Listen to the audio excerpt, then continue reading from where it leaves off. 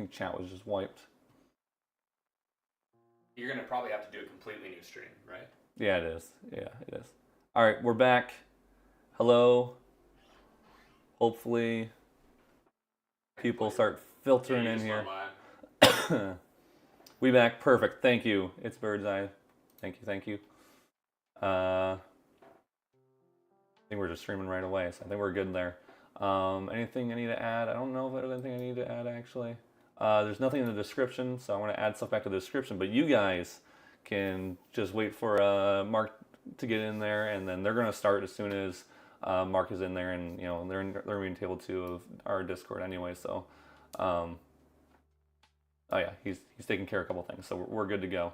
Let me grab all the YouTube description stuff.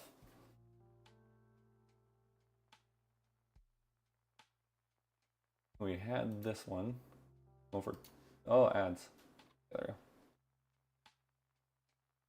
I'm just gonna grab all of this. We'll edit this and we'll slap that down in there. And we'll go True Champion Gaming live stream, and this is ban list tournament.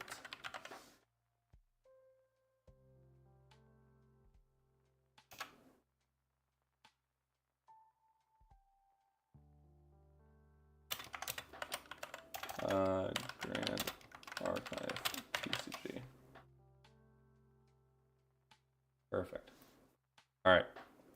Everything should be updated. We should be all good. Nothing should be too broken. I think, yeah, we're good.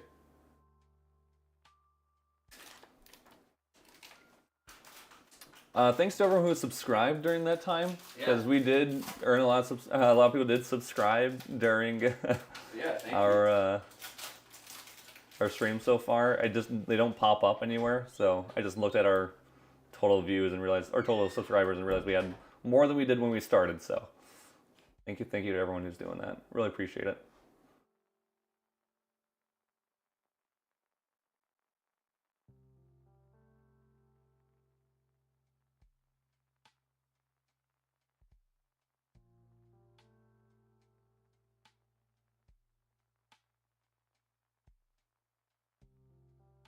All right, I think we're good. Yeah. We lost a lot of people technically. I think a lot of people were just sitting on our our stream here. Previously with it just being open. But all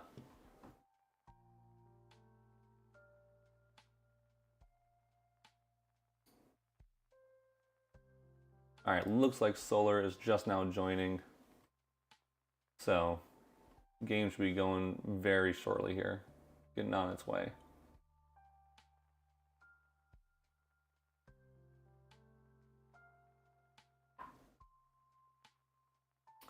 Is there a way to get, does anyone know if there's a way to get some of this stuff off the screen while we're viewing here?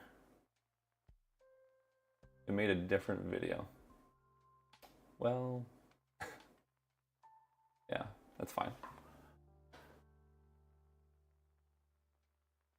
Thought the previous 8 hours, but gonna miss the next part. That's totally fine. Yeah, hey, thanks for joining. Thanks for checking us out, and thanks for participating. Appreciate you.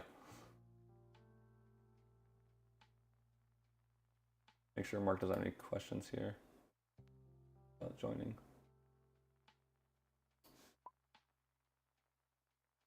All right, looks like Mark is joining.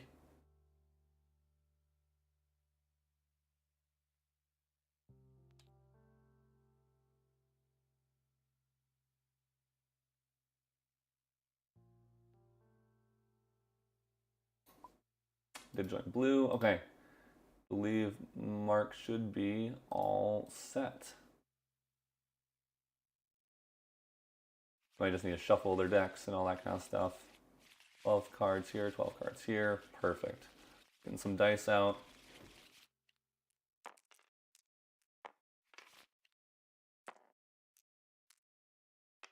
Go from the side view here.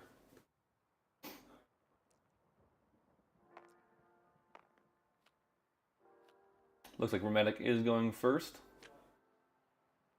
We can see their hands, by the way. We can see it, but they can't. So nice. That's a nice thing about TTS if you're doing like this way with the third person in. So we can see that Ari got a decent hand for start to cycling cards out, which is great. That's exactly what that deck wants to see. He's going to put 2 down for Stalwart. And we're going to see 3 down for Cremation. We are. Yeah, 3 down for Cremation. So going to put 2 down for that Stalwart and 3 down for the Cremation. So it's going to draw 2. That's to just get a Floating Memory in the drop. Remember how Hermetic's deck wants to be played is throw as much Animal Beast ally cards into the graveyard. So that way when you go to play out your bigger stuff, or when you go to do the combo, Virtus buffs your board by a lot. Can you change the camera to be closer to overhead? For sure, for sure. We do it this way and zoom out. I would love to get rid of this extra. That's pretty good there.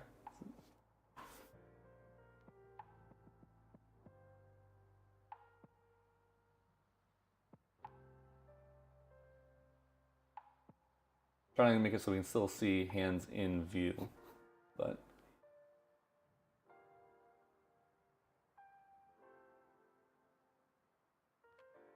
if you guys don't care about hands in view, I can also just zoom in as well. So we put 2 down for Infiltrator, and then 4 down for the ASIN to bounce the Infiltrator. Hey, what's up? Hello. We got Caven back in here. A little groggy-eyed. Can I use this? Yeah. Oh. Alright, this is going to be jank. I want to try it. Can I charge it?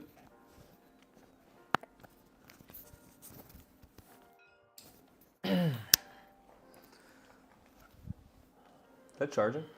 Oh my goodness, it is charging. Alright, that's awkward, but we can charge the mics. Okay. Cool. Sit with it.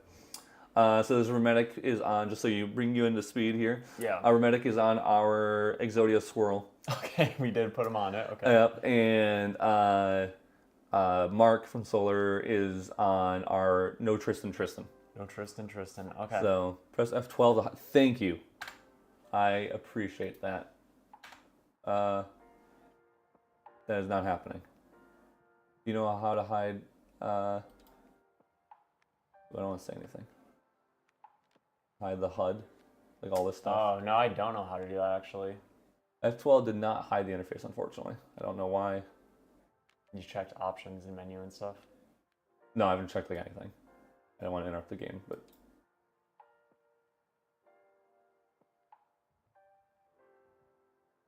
Oh no. Oh, I thought I broke it. Interface, top menu, chat, I don't need chat, or tools, apply. There we go. I don't know how to get that back if I need to. Okay, escape. All right, there we go. There we go. There. F11. Oh, F11. Yeah, Okay. okay. We're good now. I was able to get the proxy cards in. Oh, nice. So, okay. really easily. So Cool. they changed it. Oh no problem. So we do see Hermetic just playing out the board, playing out the bear, and he did go into level 1 Sylvie to give the Bedivere the buff to be able to kill the ASIN. No animal or beast cards in the drop. We'll try to keep track of how many animal and beast cards are in the drop for Hermetic's deck. How's Ordinary Bear swinging? I don't know how Ordinary Bear is swinging. And maybe they're talking about that right now. Because they seem to be. Ordinary Bear should not be able to swing.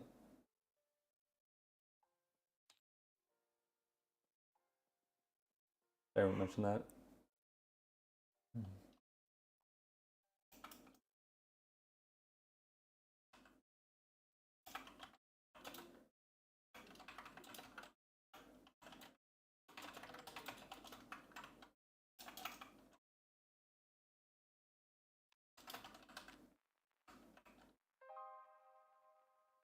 Oh, wait. Yep. Figuring out. Yep. Okay, I don't have to say anything. Yeah. Looks like they figured it out there. So. Yeah.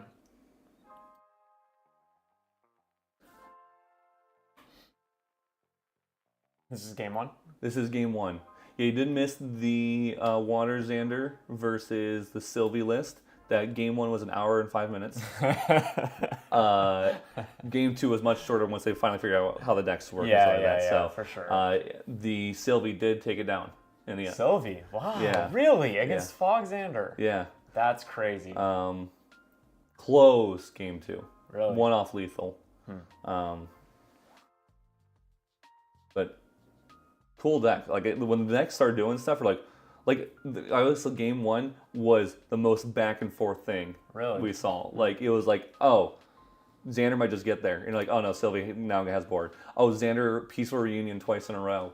Oh, so they might just draw into what they need to do and win. Yeah. And they dealt 4 more damage this turn. And then oh no, never mind. It's Sylvie. And oh no, he has stealth now. And so it was That's really interesting. Low-key, I thought that Fog Xander might take it all. Like, it was just kind of seeming like a really crazy deck, so that's interesting that it lost to Sylvie in round one. Yeah.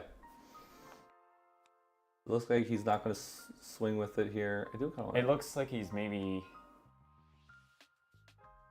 doing Ordinary Bear instead of giving the buff to Ordinary Bear. Yeah, that makes sense. Swapping it around. That makes sense. Just kind of leaving the ASIN on there, not really dealing with it. Hey, look, we can charge the mic. Oh, nice, dude. Gotta have an awkward battery pack on me. Misplay -1 point, Hermetic.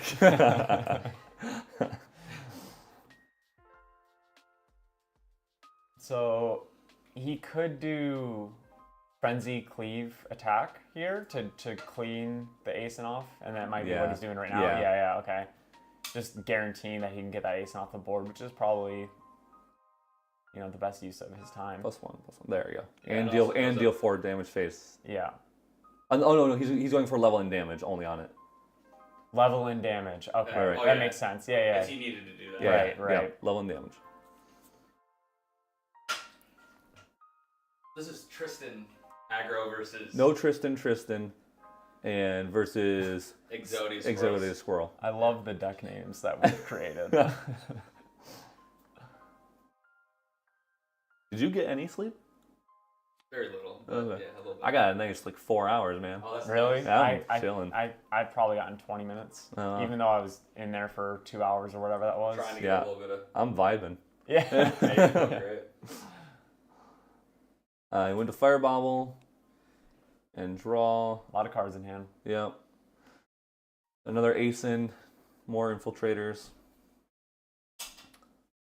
A lot of something important to remember with this deck is that there is a lot of class bonus. Like you want to go level 1. Like you almost need a force level because Bushwhack here is class bonus.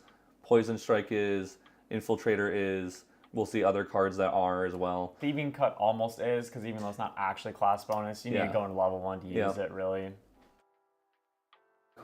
I'm sure Mark would have loved to see a Korhazi outlook here. To give that bonus. I wonder if we're just going to see Infiltrator into ASIN again. Yeah, I mean, with Sylvie only having 1 card in hand, that play's not going to get interrupted. Yeah. And I think he has enough cards to... You could clear Bear.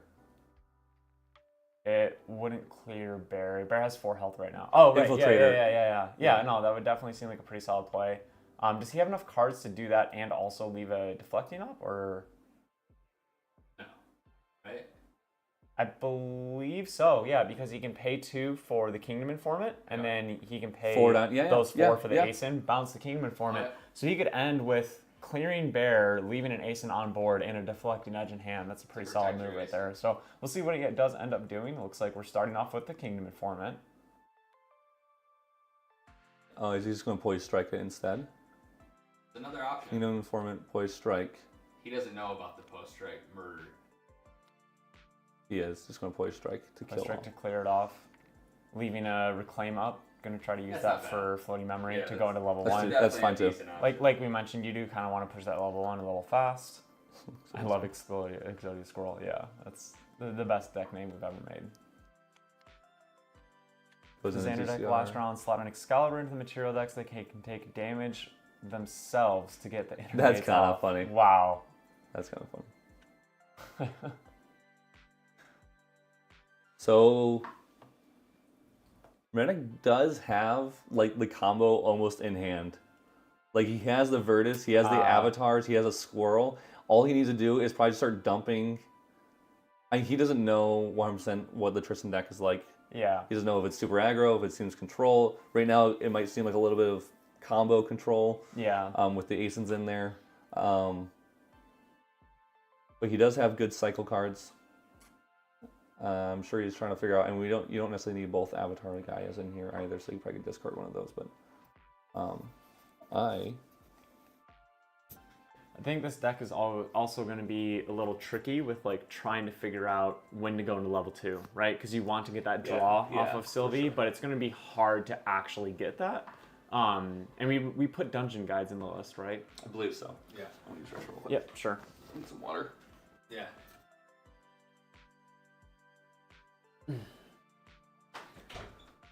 So looks like we're seeing a Hasty Messenger come down, which makes a lot of sense. Yeah, Get a little cycle here. Yeah, this is a pretty solid way to go about it. Not too much of a board to really worry about on his end, so I don't think you're really worrying about like dying next turn or anything like that. So Eat the Bedivere. yeah, or maybe the Avatar. I don't think he needs both the Avatars. Yeah. Gets a Resolute Stand. That's kind of a really nice card to see, actually. His option here could just be simply to pass, and then if somehow he needs to Resolute Stand next turn to like not take a ton of damage, he can do that. And if not, he can just do an end phase Creative Shock and just keep on doing the cycle and the discard.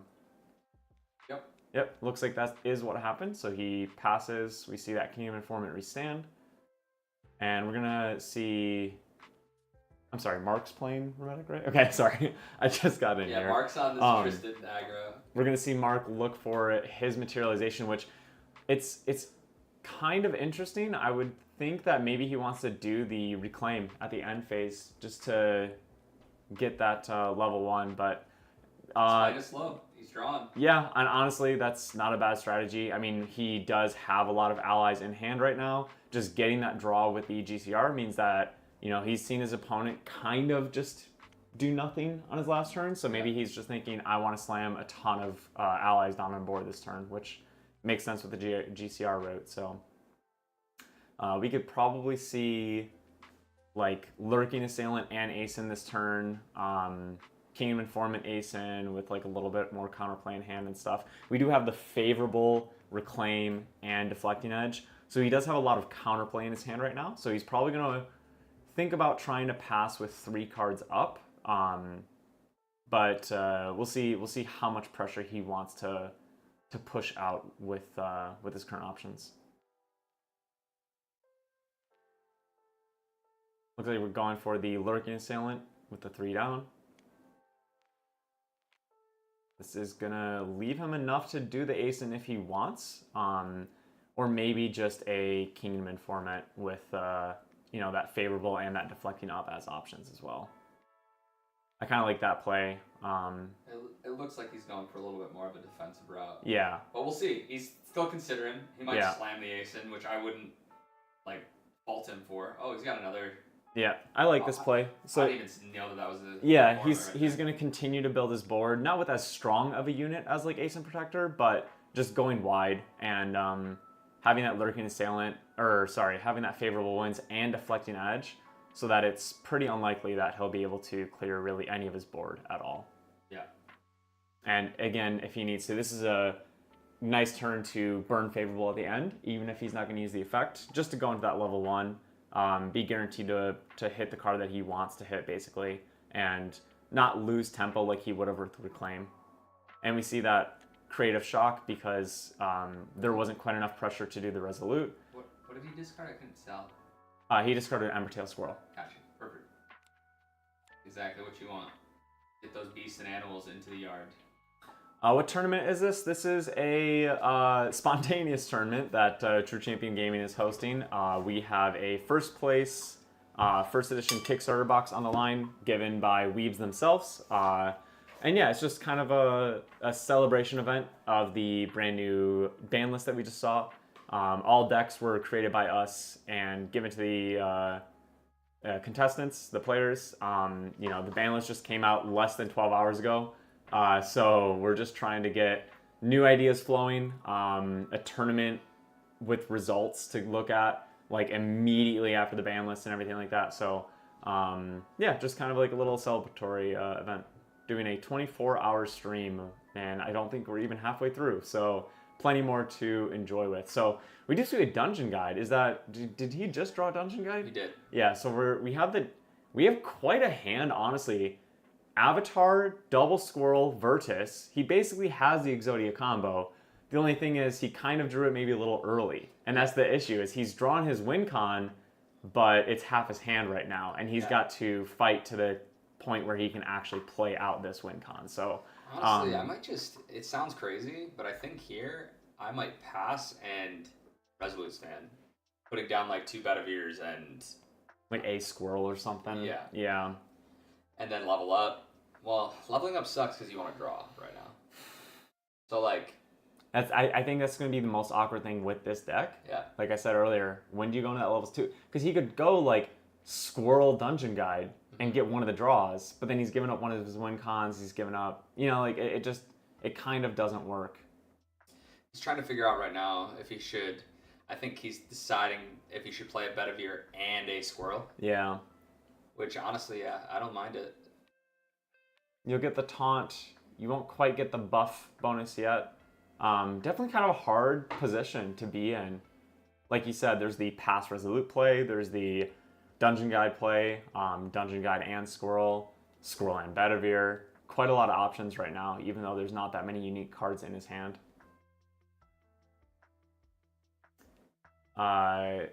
Wish the announcement was on a Friday or Saturday instead. Yeah, yeah, definitely interesting timing for everything. But maybe we'll see this become more of a consistent thing with future ban list, and maybe we'll get it more on a weekend.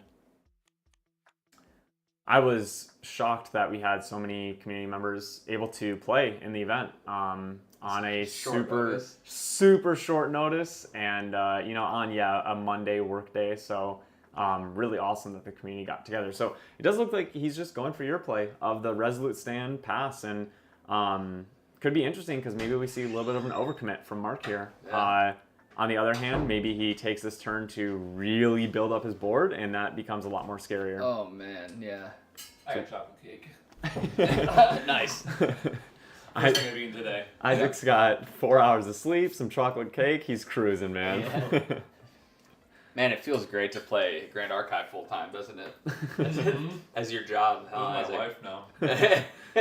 So, Memory's asking how the bracket's looking like. So, we had Trent from Lineage Break take round 1. We have, obviously, Mark from Solar Games and Remetic. Remetic being a well-known judge and community member. Duking out in round 2, we have Andy from Yeti Games, also a fantastic community member, and Noel, one of the members of Chess Club, one of the... Round 3. In round 3.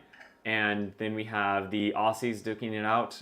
Both members of Creative Shock, Limelight and Gasmus, also big content creators as well. Which is going to be Rye versus Mordred. Really? Oh, geez. Okay. So that's the bracket that we have looking at. We are doing all of the matches today. So once all the quarterfinals are done, ending with Lime and Gaz, we'll be basically just hopping immediately into semifinals, starting every 2 hours, basically. We're giving each round 2 hours because these are decks that the players aren't maybe completely used to in a slightly new meta and everything like that. So games might take a little bit longer than normal because we're all kind of figuring it out right now. So yeah, that was supposed to be a secret, Trent. How many decks did you guys make under the list anywhere? We have not publicly posted them yet. We will definitely do that after the tournament. Yeah. And we made 8 different lists, maybe 9 or something like that, but we're only having 8 be played in the I think tournament. there's 9 or 10. 9 or 10? Jeez, Yeah. Yeah, we went on a deck building grind from like 1 a.m. to 9 a.m. Question is do we bring in normal Water Xander instead of like Crux Lorraine? Sure. I mean, we can just let him pick, right? Yeah, I know. See, the thing is I'm trying to give people like decks that are kind of new to them different vibes because I thought about giving Andy Water Xander, but he plays Water Xander more than like anybody else around. So I don't really want to give him it. I want him to play something a little different, a little fun. Like Dice Control. We just saw the Resolute Stand to mitigate damage and then just go into level 2, not even drawing, and then just go straight into the Dungeon Guide, turboing into level 3. We're going to see the Earth's Tune effect. So now he's going to essentially draw a card, which is pretty nice. Oh, man, that red slime would have been so good. The good thing is that... basically, we know exactly what he's going to get. It's going to be another Virtus, which is right there. It's the only other valid copy in his deck. Luckily, he didn't draw both, because if he had drawn both, he would not have gotten a draw off this level 3. And definitely still in a little bit of an awkward position, though. His graveyard is built quite a bit, but he needs to still get some card drawing and everything. So he's got to take a few turns still to keep building this Exodia combo up. And it'll just really depend on if he can survive that long. The thing is, our whole like Exodia thing was planning on if the person was like level 3. Yeah. I mean, Mark is still at level, nothing, 0. Yeah. It looks like he's probably going to go into, I would assume, going to go into level 1. With the curved dagger. This could be a pretty big turn. And with Hermetic not playing the Avatar of Gaia, not really having any interaction or defense, it could be scary. Now, of course, Mark doesn't know this. He sees 4 cards in his opponent's hand. He's probably thinking, okay, we're going to see another Resolute Stand. But at the same time, he's probably just going to go for it no matter what, because he has to. See anything in response, but he might wait on popping dagger, swing a Kingdom Informant, test that Waters, not see that Resolute Stand come out, and then pop dagger and pop off. He's glimpsing 2 here. Now, if he's going to draw one, and then he can draw one with Thieving Strike or wherever. Thieving Cut. Thieving Cut. So if he preps it, so he could draw both of these depending on what he's looking at here. Yeah, there is a turn right here. Thieving Cut is what, a 2? 3. A 3? Oh, sorry. It is a 2-cost card to deal 3. That's what. Yeah, I meant 2 costs, so that's perfect. So he could, if he really wanted to go all in right here. There's a world where he slams Bushwhack, and he could just draw Gildas. Oh, Bushwhack is interesting. Because he could play that. Does that need to be prepared or no? No. Okay. It's just class bonus. Yeah. And so with that and dagger, and then everybody else. Yeah. And a Thieving Cut to draw another card. Right. Even if it doesn't kill Rheumatic, discarding off that Bushwhack is going to feel completely abysmal for him. Earthstune is very interesting. Really can get you that draw that you need. 17. I'm looking at 17 damage this turn right now. Plus 7 is 24, so... 1 off. He might not also pop dagger right away. Yeah, exactly. So it might end up being a little bit less. 1, 2, 3, 4. He's thinking about it. He's trying to figure out how to balance 9, Gildas, 10, I'm sure. 11, 12, 13, 14, 15, 16, 17. Yeah, I keep getting 17. I saw a... Yeah, because he's going to take the bonus damage. Okay, so he's not going to Gildas. That's what I was wondering about. We also don't know what he put on top, so he might be drawing into something here. He's decided to kill the Dungeon Guy. He's playing Interesting. the safe route, which is honestly probably the correct play. Yeah, I think that you're drawing a Lurking Assailant. Interesting. He can set up. Yeah. Which is really good. You can play Lurking here. You play Ace in here even if you're a little scared. Yeah. Attack with an Informant pop, bring it to hand. And you also are going to have a Deflecting Edge up too, which is pretty strong. Yeah. I like that play. Not to play favorites, but I really hope that Exodia takes the match because this is just such a cool deck. But, Wind Assassin is something that we've been kind of trying to make work for a bit, and I know other people have as well. So it would be kind of cool to see if maybe that time is now. Let's see what he does. Before popping dagger, so another Lurking. Yeah, looks like another Lurking with deflecting up. Deflecting it up, Yeah. Pretty strong. This is going to be a huge turn. The Horn of Beast Calling here, right? Rheumatic really needs to see a Resolute Stand to survive another turn because Mark's board is just a little bit too wide. He doesn't really have the board clear that he needs as well. So he really just needs to get that floodgate online. Does Horn draw you a card? It does, yeah. But it also costs 1.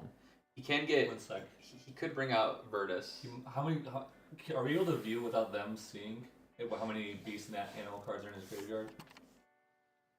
You guys know how to do that? Yeah, you just Search, search. Yeah. 1. Oh, just one. Wow. Oh, yeah, okay. I thought there was definitely more there. Okay.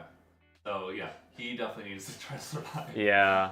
That's a bummer. This is definitely a hard spot for Hermetic here. He can go Horn of Beast Calling into Virtus. Oh no, he can't fast cast the. Well, he doesn't need to. He doesn't need to. And then swing for 8. No, but he'd have to sit back with a taunter, right? Yeah. This is an interesting. It is a very hard position to be in. Might have to go Terra. Yeah, so you might bring up Tariff. Yeah. Tariff and Abide one more turn. So he could do something like Avatar and Virtus just to get the taunt. That's Yeah. No. I don't know, but I'm assuming this is taunt selected if you're Pride 10. Yeah. That was pretty good. He can give his red slime taunt. Oh, yeah. Drawing a red slime there is a really, really fantastic. Did he just straight pass? Or Terrafring? Ooh. He's afraid of dying. 2, 4. Oh, he couldn't give it 5, taunt. He couldn't give it 6, taunt. 7. He needed one more card. So why not play the red slime though? He doesn't want to let his opponent know he has it? I don't know.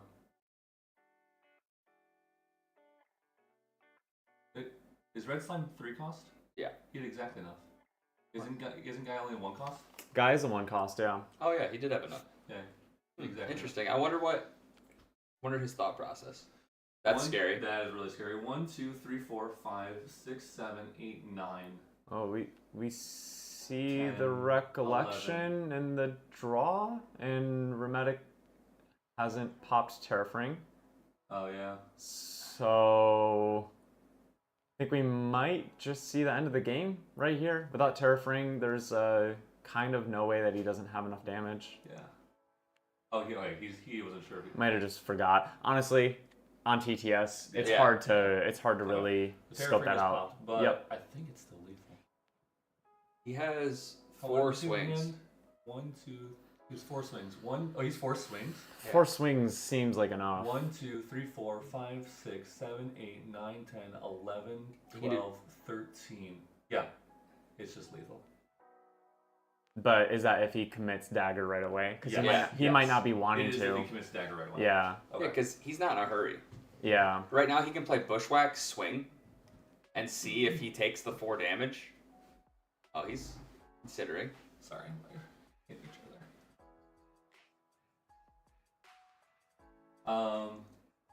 1. Yeah, because see, what Mark doesn't want to do is pop dagger, swing some stuff, get resolute standed, and then get red slime next turn, right? And then it just like really drains all of his resources. So probably trying to do this in a way where he can soak in a ton of damage, but maybe not give up all the resources like a poison dagger and a coaling oil and stuff.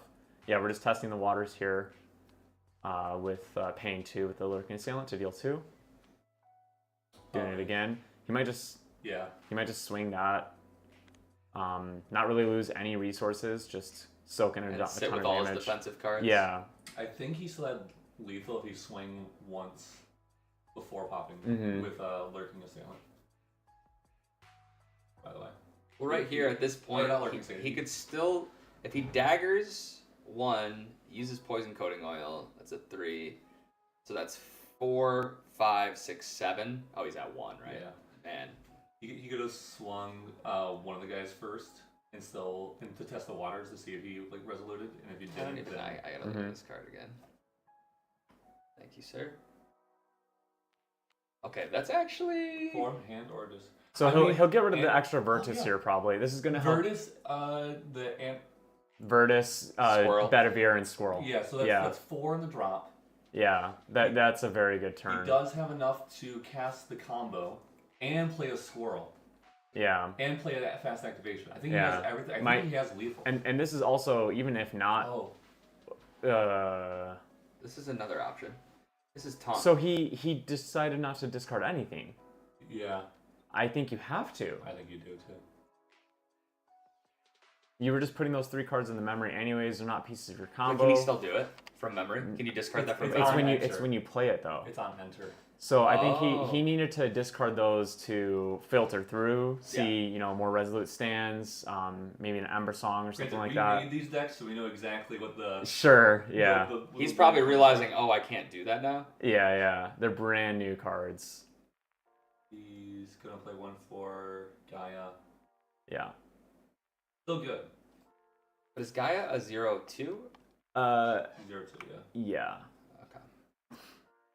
Well, Taunt and loses Pride. Yep, so we're going to see the taunt come down on the red slime. He needs to not attack with the red slime, keep that taunt active, so it has to be attacked. And then, once the red slime does die, it'll basically blow up the board, including his own avatar, but not really concerned to Hermetic. Gets preserved. If you want to call an extra card. That's cool. Or still lose the combo. Yeah, that is really cool, actually. Didn't think about that. Oh. Just get up to 3 ally cards from your hand and or memory, then draw. Yeah, I think he really needed to cycle that. It would have been huge. It would have turned. It could have set up a kill turn this next turn. Well, because he had 1, 2, 3, 4, 5, 6, 7 cards in hand. He could have cycled 3. through. Did he not have beast? Oh, sorry. I thought he had Horn. No, he doesn't have Horn out. Oh, okay. But he could have gotten rid of of 3. He could have done the same exact turn, but gotten 3 more animals of beast in the yard. For sure. Yeah. For sure. Set up his win condition while also filtering for defensive cards and all that stuff. Yeah. Set up for Horn. Yeah. Yeah. Avatar is an ally and could be discarded. Yeah, he's down to just. Instant speed isn't where we want it right now on the defense, because if they do swing and then you avatar in, taunt was not active when they declared the attack, so the taunt is irrelevant. So he did have to play it right now instead of fast acting it. It's interesting. So we're seeing Mark just looking in the material deck, not doing a reclaim at the end step or something, which is kind of what I expected might happen. If he can't deal with that red slime, at least put 1 assailant in hand. It looks like he is. Oh, okay. Oh, he was just looking at his material. I understand. Yeah. Okay. Putting an informant back. That's interesting. Maybe he has an idea how to get through this. Just needed the floating memory in the drop, but he's gonna get rid of the red slime in a different way. What do we? He still has a smoke bombs.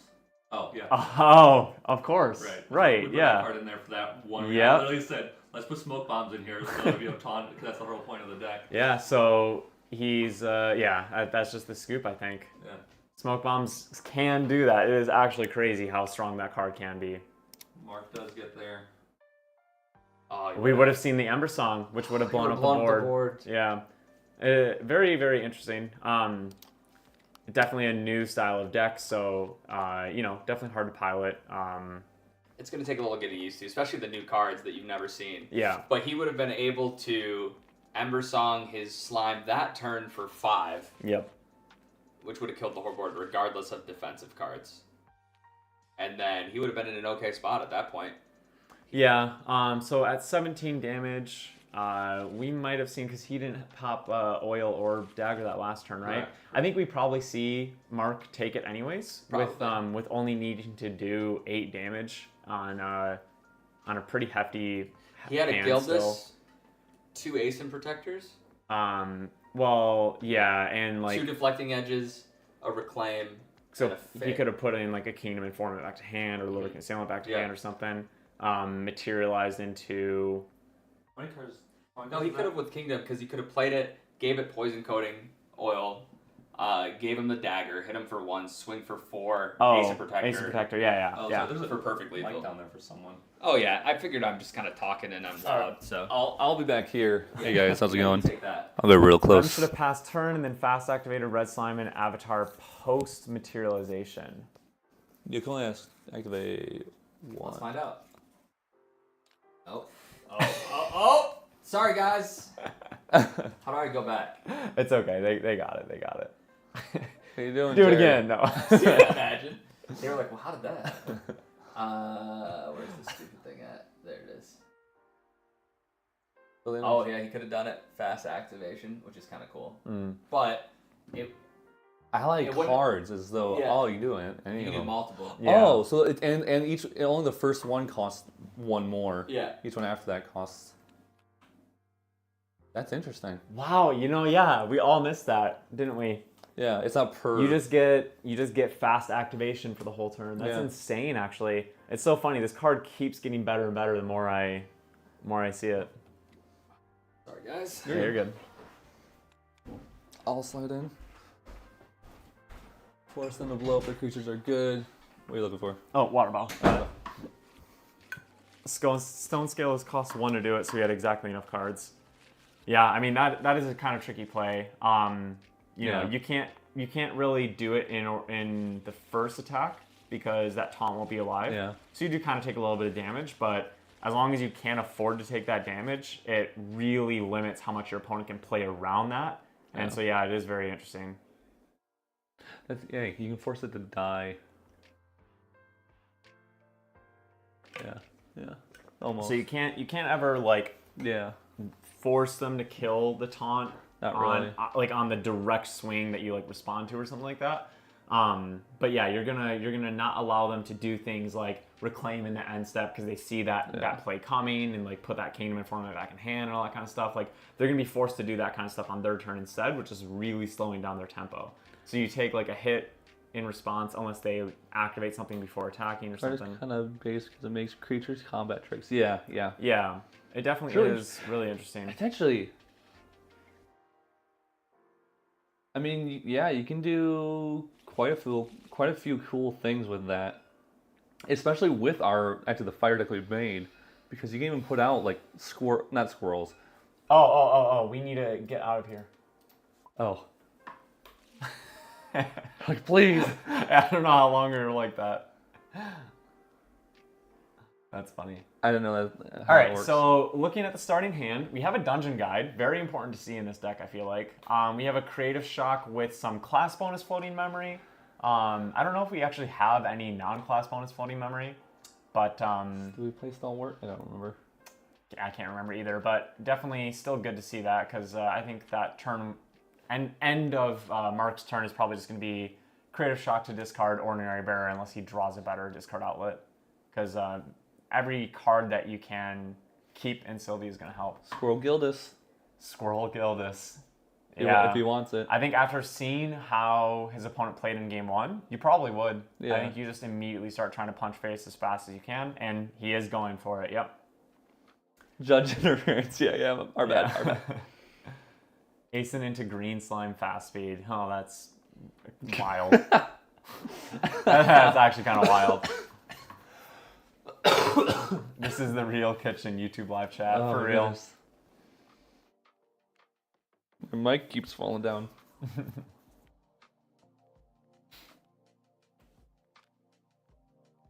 Yeah, we're seeing that Gildas come down. That's a 5 damage turn 1. Pretty brutal. With so much protection behind it. Yeah, wow. Having a reclaim and deflecting edge is really great, especially when you have that. That makes that squirrel play a lot less scary. Our swarm allies. A little bit. We did sneak in that swarm ally somehow, didn't we? Maybe we should put in it's not completely swarm allies. It's just like, slightly worse version. Yeah. I mean, in a way, it's kind of good. We can see how these decks can hold up to that, because it is going to be an important part of the meta. So we're seeing this. He's putting Bear down as part of. Okay. Yeah. Okay. So we're looking at no floating memory. That was a little bit of a lucky rip, seeing that Stalwart right there. But props to him. Getting out that Sylvie, and now he can play that Ordinary Bear with a buff, which is going to be nice for sure. Very good way, almost optimal start for a Sylvie deck, I think. Yeah, for sure. We see one of the Exodia pieces there, not necessarily what he wants to be seeing yet, but I almost kind of just like Remetic knows that his opponent is very heavy into allies. I almost just kind of like playing Slime here, even though you're not going to I went on that earlier too. You're not going to use it really, but this turn. It does, I can't remember, does its effect go off? It won't go off until your Pride... You have the Pride requirement. It does go off. It's just an on death. Yeah. I thought they said effects don't. So, also maybe he doesn't want to play Slime here because he has the Ember Song Slime combo. Yeah. And if he buffs Slime up to 3, it becomes a lot harder for him to control when it pops off. So, almost would do Bedivere first to get the taunt buff, go into 2-5, and then just play a squirrel. He might. I kind of like that because then you're maybe going to be able to kill off something. I like You can the. swing the squirrel into the squirrel. I like Bedivere into Owl or Owl into Bedivere either way, to clear off Gildas. Oh sure, yeah, Owl's even better for sure. Granted. Eli's back. How's it going, man? Oh, yeah, I didn't know he was here at one point. Yeah, Champions Quarters is Eli. Yeah, honestly, a lot of lines. It's cool to see how this deck is playing so far because it does look like it has a lot of options. And, these are also incredibly rough builds. We built half of these crazy sleep deprived immediately after the ban list. So I think there's definitely going to be some edits to be made. And I think Tristan... We do see the Bedivere and probably the Owl follow-up. Yeah, Bedivere is coming out for a 2-5 that can gain taunt. Very good in this matchup. And... Yeah, I think he's... He's thinking on going to... He wants to go into level 2 next turn, I think is what he's thinking. So he doesn't want to put down too many, crazy good cards. Cards that he doesn't want to lose. I love this. Because what you can do potentially here is you could swing into the squirrel. Both on top. Putting both on top. Very interested to see what he draws the next 2 turns. Yeah, he's killing the Gildas. Attempting to kill the Gildas, yeah. But he's going to have the reclaim. Yep. And go into level 1. Yeah, but I would play the squirrel and swing into the squirrel, I think. Yeah, that is an interesting thing. I think it's kind of tough because you have the red slime. Yeah. So it's like a big party's like, am I really that scared of squirrel? Yeah. Looks like he passed. Yep. I can respect it. Yeah. It is nice here because even if this Bedivere dies here, kind of did its job. Yeah. If he didn't have the reclaim, that would have been a huge tempo swing, and then now if he swings into Bedivere, it's still soaking up 5 damage no matter what. Betty at 2-5 is always the wave. Yeah, I mean, that's kind of an insane thing to play on your first turn. If I'm level 1 Sylvie with Betty, I use Mark of Fervor. Oh, is that Vigor? Is that what that is? It's +1/+1 Vigor. Yeah, that would be insane. Would have been able to. Well, but that's how Sylvie always feels. It's like there's so many mini combos that you can always do. Brought Bobble. Probably playing the Gildas, I would assume, but Gildas swinging a Bedivere, kill the Bedivere, pop the Bobble, play a Lurking Assailant, kill the Owl. Yeah, it's a pretty strong turn. But that's if he decides he wants to go board control. Yeah. He saw the red slime game 1. Yeah. It's a little tough to dump your hand like that. I think you have to kind of respect that Betty. I think you have to get it off the board. Because if he gets to untap with that in taunt, you're gonna have to deal with it no matter what at some point. You can Dream Fairy. I didn't even see the The Dream Fairy is a very strong play here. He might not be able to. I mean, he still kills the Owl too. Well, I think he just swings Gildas' face, right? He could play Gildas now, Dream Fairy the protect Bedivere. it with Deflecting Blade on his turn, and then he's deciding to. Okay. He wants to keep the defensive cards. Okay, and that's very fair. Sure. Which I totally respect. Yeah. Because right now he could pop the Bobble, play another thing, kill the. But who cares about the Owl at this point? Yeah. I'd much rather keep my Deflecting Edge up to protect my Gildas. He's thinking about it though still. I would probably draw here. I would pop the Bobble just to see what I get. It doesn't really hurt to see what your option is. He does pass.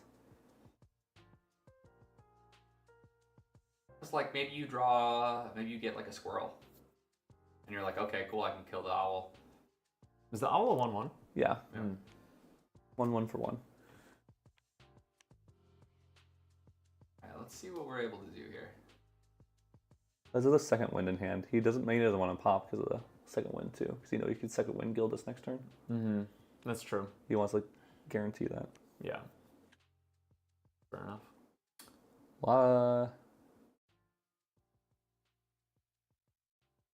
So, Medic probably doesn't really want to go for the Ember Song Red Slime play quite yet because if he has a Reclaim, then not really getting anything done. He clears the Squirrel, which is honestly pretty important, actually. I just Creative Shock here, I think, and dump the Bear probably.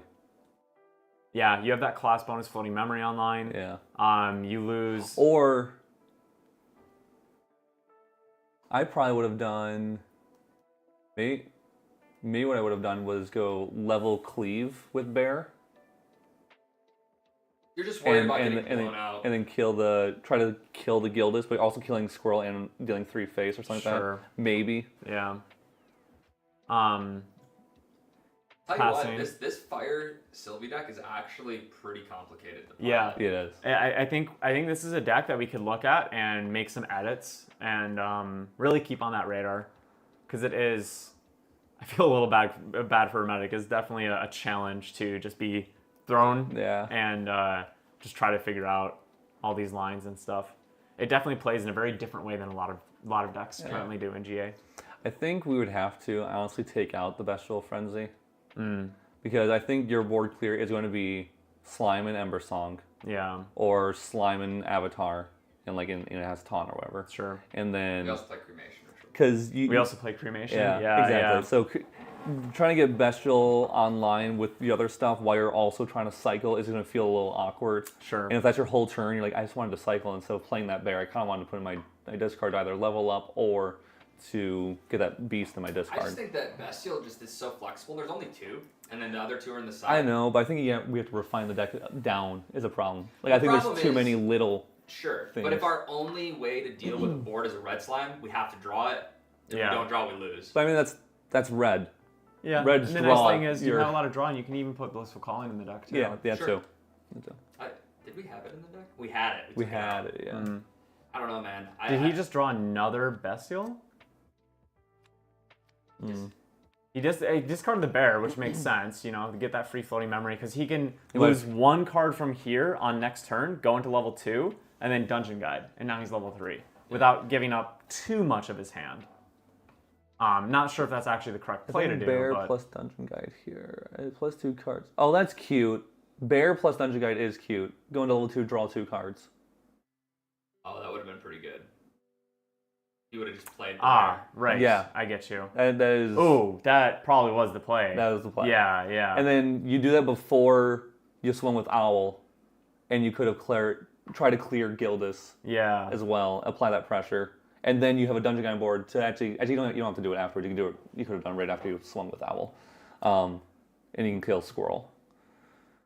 Red Slime's also a beast, so he could maybe do it next turn as well.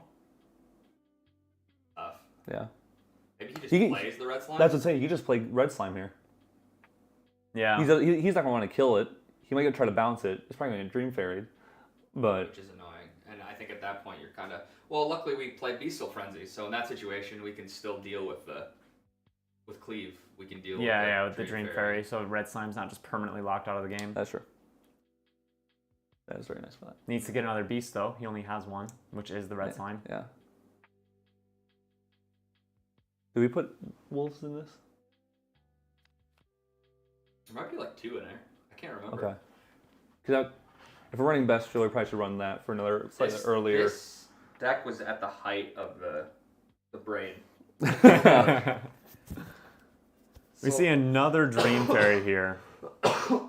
And a ring and Bobble out. So it's awkward because he doesn't really have any Dream Fairy targets that he probably wants to use. We might just see Second Wind. Yeah, I think just Second Wind. Wind. Damage. Or 8 damage. Yeah, or damage, we might see a Lurking Assailant as well. Second Wind allows him to push a lot of damage right now while also not giving up that... Attack declaration. Yeah. Anything in response? He's like, no. Puts down 3. It's 8, and you can swing for another 3 if you wanted to afterwards. Yep, we do have Cremation in the Sylvie deck, Jansu. Is balanced, so he's going to hit for 4. Would put him to 9. Cool. Gets to swing again. Interesting to see that he put the Lurking Assailant down. I would have thought that maybe he pops rings and stuff and plays it afterwards. Yeah. I think right now he's straight up on Protect the Gildas. Oh, he doesn't have a defensive card. No, I thought he had a D-Edge. No. He did. He must have put it down. Oh, he's a Gawain. Oh, okay. I thought that was a thieving cut. I can't see anything. Attacks again. Yeah. Putting Sylvie into quite dangerous territory here, honestly. You can swing for 3, you can put him to 16. He popped both. Yeah. I think he just sits. No, I'd say I would have played lurking here instead. I would have put down one of those, Gwaine for sure. Had lurking hand, pop, play lurking, either kill owl or go Two-Face. I mean, you can draw 2 cards here too. Like, yeah. You know what's actually kind of nutty here would be draw 2, get an ace in, and build this out. Yeah. And sit with a big old ace in protector. Probably just swing face. Yeah. I mean, zero. I get it. There's quite a few ways for Sylvie to clear the board, so he's trying to do that go tall instead of go wide strategy. I just wonder if he's sacrificing a little bit too much tempo to do that. Yeah, he's popping the draw. And we see an ace in. So I would instantly pop. I think at that point you pop the ring. It's gonna throw your Gildas Mass off a little bit, but you're putting down a 3/4 body instead of a potential 4/3 body. And you just drew another Gildas too. So yeah, I think you just put it all down here. You play that ace in. You can level up next turn to go down to that 7 count. It's gonna actually set you up for easy Gildas Math because I believe he has 7 cards in memory now. So he loses. Oh no, that's not easy Gildas Math. No, but you don't even need, you just level up regardless. Plus he's putting in 3 more damage this turn. Yeah, he's putting 3 more damage this turn. He has the Poise Strike in hand. That is 7 in memory, so he's not going to be able to easy balance Gildas, but he has quite a few other options. So we see this level 2, and that owl somehow stayed alive, so he does get 1 draw at least. Another slime, which doesn't do much here actually. Yeah. No. Yeah. You could go to level 3 if you wanted to. You might want to just for health. Yeah. That 3 damage could be the difference. You get rid of there's... What's the keys? Oh, instantly. I was gonna say I'd do a bestial. I'd do a slime. A little hard. And an Ember Song. You have 2 of all of those. You drop all those. You dungeon guide up. You can. He's playing Dungeon Guide. You level up. You get to grab a Virtus. Virtus, yeah. What the heck's his name?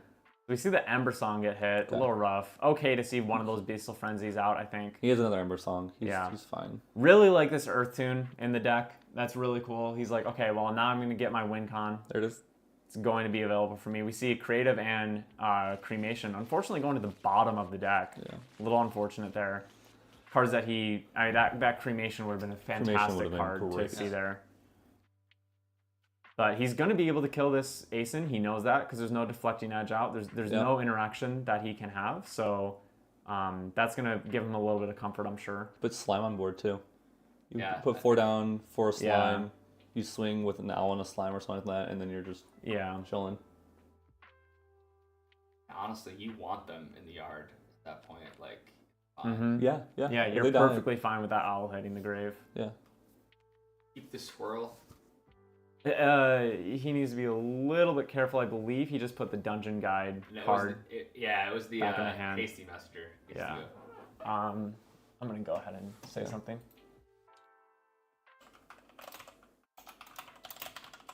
Oh, I shouldn't say hasty. Yeah, say. 1 card should be in memory. You get on the headphones, maybe? Yeah. I'll get on headphones real quick. Are we in their channel? Hey, Remedic, can you hear me? I put the hasty messenger. Yeah. Yep, perfect. That's all we were gonna point out. Thanks. Yeah, I was like, why is he joining? And then the hasty went into hand. No worries. Not hasty. Sorry. He was like the hasty went into hand, and he was like, "Oh, not hasty." I mean, the card that I can't play while you're material deck. Oh, I didn't say. I think we sat in there for a little bit. You were reviewing it. Yeah, Isaac and I were just chilling here and just locking them out of playing the game.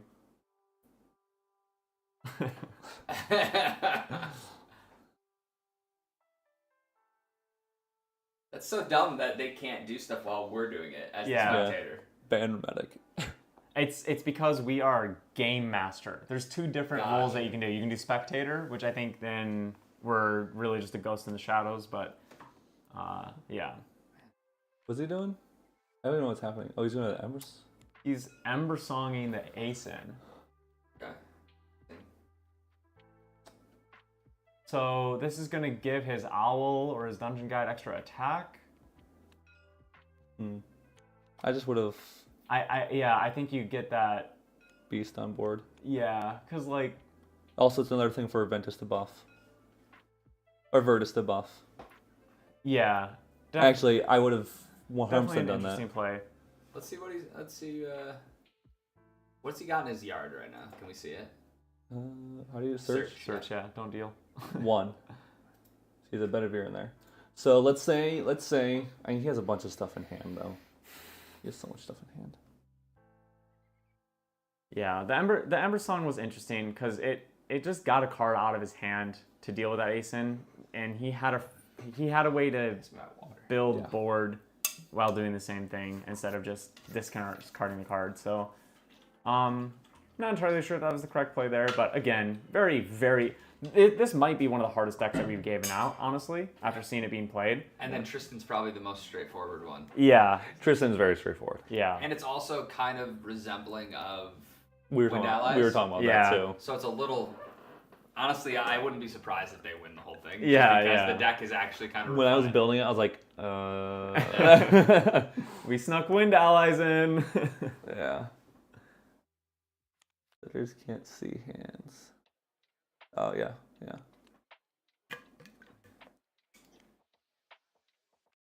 Goes at level 1. He did have a floating memory.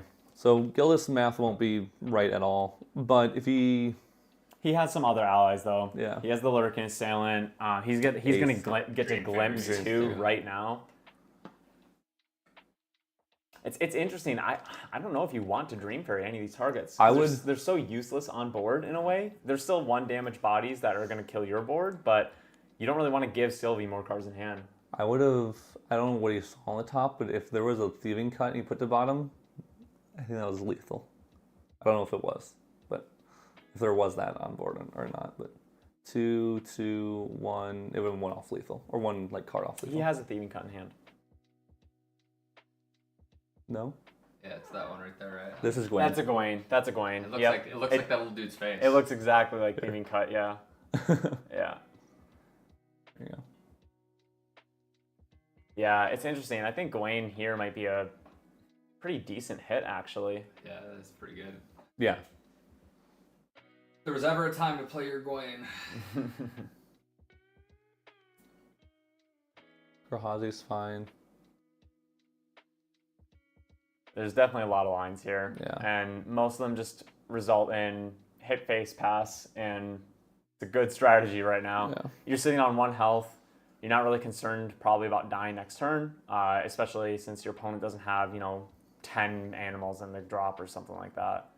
It is scary though, because like at any point they can just materialize that new proxies card, boom, 3 more in the drop instantly just from that 1 card. Yeah. That is pretty crazy. I do want to tinker around with this deck quite a lot after this tournament.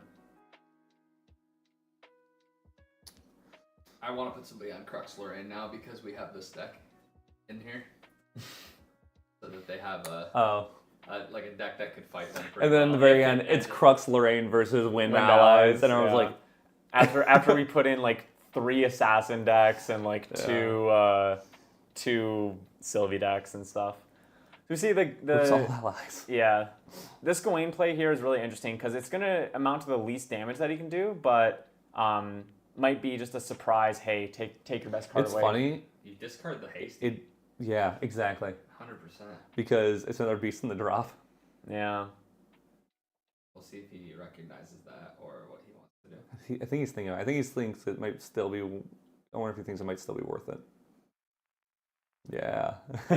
It's scary to see 2 red slime and not pick one of those, because then like you're gonna have some board clears coming at you. Yeah.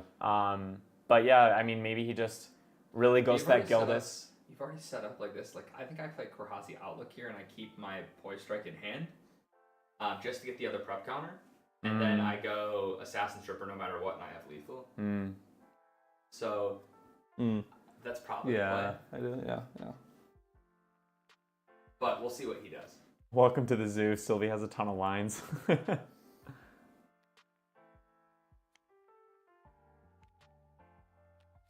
Interesting to see if he swings here or not.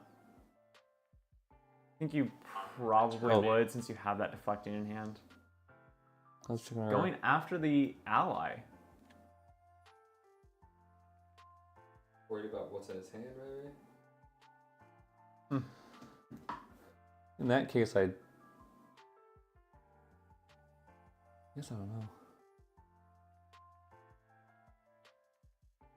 You might have seen a pass, as we see Remetic searching that material deck. What's this card off to the left here? Oh, sideboard. Sideboard. Okay, Yeah. okay. Makes sense. Definitely has some options. Don't really want to get rid of any of your animal or beasts, so you might not want to go into the Proxy's Vault card yet. Yeah. That Virtus is obviously very, very necessary. Squirrel is a win con as well, and Don't know what's happening there. I think game going a little crazy. This card disappear or something. Got launched off the map. Can I find it You anywhere? just hit undo, right? yeah, they can handle it if they got a card missing. Should be okay. They can reset the game one turn or one move or whatever.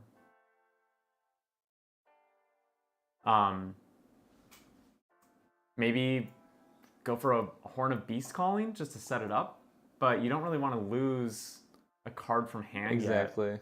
That's what I was thinking. You kind of have to.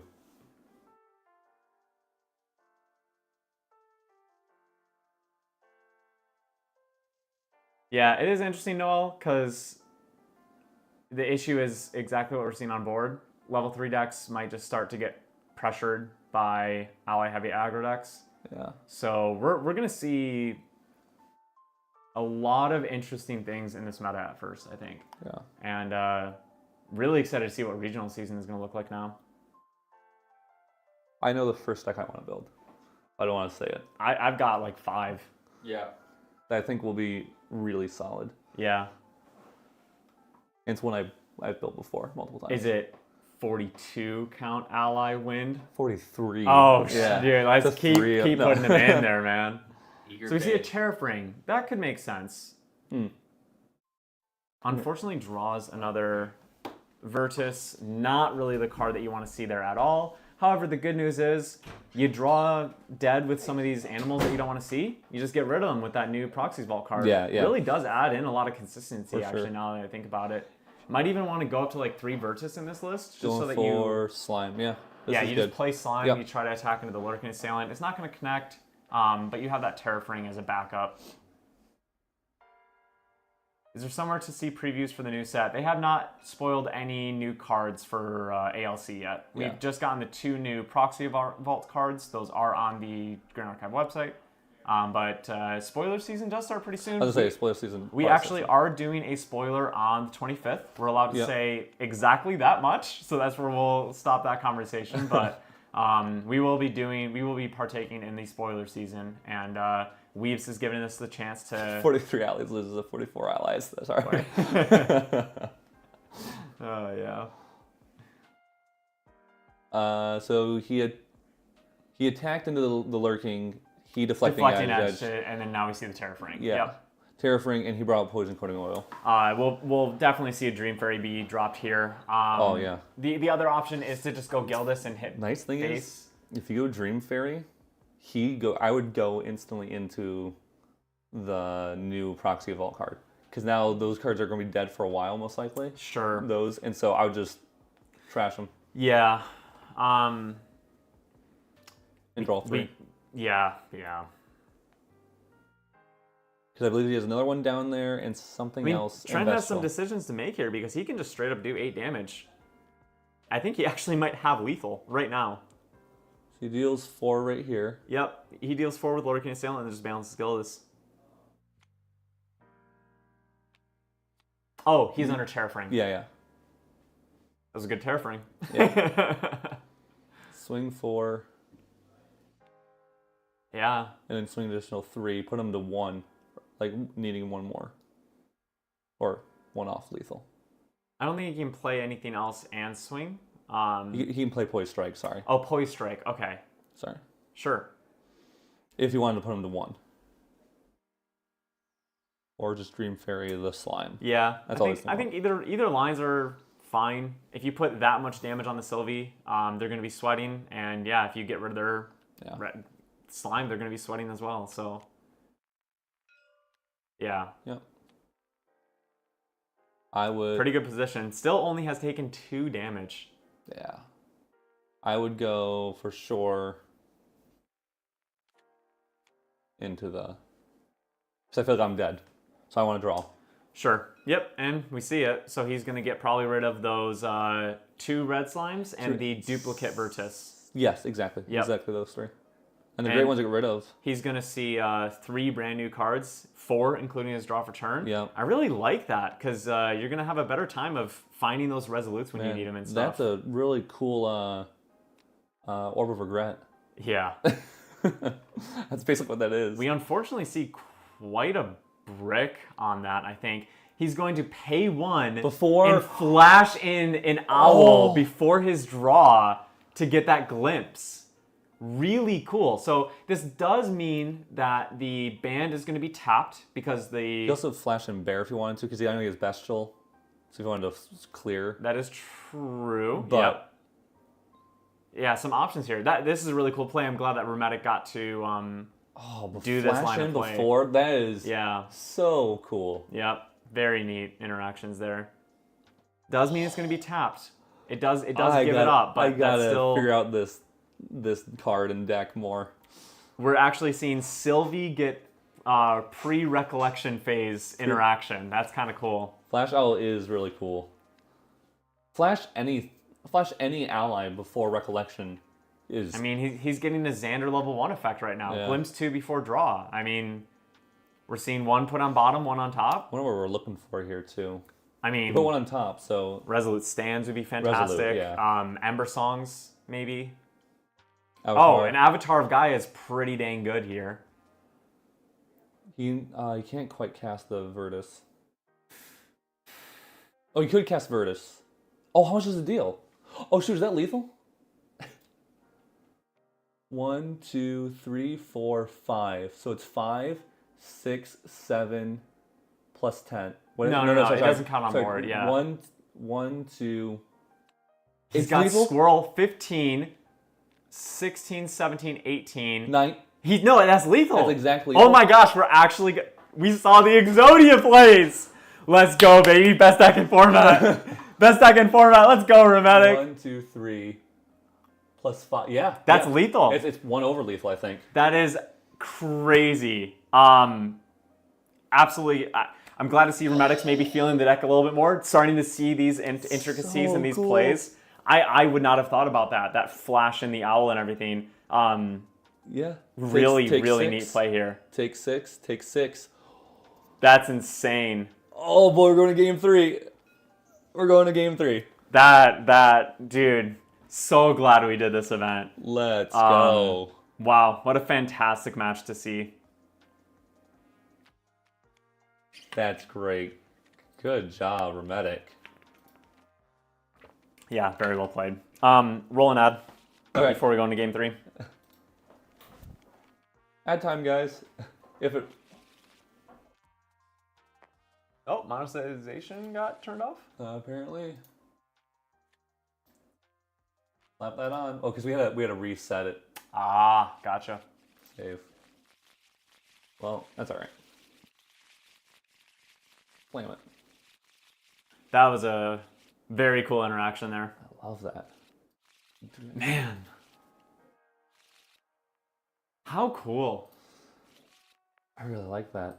That's, oh my goodness, it makes me really want to play that deck. I'm telling you, man, I think this deck could actually be a contender. I think it just has that, like, plays just differently enough to, I don't know, it's definitely intriguing. I think that card adds so much consistency. Do you say you go second? So Trent lost, he wants to go second. Get that first attack, maybe. Get that extra card draw. No. Trent didn't lose. He won. Trent. Or Trent. Sorry, Trent's not playing. Rheumatic. Redick didn't lose. He just won. Yeah. Sorry. So I'm saying Mark chose the second. Okay. Yeah, yes. Yeah. Is Guy's Good job, Blessing Trent. in there? You're doing great. Yeah.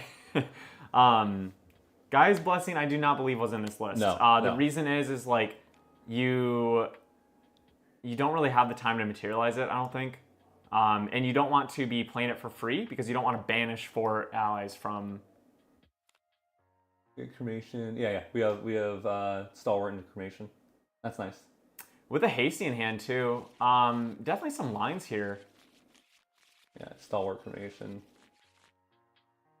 Yeah, I think. Just Stalwart pass. I think just passing is fine.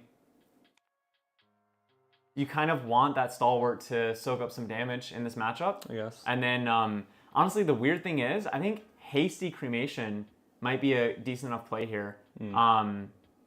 Just because honestly, maybe even just holding Cremation until he plays Dungeon Guide and stuff like that. You know what I mean? Like, there's a lot of waiting until he sees a red slime. I don't think Cremation's a card that you just play the second that you can get some value from it. All I know is he did it last game and he won. So. Oh shoot! We see an unfortunate Dream Fairy here. That is going to damper Remetic's tempo quite a bit. But still probably seeing like a Hasty ditch Ordinary Bearer next turn. And just a Lurking Assailant. I mean, only taking 3 this turn is going to be nicer than taking 5 damage last turn. Yeah. For sure. And I'm curious to see what Remetic's next materialization is going to be. Might try it at Yeti this week. I think we might see a lot of Squirrel Exodia at Yeti this week. Yeah, GCR. Interesting. I'm so hyped to see this game. We see a squirrel here now. Yeah, the Virtus, we got the Squirrel, Dungeon Guide, We got double Dungeon Guide, a Resolute Stand, a Virtus that we can just sack away right now because we know we're going to get the second one with our level 3. Hasty, discard the Stalwart. Yeah. Oh, yeah. Great play there. Get champion. Yeah. Draw. Yeah. What a phenomenal. Into Cremation if you want to after that, too. I do think you could do Cremation here. Yeah. Because Hasty's kind of serving as a block 2 damage, but I think just getting this cycle a lot of is the maybe combo. worth it. Yeah, I think we Gotta have. get the level 3. We actually have the Exodia piece here. Yeah. Kind of draw it a little bit too fast in a lot of these games. Avatar's only a 2 of. Yeah, and Virtus is only a 2 of as well. The thing with Virtus, you always draw it. Yeah. Guaranteed. And I don't know if it's a 1 of maybe, but it's also a great card to discard off for Stone Seal Band, what was it called? Band. Yeah.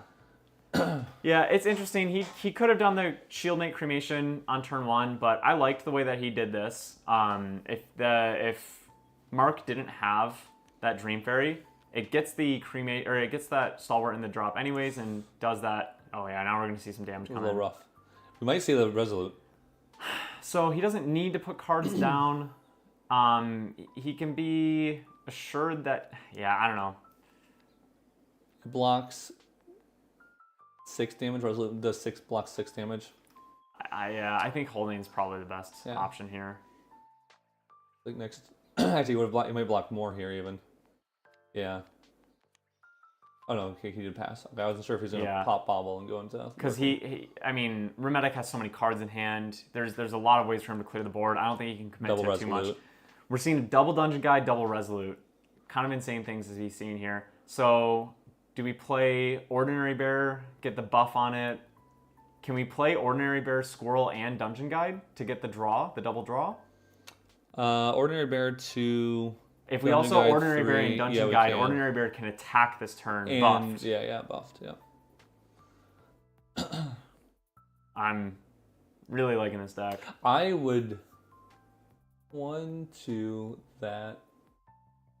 And if you want to play this deck, you can get some fancy Ordinary Bears by joining the Yeti weekly events. That's true. I think what I'd do here is I would go. I think it's enough. You can do 2 down for Bear. 3. Oh, 3 down for Bear. 3 down for Bear.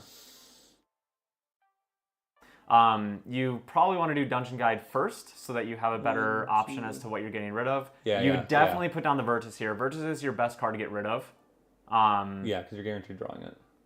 Yeah, I would probably do like...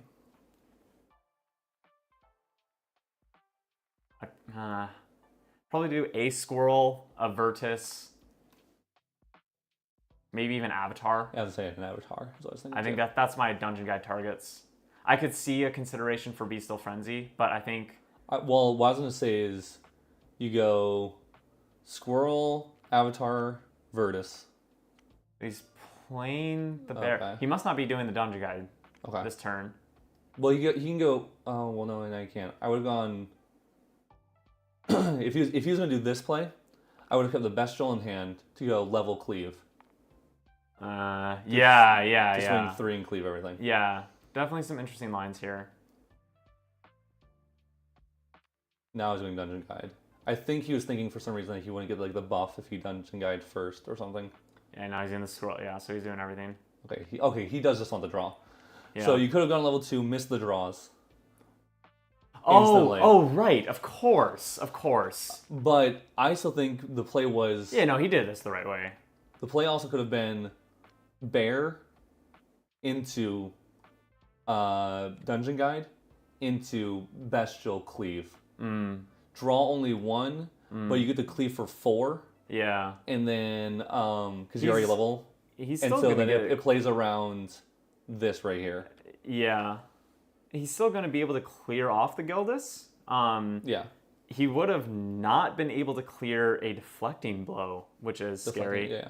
He's gonna use an Ember Song here. I actually really like this. It's gonna be able to clear the Dream Fairy or the Lurking Assailant and Gildas. Yeah. He's gonna get 2 right here, which is really strong. Actually, he's gonna get all of them. Gildas only has 1 health left. Yeah. He buffs the squirrels, kills the Lurking Assailant, kills he got his cleave right here. Oh, what did he shoot? He was worried if he drew another thing. Another favorable. Oh, no. Lurking had 4 health. Okay. Oh, and so did Dream Fairy had 3. Yeah, okay. Wow, what a turn, though. Yeah. How many cards? Hermetic is absolutely feeling the deck a lot more on Game 2 and Game 3. Really cool that we're seeing it shine a little bit. You guys swept the board for sure. Yeah, it was a little awkward, but this is pretty good. This worked out pretty well for him. He drew 2. What did he banish? He got rid of a Resolute and a Avatar. Yeah, Avatar. Yeah. Okay.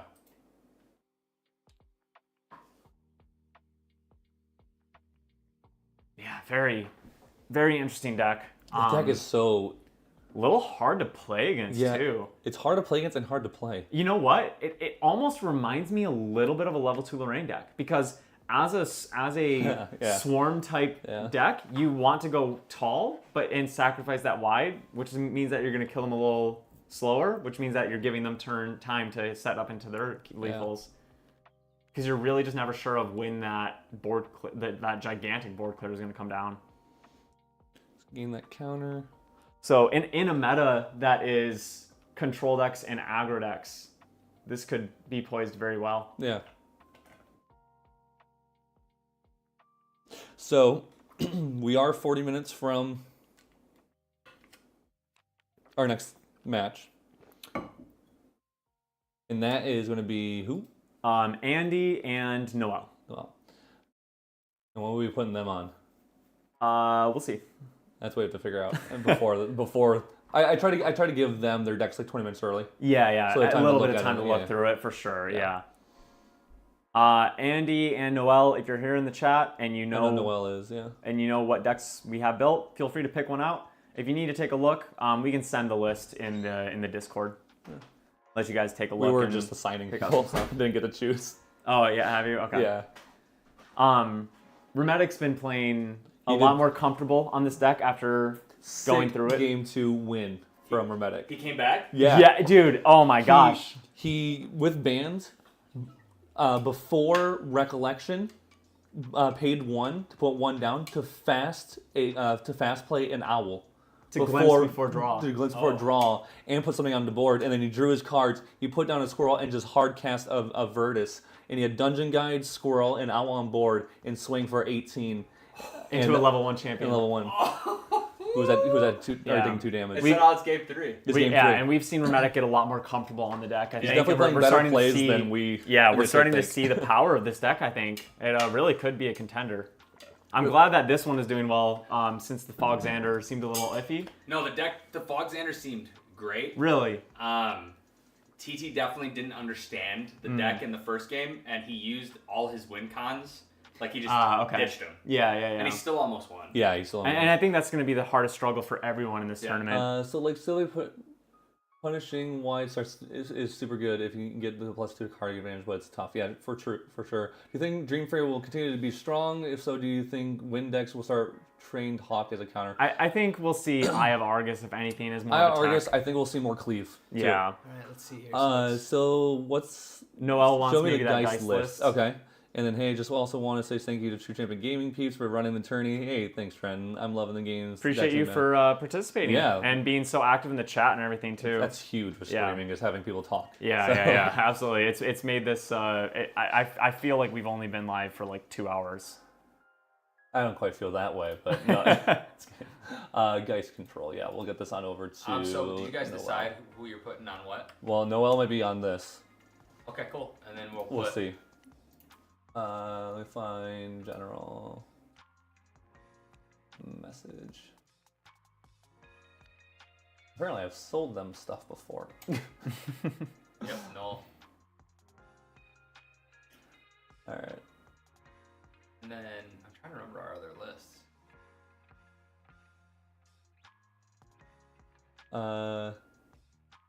It's way more interesting than the current constructed, yeah. What am I supposed to do? I half heard what you said. Andy, let us know. We can either just auto-assign you a deck that we can give you the list now so you can have a little bit of time to review it before your match, or we can... I'll just say the names that we have left, the decks that we have left, if you do That's want to pick Lime's one. it. So we have What's this one? Wind, That's the Arcane, Elemental, Rye. We have Crux like Lorraine. basically Water Xander from last format. Not really much new there. Crux Lorraine, and I think Crux Lorraine's kind of cool. we have Merlin. Oh no, that's Geist Control. That's what. Oh, Noel's Water probably Mordred, playing. this is Limes. And Water Mordred. This is So Limes. that's Limes? Okay. Yeah, we were going to put him on Water. Okay, Right? so we have Arcane Rye. Sorry, Arcane Elemental Rye. We should clarify Elemental. that. Auto assign, I trust. Okay, cool. So he's going to be playing against Geist Control. Sorry, we probably should get back to it. He dungeon guy, double dungeon guy. We were missing the game. Yeah. Hey, he leveled up to level 3. He got his Virtus. He just Druid. I'm assuming is what this is. Yeah. He has Squirrel and Avatar in hand. He has Wow. Tariff on board. He's He's a going to great survive spot. another turn with Tariff out, probably go Horn, and I mean, if those dungeon guys are left on board, that's a lot of damage. What's his graveyard look? His graveyard has 5 in there. There's at least a Squirrel in there. And an Squirrel ordinary and bear. Which is interesting. He might leave that bear in there, honestly, instead of using it as floating. Yeah. Yeah. Wow. So, No. I feel like he might need one more turn, which he has a Resolute, which is great. Yeah. He goes in. Here's what I would do. Okay, look at this. Without. Oh, that tells me. I would go into Horn here. yeah, I would go Horn. into Horn. And then using the that floating turn, memory. the turn after going to band. Then go into Band. You have enough to flash Gaia and Horn Virtus for at least 8 damage on the Virtus. And then Even if buffing the board by 2 or 3, Yeah. it's still Yeah. quite a lot. Yeah, it's really interesting because you Why don't we just next turn we go Horn, we play Virtus. we can't attack with him at that point.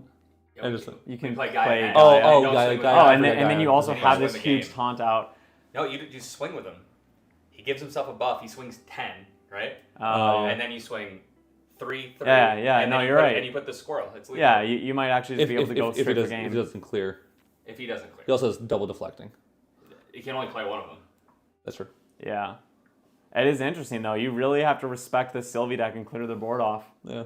Even these stupid little dungeon guys that usually you And just he ignore. He can kill both of them here if he decides. Wait, no, he didn't pop Tariff? You might have forgot. You might have forgotten.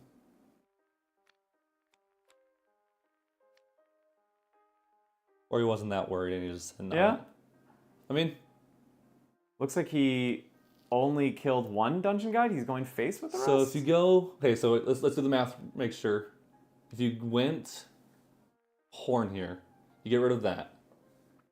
You cast one for Virtus. You'll draw. You cast one for Avatar. You put a scroll on the board before. Scroll is doing 3. Dungeon Guide's hitting for 3, so that's 6. And Virtus is going for 10. It's 19. Or plus the 3 is 19. So it's exact lethal, I'm pretty sure. Right. But So it won't actually be because of the deflecting. He does have edge, deflecting, yeah. Which, That's yeah. true. But if he draws another squirrel, if he draws. No, because you had to play Avatar. I feel like if you still have Terrafring out, he probably just takes us a little safe here. Yeah, sure.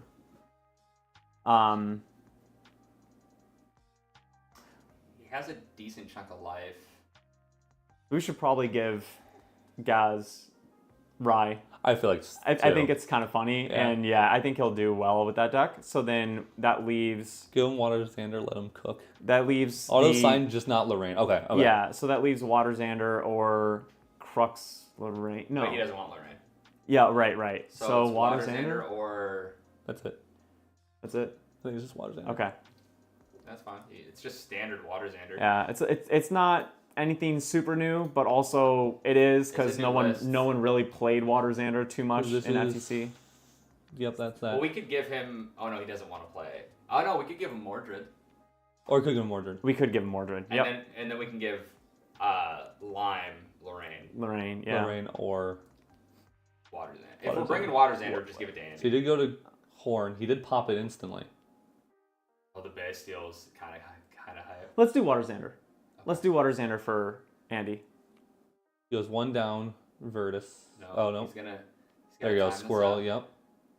So he is going for lethal, hoping that he doesn't have a deflecting edge, I'm assuming. Which But he can do this and sit on Resolute Stand. Yeah. Oh, yeah. Yeah, that's kind of crazy. Oh, Horn draws one. Yeah. Yeah, no, that's great. That's great.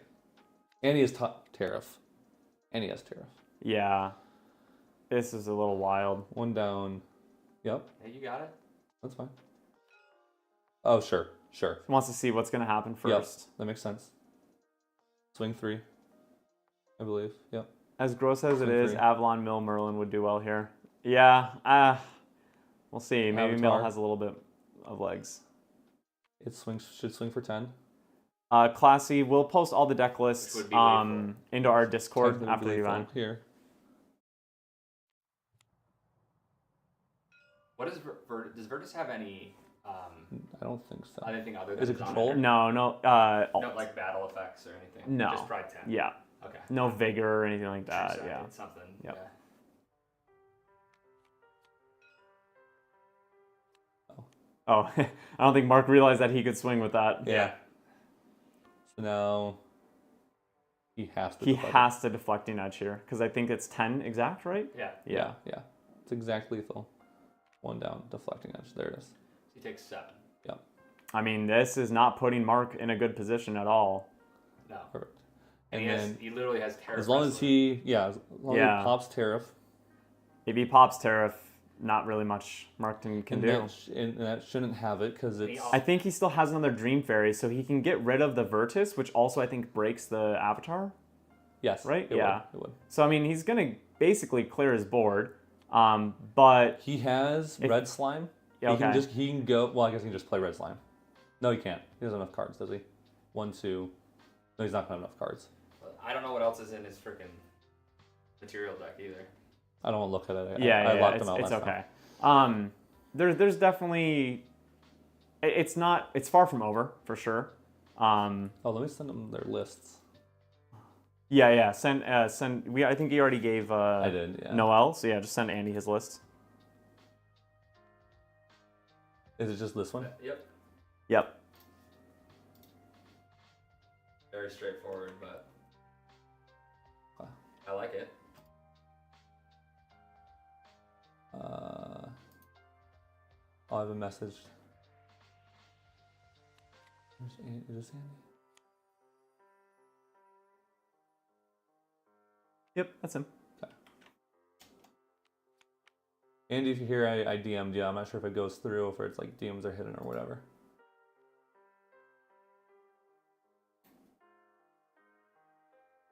Cool. We see Zephyr's Edge coming out. Probably to turn on that deflecting for free. Yeah. Yeah. He can go. Hey, that's what we did it for. Yeah. Literally why it's there. And so you can swing 1 still too. Yeah, But yeah. he needs to pay 2 for every swing right now. I don't think. No, dude. All he does here is he has to swing. He doesn't resolute. He can't die. So you don't resolute. You draw. You play red slime and swing. I just don't know if you have enough to play the red slime. You do 3, right? But Red you have slime. 1. 2. You draw for. You 2. don't get to draw because of resolute. You don't resolute this turn. You don't need resolute. Oh, you to. don't. You don't saying need to. don't. Yeah. I thought you can't said kill you. resolute. No, he can't kill you. 2.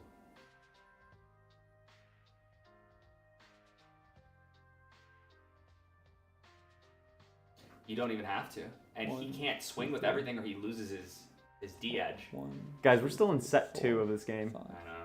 This is wild. This is cool. Exodia, Squirrel. Displace. But a healthy Exodia. Yeah. Do you have Displace? Oh, Displace is good. Yeah. Displaced Displace on a the- Dream Fairy. Yeah. Yeah. Even that's not. So the Ventus isn't active right now, so he could just pay 2, swing the Lurking into the Avatar, and He preserves it and brings it back. Yeah. right. That's It's the great issue, if he isn't does it? that. Yeah. I was gonna say makes the Ventus lose pride, but yeah, or Virtus, man, dude. Everyone calls that card. Best Now, card also, game Another ever. card, guys, really to remember. is. Another card to remember that is in his hand is Bestial Frenzy, Yeah. which he could do if we're worried about. Yeah, something. that's insane. It's another play that he has potentially. Yeah. So, what's So he we're do? we're seeing the Dream Fairy here. Yep. Put away that And he Virtus. can't swing. But Avatar does go to preserve still, Yeah. I believe, right? No, it's still there, I think. No, it's ally It's, link. it's a link.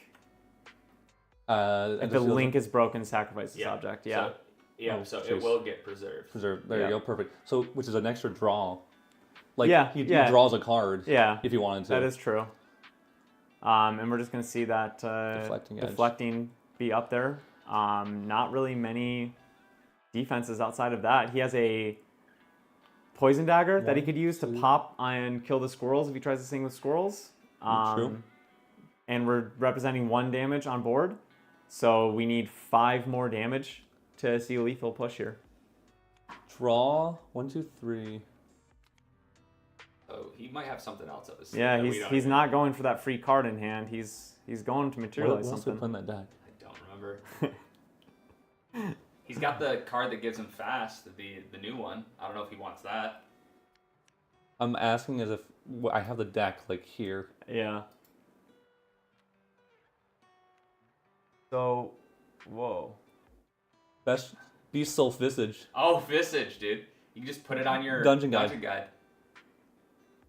That's That's For it. yeah, that's 5. That's yeah, five, yeah. yeah, that is. That's You it. put that on, you play the slime. He can't stop you. Let's see if he thinks of it. The only way it does stop him is if you have double deflecting edge, but at that point, you know. And he already played I don't know. 1. If he has Yeah. that, now he has no cards. Yeah. Still has a board though to crack back on you with a Poison Dagger up, so it's still definitely risky. But you have Resolute. Oh, you have Resolute. Yeah, You're you're not fine. scared. Yeah, you just go for it. Best. If he That's sees fine. it. He's pulling it out. Yeah. On the dungeon, Dungeon guide, guide, make please sure- put it on the dungeon Okay. guide. Yeah, don't don't hover over Oh, them. oh, okay. They see my mouse. They can see your mouse. Oh, yeah, okay. yeah, it's okay. I'm pretty dang sure Remetic was already seeing that line. Sorry, I didn't realize that. No, you're good. He was already pulling out 3 that missile. down. 4. Yep, it's 3 there. So he's gonna He's- deflecting. Yeah. He doesn't have to play 1, but Yeah, it's okay. yeah, he's selling him. I don't know. And then 3 down. There it is. Yeah. Sylvie taking down. Sylvie taking down Ally What an Beats. ally. Oh my god. What is this, dude? What an incredible 3. Oh man, you know how much Remetic's gonna talk about beating a list similar to our deck with Sylvie? Do you want to congratulate Yeah, them? jump in That's there. what we did last time. And say good job on the. Later. Eh, Hey guys, congratulations so much. That was a really epic match. Yeah, those were great games. I have to run. Good game. So Sure, yeah, for yep. my thing. Peace. Thanks guys So for joining. I'll talk to you guys later. Yep. Bye. Bye. Did you say they had to go? Yeah, Rheumatic like had to go. Okay, awesome. So we've sent the deck list to the next contestants, right? Yep, the next Okay, ones cool. have it. Let me pull up and reset this. I'm gonna use the restroom real quick. Take Yeah, a break. I say honestly, we hit them with an ad. We put it on the Be Right Back. Make sure Yeah. we stretch. Oh you know, yeah, we'll hydrate. We got 23 minutes, so we'll probably come back before the match starts. But yeah, just take a.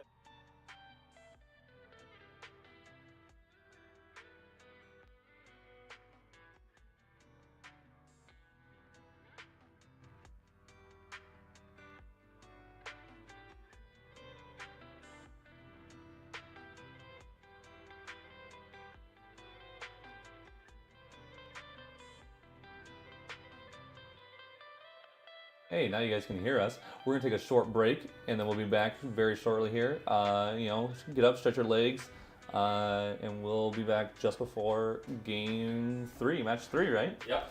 So that'll be What? Andy versus Yeah. Noel. Yeah. Perfect.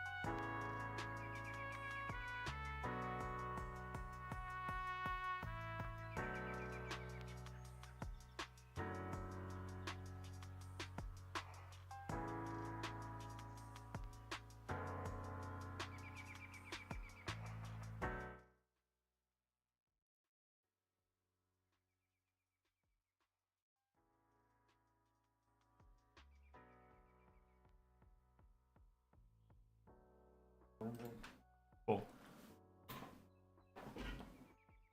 This one's probably good. Hey everyone. Do you want to let go here and let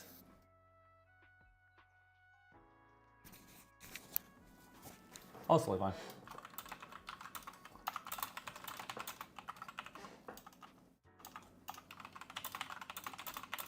Who has to go? Well, no, that's just romantic and Mark. Yeah. Oh, That's got okay. you. So Pardon me. yeah, all good. Just let Noel and they can take table 1 whenever they're ready. Andy? Feel free to take table 1 for your match.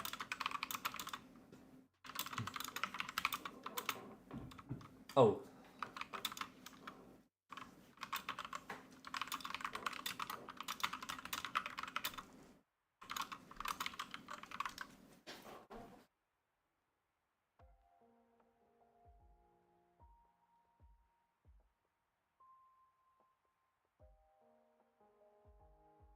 That needs more trusty speed. Save here. Yeah, fine. And then there you go.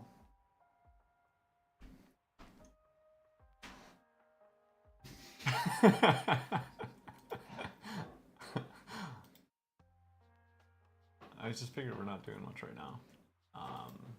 Oh, right.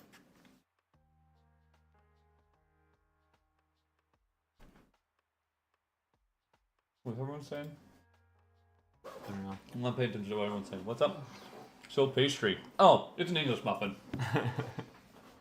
with peanut butter.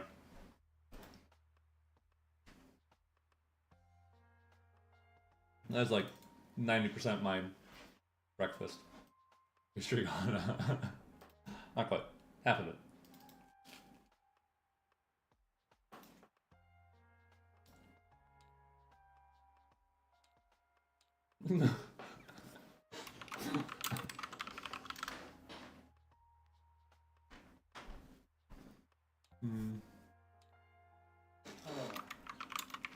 Side note, I might have to leave early because, of course, work caught on fire while today was going on, if you can't tell. No worries at all. No worries at all. But I'm going to stick it out as long as I can, or potentially even hang out on Discord with you guys on stream. Sure. I think this was Geist Control that I did. Yeah. If not, we'll give them swapped decks.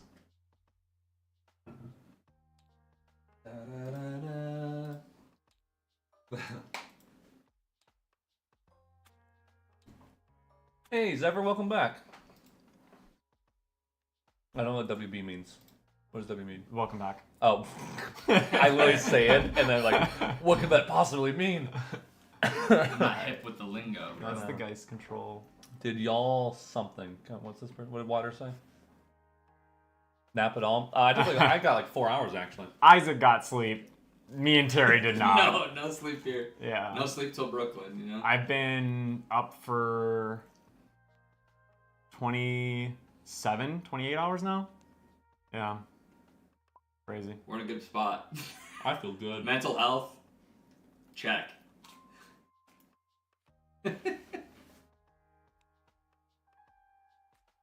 Alright, sorry guys, we're just setting stuff up right now.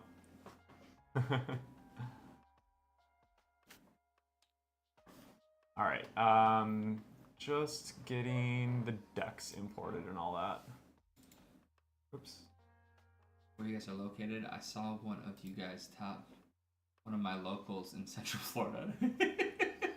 It might have been me. I went down to the Florida Regionals at one point and got top 4. We'll probably be coming back for Regionals again. Florida Regionals round 2. Yeah, but we'll be bringing the squad most likely. Wait, what just happened? What did I do here? Okay, browse, Blew it up. documents. Oh man. Here we go. Okay. Decks should be all imported.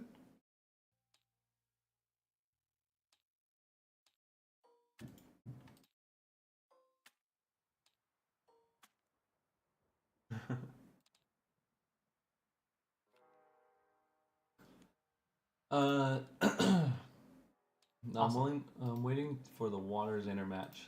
Then I'm gonna sleep. Oh, well, here It is coming up in 8 minutes. I respect the dedication. What's scary is the Dallas Regional is 2 weeks with a brand new meta, and I have a Fab event this coming week, so I'm lost of what. Dallas is on 28th of this month. Yeah, it's nuts. It is wild. If plane tickets were cheaper, we'd be there. Yeah, but still iffy on traveling for a ton of regionals right now. Rem did get it, Aaron. He did. He lost game 1, game 2, and then won game 3. Game 2 was sick, by the way. Like, yeah, that was really cool. Definitely go back and watch that if you get a chance. Yeah.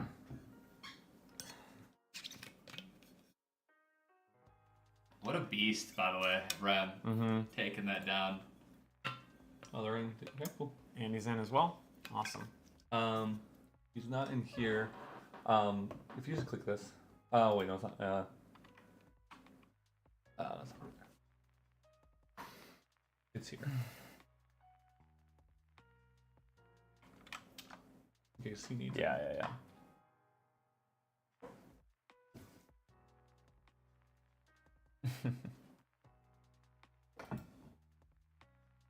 As long as you make it to floor regionals, that's all I care Yeah, about. so, yeah. We will be there, Devin. Yeah. Is this the view that we had last time? What views do you? What view I just did top down, directly top down. How do you do that? I just middle mouse wheel, click and hold. No, click. No, just click and move the mouse. Click and move the mouse. Or maybe. Oh, yeah, sorry, maybe right click. Oh, gotcha. Okay. Did that, and then I just kind of zoomed in a bit. Yeah, that And looks good. then get rid of all the stuff on the sides. Yeah. You'll say F11. Oh, that's Ooh. neat. Sure. Yeah. Actually, let me turn this back on, and maybe it gets rid of that stuff too. Cool. Ah, nice. Yeah. Let's leave it on just for now so that we can see when Andy joins in, and then once the game starts, we'll turn it off. Jump off after game 2. Stone prereq stonks. Yeah, that was absolutely insane. That was probably my favorite part of the stream so far was seeing that play. Really think that deck has legs. It seems actually consistent. You know, like There's a couple cards that I think Fire Squirrel's probably a little cute. I yeah. never saw it. Yeah. But it is another animal we. You may Right, just want to but do we like just do, more like, gray wolves raccoons instead or or gray something wolf. like that, so that you can have the bestial frenzies pop off. For Yeah. sure, Grey Wolf. Yeah. Because you don't want to cut down on the animal count too much because you really No. need those for the Virtus. No, But you want animals or beasts. yeah, So I don't think you can put anything else on. Maybe Granted, though, Squirrel in the Rye matchup is really nice. that is true. yeah, Go a Can't little more push real face. fast. yeah. But honestly, at that point, I think Biggest question: has any of the Sylvie? They've all moved on to the next rounds. they're up. Yeah. The Sylvie Oh, decks shoot. haven't lost. They're Yeah. in the semis. Yeah. And they're on opposite brackets, so there is a world, guys, where there's a Sylvie finals, dude. Uh, What a way to start this banless season. So we're putting. There's not going to be a. So the winner of this will play against Trent, and the winner of the Okay, last okay, match will okay. play against Ren. Yeah. I think it's. There's some combo of Duo Sylvie and Exodia Sylvie. Ooh. More combos. Interesting. Yeah, the Sylvies are doing much better than we expected. I'm super excited about the Exodia. Do either of these decks need a new card? The new. Oh, Just go. Both go, of them. Just go Yeah. to objects yeah. and go to save objects, and then just pull them out and put them. There's on only one, and it's the water for Xander. Okay, this one doesn't need it. This is Geist Control. Yeah, this Yeah. doesn't need it. What does it need? Nothing. It says 11 cards. Oh, does it? Oh, it is water, isn't it?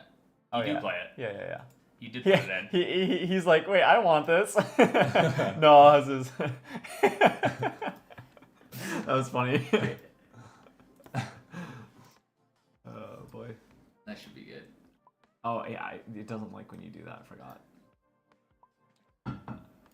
Oh, and Andrew is in the lobby as well. So, Cool. Can Can you go here? y- Oh no, we already tested it. Sorry, I was like, I haven't tested it yet. But no, okay. We're good. I can go ahead and change it if you want. Yeah. Yeah, that's fine. Chat on stream is not updated at all. You could probably just refresh it right here, maybe. Actually, I know what happened because I restarted.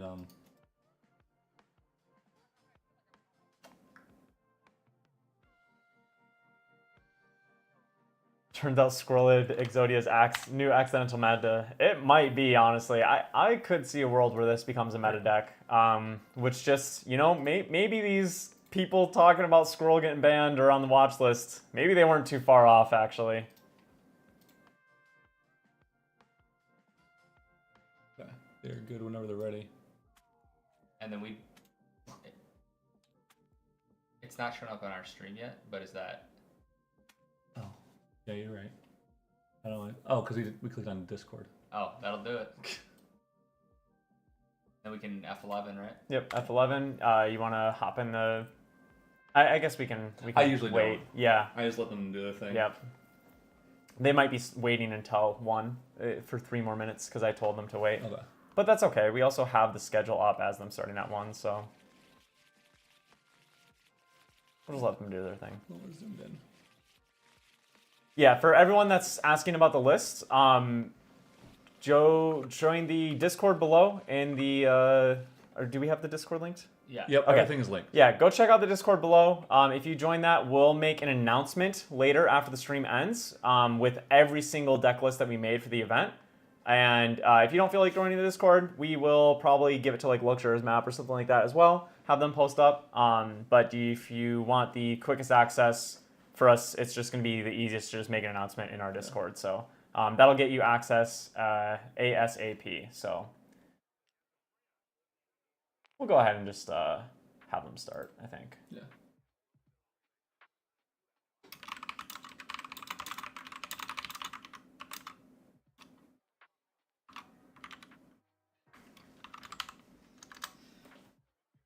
All right.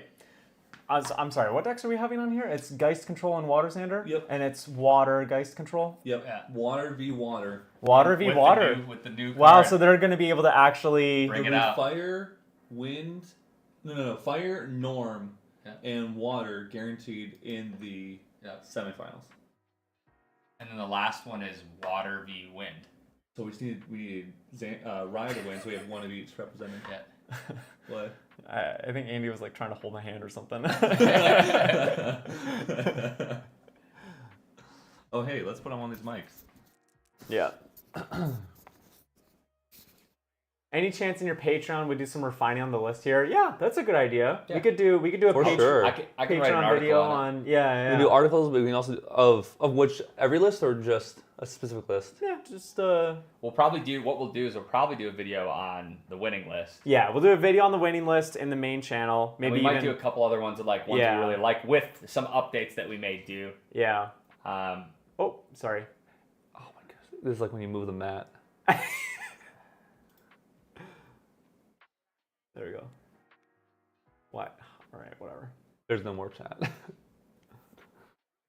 All right, so we see Infiltrator, Intrepid. Intrepid. Intrepid. Why is it With Infiltrator? a Frostbind in yeah, hand you too. said you gave it a really weird name earlier today when Yeah, I played it. Highway Patrolman. Yeah, Highway Patrolman. That's what it was. I could not remember what this super card That was. sounds right though. Dude. What's it called? Intrepid Highwayman. Oh, okay, Highway Patrolman. Highway Patrolman. Jeez, man. Dude, this is gonna be the. I don't know. I feel like this might be the 2-hour match. It could be. We'll see. We'll see what the new card. We'll see what the new card does. See if It'll be a very good changes it at all. showcase. These are 2 decks built to be slow. Yeah, I think it's gonna be slow. Well, it might be, but you know what, And Andy? you know what he can do? You know what? What's There's the- actually a huge what's advantage the new to card going do? second. The new card, when you level up, it does 4 damage. Oh, and that's you can right. pay 5 to draw 2 cards. And Yeah. finish it. It's like, what- but what- right now, he can, if he wants, play something. and just and bring it it out out. right now. Yeah, Yeah. being on the draw, you can bring it out because your opponent already has their Water Spirit. Yeah. Is So Frost... you get a materialization on turn 1 in the Water Mirror. That's hilarious. Is that usually burn a floating memory? Yeah. If you- He's just playing Yeah, it yeah. down I just couldn't remember if that's what that is normally. and He passing. passed. Okay. Oh, okay. Here we go, He baby. could have refracting missile for 2, killed off the Highway Patrolman, That is and that then is true. materialized. And then materialized. Oh, you're right. Yeah. Is what I actually would have done That that. insane. That's crazy. That would have been the nuttiest play. And then Weird Mirror, you just activate Scepter right away, turn 1. Yeah. Andy plays fast. It's good. In the water mirror, you just activate Scepter right away, turn 1. Yeah, pretty much. The finals is going to be 3... Gibbering mouths commentating, pretty much. The Scepter made Innervate Knowledge so good. Yeah, it is going to be interesting. I like it. We saw our Innervate Knowledge deck lose, though. So, true. Maybe not a build around, but maybe just improves that card. Mm-hmm. I think that deck has a lot of legs, too. I think we just need to mess with it. I think the Luxem package is probably the play.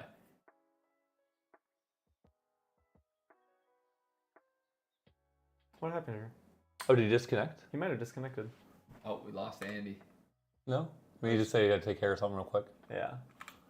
Yeah, that's all good. Short He might be intermission. working, for all we know. Like, he might be at work right now. Which, mad respect. Innervate Scepter Reveal Gimmick. Innervate Scepter Reveal Gimmick.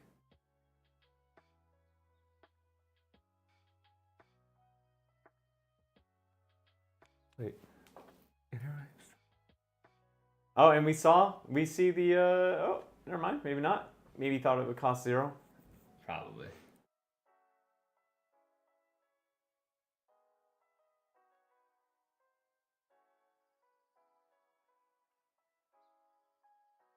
I don't know what's happening.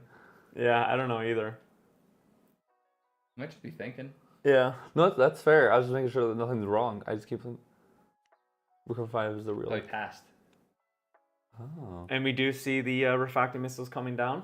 At the end of turn. Dude, that would have actually been a huge turn for the Frostbind. You'd banish it. It would banish Oh, that. that would be a good Frostbind. You're right. Yeah. Keeps your Intrepid alive. Gets rid of a floating memory. And you still have another one sitting up. I mean, Andy has some experience on Waters. He does. So he's got a game plan for sure. He probably is a little bit more experienced on water than us. So we'll see how it goes.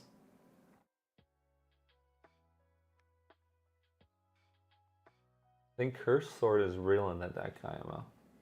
Yeah. So Curse Just Sword to hurt hit yourself. yourself with Innervate. It's interesting.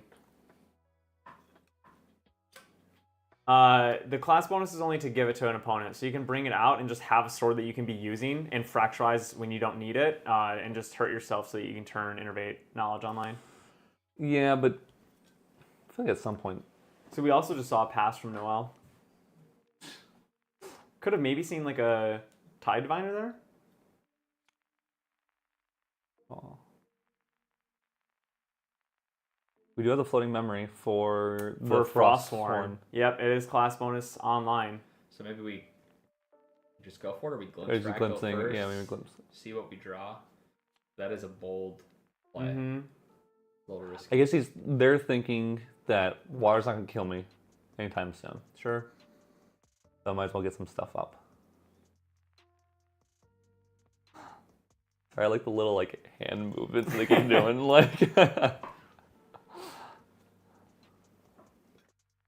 Wow, both bottomed. Good thing he played Fractal this turn. Yeah. And we might just see a straight pass, keep those Frostbinds in hand. And Fracturize. Yeah. Fracturize is scary against the mirror. If he fracturizes here, blows up the sword. Fast cures at the end of your turn. Fracturize is interesting against the new water thing. That's what I'm saying, yeah. Because if you do it at the time that they can't banish the effect, then they paid 1. For nothing. And yeah, he really... So and we've seen neither player bring that out, even though they can bring it inside their main phase. Yeah, right there, Xander could have. Yeah. Is that a fracturize in his hand now too? Yeah, I think so. We're seeing Merlin eat up the floating memory. A little rough there for sure. Yeah. Honestly, guys, they might not be materializing the Scepter because they might not be thinking about it. It's a brand new card. This is the first time these players are getting to really look at these cards and play with them. Maybe they don't want to bring it out when they're fearful of it being fracturized. Yeah. But, yeah. Oh, did he bring out? He's using his materialization phase. So honestly, Andy just might not know that he can do it in his main phase. In the main. He might legitimately be trying to do this And then Oh, he's drawing. Okay, I can see it. He's just using it to draw. Yeah, I can see it. and they can't respond to this. Pre-recollection, right? Yeah, I can see it. I get why he's doing immaterialization now. That card in the Geist deck, because it already is. Pre-recollection, you draw. Yeah. Geist brings it back. Yeah. I didn't realize that. That's fun. Yeah, and then you can play it in your main phase. Yeah. Wow. Water's got some tricks now, for sure. That was a cool turn. Very cool turn. Water v water matchup feels rough with the Slitter because of fractals. Yeah. Yeah. It is interesting.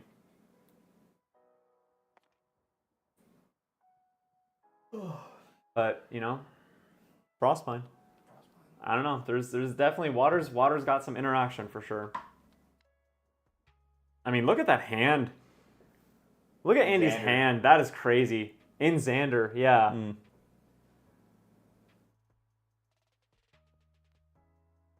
Oh, Pop just trying to say. So, you can go Idle Thoughts into bringing it out if you wanted to.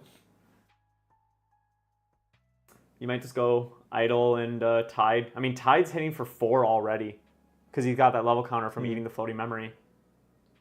So you could. Oh, well, you wouldn't even need to Idle then. Yeah. No, but you can idle and see what it is. Oh, and then decide if it's you're worth gonna get doing rid of the all Tide. 4. Yeah. So it doesn't matter. Yeah. You just get rid of them. Yeah, that's what he's doing. Yeah. Because then you can idle next and see what's up next if you decide you want to do that. Oh. Yeah. Paid, yeah, 4. So he's gonna look at 4.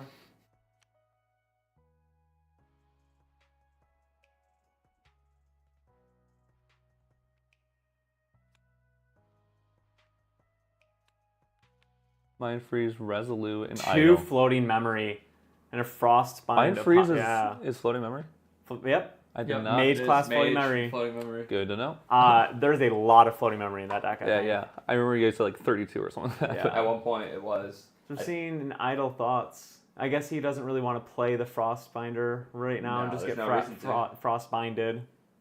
Right now, the better idea is just idle thoughts. See your next 4 cards up. You sit on that Fracturize, and you can set yourself up. I mean, you can level up for free next turn if you get to fracture. Well, you already can. You have 3 floating memory. Yeah, that's crazy.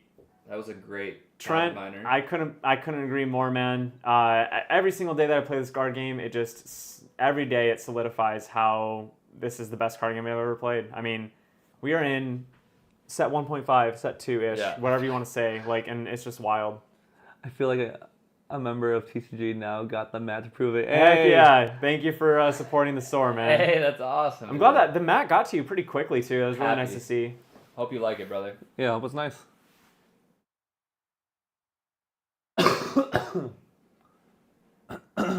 We have the Nullifying Lantern out. I do like that Nullifying Lantern Fracturize play now. Because he knows he's playing against Merlin level 3, so in case there's any Cruxites in the deck, turn them off, and it's not costing you really anything. Sure. The only problem is he's staring down this Merlin level 2, and like we said earlier, we might be in that meta where Merlins just sit on 2 for a little bit longer, and so this could actually be kind of a problem for Andy. Just bring Scepter out for free. Yep. Yeah. Draws a card. Draws a card on enter? He draws a card on enter, mage class bonus. It's in the deck so that you can stop things like sweeps and like big rending flames and stuff like that. Oh, Not the wand. Sorry. Yeah, not scepter. I'm sorry. I Yeah. thought it was Scepter. I was really confused. And then you can just bring it back with Geist, and it's Yeah, just that is this wand, right? It is wand. That's what I thought it was, but now you're making me think it's No, something. it is wand. It is wand. Yeah. I agree. It's literally the best card game I've played. Yep. Just need it signed next time I get to see y'all. Absolutely, For sure, yeah. man. 100%. Yeah. See you in New Zealand. No, I'm just kidding. Merlin to require. I don't like where that heart button is. I know, it's really annoying. Can you just bring this out a little bit? No, because it stretches No, the words it out. stretches. We did it. Yeah, I don't like. Can you That's such right-click bad on it and design. Maybe you can, or if you hold on it, can you move it? No. No. And it won't let you right click on it either. No, it just Maybe the settings in the top right will let you take the emotes away. Nope. Nope, it's just there, buddy. Enjoy. So we saw Fracturize hit what? What? We can look at it. Yeah, I'm gonna have to. Seeking. Oh, okay. Oh, right. Yeah, sort of thinking. Oh, Throwing fracturizes. He hit his own. Yeah, he hit his own. Yeah. And then he's gonna bring out Scepter now, right? Yeah.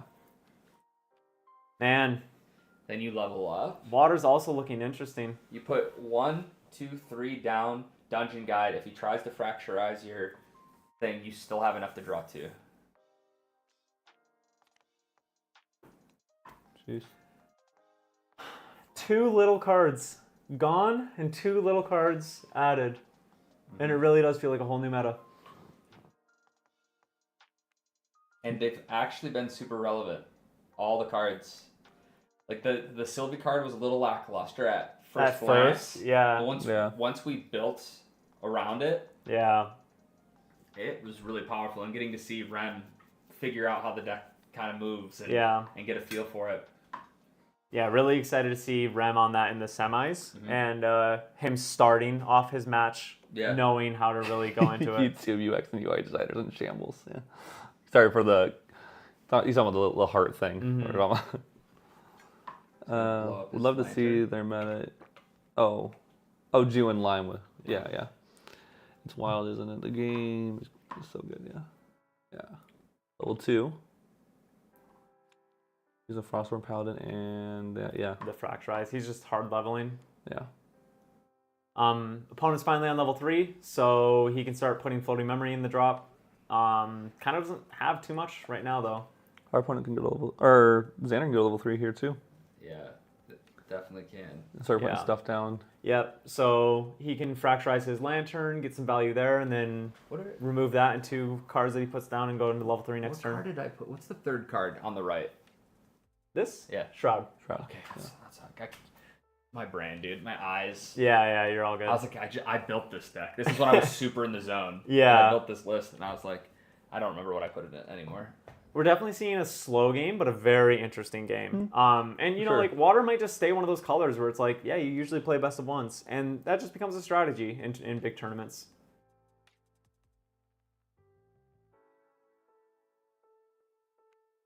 Lantern though. Yeah, a fracturized lantern here is insane. Oh, and he's gonna go Dungeon Guide though. That makes sense. He already fracturized his lantern. Ah, okay. Oh, did he? Yeah. What did he use the floating memory on? Level 2. I mean, to level 2. Oh, his lantern's fracturized right now. That's right. Yeah, I just didn't realize it. It's a fractal. Okay. You need those sick tokens that True Champion Gaming makes. They might be on our merch store soon. I don't know. People want them. Oh, we also will have set 3 boxes on our website soon as well. Cases and boxes for pre-order. Yes, cases. Yeah, so those will be up soon. You guys can get some at MAP. End of the week? Yeah, pretty soon here. Yeah. So if you guys are looking for pre-orders. Yeah, Lantern Rock is crazy. I think literally when you build a water deck, you go champions for your first 4 cards, and then your lantern. You just use it to draw 2. Use Scepter to draw 2 as well. Yeah, that's how both players are using it. That's all you need it for. Yeah, but I mean, like, I get it. It's like, yeah, you're not getting that damage acceleration, but you're getting card draw acceleration. If both players are drawing 2 cards, kind of crazy. I think he's gonna Shroud and Mist here, regardless of what happens end of turn. To put a bunch of Luxem cards down. Yeah, sure, makes sense. And then hopefully. Yeah, I was thinking that too. Yeah, he gets to put his Gleaming Cut down and everything. You put all 3 of those down, and you're. Especially if he plays Geist here. If Geist is played by Merlin to get back the GCR, to get back the Scepter, to get back like. Dude, he can play Geist here. Bring back all of that Scepter and draw 2 if you want. Yeah. I like this Geist idea. I think it fits perfectly in water. Yeah. So we're Tide Diviner? Yeah, I was gonna say. I think we're Tide Divining. 4, 5? 7. 7? 7. Yeah. That's pretty crazy. Could be a lot of floating memory. Where's the Displace when you need it? Yeah. And then go into Geist. And then bring out Scepter for free. Well, bring out Scepter with one of those floating memory most likely. Yeah. That's crazy. Need me some cases. He probably won't bring out Scepter because he won't be able to bring out Scepter and also draw if the guy tries to fracturize, if Andy does. So we'll see what happens here. I don't know if we are allowed, but I'll check. And if we are allowed to include freebies with the case pre-orders, we'll be putting some like stickers and stuff in there. Maybe some other merch. Wow, that was a great hit. Wow, yeah. 3 floating memory. Sudden steal to hand. Interesting. Yeah, I mean, he's going to start pushing here, I think.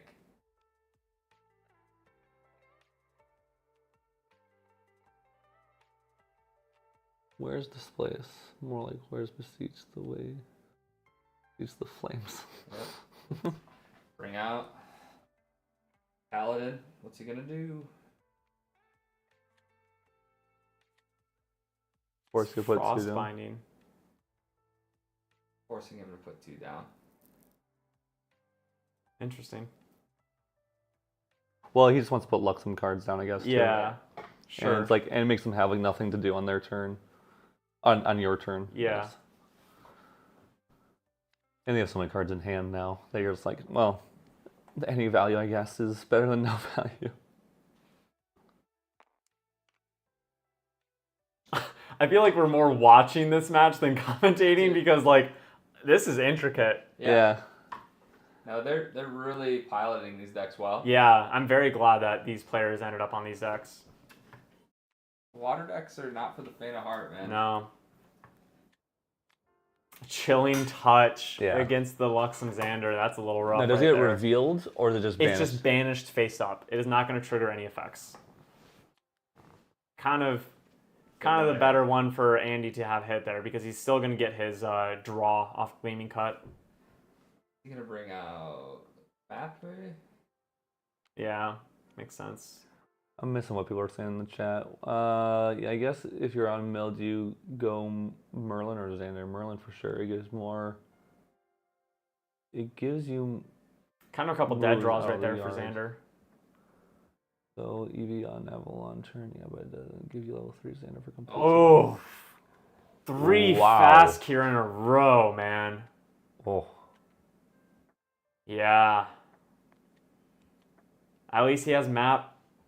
He's going to be able to fix his hand a little bit next turn. And he can heal here because Noel's going to have a lot of cards in hand. Yeah. Yeah. So there is a world If you where can take advantage of using the floating memory, then it becomes a little bit better. Ooh, we're going to see a big Erendite swing here. Fortunately, Andy does have that Shroud and Mist in hand. And 3 fast gears. And 3 fast cures, yeah. The only problem is if he makes Erendite really huge, Shroud and Mist is only going to be a temporary solution. He's going to need to draw into Fracturize or something to actually take care of that. We're looking at a It's not crazy. 7 damage. That's not that bad. 7-2. Yeah, but he also has Sun Seal. true. Yeah. So he's swinging lethal. However, he if can he, swing if for he, lethal, yeah. if he does activate Sudden Steel, that's really good for Andy here because that's a card wasted. Yeah. 3 dungeon guides too. Yeah, Jeez. they're kind of both just drawing these clunky hands I now. think you have to go for lethal, right? Yeah, so he's going for it. Oh, +2 also from, or plus the Merlin additional damage. Yeah. Yeah, it's a massive swing that I think he's going to have to do a Shroud and Mist for. Too. Yeah. Which gets rid of the Sudden Steel, which is very good, even if it doesn't get rid of the durability on Erendite. Because the attack's not going to go through. No sword hit any physical object, so... And nobody else can swing, which is nice. So you don't take any chip damage either. Because he did the big swing first for lethal. Wow, yeah, map can get turned into a fractal. That's kind of rough. Yeah. Because didn't he draw? Yeah, he has a Fracturize. Yeah. We'll see if he decides to go for it or if he just lets map happen. Looks like he's Yeah, I think that makes sense that you immediately get rid of that. So Lantern must not be Fracturized. No, it totally is. No, Okay. he rested it just, yeah. Oh, you're right, yeah. I don't know, I wonder why he kept it up. So that they know that It's still act because of the it's effect still active. Ah, I get you, okay. Yeah, this game is crazy. I'm really glad we had these players join in. Did he just put 4 down for Geist? That card cost 4? Yeah. I think so, right? There's no way Geist costs 4. Yeah. It does. Yeah. 4 costs 3 too. Wow. But look at this. Look at this value, dude. Yeah. What's he getting back? And he just Fracturize. Doesn't Fracturize have floating memory? A drawn blade, a GCR, and your draw 2 card. Oh, and he got And your one? wand. And Wow. And you just get to do the same You thing can did. just sit here and unlimited materialize. That's crazy. We're gonna see a fast cure. Yeah, for sure. Interested to see what he spends that mana on. He's got to get some draws here, especially with that map being gone now. This matchup is incredibly entertaining. Pickle Sword says Crux cards costing more than 2. Crazy. It is kind of true. New So we're meta. seeing the cloak. Okay, that's fair fair. enough. Draw a card. Draw a card. Yep. Reveal. Heal for 3. Do 2 damage to the Geist. Oh, Nice. that's pretty clutch. That's huge. That's huge. Nice job. Yeah. Probably go Idle Fractal. Get some Luxem cards down. The scary thing is Fractal of Intrusion on Merlin's side. It is a little scary. Makes it hard to bring stuff down in the main. Yeah. The issue is that he's still staring down that Erendite. Luckily, he's got another Shrouded. An impressive level of 12D chess.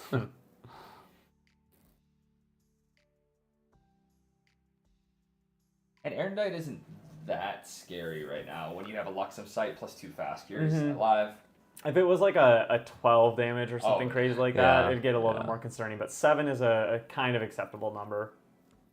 What just happened? Oh, idle. He's idling, Okay, yeah. okay. For the cost of free. Yeah. Interesting that he didn't put down his Luxem cards. Might be scared of that intrusion. He's playing around intrusion. Yeah. Because he could just fast cure at the end of their turn. Yeah. Oh, that's true. Right. Yeah, that makes a lot more sense. Put both Luxem cards down. Yep. Start pinging face. Heal Yep. for 3. Yep.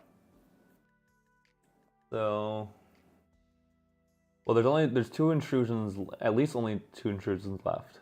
Yeah. I think we've seen one get banished or something. Yeah, or discarded from Tide Diviner.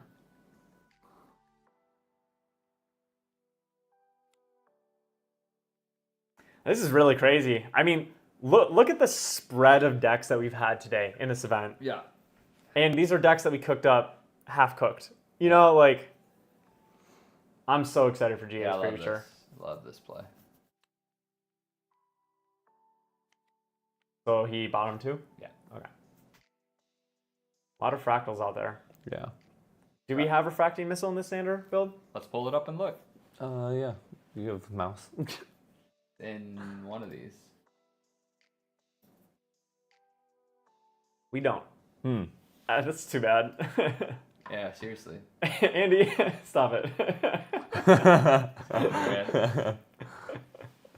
That's nice. I had Refracting Missile in it, but we ended up taking it out for something else. I mean, in the water mirror, it's obviously going to feel like really crazy Yeah. because his opponent has put 2 fractals on his board. Yeah. I mean, Snow Fairies. Does Snow Fairy hit ally or unit? Ally.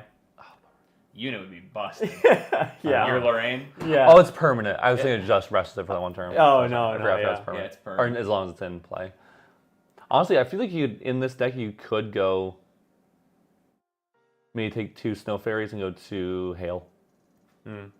Or something like that. Dandy, we're going to be making an announcement in our Discord with links to all 8 deck lists.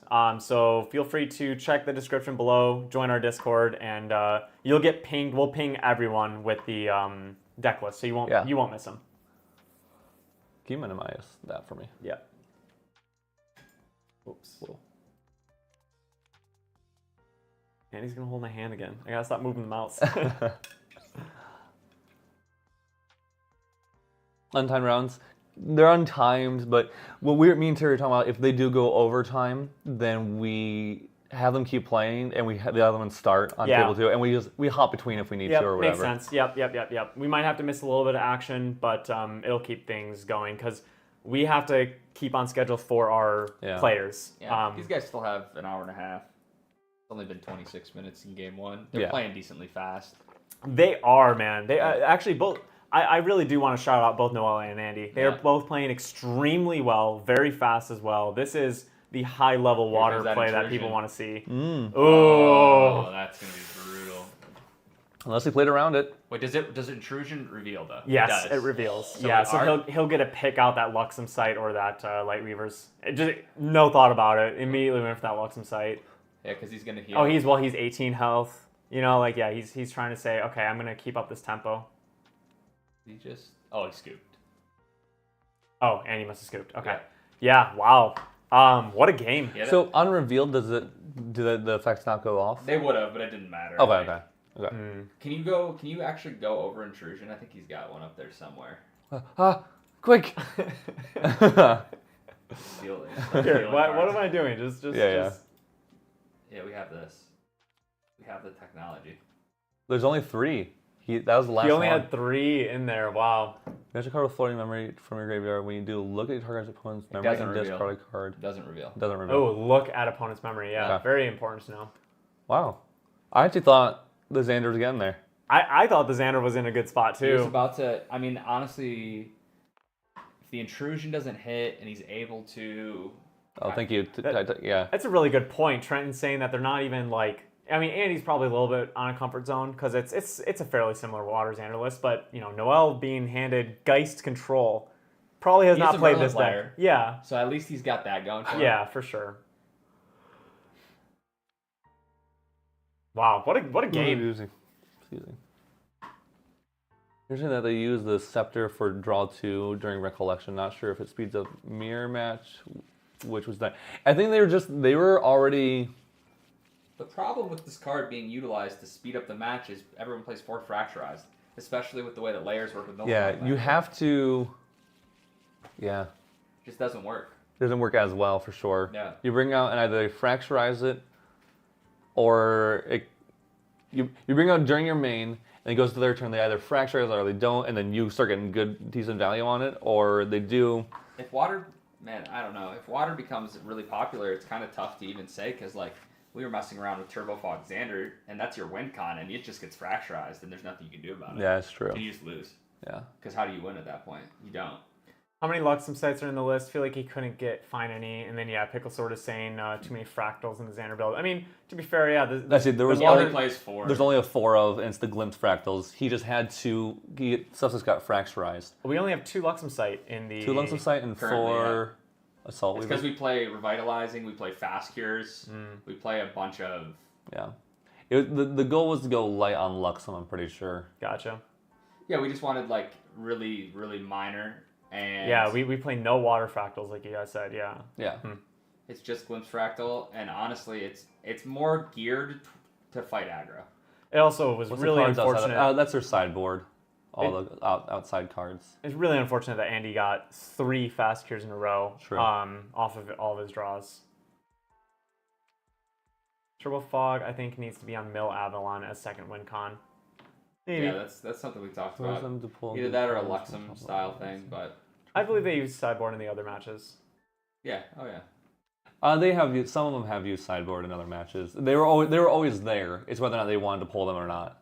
Yeah, maybe 3 assault, 3 sight or something like that. Yeah. But you know, again, These are starting points. these were very big starting points on extremely limited sleep. And it's also it's hard to say. Like anybody can say, "Oh no, this is the way to play Water Xander." Water Xander hasn't done anything. Yeah. It's been not even relevant in any Yeah. meta. There was one person who played it at Ascent, so obviously there wasn't a list that actually has Yeah. been doing well. So none of those ratios have actually been figured out. Sure. So trying different things and I mean, all this that's really the is, point yeah. of this right now is Yeah. we're testing the limits of what the meta could look like after this ban list, and it's been very intriguing results so far. Right. Thanks for the stream. Got to watch a bit on my lunch break. Oh, thank you, Cosmic Panda. For sure. I also think that this is just a bad matchup for Water Xander because Water Merlin, this Geist version of it, is literally the grindiest water control Yeah. deck. Yeah. It's gonna go later than you. Yeah. So and this deck is built to beat aggro. So like you're playing all these fast cures, all these revitalizing cleanses, all these A lot of dead cards in the matchup. intrepid highwaymen, like cards Yeah. that just don't get the job done. What for do we you. give them for sideboard options? I don't remember. Probably bad. We really hacked the sideboards, bro. Sideboard is 4 Gawain, which probably came Gawain, in. yeah, those names would come in. Tithe, Resolute, and 2 Water. Honestly, probably just Gawain came in. Yeah, I think we just wanted to put Gwen in. think Waters see so like Merlin is just a much more consistent level. Like there's no level 3 champ that even comes close to the power level of her. Sure. So like sure the Xander ability is incredibly powerful when you're set up. But Yeah. until you're set up, it's like But Merlin gets you set up. yeah, Merlin's gonna get set up, and the longer a game goes, the further ahead Merlin gets. I also just like the Lorraine getting a free sword that you can use to fracturize it and all that stuff, like basically drawing you a card off Yeah. of Lorraine. He's going just into the nuts. scepter. He's going to the scepter. All right. Let's go. Let's go. Yeah, 2 cards in here then? Yeah, he had 2. He banished one from memory. And then Because it doesn't show me a... he banished Sudden Steel from memory. Yep. And then he used the floating memory. Yeah, you're right. I thought it should have showed me a search thing.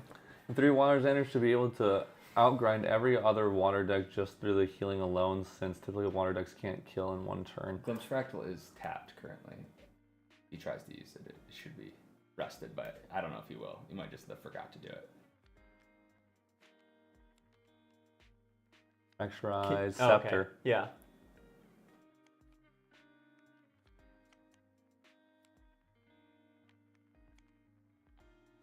He did Glimpse too. He did Glimpse too.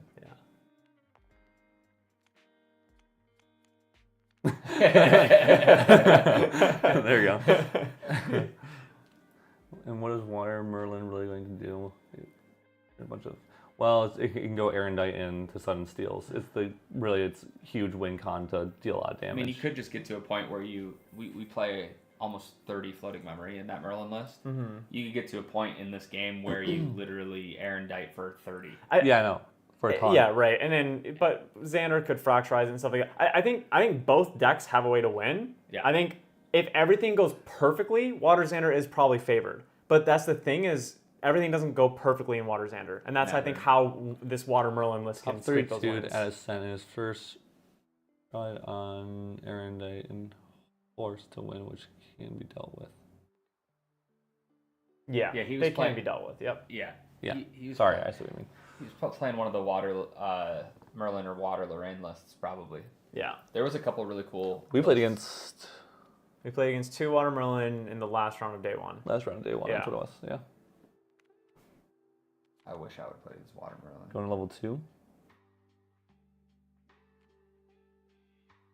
Man, Dealing this 3 looks down. so familiar, doesn't it? Yeah.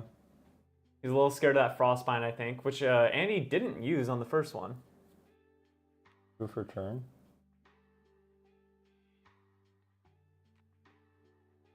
Yeah, it doesn't matter which way you do it. Which one do you use? He can pay for the Frost. Oh, yeah, he can pay for the Frostbind. So, He can. Yeah. But Merle, is it floating memory or no? I can't remember. Is Frostbind floating memory or is that Fracturized floating memory? fracturizes. Fracturizes, thank yeah. you. So he's gonna blow up the Highwayman, eat this with his Merlin probably, or maybe he needs to leave it. I don't know. This is one of those scary things where Crux gets down to barely any cards, and like right now he can go to level 3. But here's the thing: Xander's not gonna be ending the game anytime soon, and he's gonna be Merlin, and he's gonna draw every other turn an extra card, and he's gonna eventually catch back up or get ahead. Yeah. And so we'll see what happens here because Xander is in a controlling If spot. you Trisket, then Excalibur, then Erendite, you can't be stopped. For Xander, you go into Xander level 3, and then you go into Trisket. Triska is the mirror breaker here, IMO, due to Excalibur's text. Well, we trust you, Trent. Excalibur. Yeah, because if you're a warrior class with Luxem, Oh, they you can't play cards with certain elements or something like that. Yeah. Yeah, you That's- choose that's 2 and wild. it calls. Yeah, that's right. Busted, bro. Real late game. All right, so we see that Scepter coming out.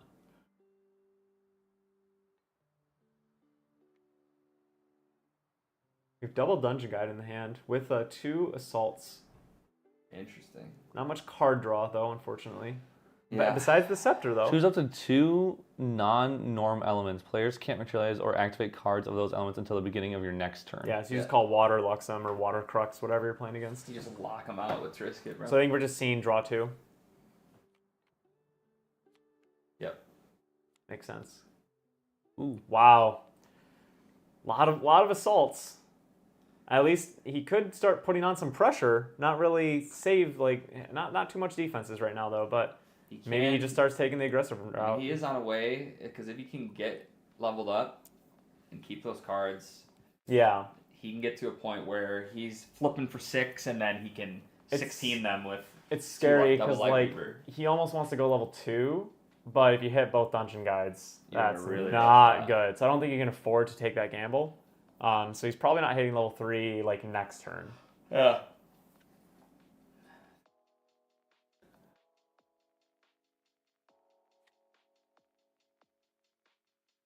Wow. That fractal intrusion really pulling its weight. Yeah, it is. Because this is going to be a brutal. Yeah. I mean, if you only had one dungeon guide, this would be super brutal. Yeah.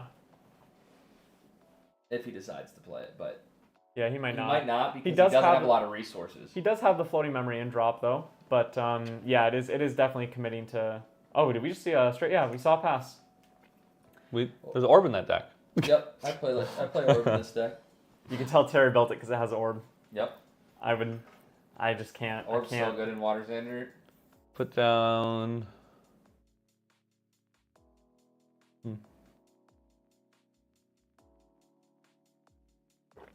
Dude, we gotta practice against this deck.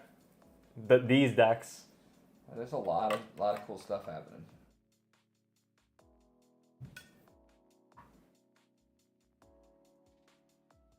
Double dungeon guide. Yeah, he'd risk The first. nothing. He wouldn't risk any assaults. Yeah. Wow. Yeah. Maybe you do. I don't know. Probably not. You just. Yeah, I don't know. I wonder what the thought process behind Orb of Regret is. I think you dungeon guide. Oh, he's gonna orb. Popping it now. I guess he has a lot of safety. He doesn't necessarily need. Oh, dude, but what if they Quicksilver Grail didn't tie it? Oh, man. You can tell these decks are created by TCG because literally none of them have Quicksilver Grail in the main. Okay, that was huge. Wow. That was You huge. could not get a better... That's crazy. He is in an okay spot. Yeah. It's still tough. So you probably just put one dungeon guide down. Go Intrepid Highwayman. And then have 2 to go into level 2 and then use the dungeon guide next turn after that? That's what I'm thinking. That'd be a really solid turn. Let's see if he sees it. Eli, this is Andy on Water Xander and Noel on Geist Control. Water Merlin with Geist as the only Crux cards. Water bubble. It's your baubles, dude. Yeah. Mind Freeze. I love how Mind Oh, we Freeze. sideboarded the baubles. That's Yeah. right. I love that. Yeah. I love how Mind Freeze hasn't gotten value because It's just pass. Yeah, he just passes it. Hasn't put anything down. Like, yeah. Rheumatic, how's it going, dude? These have been some entertaining games. Yeah. Every round. Banger Dude, what an epic event. Thank you guys so much for, Rheumatic and all the other players that we've had making some crazy entertaining content. All the viewers for making this a really epic event as well. so you did miss Virtus Sylvie, except for it did win, so it will be playing in the semifinals, Yeah. which you will be able to check out. We had all Sylvie decks, both Sylvie decks Yeah. won their first round, which is insane. Because they were playing against pretty good decks too, I think. Mm-hmm. Glimpse. Uh, A good Wait, time what just against happened here? Mark, He and it just looks passed? like okay. this will be good to match up as well. Yeah. Yeah. Peace, Trent. See you later. See you, Trent. Yeah, these matches have been awesome. Shout out to the players, man. So here he puts 2 down. He does whatever with glimpsing here. He passes. He levels up. Then dungeon guides next turn. Yeah. Yep. And Game 1 was rough while I figured out, and then Game 2 was smoother. That felt amazing. Game 3 felt really good despite one misplay early on. That's exactly kind of how we were commentating. We were a little confused on Game 1 how you were playing, but we were even saying, like, this is a weird, hard deck to play, thrown at you with, like, barely any experience. It was really exciting to see how fast you picked it up, and we're really looking forward to your semifinals match now that you have a little bit of that experience on it. Dude, Game 2, when you did the owl recollection, I was like, that's everything we wanted. You were big braining, dude. Yeah. Like, literally building that deck and then looking at it, I was like, there's so many lines with this deck. The owl is cracked for sure. Yeah, that was probably my favorite moment of the stream so far. Yeah, that was crazy.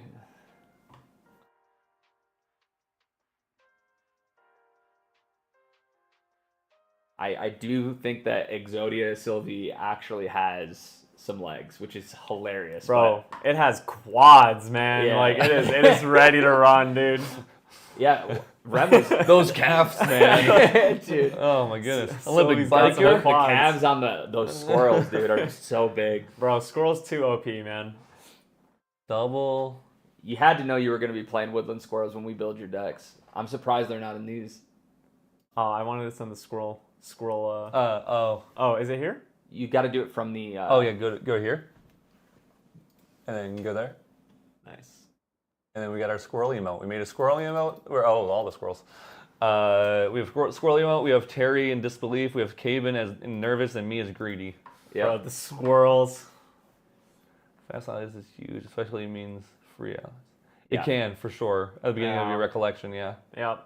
Protected allies. Yeah.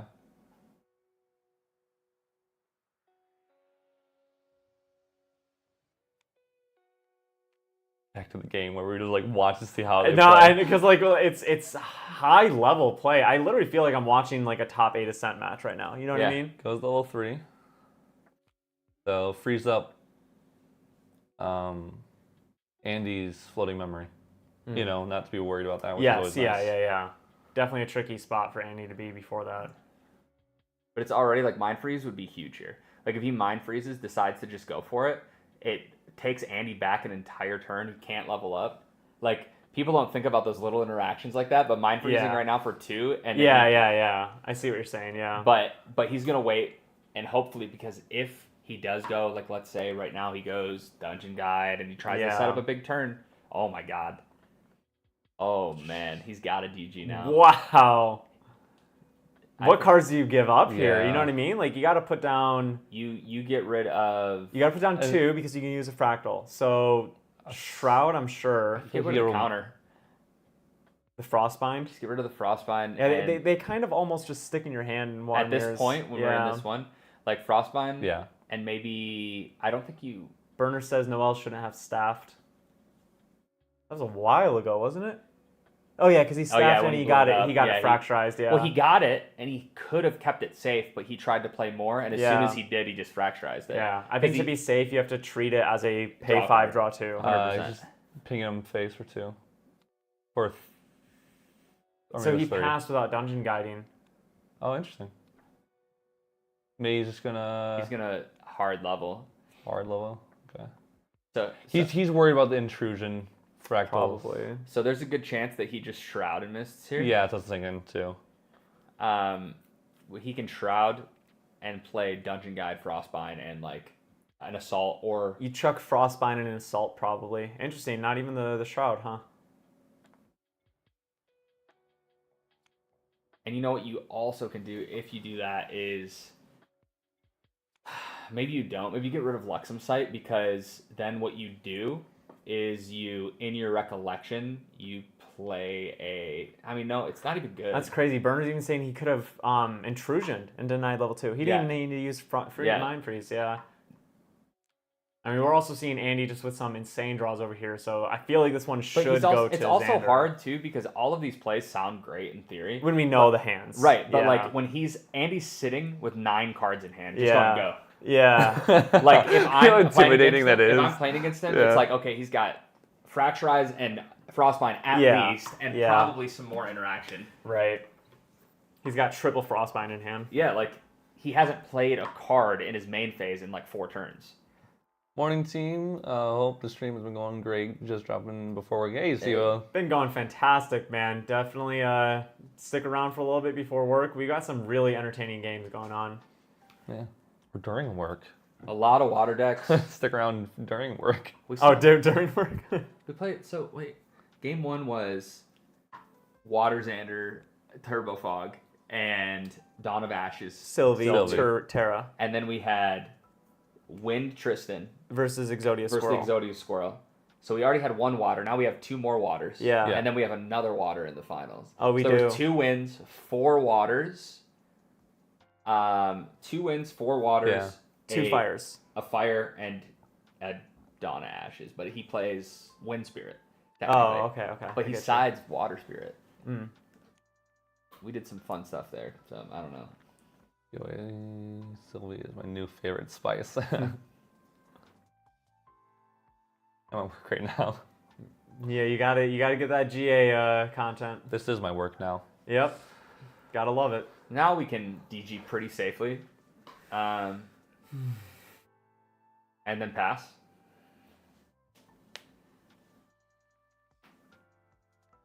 Honestly, you probably just get rid of... I mean, You probably get rid of Shroud. Andy's just been sitting. Yeah, here he goes. You get rid of Shroud and... I think get rid of Shroud too. Okay, yeah, it was either Shroud and Fracturize or that and Fracturize. I mean, that makes sense. You do those two because you can play Shroud. you at the play end of Shroud at the turn. end of your turn to stay safe. And yeah. Wicked, we'll be posting the deck list in our Discord. We'll make an announcement with everyone. So if you join our Discord, we'll tag everyone. You won't miss it. You'll get all 8 deck lists. And yeah, Exodia Squirrels is as fun as the name sounds.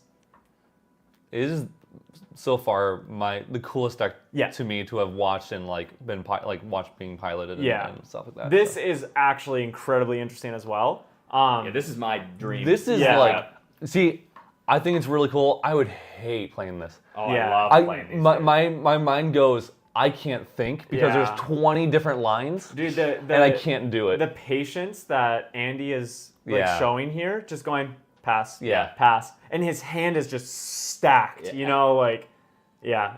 Some really good gameplay that we have going on here. Hold Shroud when the Merlin in game is Iron Dice. Yeah, for sure. It Yeah. also better interaction to stack Luxem and memory. Yeah, exactly.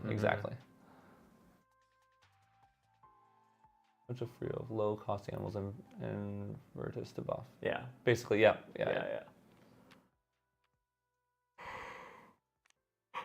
It's honestly like a control deck with a combo kill, Both on Yeah, bottom. it is. which is pretty cool. Both on bottom from the glimpse. Mm-hmm. That was big. Mind freeze is slow, right? Yes. It Okay. is. Just Yeah. want to make sure I'm not missing something crazy. I feel like you let that hit. Actually, you know what? I'm not sure if it is. It's gotta be. There's no way. It is. It's. That stupid thing is Sorry, fast. I wasn't paying attention. Your opponent plays cards. You instantly at your end step get rid of all of them. I'm gonna level up into they level literally 1. go Lightbringer's Assault, and you go, yeah, in response. Yeah, it's slow. Yeah. Crazy. Oh, yeah. That would be awful. Yeah. They're like, oh yeah, you got the Mind Freeze, bro, the most busted card ever created. Fast Mind Freeze. He definitely actually probably is playing a little bit of mind games with how he's been playing. Oh, for sure. Yeah, you have to in Water.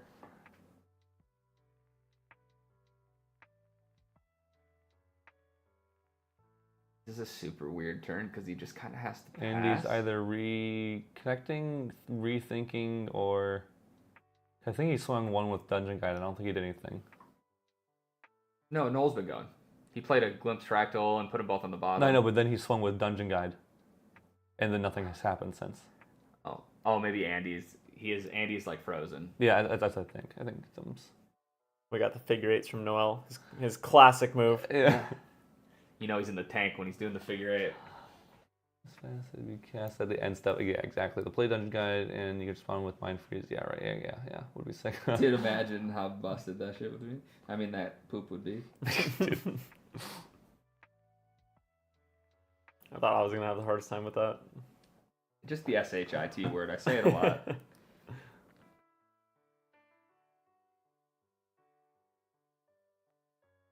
Ooh, road to regionals in this? Malaysia. In the Philippines, baby. Nothing in the Discord, right? No. Okay. Make sure we're not doing. They didn't call Judge, right? Okay. I mean, they don't need to. Andy's got that. Yeah, I know. It's nice that like almost all of our games have had a judge in it. Yeah. We didn't lose connection, right? Go to the stream or OBS. OBS. No, we're Okay. chilling. Okay. Cause I just like chat wasn't moving. Click on TTS. Oh, there we go. Oh, he does have bad connection. It shows. Okay. It might be. I don't think it's on our end because we've seen Yeah, normal yeah. movement, so. That's all right. We'll get it figured out. We still have time. Oh yeah, we still have an hour, right? Yeah, this is game 2. Yep. Yeah, these players are playing phenomenal. You also thanks, Zephyr. Yeah, Appreciate it. thank you. Good, although I'm watching the internet bump around. Oh, sure. There we go. He's back. Okay. What do you do? He might have threw a card across the screen. Oh, he's materializing.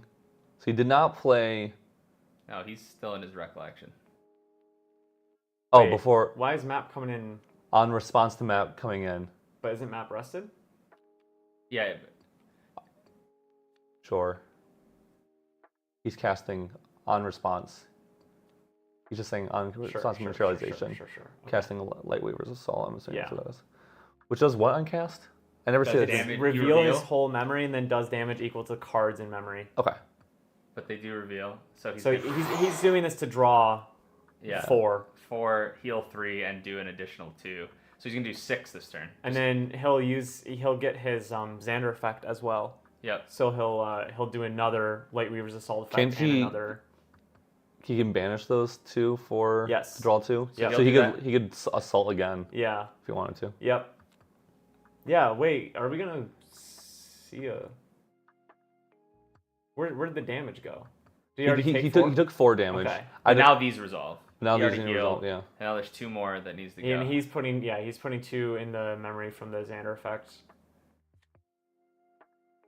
Where did the first 2 from the revealed Lightweavers go? He added it. No, because No, there should be 2 more. this Lightweaver's. Oh, got... he did it to the dungeon guy. Dungeon Guide. Okay. He did the dungeon guy and killed it with a dungeon guy. Okay. It's 8 damage this I turn. think 2 what- from reveal. you know what yeah, he- like there you go. You know yeah. what he should have done there is he should have actually not gotten rid of the cut, so that when he revealed it with Xander, All more cards go 4 down. cards would have went down, Yeah. which would have left him with only 1 card in hand and 1 fractal, which means no counterplay to anything you do.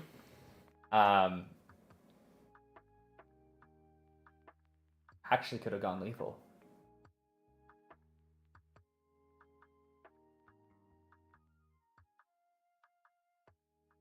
It would have been close. I don't know if they actually has full lethal. It would have been very close in How's damage. it lethal? So if he wouldn't have gone DG and went face, right? So he'd be at 8. 9. And then when he revealed again, right? So he puts 4 cards, so he has no way to interact at this point. And you do another. So now he's at, what is he at right now? 6? Yeah. So he'd be at 8. Then he draws. Right now you have all those cards in hand, right? Mm-hmm. He's got 1, 2, 3, 4, 5, 6. 1, 2, 3, 4, 5, 6, 7, 8, 9. So it's 1 card off. But he can get From double. doing the double. The double, he could double Lightweavers. Oh, okay. And he would Yeah. get 14, That makes sense. We've seen Erendite come out here, which is not enough. and obviously we know that we have this Stratomus in hand, but Which is very. And Fracturized. yeah, and Fracturized, that's Fracturized huge. is actually really Korhazi's Trapper, Terrafring. We're seeing a very set up Xander over here. No, these are just new decks that everyone isn't comfortable with. Yeah. And he's kind of rusted. Yeah. No. Is 2 hours going to be a new round time? Just for this tournament. Yeah, we just had the time, so we wanted to, especially with so many players are playing like really brand new cards and stuff like that, brand new strategies. So without deck building themselves or really practicing that much, so even these experienced players are going to be probably playing a little bit slower, which we really haven't seen in this match. And Yeah, I mean, like, it is actually kind of crazy to see Andy play this well because, like, he is a store owner, tournament organizer. Judge. You know, like, judge. He doesn't really get the opportunity to play as much as some of these other players, and it really feels like he's holding his own ground. So, shout out to him. He's got the fracture eyes here. Yeah, he's that's gonna- huge. It was a 5 attack damage sword, so Stops 10 damage over 2 turns. He's gonna recollect here still, right? yeah, This yeah, is all yeah, yeah. prereq. Yep, that was all This is prereq. all prereq. So he draws for Merlin, recollects, draws for turn. Yep, correct. Man, what a prereq, dude. Yeah. There was so much going on. Press 1 idle.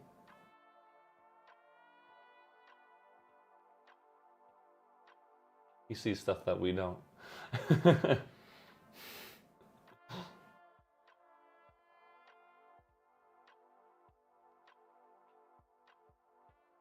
Fracture eyes, dude. What a card.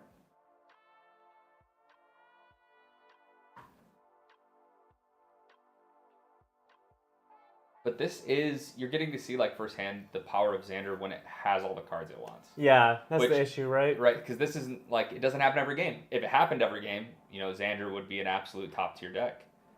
Because when Xander gets he doesn't have a material deck, you're right. He really needs to see a Geist. I That's think his literally the whole material point. deck is technically, for some reason, off screen. He still has one. He's been pulling cards from off screen from his material deck. I don't Oh, know weird. what Okay. happened to it. I it think might be just glitched. Yeah, I think it's just glitched with how like, the internet has been. I mean, it's been in like a TTS Yeah. for like 4 hours. Yeah. I probably should restart it after this. Gotta get rid of the, yeah. The heal. Right, yeah. Yeah. I think Andy was just reading to make sure it didn't reveal right Yep. there.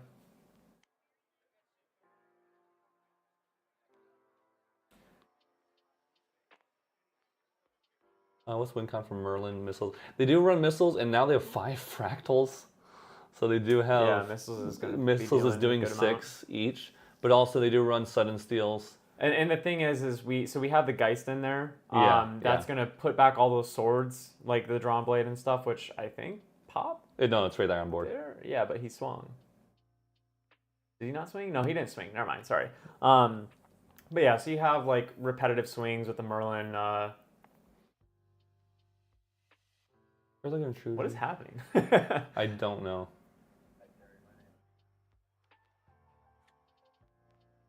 Healing.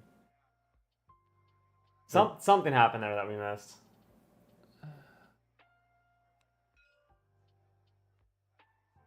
What? I think. Oh, he skipped his Yeah, materialization Andy phase. skipped materialization. Okay, sorry. No, it's okay. It's We're just seeing some draw here. Makes sense. And putting some beefy allies on the board. Yeah. This is relevant damage. Another. Going into a Shroud is good. It's a free turn. Yep, swinging 3. And these Dungeon Guide and Frostbinder swings are going to start really adding Well- up fast. We're seeing Oh, 2 just chilling give her- touches. Yeah. It is interesting to double Chilling Touch because he does have 5 fractals still. Like, you can cast anything. He can even Frostbind here if he wants. Oh, the And he second can one. just pay for it. I think. he's got Oh, he's fractals. got Fractals outright. Man, dude, water. Yeah. Yeah, he's just going to lose him for a turn. And we're going to see the draw. But now he's gonna get, you're gonna see Mind Freeze and it's all its glory. Yeah, very true. He's gonna time walk Andy, so Yep. Andy won't get a turn. Yep. Well, I mean, he'll get the swing with a paladin, and maybe he'll draw another paladin. I don't know. Yeah.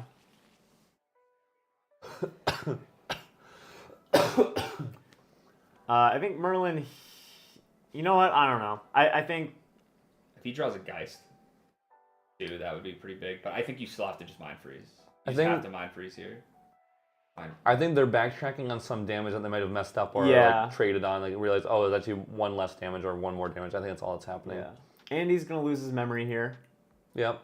and We're in the main Noel's phase. also an important part about this. Noel's gonna get full knowledge. So what can you hover over it and Yeah. of Mind You Freeze? should. Yeah, sure. Banish cards at random from target's memory. Return those cards at memory. Okay, yeah. As much as I love water and the slower game pace, but geez, it's like watching a board game. It's complicated. It is very complicated, and these players are playing it so well and fast. Next to his turn. You can bring in something if you want. He skipped materialization last time. Yeah. He does have a floating memory this time. Maybe there's something he wants to grab now. He has 2, yeah. Cloak. Cloak, yeah. Sure, makes sense. Yeah. Oh. Yeah. And then you can swing and draw. And then you draw for turn. Not bad. That's And pretty swing good. 4. Yeah, Pass. that's not bad at all. Those are great cards to see. Noel's so low on actual cards to cast from hand right now. Yeah. Although he's getting a draw 2 this turn. Merlin effect and draw for turn, so. And whatever else is in his material His deck. Material deck, yeah. Oh, there's Nothing. Geist. Geist. Yeah, so he's skipping materialization. Maybe he actually is out of material deck cards. But yeah, not getting anymore. that Geist is pretty huge here. So He does good. have to pay 4. Luckily, he has all of those. Yeah. You swing with Merlin, break your drawn blade. He just got another Mind Freeze. You just mind freeze and then play Geist. And you s- can we'll mind- swing with sword to break sword so you can get it back. Actually, you can't mind freeze and Geist. You could, can, but then you're it's- risking you lose the Frostbind, and you don't Frostbind. want either one of those to get Frostbounded. Frostbinded? I don't know. So I think Frostbound. I honestly think you just mind freeze again. No, it's not good enough. You go Geist, right? But you just die probably if you know You the think he knowledge. You know he has double light weavers. Oh, true. And he's true. going up to. Yeah. He's going up You to. have to mind freeze. You have to mind freeze. But what is he doing? I think what he might have to do here is just Mind Freeze and then play Geist and And just hope he hope doesn't that the have Frostbind Frostbind. doesn't happen. It might be the Well- best thing. Or, I mean, I don't know if you're dead. 4, 2, 6. No, 4. You're dead. Frostbind. You're dead to double light weavers here, 100%. Because he reveals both of them, does 4, so that'll knock him down to 20. Yep. Yeah. And then he can instant speed hit him for enough damage with your Frostborn Paladin. Well, that's what I say. You have Resolute. So that's the only thing I was thinking about. He can light Weavers twice next turn Yeah. because he has Fractals. Yeah. Mm. Which will hit for We have 7 you and have 7. Frost- But you have hit- Frostbind in Frostbind hand. in Yeah. hand, Man, dude, water, dude. No, but Frostbind doesn't even get there, I don't think. So it's going to do this again. What did he play? Mind Freeze. Mind freeze. Okay.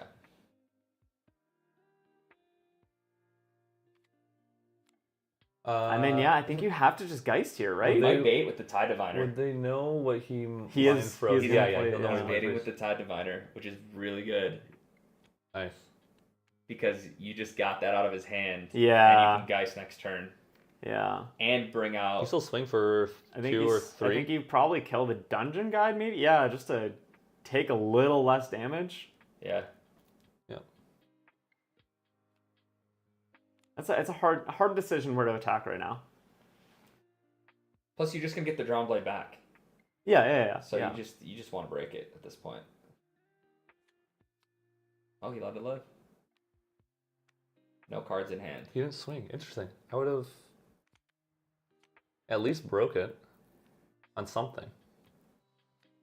Yeah. Is that a Binding Orb? Yeah. Blinding Orb.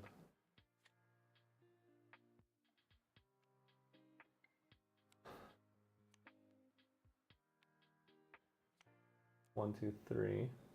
Oh, maybe leave it up. Well, He might want to leave it up. are you scared of dying?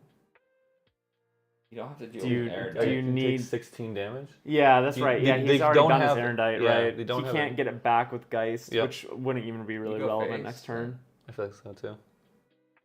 Does he have floating memory for Cloak? No. Now he does. Tariff is active, he can't swing. Oh, Last Did turn. he We weren't looking at the screen when he oh, popped okay, it. okay.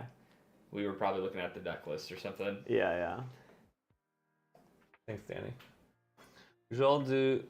We should do an all-water Merlin 32 player tournament. Holy moly. By the think I'm time it alright. finishes, Alchemic Revolution will be out.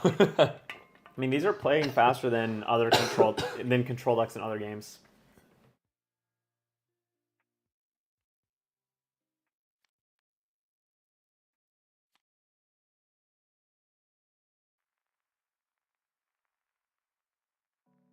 think he's swinging. Yeah. Yeah, he ends up swinging. Yeah.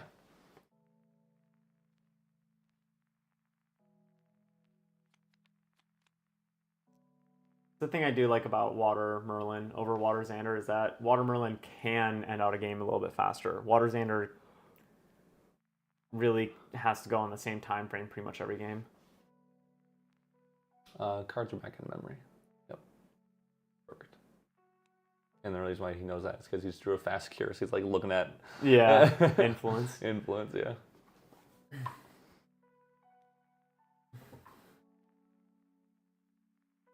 I'm sorry. Did he draw that with his draw for the turn? Yeah. Yes. Gotcha. So it wasn't a Merlin draw. So No. Recollection's all done. Yeah. Yeah. So you can Geist here, get everything back. Maybe swing first to break blade if you want it back. Yeah, probably. But yeah, now you're only swinging for 1 instead of 3, like last turn. Yeah. Yeah. Well, you said last turn he couldn't because of tariff. Oh, okay. Now I understand. The problem with Geist here is you just die, right? Yeah. So, But yeah, so you have to keep Frostbind up. Well, I mean, you have 5 fractals. You play 4. I wouldn't do that. So he's also isn't. Yeah, Fastcure is healing him here. Yeah. I just would have left Resolute and. Well, I guess Resolute is not blocking much. No. Because it's lightweight around it. It's Yeah. Yeah, it's And you're not going to be able to cast a counter anyway because he's going to Binding Orb you at the start of his turn. So you might as well just Geist, right? Or you have to keep all your cards in hand. You play Geist, you use 4 fractals to play it. You keep all your cards in hand. Right. Yeah. Yeah. That might have been the play. That's what I was thinking. Yeah. At the very beginning of it. Rough. Yeah. But this trades He in. can kill. Yeah, he can kill Paladin. Paladin. Oh, he kills Paladin. That's big.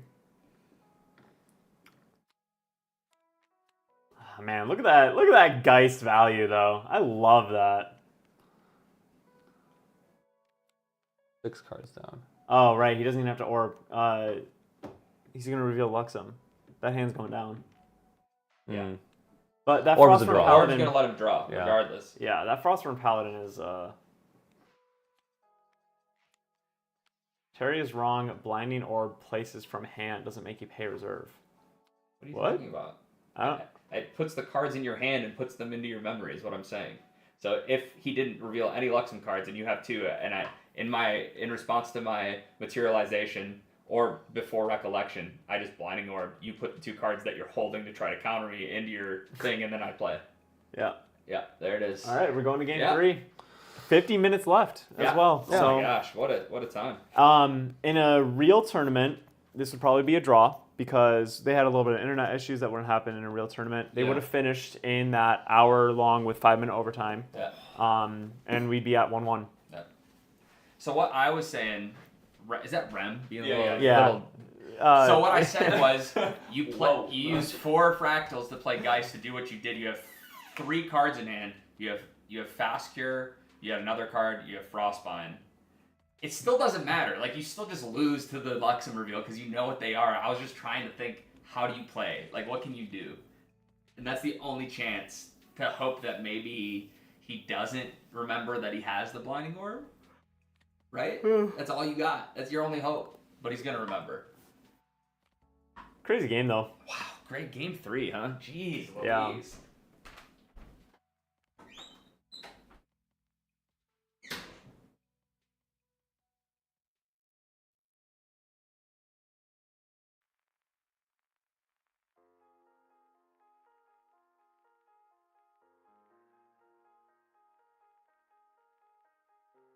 Oh, okay, that makes more sense, Ram. Anyway, I hope that Exodia Squirrel wins. I hope Exodia Squirrel takes down the whole event. No offense to the water players that are playing right now. Yeah. Just all our personal favorite. Very cool deck. Glad we thought of that Yeah, that one's pretty cool. in such short time. Yeah, that one was pretty sweet. Ugh. For coming up with 8 decks immediately in the middle of the night. Yeah. not bad list. No. I am Fun event for sure. just a cool thing to put together. Solidar had a good idea. And it was a meme, but it ended up working out. Rem, you pray.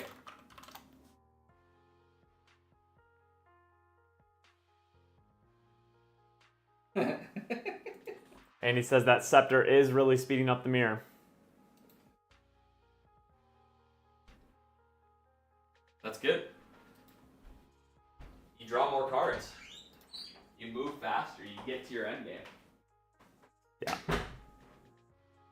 Yeah, it is interesting. I do think it basically has to be treated as a materialized draw 2, which is a really strong effect. We don't really have... Chalice of Blood is the only draw 2 that we have. And obviously it's like kind of a little bit better because it's a 0 cost. So you're not sacrificing a resource for it. But Scepter being able to be done basically turn 1, kind of insane.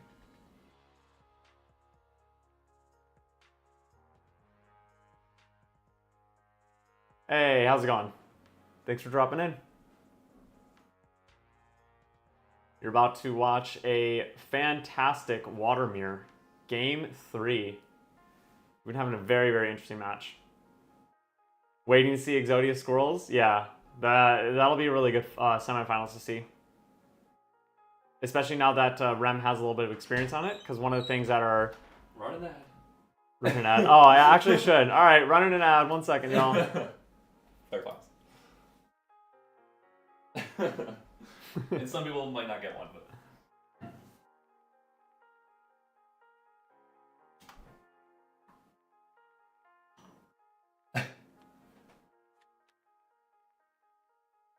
Waiting to see Exodia Squirrels.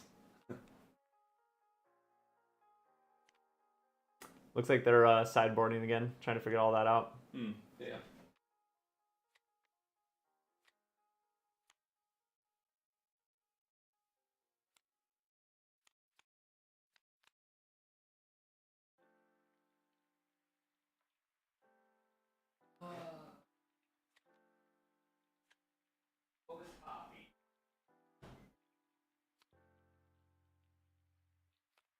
We're halfway through the stream now, I just realized. I think we just passed that half hour, or halfway point, like 45 minutes ago. But I have to like do a bunch of paperwork in order to get that quote, like ASAP. And I honestly should have done it like last week. I'm back exclusively to watch Andy. Yeah, fantastic games by Andy. Like, I probably should do it. You guys gave me an odd sideboard. To be honest, Rem, the sideboard That's another option. was a little scuffed for each deck, I think. Oh, dude, sideboards suck. Yeah. Our sideboards are not good. We did not put a lot of thought into sideboards. The sideboards have the least amount of thought in the deck building process. For this event, at least. Yeah. All right, so we see Andy picking to go first. Or sorry, no, Noel got to pick. Andy took the game that last one. So Noel picking second.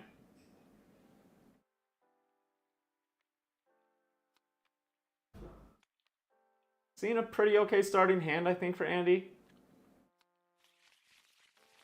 Gonna start with the glimpse too. All right, Rem liked the sideboard. Good to hear. If Andy was a competitor, I would absolutely shout him to be like top flyers of the world. He's terrifying to play against. Yeah, I mean, seeing him play without being a competitive player, kind of cracked.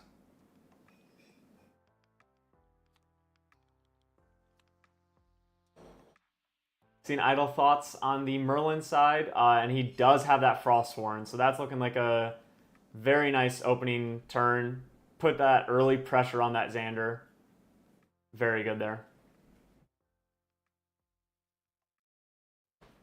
Which we might just see instantly healed from Fast Gear, but still is going to be a problem on the board. Cheese dips and chip. Nice. Well, cheese, but you know. Yo, you got cheesy bean and rice burritos, bro. Yeah, Oh, I might snag one of those. That sounds good. those are good.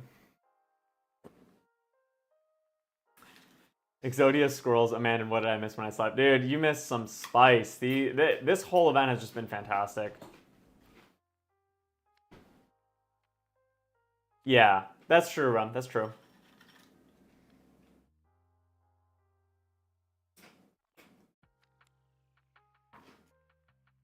I mean, a big part of playing games optimally is knowing all the interactions.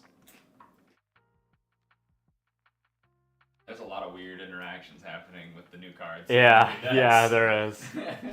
So it's totally understandable to make a few misplays or not understand. Or like just miss something entirely.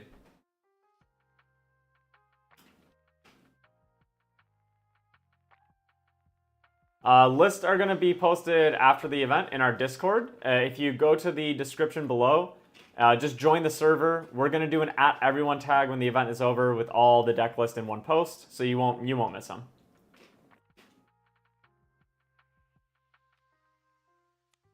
And then we'll do some deck techs to improve Yeah. how to improve the decks on our Patreon later on. We'll probably cover the winning deck on a YouTube video. And then, yeah, we'll start updating some of these decks because some of these decks, I think, show serious meta potential. So we'll probably pick like our couple favorite that we think have the best chance to do well into this regional season. We'll probably do some little bit of gauntlet training for them before we Yeah. put up on Patreon too, so they actually have like a basis behind them. Yeah.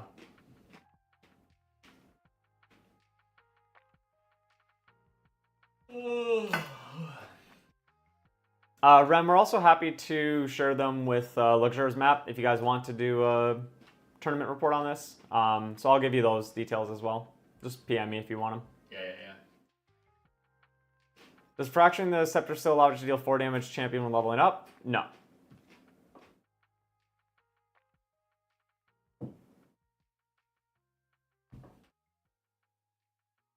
It is not on the layer that changes the element compound of cards. Zephyr knows what's up. He's saying that our YouTube videos are going to be on Exodia. He gets it. He knows. No pressure, Rem. No pressure, brother.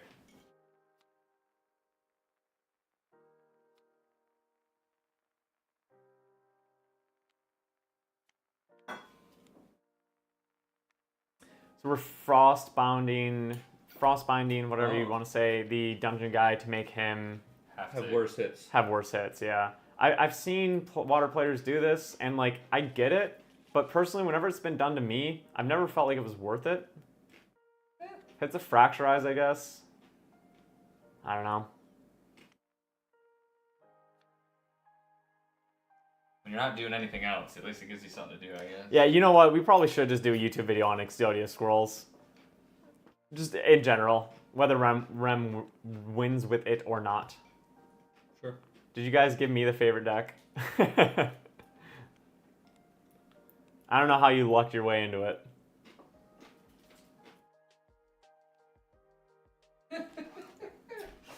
Oh, man. Alright, guys. I'm going to say a short goodbye because I might come back if I can. Yeah. I just have to go put out some fires at work. I mean, if we do a true 24 hours, we still have over 10 hours. Slightly over 10 hours left. I'll at least get on Discord. Yeah. For the you know, The semis finals, or the finals. the finals start at 9 p.m. So. Yeah. Oh my gosh. But anyway, it's been super fun. I'm sure I'll be back on stream. But Nah, Rem, we're perfectly happy to share with Luxurious Map. We appreciate that as a resource, and the community appreciates that as a resource. And I think it's a very important. Luxurious Map is doing something that GA needs. So whether it's our content or not, we're more than happy to share.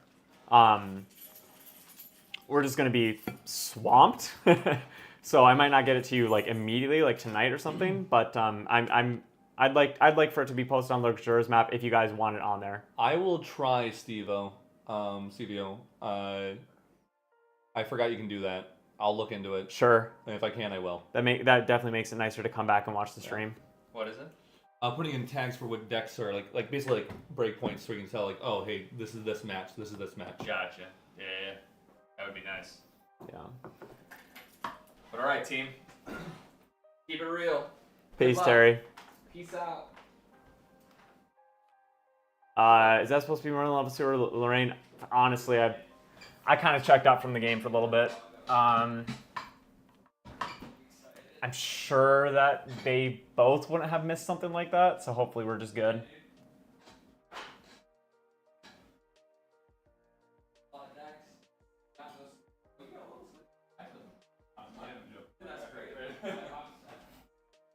See you then.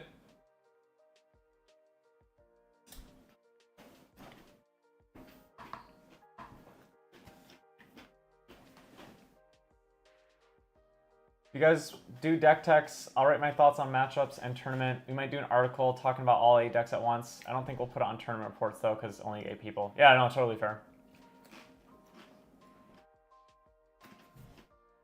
Yeah, it's an 8-person tournament with all the decks created by one team. Definitely a weird tournament, but a really cool one. Not biased or anything, but you know. I would love to do more weird ones like this. Yeah, this has been a fantastic experience. Maybe not 8 hours, or maybe not 24 hours. I mean, but Yeah. a different type of tournament. Yeah.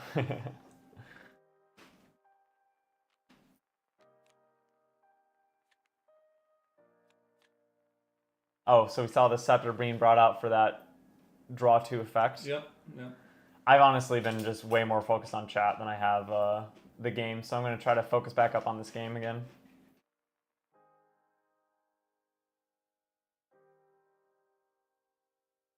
Yeah, hopefully we didn't get an extra champion level. Hopefully they both know what's going on. Seen an orb being brought out.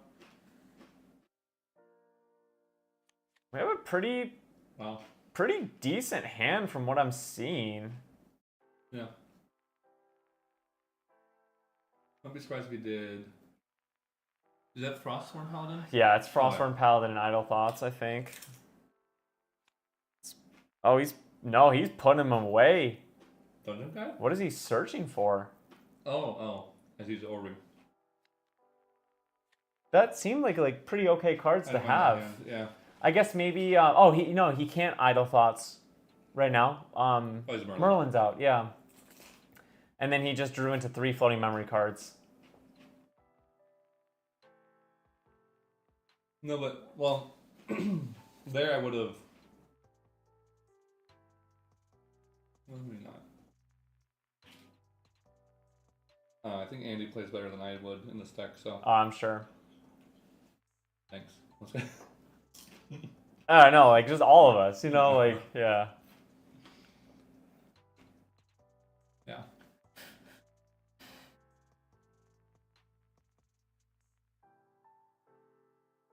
Oh, yeah.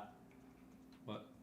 Can turn player just play their scepter using a floating memory before Merlin gets a chance to eat it up? Because what are they responding to? You know what I mean?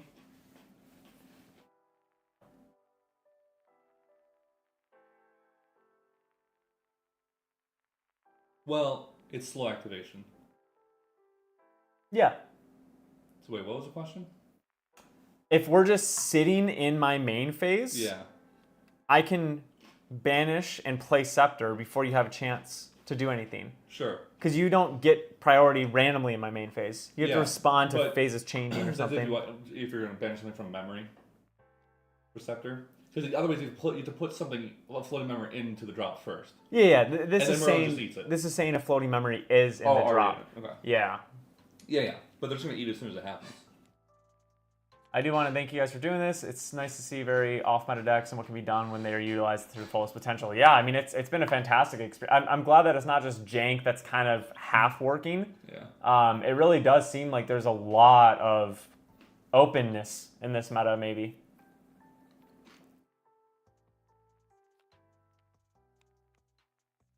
After faster resolves, turn player has priority. Resolution doesn't present opportunity if the stack player is empty.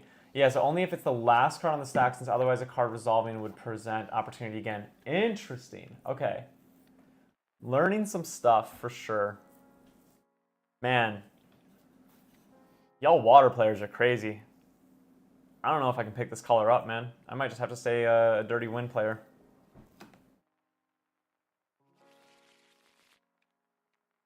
Yeah, that's wild.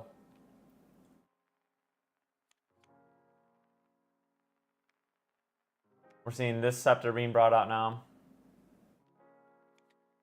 Oh, I see. Okay, sorry. And we're going to see the... where does it stand? Probably just to get 2 cards down. Because he can't, like, fracturize the scepter because he'll just pay. So, yeah, we're just seeing Xander level up here. Do you have the long explanation? 29. Yeah, I get what it was. No, what's being yeah. said now. Sorry, I didn't realize what was happening before, but now I get it. Yeah.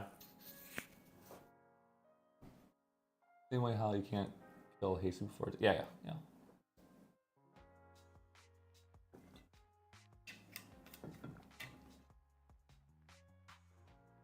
Article topic. Goes into level 2. We'll probably see the dungeon guide this turn then too. I can see that happening. Well, it depends on what he draws, actually. Yeah.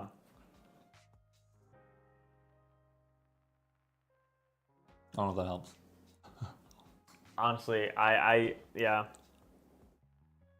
He waited longer than I thought he would last game, so I just have no idea. But, I mean, tapping the fractal does look like we're going to probably be going into this dungeon guide right here. Okay. This makes sense because you can then fracturize on their turn to put stuff in the drop if you need to. So we're seeing the turbo to level 3 instead of the long haul like last game. For instance, if they... Whoa, where am I reading? For instance, if they play like... We have the level 3 come out. If this Merlin ever goes less than 5 mana available, that Scepter is going to be a prime target for fracturization.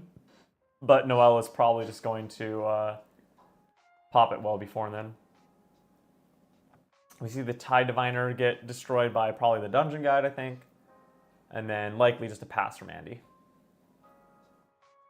We're looking at an end step fast here maybe. Might be trying to level up here into level 3. Now that Andy's gotten to his Xander level 3, not much of a point to sit on this level 2 Merlin anymore. Yeah. We might as well start getting those level counters in the every other turn draw from Merlin.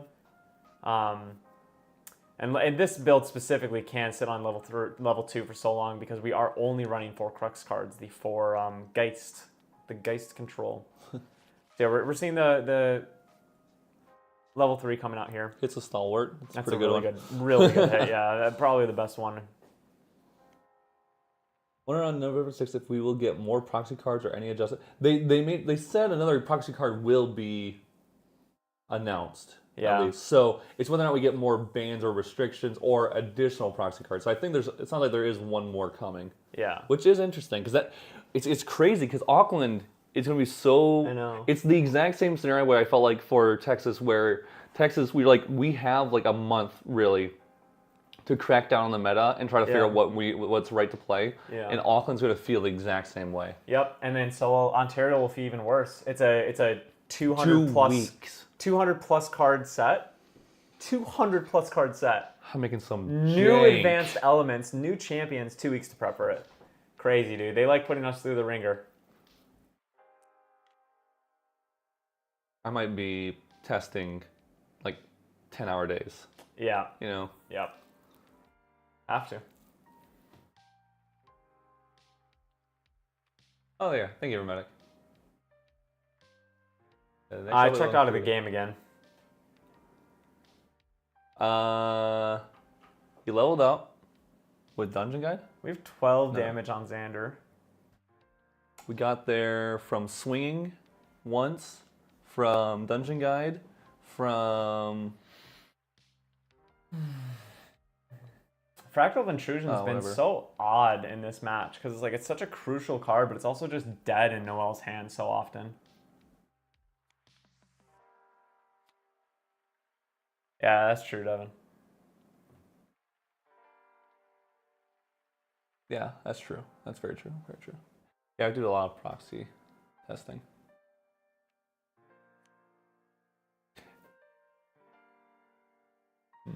I wonder if he's gonna fracturize his own terrafring. I'm down for it. Am I up in 30? Yeah.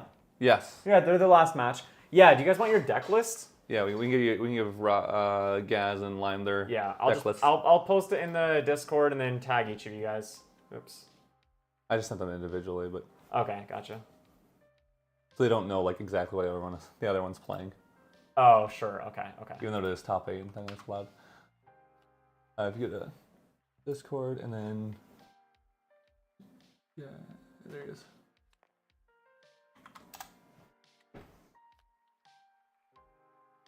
Oops. Wait. Firepot. Or Brave, sorry, you're right. Are we giving him Water Mordred or are we giving him I don't know. Crux? I think we were giving him Crux. Oh, okay. Oh. Okay. I was like, I don't know where. Oh my gosh. Huh. What's happening? You don't get it. Nope, too bad. There we go. I don't even know what's in this deck. You guys made this when I was asleep. It's pretty boring.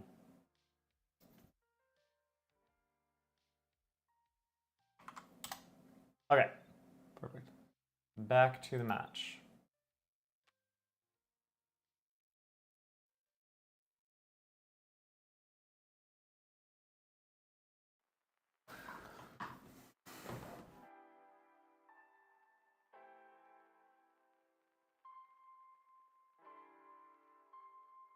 I don't randomly say why I go Hunter's Tales. That's fine. So does the fact that draw 2 cards were banned, is it fair to assume the only way they could really been balanced is if Terra had a draw 2 card? Does the fact that draw 2 cards... Oh, some big damage. But are we going into the dungeon guide with this? That seems... He has to be going face, right? Wait, what is happening? Why do you put down so many cards for Sudden Steel? Oh, he must be Terrafringed. Oh. Yeah, Well, he's going face, it's free. So you put down 2 for whatever, and then puts on a 23. And you should be able to... It costs 1. I think he'd have Fractal for that. And then he swung Frostborn, so he's done, Missile is lethal. Oh, unless he Frostbinds. You could attempt lethal here. Yeah. Which he can do at any speed. So he might wait and see if Andy does something on his turn. Or in response to something at the end of the turn. Yeah.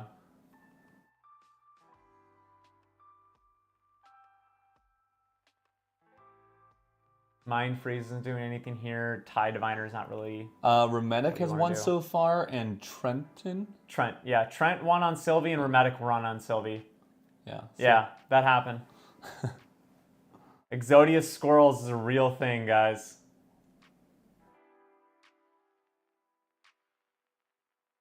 Not sure where we're at in this process. Noel might just be thinking before he passes.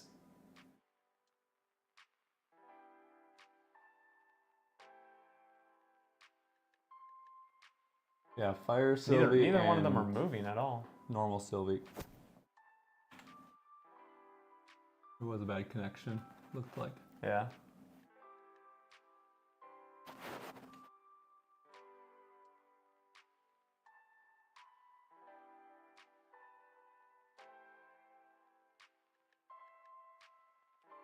Oh, there we go. He's back. Okay, cool.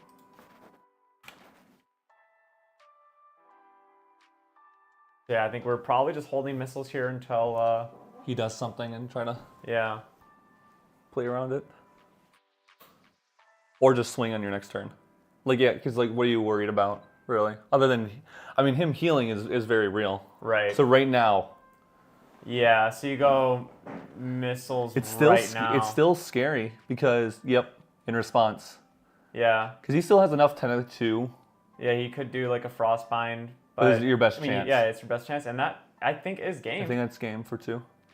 Yeah, he's showing. Yeah, he's scooping. That's game. That'll hit perfect lethal with the well-timed refracting missiles. So Water Merlin. Water Merlin. With Water Geist. Merlin with the only Crux card for Geist. Geist. We have Geist Control taking it down. Wow, congratulations, Noel. Yeah. Do you want to... You can do it. You can do it. All right. Oh, yeah. Go for it. Sorry, my bad. There you go. I want to Hey. get like another card. That looks like game. Yeah, that was game with the refracting missile. But hey, congrats to both of you. Great games to watch. I mean, like, seriously, like, you guys are, like, blowing my mind with how well you guys are piloting them for not playing the deck at all. Yeah, so I was like, kind of that. There were a lot of little misplays I did, like sending on the sudden steal to break the scepter because I thought I still had a bobble in material deck. But yeah, no, Andy played it really well also. Geist Control sounds like a nasty name. Yeah, you guys played nuts. And thank you so much for playing. Like I said, great games, and we really appreciate you guys taking the time out of your day to do this, too, for the tournament. Yeah, Absolutely. Thanks for having us. It the decks are really cool. I definitely want to mess around with something like this more. Yeah. Yeah, what we were commenting on throughout the entire time is like, all right, they made Scepter Lumina to speed up the water mirror, but instead they just printed a great value card for water. Yeah. We saw how many times you guys just use it to draw 2 because it's just such good value to do so, yeah. Yeah. Well, hey, thanks. I mean, you guys can feel free to stay in table 1 if you guys want and chat or whatever, but we're going to continue on with the rest of the tournament, so thanks again. Yeah, sounds good. Thanks. And thank you again. Yeah, bye. Oops. All right. All right, I'm going to go get a snack real quick. I'll let you take over for a second. I will sit, not shotgun, but driver's seat, and then we are going to have our next next match in 22 minutes with Lime and Gaz. So the Creative Shock guys. I'm going to make sure here. I'm going to get Tabletop Simulator all set up for. I'm going to reset Tabletop Simulator here because I feel like it was starting to die. It's funny, no, it's cleaning up, but I feel bad because I'm about to just drop the server. He's cleaning up the play field, but he doesn't need to. Yeah, it's okay. Just drop it. There you go.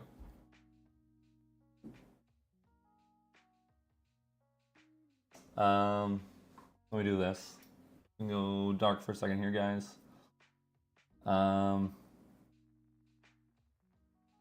Let Tabletop Center calm down for a second. Yeah, seeing Gaz and Lime play will be super awesome. We got some nice decks picked out for the two of them. Hopefully they enjoy them. Let me start this back up. I have to get those decks imported here. Let me go just real quick. So I can input the password and thing. Cleaning up the virtual table, I like it. So respectful. They play Fogxander yet? Yeah, Fogxander was played. Unfortunately, it did lose to who was it? It was Trenton. Yeah, you're there on DOA Sylvie. So it was a great game to watch for sure.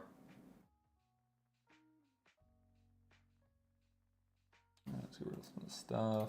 Let me get the other decks imported here.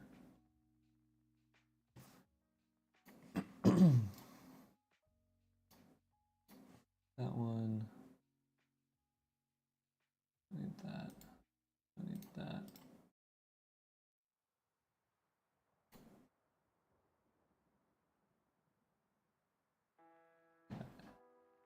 I think Noel said that he is good with webcam, so we might have Trent and Noel play. Okay. Because then they can do a webcam match.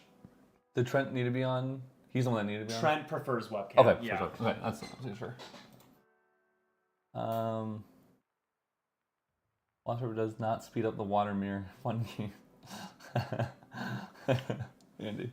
Wait, Andy said that it does speed up the water mirror earlier. I think he was memeing, but Oh. I think it's just like the card didn't improve damage at all. It was just used for like value. Yeah, but it gets you to those more impactful turns a little bit faster, right?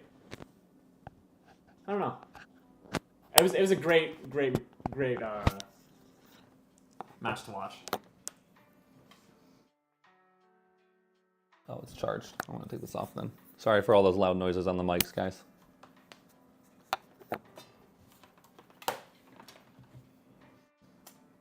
Blast from the past. Okay.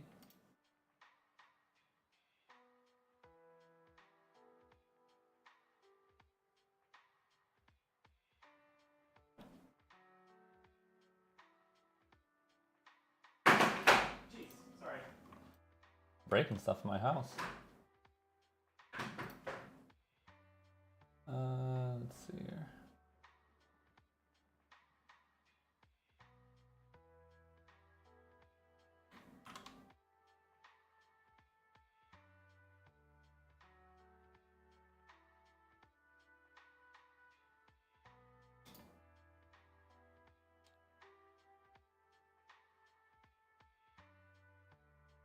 Thanks for having really enjoyed being able to sit down and play some J some more. Yeah, hey, thank you so much, Andrew. Appreciate it, man. Always awesome to have people on, of course, people who are in the community, and I mean, a great judge and tournament also, person puts on a tournament as well. Yeti Games over there. Awesome to have you take part in this.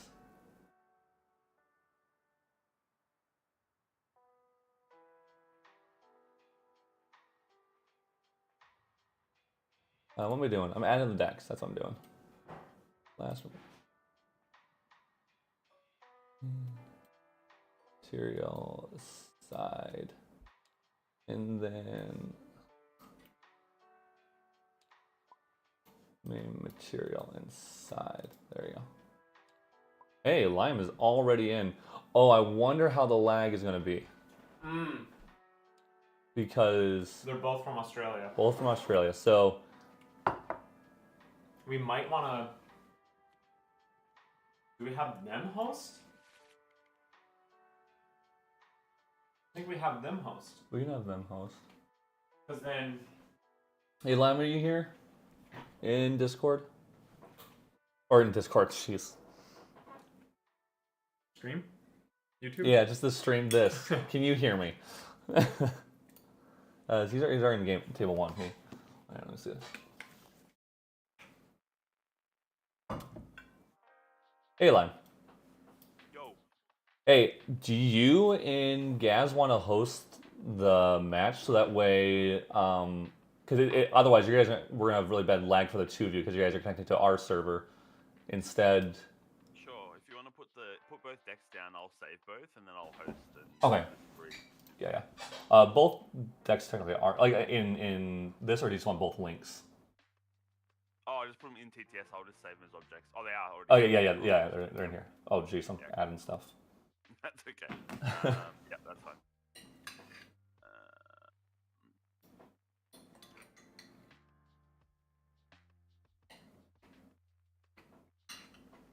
All right.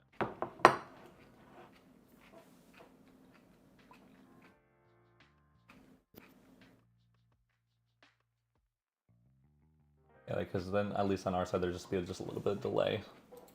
So it's Grand Archive Limelight and the password's GA, capital G, capital A, 1, 2, 3. Oh, well, here, let me mute myself. Let me change it slightly, and I'll mute myself on stream so people don't have to try to join that. One sec. All right, you should be good to go.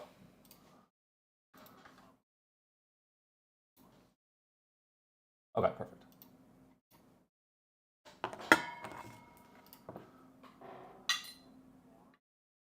Hey.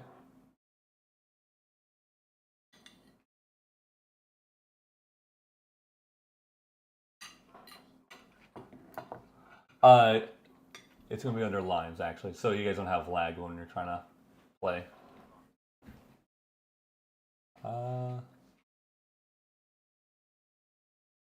I'm sorry, you said the server's Lime? Green Archive Limelight. Sorry. Okay. Perfect, yeah. Sorry about that.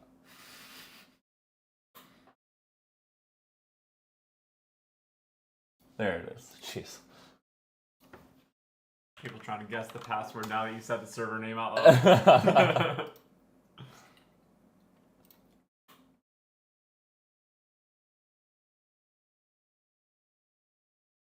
Holy moly. Oh, okay, why am I... There.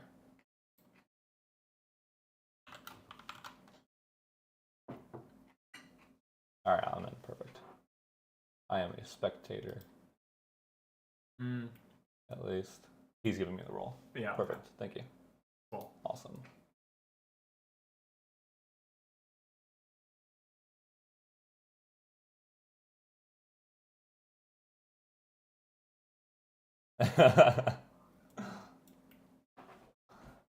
Storm the gates leaked. Yeah.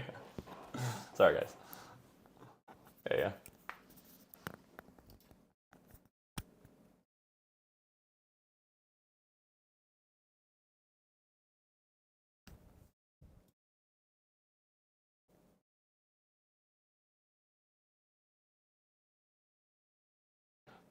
Do you think it's okay if they start early? I don't see why not. Just 10 minutes early. Yeah, go for it. Yeah, I think you're good to go then. Whenever you guys are ready.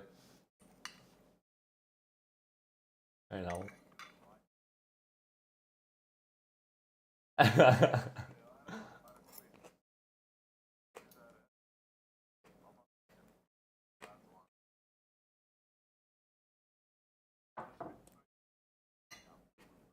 Yeah, Kay was spent the most time, but I'll leave you guys to it. So I'll drop on the Discord here for you too.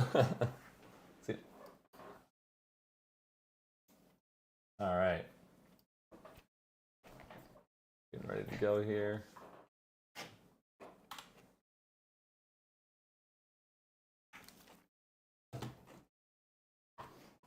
The second plugged in. They say anything about the deck choices? Lime didn't say anything, but he was talking about how it's ironic that Gaz is on Rye. Wind Rye. I don't think he likes Wind Rye. Oh, that's funny. So, here we got music coming back. There we go. And let's sound this a bit more. Wow, Lime didn't even play Stalwart. Oh, maybe discarding it, I guess, off of creative. Yeah, you can see that.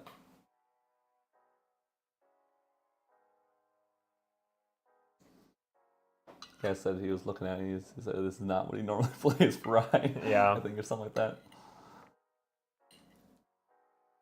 Yeah, it's going to be a very different ride for him. Hopefully he gets the idea of taking it slow. Yeah.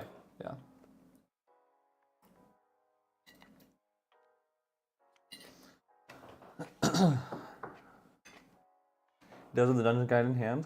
I'm pretty sure he's realizing there's way more win cards Yeah. than he normally does. He might have. There's a chance he just passed. I could see pass, GCR, careful study. Yep, he's in Creative Shock. Probably get rid of that Stalwart we're talking about at the end of Gaz's turn here. Gaz is on the Wind Arcane, by the way, and Jason. Jason is on the Fire Lorraine. Should be faster than the Water Mirror. Probably.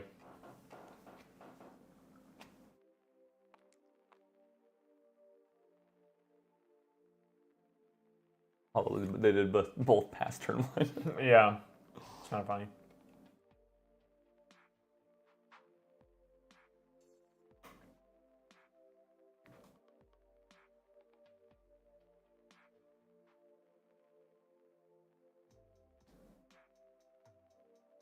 Oh, sorry, I didn't answer Gaz there.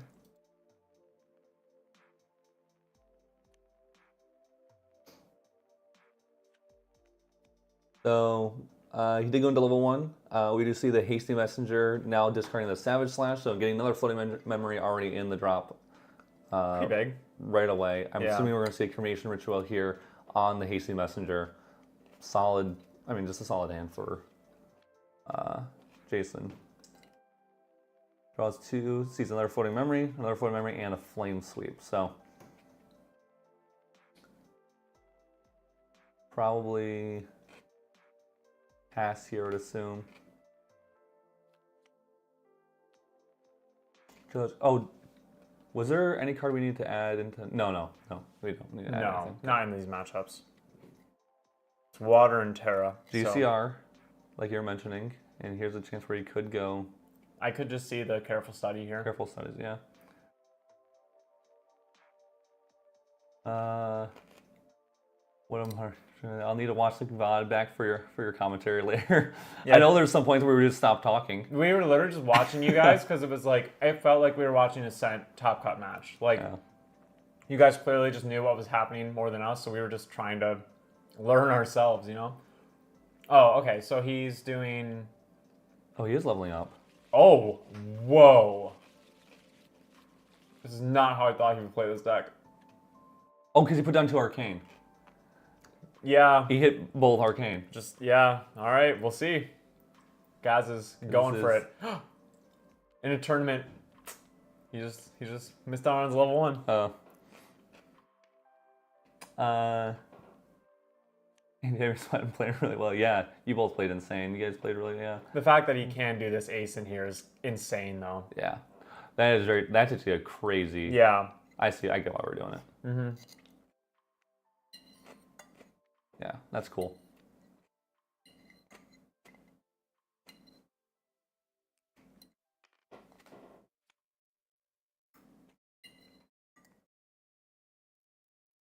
I'm sure it's just passed back to you.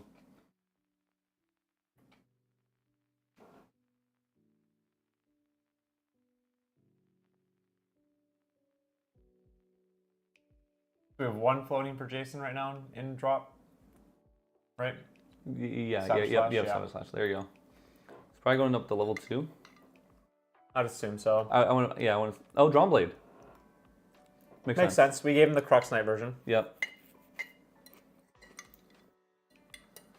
And I think because we didn't put too much Crux cards in that one as well, right? Mm-hmm.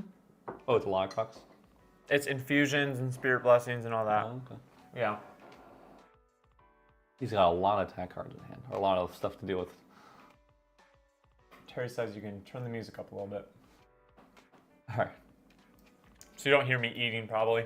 Sorry, it's a 24-hour stream. We gotta do what we gotta do. Yeah, those shoes. You can see when it like bumps up.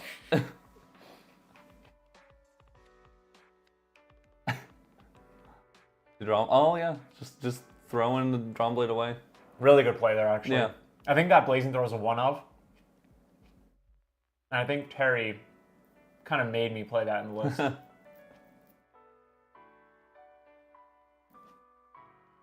Here, I'll let you talk while I finish up my eating.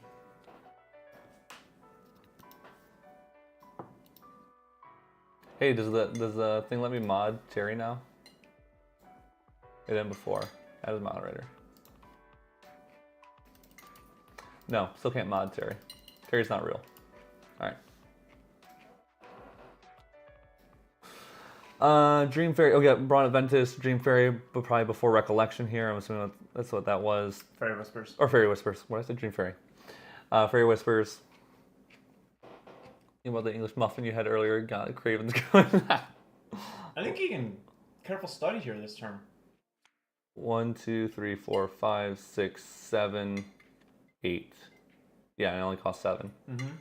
Put the reveal the summon gale. Is that what that's called? Yeah. Summon gale to hand. Is that not before Recollection? Or is that in main? I thought it was before. I thought it was before too, but.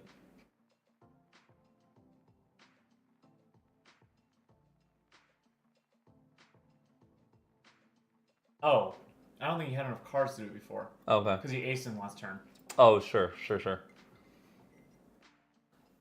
I think, is he dungeon guiding here? He might be. He has so much return to hand.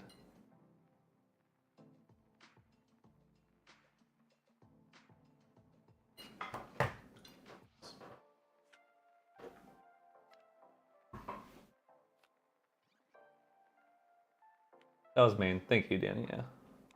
Yep. Okay. We do see the dungeon guide. Just going to level 2, start getting those,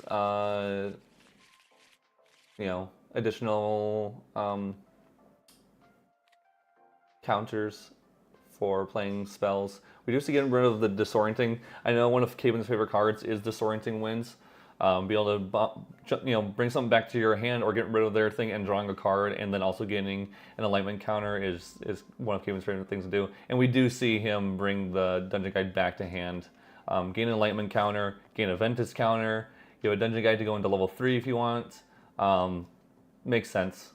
And then we do see the spice of the deck, the arcane element. And does look like we pass to.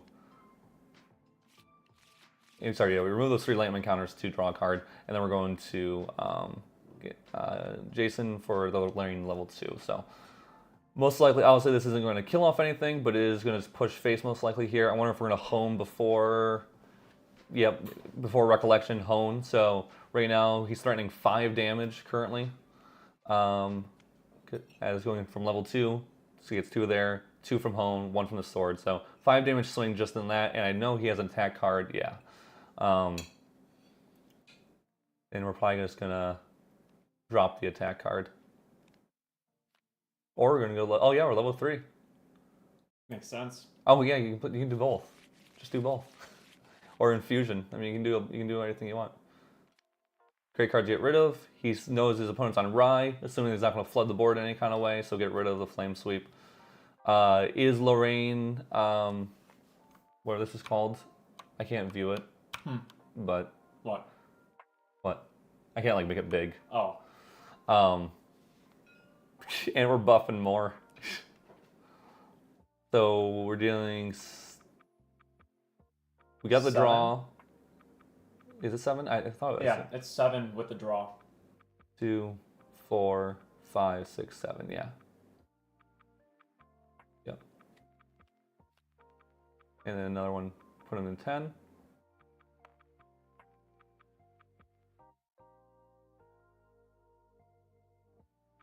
Probably removing a Ventus counter to gain an enlightenment counter at the end of the end step.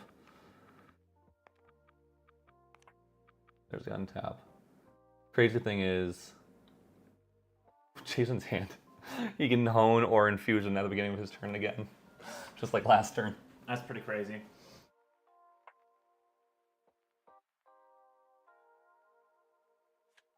And we're going into Tariff. Makes sense. I'll stop some of that damage coming face. Do see another dungeon guide. Do see their careful studies. As a possibility. Be careful studies. We can Veiling for 2, which is not great. We did draw a lot of non-wind cards. By we, I mean Gaz. If he goes up to level 3, careful studies does become pretty cheap too, because he already does have 2 arcane. That's banished. true. Yeah. That's very true. Moving that other counter over already. He'll gain his first counter for the turn when he casts something. Yeah, yeah. So he's thinking about Disorienting Winds on his opponent's dungeon guide? I guess. Or dungeon guiding himself. And If then he dungeon guides himself, your then he can do it. disorient- Yeah, 100%. That's the yeah, one. yeah. Disorienting wins your own dungeon guide to draw and get a counter. I love Disorienting Winds. I just mentioned how it's like your favorite card in Wind right now. We're at level 3. He is level 5 now. He does have 2 arcane cards in his banishment from Did earlier. he hit Arcane Elemental? Or is that still in memory? I think it's still in memory. Okay. I think we missed that one. He gets the draw off Disorienting, and then he could choose to draw another card. Yeah. Hopefully he recognizes that there's no real reason to keep enlightenment counters on your champion. Yeah. I think we do have the book, whatever, mana limiter, so that's kind of the only reason, but... Put 3 down for careful studies, possibly. Yeah, I could see that.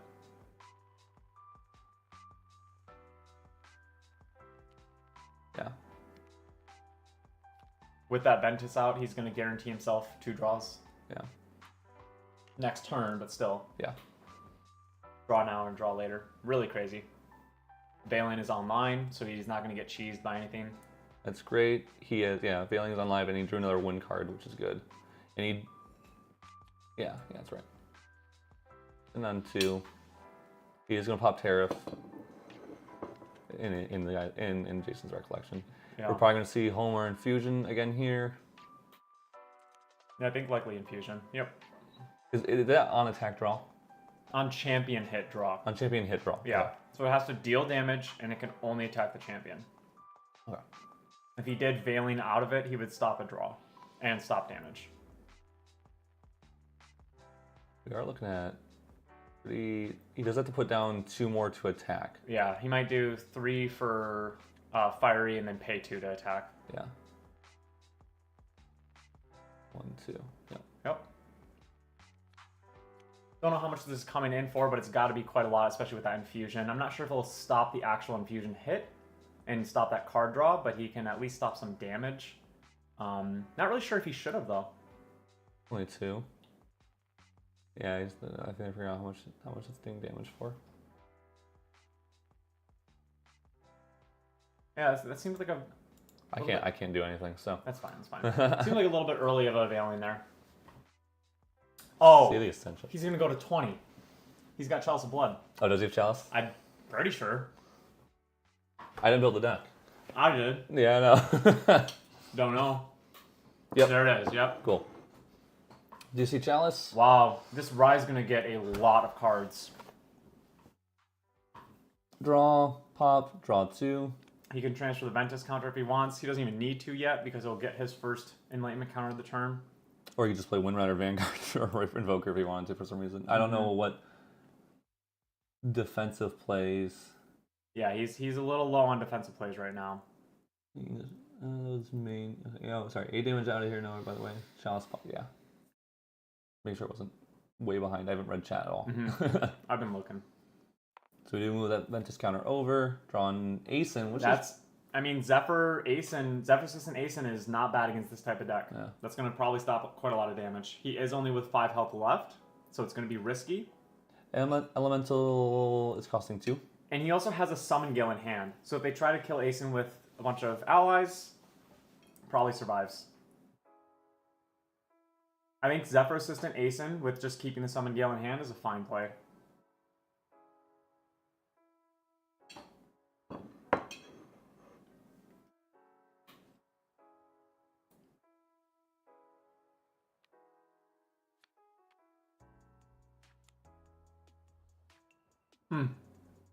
That's funny, Trick Blue. We use the assistant. Yeah, I think this is the right play. Getting He counter can, on he can enter. perfectly leave that Summon Gale in hand. It is efficiency, right? It's efficiency Yeah. and fast. So Yeah, he's going to be safe for a turn, most likely. He'll get a Ventus counter if he has to use it too, and a counter on his opponent's turn. So Summon Gale's almost replacing itself. Okay, yeah, good. He saw that. Whoa. He was just trying to add a counter. Yeah.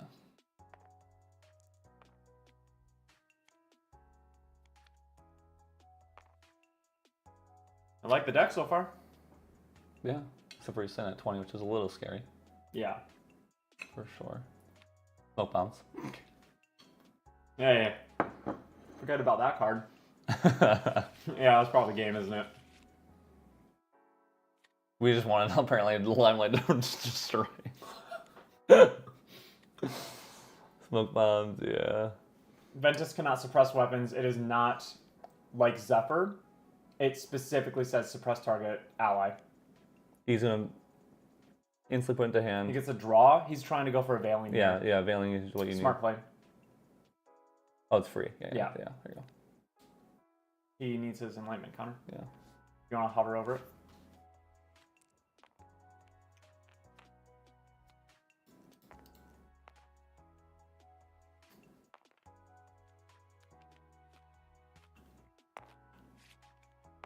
I think he's scooping, right? What's happening here? I don't know. He's prismatic. Yeah, he's scooping. Okay. Gotcha. You don't want to try it for it, I guess. Yeah, I mean, if he drew into a alien, he could have lived. There's a chance, yeah. Let's take TTS, draw my champion pile. Yeah, yeah. Invent to suppress weapons. No. I believe this is only allies. Right? On that, yeah. I mean, you already answered that. I don't know. I wasn't paying attention to anything.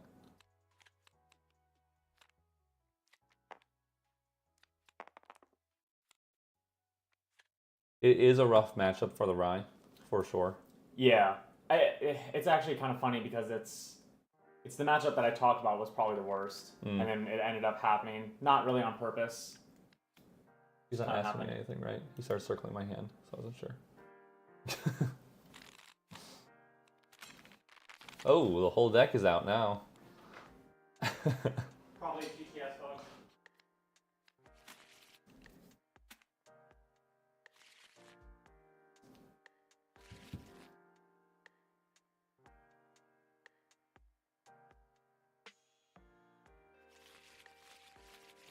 Side deck wise for these decks.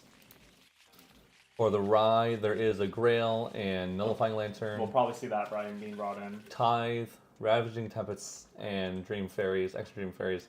And then on the other one, on Lime's deck, we do have 2 Varooks, 2 Resolutes, probably won't see those, a Tithe, which we probably will see.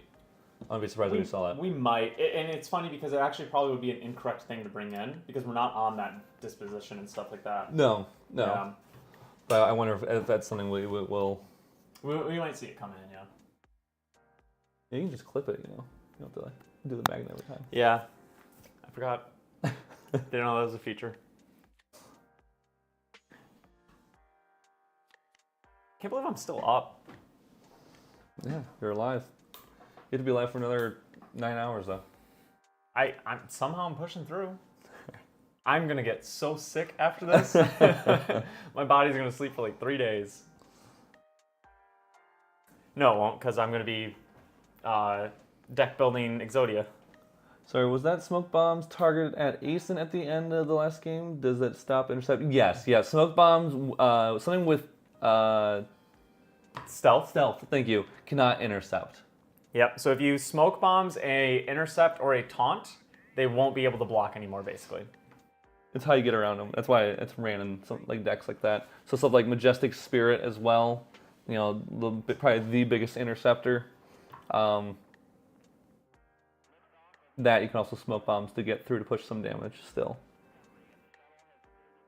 Does look like the Ride chose to go first. Putting down Zephyr's Assistant looks like. Nothing on the on enter. Yep, class bonus. But the on leave, you'll get stuff. So. Yep. Double Creative Shock, Dungeon Guide, Resolute, Hasty. Nothing to quite discard off the Creative Shock, so maybe he'll draw into something here. Going for it. Not really. Whoa. Kind of a tough decision on what to discard. Going for a Dungeon Guide. Okay. Do it again? He might just wait for his opponent's turn now. I mean, I do at the beginning of probably my Recollection next turn. Yeah. Really good for Gaz here that Zephyr Assistant stayed on the board, because now he's going to be able to go to level 1. Oh, he's gonna get a well, now we know the Lantern was brought in. He's gonna get a good Ace and Protector on board while gaining the Enlightenment counters to do an early draw. Really, really good stuff here for him. Didn't he swing with the True Sight Sword? It didn't matter because he bounced it to hand. Is that what they're talking about? Yeah, I think so. Rai bounced the ace into hand to wow, that was not the play I was expecting. He's going to try to put pressure on his opponent. Trying to figure out if it end step. He's hoping to hit a floating memory here. Jason is. Wow, not getting lucky on these draws. Discarding the one of Blazing Throw probably makes sense. Hard leveling into level 1. Oh, he's going with Drawn Blade, yeah. He did. I don't know what he just swung with in the end. So the nice thing is here is that Gaz does have this displace in hand, which if Lime won't, because he's going to be going face with this adversity, but if you try to kill the Zephyr's Assistant, you basically actually just get a full card back by doing displace on a Zephyr's Assistant, because you'll get the 2 counters from Zephyr, and then you'll get the 1 counter from... Wow. He's going for board clear. I mean, to be fair, Lime doesn't really know what his deck does. Yeah. He doesn't know if it's supposed to be aggressive Rye. Okay, that's fair. And and then here you do the displace, and you've washed this attack basically. And you draw a card basically. Yeah. You filter. You get the displace back. Yeah. You get 3 counters total. Yep. 1, 2, 3. Oh, he didn't have any on. He didn't have any. Okay, I thought. How? He used it with Windride Invoker. That's right. Thank you. Yeah. And we see the Cremation Ritual on the Hasty and another Hasty just to try to kill it again. This time it will die. That's fair. Okay, I was gonna say he could draw to see if it comes up, Yeah. but go to 4 counters. Should go to 4 counters. Yeah. Oh, he's removing lightning counters, but he still should go to 4. He should go to 1. Right? Yeah, you should go to 1. Yeah. Hop in there and let him know. In the Discord. In the Discord, yeah.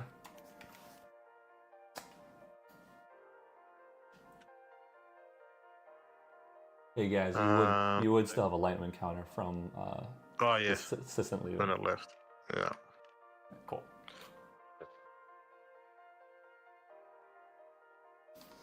Very important. 1 enlightenment counter can make a world of difference.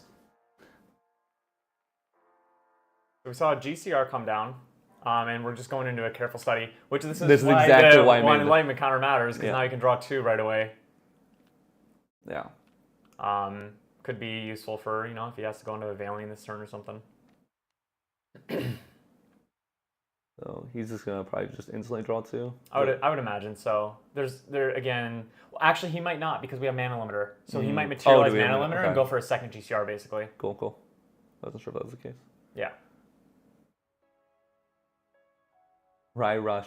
I mean, there is some very real stuff to that actual Rye Rush deck. That's not exactly what this deck is, but you can build that, and it is strong.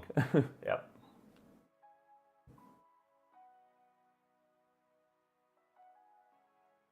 Ascensions. And Ascensions is primarily for that Prismatic, right? Ascension's in here for Prismatic, which in this matchup is actually pretty relevant. Yeah. It's damage and cards out of a Rye player, so...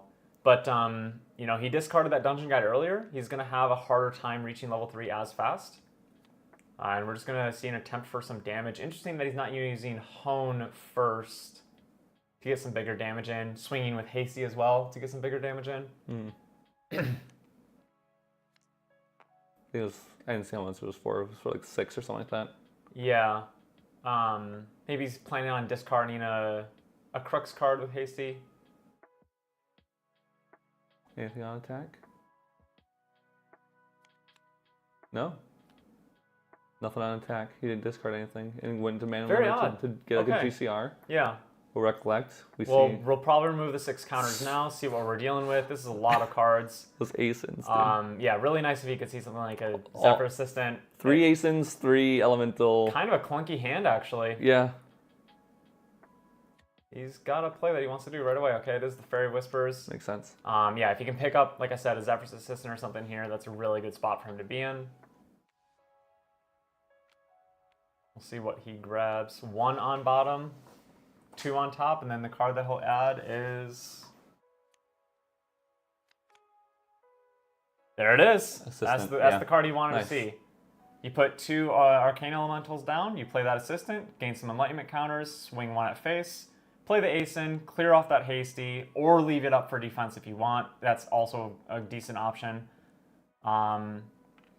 He could even be, you could swing 1 into the Hasty, play Ace in, and then replay the Zephyr Assistant and kill the Hasty, but you're just kind of overextending there, so I think this is probably the best play.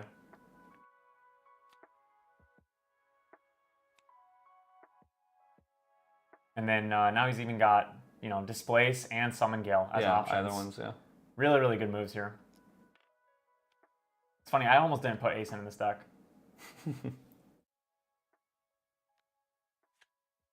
You and your Ace.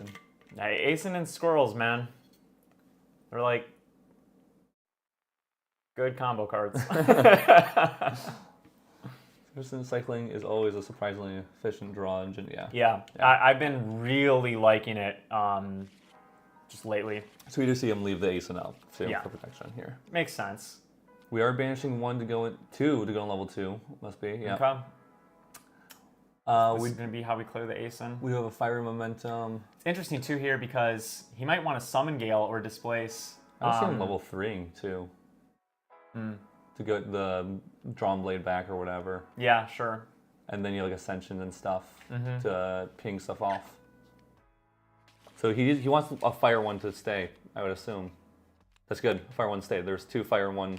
I'm assuming he'd want 1 to stay. So if he starts doing, I guess you always put 1 down with Ascension, but prismatic stuff. Yeah, sure. You want to make sure you have fire in your discard or in your memory. He's gonna draw here, and he has a couple options, honestly, of what he wants to do this turn. Yeah. You can see. Oh, you can attack. So he's going to swing here, and I think the right play would be to retaliate here and kill off the Hasty, and then when your Lorraine's going to swing into it, you displace or Summon Gale it, so you keep it alive. Sure. You get your Enlightenment counters, and then you... He is displacing it. Yeah. He didn't think about the... So he's preventing the draw from Lorraine right now.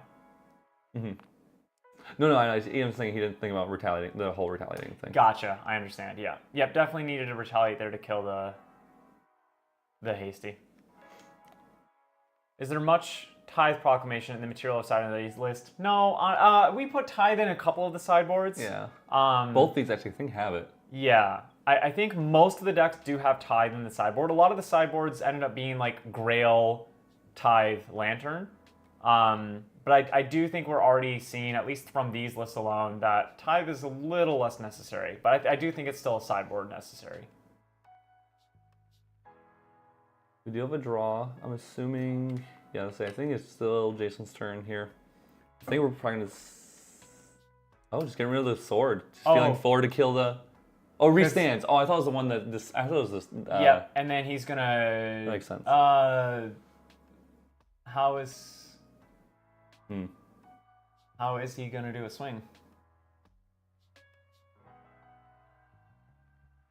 I think he probably still have sword. Yeah, he's just passing. Yeah. This is a game 2 already. Oh, Aeson goes to hand. He displaced. Oh, sure. Yeah. Gaz and Lime. Thank you also for Zephyr. Hey, Aeson technically goes to hand because it displaced and didn't have a target to bounce other than itself. True. Yeah. Thanks. That sucks. This deck, bro. All right, have fun. These things. Since you guys couldn't hear, we told him that, and Gaz just goes, well, that sucks. You said F this deck. He does not like how it plays. Really? That's so interesting. I think. I like it. You like value. I'm sorry, Gaz. I didn't know this wouldn't be your style. I do. I love the Zephyr Assistant engine. Yeah. Can't get enough of it.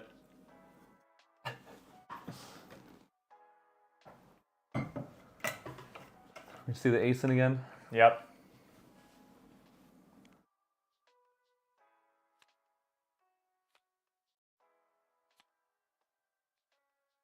I wasn't even yeah, I wasn't even paying attention. I was paying attention to like the lightning counters that you get from it.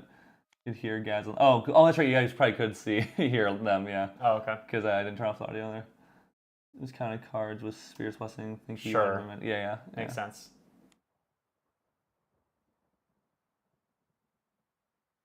Or replaying Assistant.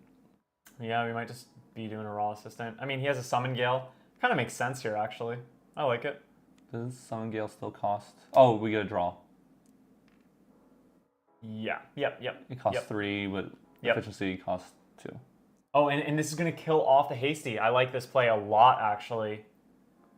And here's the draw. Okay. I mean, he says that he doesn't like the deck, but doing pretty well with it. He's used to greedy Lime list, or he's used to greedy Rye list, and then he complains about the love-hate relationship with Rye. He's got to play this value Rye.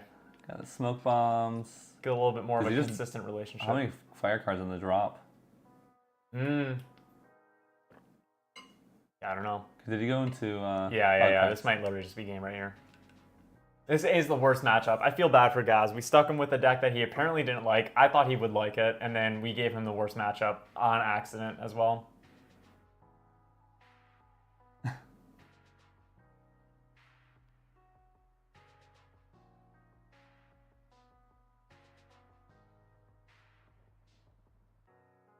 Nine damage.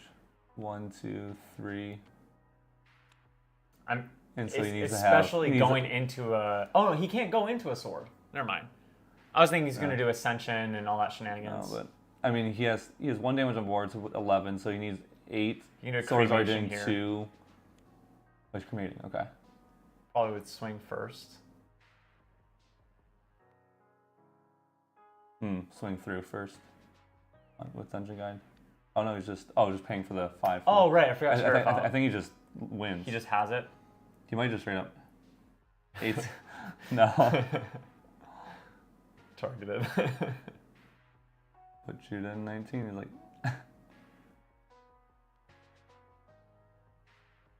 Not going to draw him a card, unfortunately. No.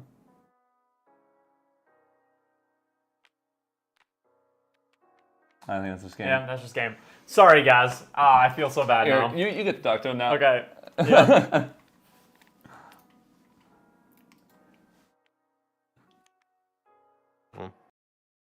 Well, sorry about that, guys. I didn't realize that wasn't your type of deck, and we also, even when building it, I was like, oh, this is the worst matchup, and then we accidentally kind of gave you that matchup, not on purpose, so my apologies about that.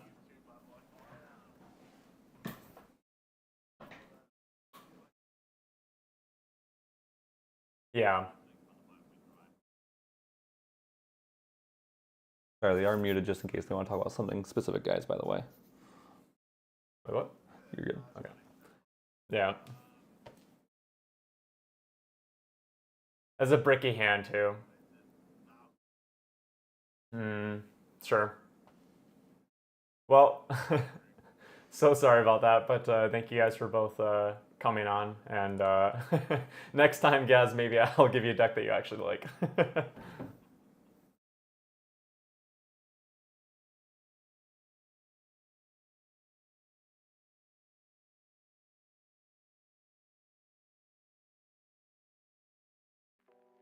All right. Bailey, yeah, he mentioned that was a misplay that he did. He said he got greedy and he should have gone for the lantern. So our next match wasn't scheduled until 5 p.m. We gotta fill some time. Yeah, we didn't expect that. 3 to 5. Wow. 24 minutes. Every other match has gone like an hour and a half minimum. Yeah. So we have an hour and a half to fill now. Yep. First match will be between who though? It's gonna be Trent and Noel. The webcam match. On webcam. Yeah. Okay. And then we gotta fill some time here. So you know what we're gonna do? We're gonna hit an ad and then I'm gonna think. Yep.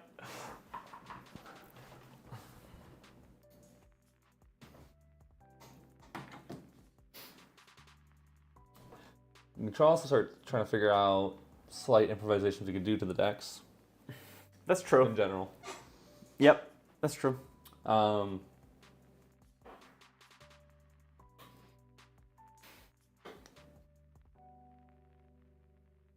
So I guess to figure out what's in our what's in the semifinals. Yes. We have DOA Sylvie, so normal Sylvie basically. That's playing against the Geist Control Water Merlin. Yep, Geist Control Watermelon, only 4 Crux cards. All Geist. And then we have the Exodia the Exodia Squirrel. Yep. Fire Squirrel Virtus Terra thing. Yeah. Versus the Lorraine Crux Knight. That will be an interesting one to see. I hope that can hold up towards it. Yeah.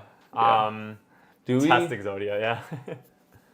What are you guys' thoughts on best deck of format? It's looking a little bit like Water Merlin, Luxem Xander, Fire Aggro Lorraine. I don't know. I still don't know about Luxem Xander. I still don't know about Luxem Xander. I still feel like it just still has the inconsistency issues.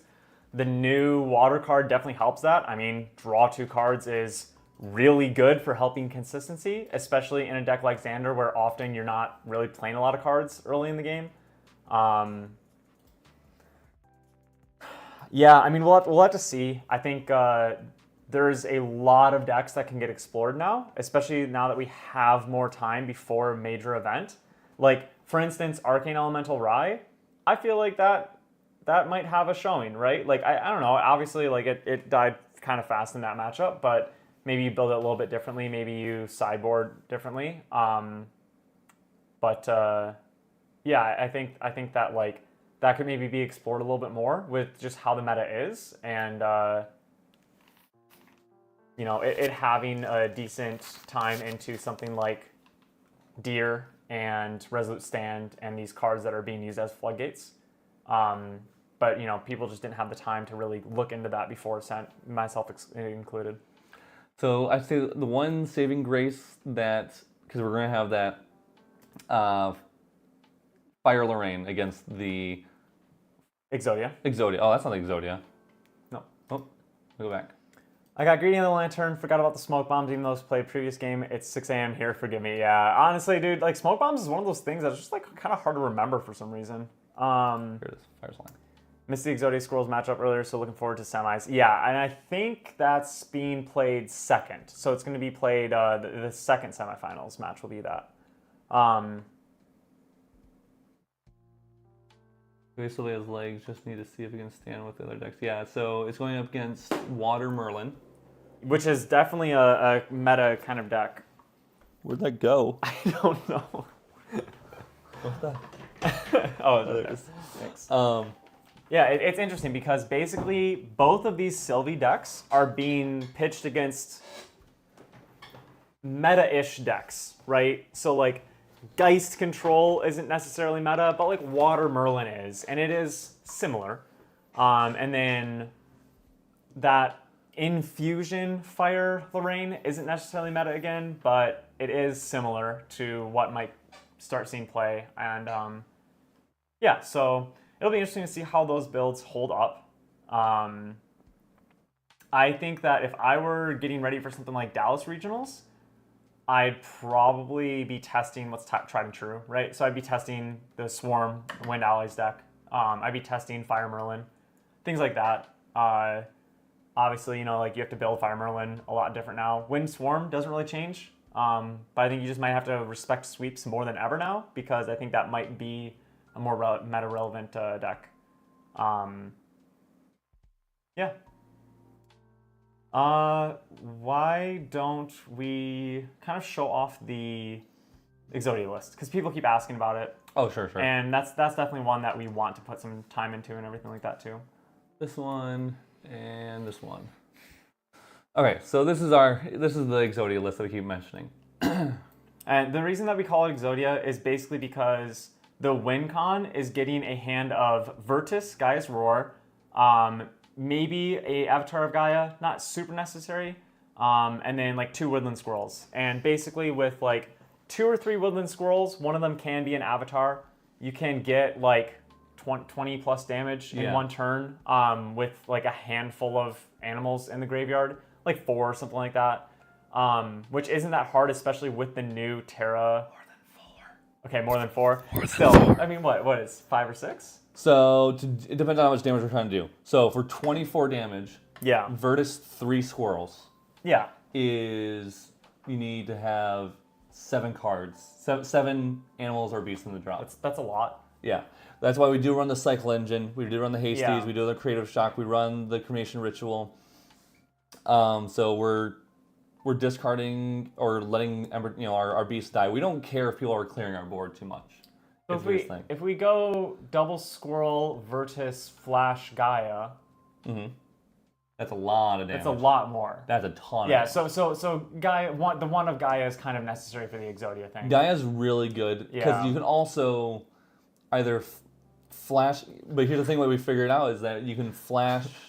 Oh, it's not in here. The new card, the Stone Band or whatever it's called, allows you to flash in stuff like Owl before Recollection. So you can flash in Owl, you can flash in multiple Owls even if you want to, or Bear or whatever, and then it gets more stuff on board. Because all you're trying to do is have stuff on board when you play Ventus. That's essentially all it is. Yeah. Maybe not call it Exodia, least helpful description, Virtus Swarm or something. See, but the thing is, it's not really Swarm. It's an OTK Swarm, Yeah, it is which an is OTK. why I call it something like Exodia, because you really do need to see a specific hand. This isn't like Virtus, Capricious Lynx, Ordinary Bear wins you the game. It's Virtus Squirrel, Virtus Squirrel, Avatar of Gaia. Like, there is a specific, like, 4-card combination that you get at one point and try to win the game with. And it's not completely like ride or die. Like, if you get Peaceful Reunion or something, I mean, you can just wait. But if you get like Veiling for like 7 or something like that, like, you're not gonna completely lose the game right away.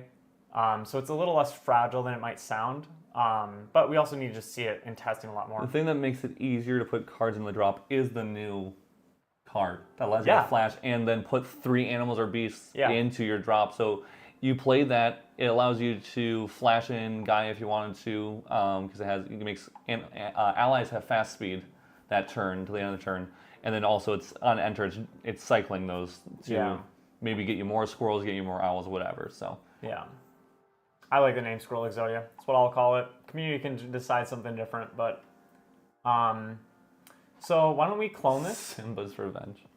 Yeah, we can clone it. Label it like, V2 or something. Well, it's called Fire Slime right now, so that's... Oh, why? Yeah, Exodia Squirrels. Yeah, you spell that right. 1.2, V 1.2. Okay, and then we're gonna do, I think we take out those Ember Tails. All 4. It's tricky because I want to add another Ventus so that we never draw 2 before we get to level 3 and then not get a card from there. Virtus, yeah, geez. But it is tricky because you don't really want a bunch of them. But also we can discard them off the Tamer thing. So let's go 3 for consistency reasons. Avatar is just really helpful, so let's go to 4 there. You're going to 4? Oh, wait, we can't discard her. No, yeah, she doesn't do anything. Yeah, okay, maybe 3 is fine.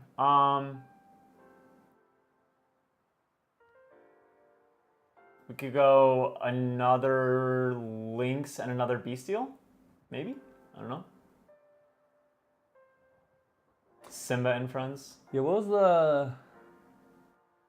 We do run Ears. There was a card that we're looking at, like, oh, we want to play it more this way. Oh, we might run Grey Wolves. Grey Wolves? 3 of Grey Wolves.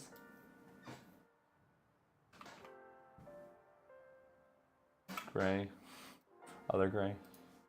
Yeah. Because now we have stuff to pair with Bestial or Bestial or wherever. Better. We can run Ordinary Bear because the deck is going up against Water. We said Merlin, right? Or what did it play? It played against Water Xander. No, it didn't play against Water Xander. That was DOA. What did it play against? What did Exodia play against? It was Rem versus... Who did Rem play against? What is that? Solar. Win Tristan. Win Tristan. Yeah, it beat Allies, which is crazy. Yeah. And so that's why we're thinking, oh, we want a little bit more board clear. Yeah. But maybe we don't need it too much. But this allows us to play something still early. And is that Beast. Because it seemed to be easy to get Animal on board, but not Beast on board. Yeah. Useless in the match. It did. It oddly did. Yeah. But I think it's necessary I still. think this is that card where you have to play 20 games. You say, okay, I played it once. or twice, or even 5 times. Okay, and in those 5 times I played, would something else be better, or did it just straight up win me a game when it did? And if it just straight up won you the game when it did, then Yeah. can you guys pull up the DOA Sylvie? Thoughts on Blessing? Gaia's Blessing doesn't work because we need Beast in the graveyard. Yeah, we want to keep Beast in the graveyard. But Blissful Calling could be a thing. I don't really know. I don't know if that's necessary though. I don't know if it is either. I actually really like the addition of Grey Wolf. Okay. Let's just rock that for now then. Because Embertail and discarded your card does 4, but this is like, I mean, I could have done the same thing with Embertail too, of course, but this is something that you can flash in again. Yeah. What was in the sideboard? Sideboard is a Lynx, 2 more Bestials, 2 more Resolutes. Okay. Ties, Actually, kind of a good sideboard. Smoke Bombs is great. Yeah. Okay. Well, fine. I think this is fine. I think this is how I would test it from here on. Yeah. All right, let's save that, and then you can check out the DOA one. Yeah, I'm gonna go use the restroom.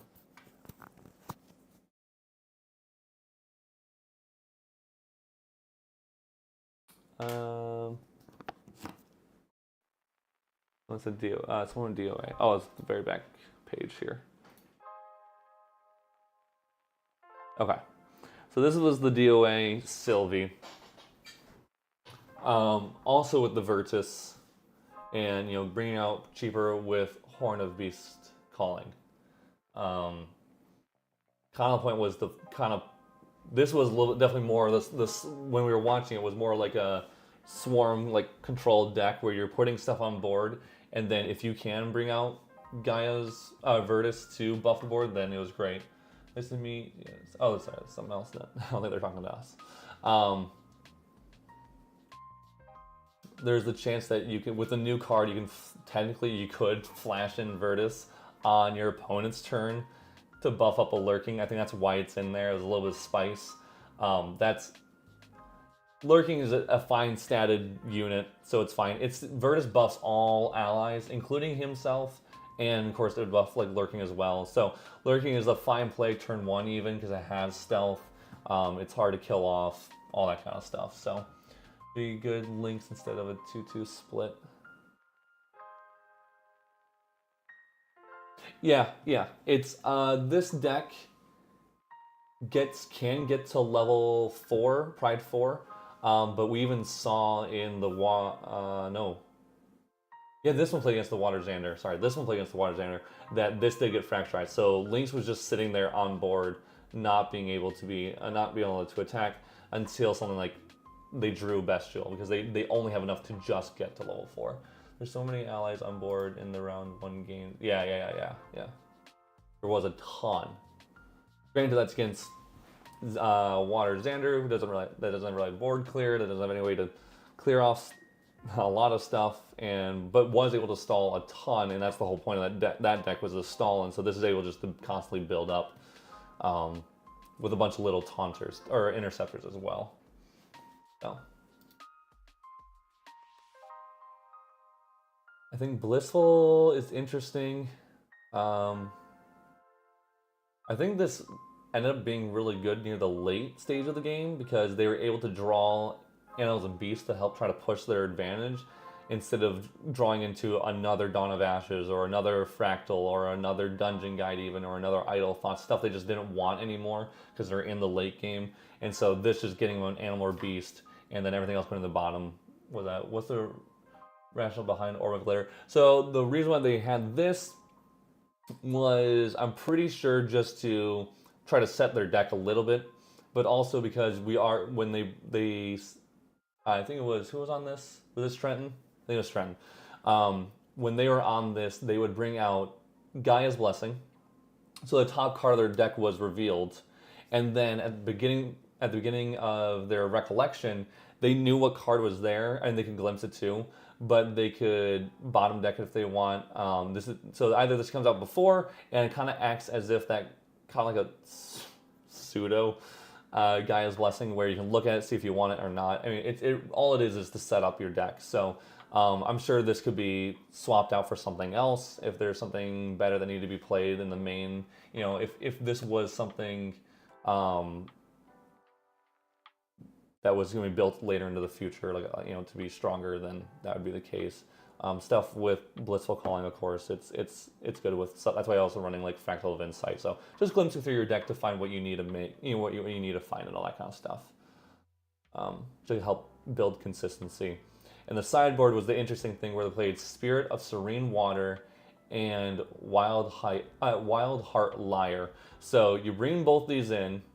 You can, instead of Wind Spirit, you put it water here. Instead of Gaia's, you bring in Wild Heart Lyre.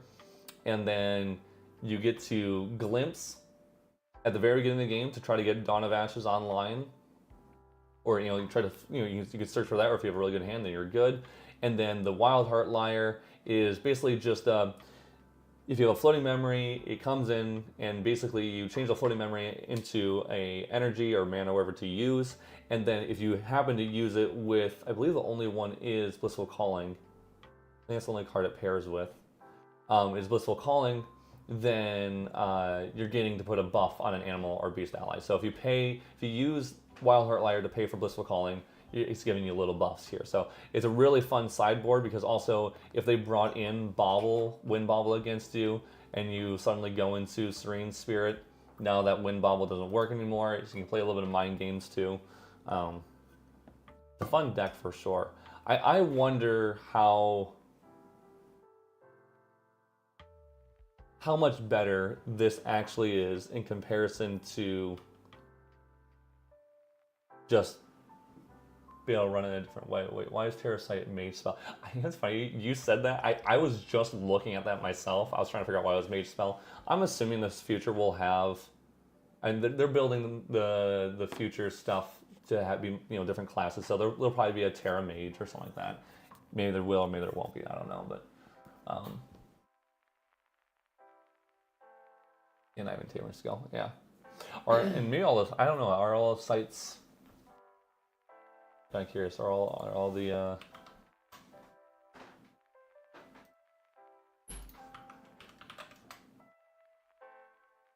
Cleric, Mage Spell, Cleric Spell, Mage Spell, Mage Spell.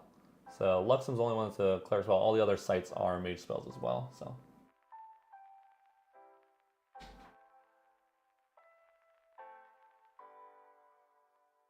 Level 3, Helen. Yeah.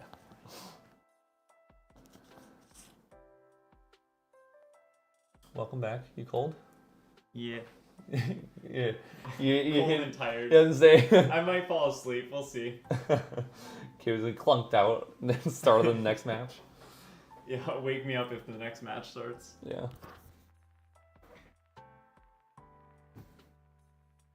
I don't know. You have an idea for an hour and a half? Or hour 15? We could talk about how Grail probably becomes even worse than 2 out of 5. Sure. I mean, or is it just that?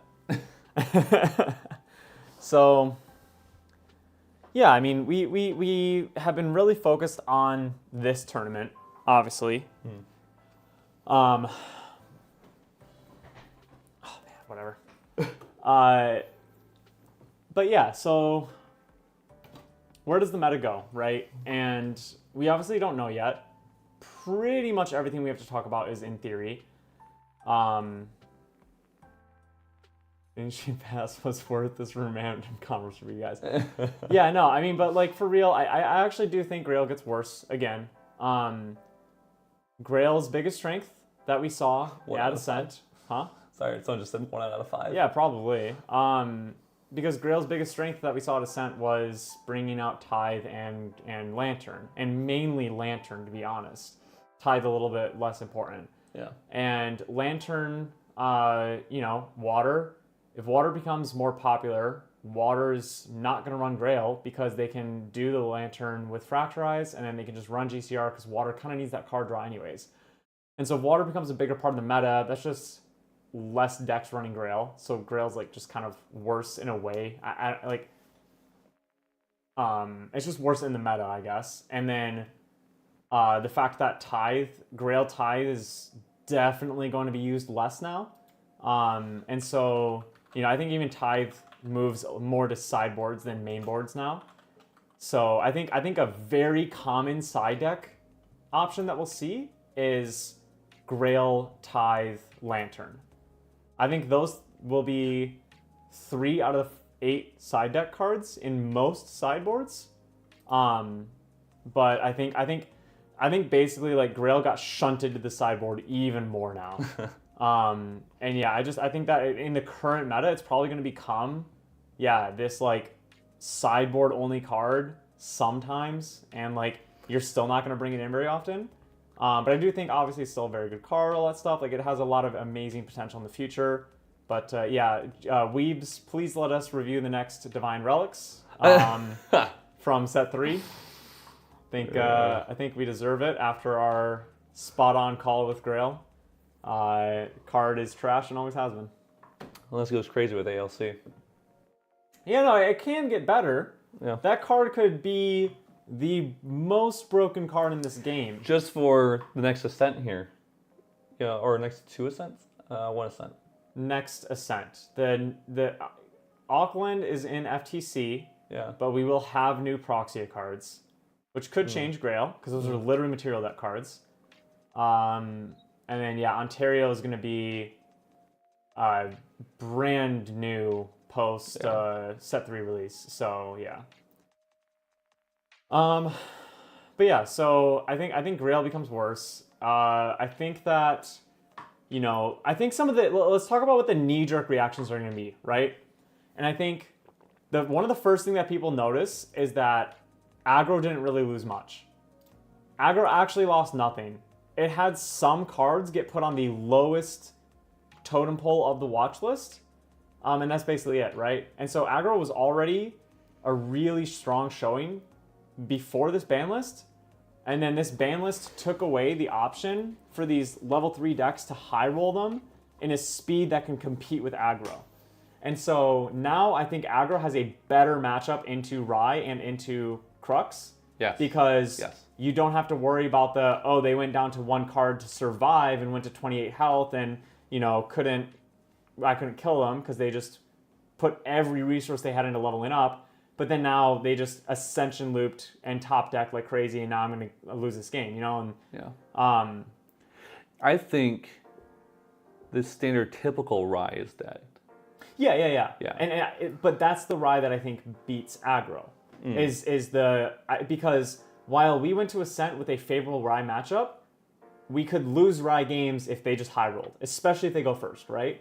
And now I think with Reckless gone, there's a less. I don't think builds are going to be this high roll win by turn 3 thing anymore. They already shifted from that meta in FTC. You better have answers to aggro if you're on Water Lunette and Apostles and Fogs. Yeah, and that is true. Maybe Water actually. Well, that's the thing. Water Rye. You're stalling for so long until you just anger the skies and clear board. As the only thing I can think of where you play Rye. I don't know, man. If you're taking that long, then I bring in my Clarent. I guess you fracturize. Yeah. Yeah, maybe. I mean, we'll have to see. I think that, again, knee-jerk reaction. Yeah. People are going to be like, aggro didn't lose anything. Aggro's already really strong. I'm going to keep playing aggro. And I think that, Rye might have to play more removal. I know, that's Kakoa. Someone played that, right? I played it. Yeah. He was on Rye. Oh, that's funny. He's a good player. So I think aggro will still be very popular, and I think that fire aggro might take a more prominent role because it didn't lose really anything, and if aggro becomes kind of the number 1 deck in the knee-jerk reaction, then it probably beats out wind aggro, and so you just knee jerk. I'm either on aggro or hard counter aggro, right? But the thing is, oh man, dude, and so this is nice because I can talk about cards for a long time, and I usually don't feel like I have the time to do that. But y'all literally have nothing to do for the next hour and 10 minutes, so I'm just gonna talk. So in metas, when we when we get this... We're disconnected. 1 sec. Internet dropped. I think we're good. All right, I think we're back. All right, Okay. sorry. Pause for a second there. But so yeah, so you have aggro in a new shift will already have more refined list and will already have a more refined strategy, right? If I had an Ascent this weekend, the only thing I'd be testing right now is wind aggro and fire aggro. That is the only thing I'd be testing. And the only way that I don't bring that is if I actually just get slammed by like 7 control mirrors in a row. Because right when we get these changes, people don't have the time to figure out. I mean, like, look at the games that were played with water today, right? Like, they didn't even realize at first, like, oh, like Scepter's not damage, it's draw. And we might realize later, oh, Scepter's not draw, it is actually damage. You just do it this way and stuff. It just takes more time to figure those out. And so they're just not good right away, basically. And you're just bringing these unoptimized lists that aggro are going to run over. And so I think we'll see a big spike in aggro. And then, but on the other hand, like, yeah, water, people have been wanting to legitimately play water for a while. And I mean, even just watching the stream alone, you can see that water got some more legs. And I mean, they played water mirrors 2 games in 60 minutes. You know, like that is significant. And so water is definitely having a better way to end the game and everything. Terry ditched already, feels bad, man. Yeah, you got called into some work stuff. What counters aggro? Sweeps. Troll decks don't have cheap board wipes right now, which is why they really need what they really need. Yeah. Board wipes, I mean, like, water has struggled with that for forever. Every single time our team thinks about water, we're like, well, there's no board wipe. You know, like, sure, you have Tidal Sweep, sure, you have Anger of the Skies if you're going Rye or something like that, but you also just didn't really have the utilities to get to that point. And now I actually really do both these proxy evolve cards. The more I think about them, the more they grow on me. Because, like, water's play now can actually just be like, do something, pass, Scepter, pay 5, draw 2. Immediately have more resources to get into the game. Yeah. Like, and like, use their early game for something. Why didn't we ask to bump up like thing by an hour? See if everyone could be ready an hour earlier. So, because we have to stream till 12:30 anyways to do the 24-hour stream. And we put the schedule out there. Except too. for we can't even have the 24-hour stream because YouTube only allows 12 hours. Yeah, I know. But it counts. And plus we put the schedule up. I don't know. Like, I don't know. All good. Just curious. No, I know with respect to the schedules. No, but I was just curious. I mean, if everyone's ready, that's what I was going to ask. Yeah, just I don't know if like people get off work and they want to see this match at 5 and then we're already halfway into it. You know, like, I don't know. Pendragon's already up. Pendragon is up like $8 already. Yeah, I mean, Reckless got probably pretty cheap. As someone that's probably holding 50 Reckless conversions, you know, you win some, you lose some, Zach. But yeah, I mean, so I just, it does feel like a lot more stuff is balanced now. It really does feel like it is easier to... I was an advocate that Avarice wasn't tier 0. But I will say it has been nicer to deck build knowing that you won't get high rolled. Yeah, yeah. I think that's really the issue. That the issue with Avarice was when they got down to 2 cards and they played Ascension and went to 0 cards and they drew 2 in the Ascension and they drew 2 in the Ascension and they drew 2 in Ascension. Like, that was the problem. And I get that. And so I think it was probably a really healthy ban. And, you know, I said before the ban list too, like, I'm fine with... I'm really, really happy with how the ban list went. Yeah. Perfectly happy with it. We'll see about Varuk. I'm still going to advocate that a little bit. I think Varuk needs to be maybe watched a little bit closer. I think I should let my dog outside now. She doesn't. Sure. Yeah. Suck. I'll just ramble here. Yeah, you're good. The cards I talk about today have already sold from his TCG player shop. Yeah, all during relocation. Oh, recollection. Wait, what? Okay. Why not just play aggro with a sweep? Well, that's what fire aggro is. So you can play sweep in wind as well, but it just gets dicey with wind versus wind, basically. Like, fire sweeps are just better because it deals more damage. And so that's kind of why I think that fire aggro might become best deck in format temporarily. Because it's an aggro deck that also can beat other aggro decks, essentially. I think part of the issue was the design space. Level 3 decks are supposed to be a bit slower and I have to play smart with resources. Yeah, that's what I didn't like, was level 3 decks really just felt like turbo to level 3 as fast as possible and then hope that you have the right hand. And I was having a really big struggle with that, both playing them and playing against them. And like, before this ban list, our whole team had started to go down this tunnel of like trying to build these level 3 decks with like 8 of their advanced element cards. Like, it was literally like I built a deck that was like Wind Merlin with like 4 Ascension because like Avarice was still available, so like I'm gonna play Ascension, and then like 4 Ghost of Pendragon, and then like 2 Cruxite or something like that. And that was literally my Crux count. Was a 10 Crux count. No Incarnates, not a 4 count of Cruxite. I think I actually even bumped Pendragon down a little bit too. And I just wanted to see if I took my time into level 3 and just try to gain a little bit of that value more consistently and slower, how that felt. And it felt good, honestly. And like that was like, when I played those decks, even against other more turbo into level 3 and Avarice loop decks, they still really felt like they competed, which is like what made me feel like, okay, like maybe Avarice isn't like broken, but I do think it was healthy for the game that got banned. Avarice plus Reckless makes it so you can dump resources to Turbo 3 and it makes 0 difference. Yep. 100% agree. Sorry, the Ascension loop being fast meant you could do what you said about drawing all before Recollection. Yeah. Agree with Chica for sure. Yeah, I definitely think it was an unhealthy part of the game. It was an inconsistent part of the game to allow decks to turbo to level 3, completely devoid themselves of resources, and then happen to stumble across a full hand of stuff. Slammed mic. Sorry, guys. Yeah, it's okay. And a part of the game that I never understood, because I feel like everyone always talks about how they don't have a problem with it. They don't draw clunky hands with these 18 Crux count decks. They always find their Ascensions when they need it. It didn't work for me, but I don't know. Some stuff just doesn't work for me in this game like it does with others. Like Isaac and Terry loved Crystal Empowerment. Never seemed to work for me. Obviously, it was good enough to end up on the freaking watch list.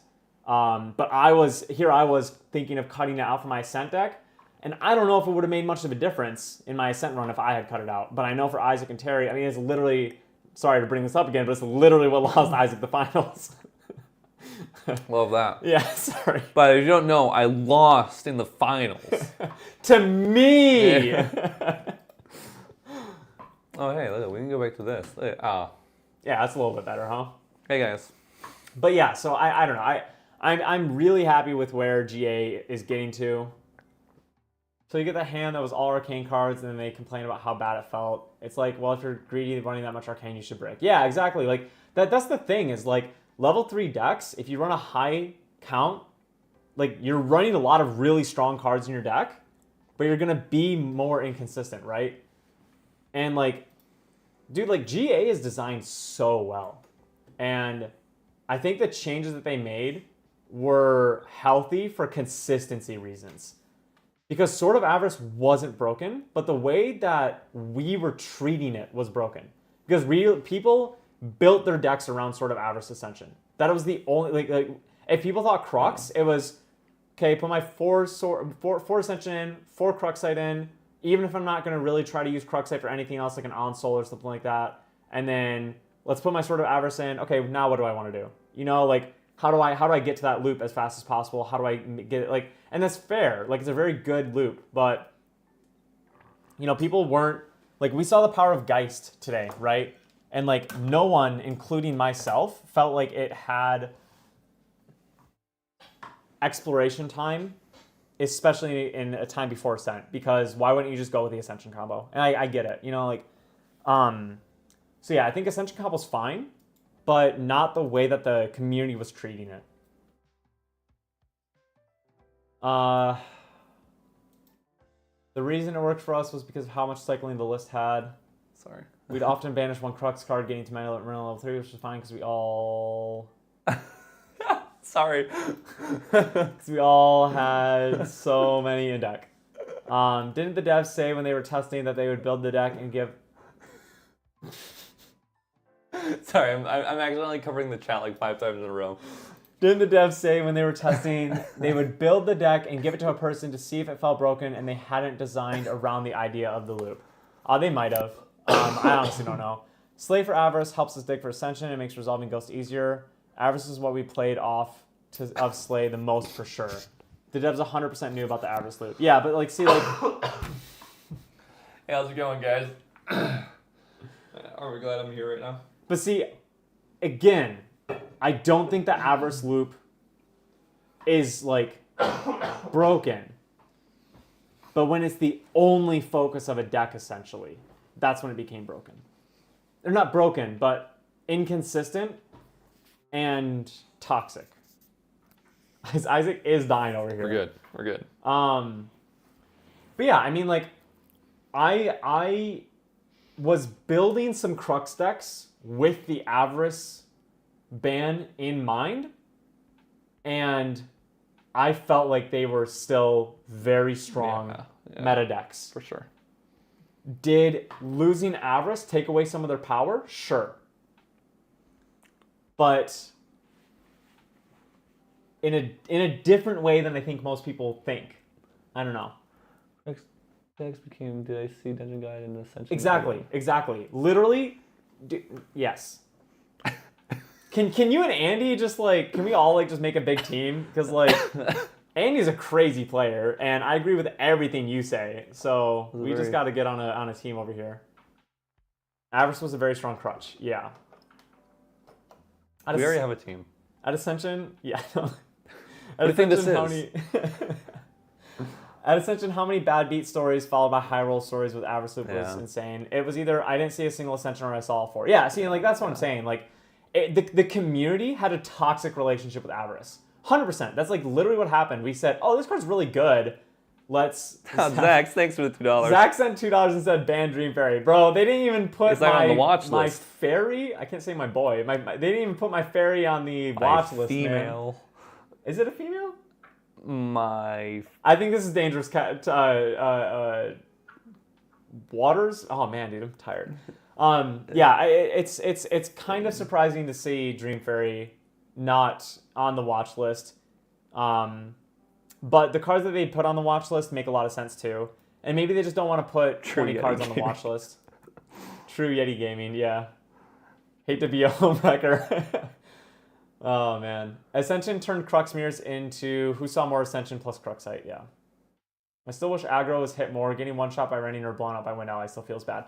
Honestly, I kind of agree. I am a little nervous at the fact that aggro didn't get hit at all. They just got cards put on the watch list, but nothing actually happened to them. I think Tactful Surgeon can come off. It's so weird. It is one of the oddest cards to me in GA, and I feel like I say that all the time. But like, it's a stupid strong card, but I never feel like I can play it. Every time I deck build, it barely gets cut. It's like my 64th card, you know what I mean? And then every time it's actually in a deck, I never really feel like I want to play it. But it's so strong. I think if we're looking at current meta, yes, it can come off. Like, Tactful Surgeon's not really having an impact right now. Our list wasn't relying on Ascension looping because of Ghost and Slay for Avarice. We all want a lot more mirrors when resolving less Ascensions, but that's because we do straw a lot otherwise. Yeah, like that's fair. Like, if you guys were building, counting on different ways to get to your draw, that's exactly what I'm like. That's what should have been happening with Crux decks, but it wasn't.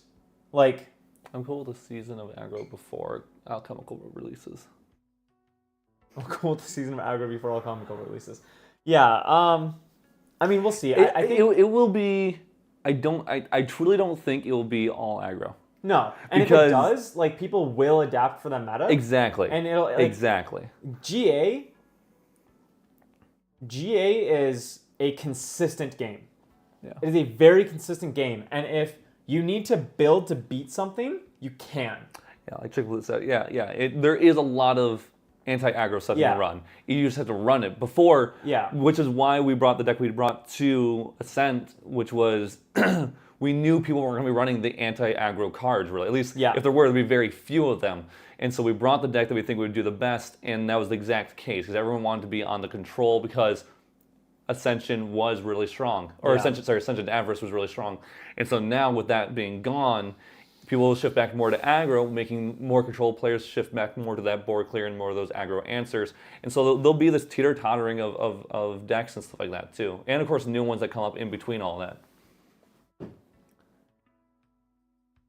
That's a lot of comments. Yeah, stop Dissension, Quicksand, didn't consider the other options. Exactly. Peaceful Ruin is a hard halt. Tariff and Resolute won both my games. Yep. I wonder if the ban list affected prices of for. Oh yeah, ban list will definitely. I mean, some people have already talked a little bit. I haven't looked at the market at all, even though I'm like heavily involved in that. I'm focusing on this right now. But obviously, rec lists are going to go. You know, it was a $10, $15, $20 card at one point. I think $10 before the ban list. Probably a $2 card now, realistically. Rally Advance is going to go through the roof. No. Trusty Steed. Honestly, I wonder if Dream Fairies maybe will go up, because I wonder if people kind of were thinking about it again. No, I didn't really hear people talk about Dream Fairies getting banned. No. I changed my mind. Surprised Home by Fire isn't on the watch list. Yeah, it's a weird card, because this is something that we've been talking about a lot lately, is like, you almost have to not respect the Home by Fire combo, because if you play against these fire aggro decks and you're constantly playing around them having that big rending Home by Fire push just because they have 3 cards in hand, you're going to be making suboptimal decisions the entire time, when realistically the amount of times they can pull that combo off in a meaningful way is pretty low, right? Like Jimmy Lee said he got a turn 2 kill once in 15 rounds of Ascent. Of best of 3s, right? So it's like, I'm not going to sit from my opponent and make these like suboptimal plays just because I'm scared of that play. So I do kind of like, I don't know. It definitely feels like Hone is less the problem and Reckless doubling damage is, but the thing Rending? is, Rending doubling the damages, but that being said, there still is, again, stuff you can use to counter. Deflecting Edge, which was taken out of a lot of decks, can be put back in.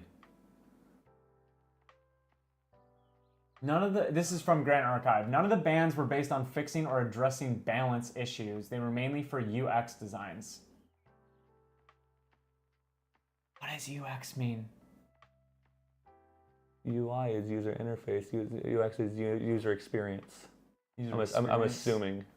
I mean, that's yeah. Like, well, he said the bans, which is Reckless and Avarice, like we said, are not inherently broken cards. But the way that the community was treating them were toxic. More Avarice than Reckless.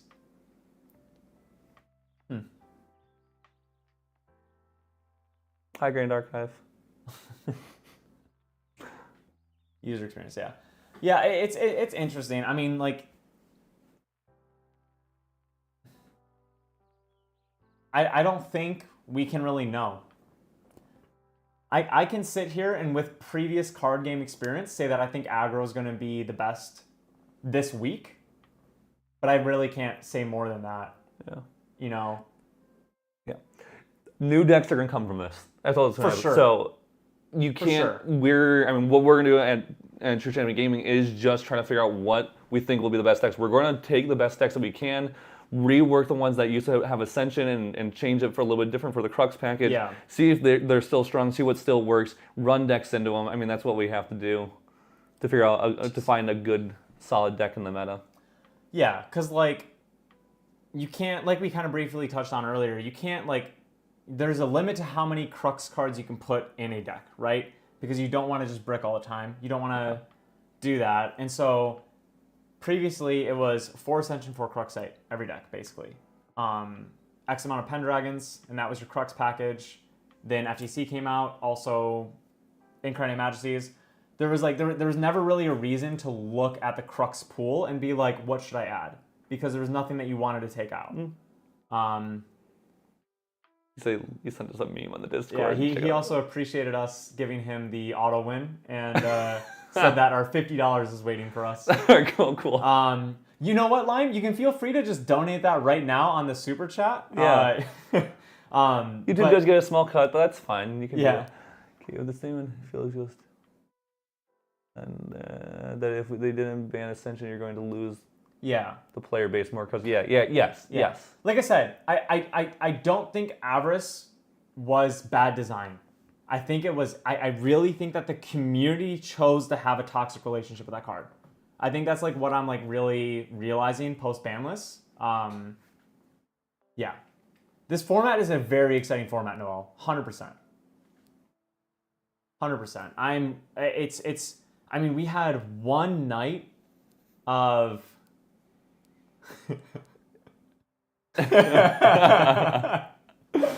All right. We Sorry, I mean, can't you say said anything on stream, but yeah. That's really funny. Well, I don't remember what I was talking about. Sorry.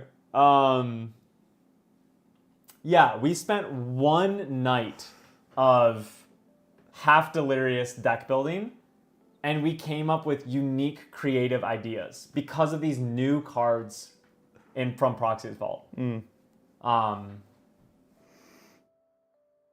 Terry Crowers.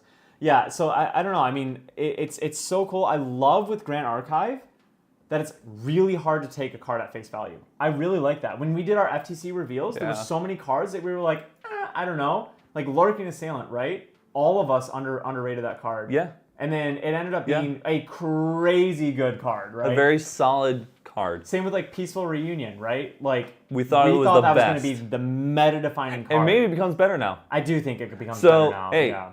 we're just ahead of the game. That's all. We just predict the future. That's But yeah, all. I mean, I think card predictions are always hard in theory for any game. I think Grand Archive has some of the hardest because this game actually is so well balanced to the point that like there's barely any cards that feel unusable. Like if I think of like bad GA cards, there's only like 3 specific examples that actually come out. Which one? Port Smuggler.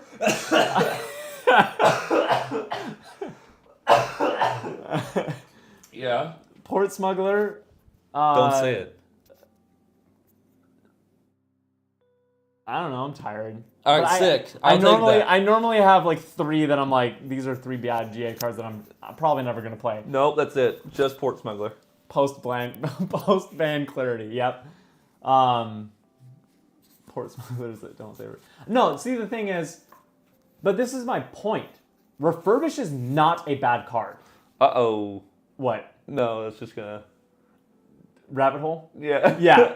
Refurbish isn't a bad card, and He plays 4 of in every deck. His next deck will be a 4 of Refurbish confirmed. because like a card can be not good in GA right now and become busted in a future set. Refurbish could literally be a 4 of meta staple one day in next set. It could be. I will die on this hill. Okay. You go for it, man. But like if you look at other sets in games, you can usually pick out the 20. Okay, a set will have 150 cards. Let's say. Yeah, the dispersion meta. Sorry. Right. Yeah. But so you can have 150 cards in the set in a different game, and like pick out the 20 cards in the set that are good, and then you have the 10 to 20 cards that maybe have potential. And then the other 2/3 of that set are garbage. You're never going to see them ever. No. And these are even in games that aren't even designed for draft and stuff like that, right? Like these are just, it's weird. I don't know. I don't understand it. But with GA, like I like it because I'm also a store, right? I open up a lot of product. And I love that I can have a card that's worth 25 cents right now as a rare or something, and it's not played in the meta, and I will just sit on it. And I'll just be like, you know what? It's not worth it for me to make 15 cents after fees and shipping on this card.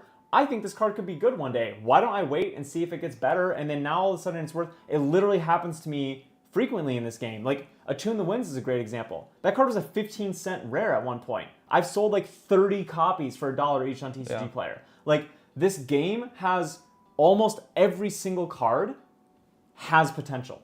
And I love that.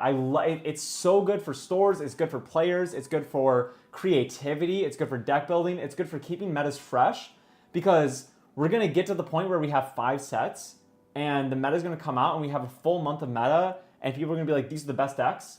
And I think with how big of a card pool we have, it's going to take a little bit longer to realize like some of the combos just because of how many cards are actually playable and like the way you deck build and play GA. And like I just think that it's going to really keep this game fresh. Like there are absolutely things when I started testing like Avarice was banned that I realized about the format that I hadn't realized just because I hadn't looked into it yet. You know, like game's crazy good. Gonna buy refurbished now. Gonna buy up refer. I got like 30 foils if you want to buy them. This was all just an elaborate scheme to bump the refurbished prices. Yeah, DOA was designed with Draft Unlimited in mind, and there's still barely dead cards. Unbelievable. We talking about Dream Fairy, like Yu-Gi-Oh! Yeah, Eason from Penny Sys, the 3. Yeah, true. Right, no, yeah, oh my gosh. I've sold so many Asins at $3 and it's an uncommon. Like, it's crazy, dude. It's crazy. Yeah. But I mean, it's a really cool part about this game. It means that like you as a player can feel like you don't just have that box of, whoa. You don't just have that box of bulk GA cards sitting in the closet that you're never going to use. Like, I feel like as a Grand Archive player, there's a reason to sort and store your collection because you're probably going to need a card from that card pool that you thought you wouldn't. And even if you don't need it, you might want to pick out a card that becomes valuable, like Ace and Protectors. Defining meta for monetary gain. I mean, you gotta do what you gotta do. No. No. Yeah, we just. I mean, it can't help if we're just good. Whoa! What? You won a cent. Then you can say that you're good at the game. I don't know. I also think I'm bad at the game, though. 10,000%. All right, you know what's funny? This is a hidden story that I'm gonna share to light. So, I wanted to max ready my deck for Ascent, but I know that if I made a post looking for specific high rarity cards, it might catch some unwanted attention. So, I really wanted Gilda's signatures. I had one, and I wanted 3 more.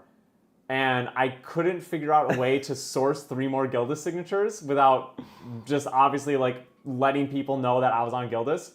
So I made a post buying all SP1 signatures.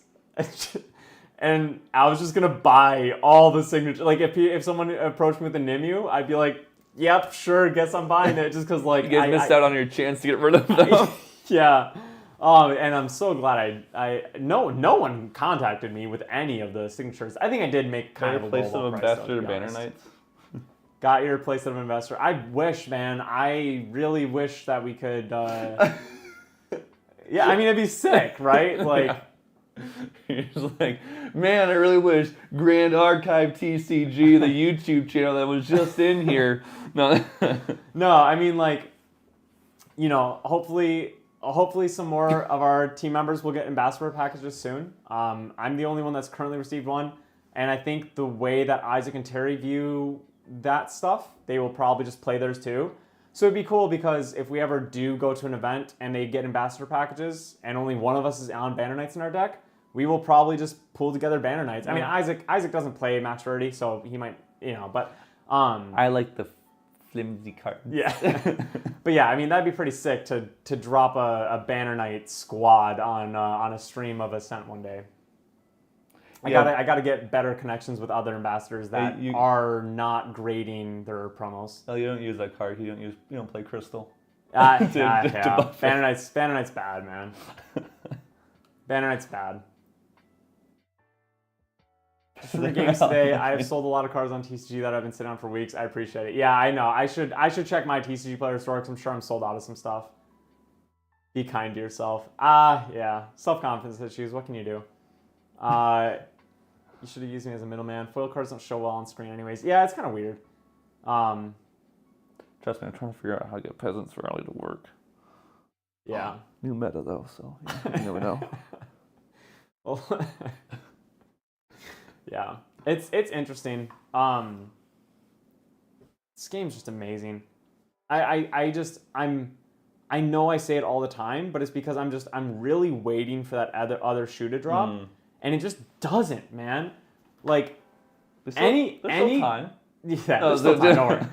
Any card game player that has played for more than a year or played more than one game, not even that. Any card game player that has played cards has had that multiple upsetting moments with a card game designer. You know?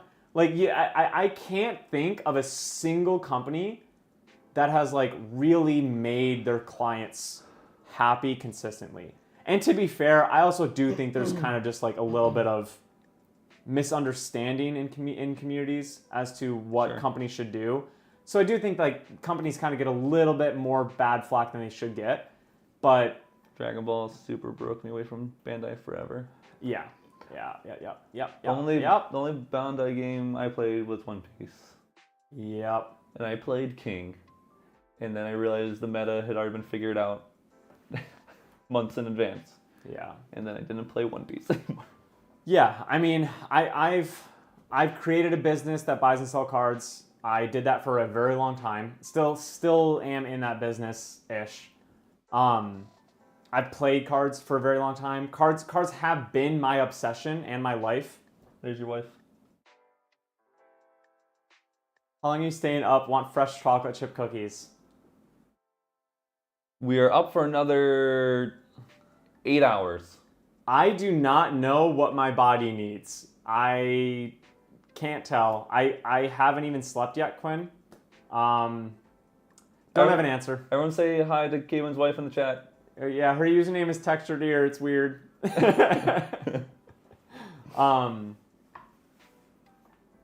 yeah, I don't know. I mean, card game companies just have had a lot of problems historically, and it's just crazy to see how well GA has been doing, and it really just like it keeps that passion burning alive. I mean, like, I am obsessed with card games. I've made it my life. I've even influenced the people around me to make it their life too, which is awesome. And I'm all in on it. And it's so rejuvenating to have this card game that feels like I'm not just waiting to quit. You know? Caitlin's body needs November 6th BNR and makes it a 48-hour stream. Oh, no. Oh, man.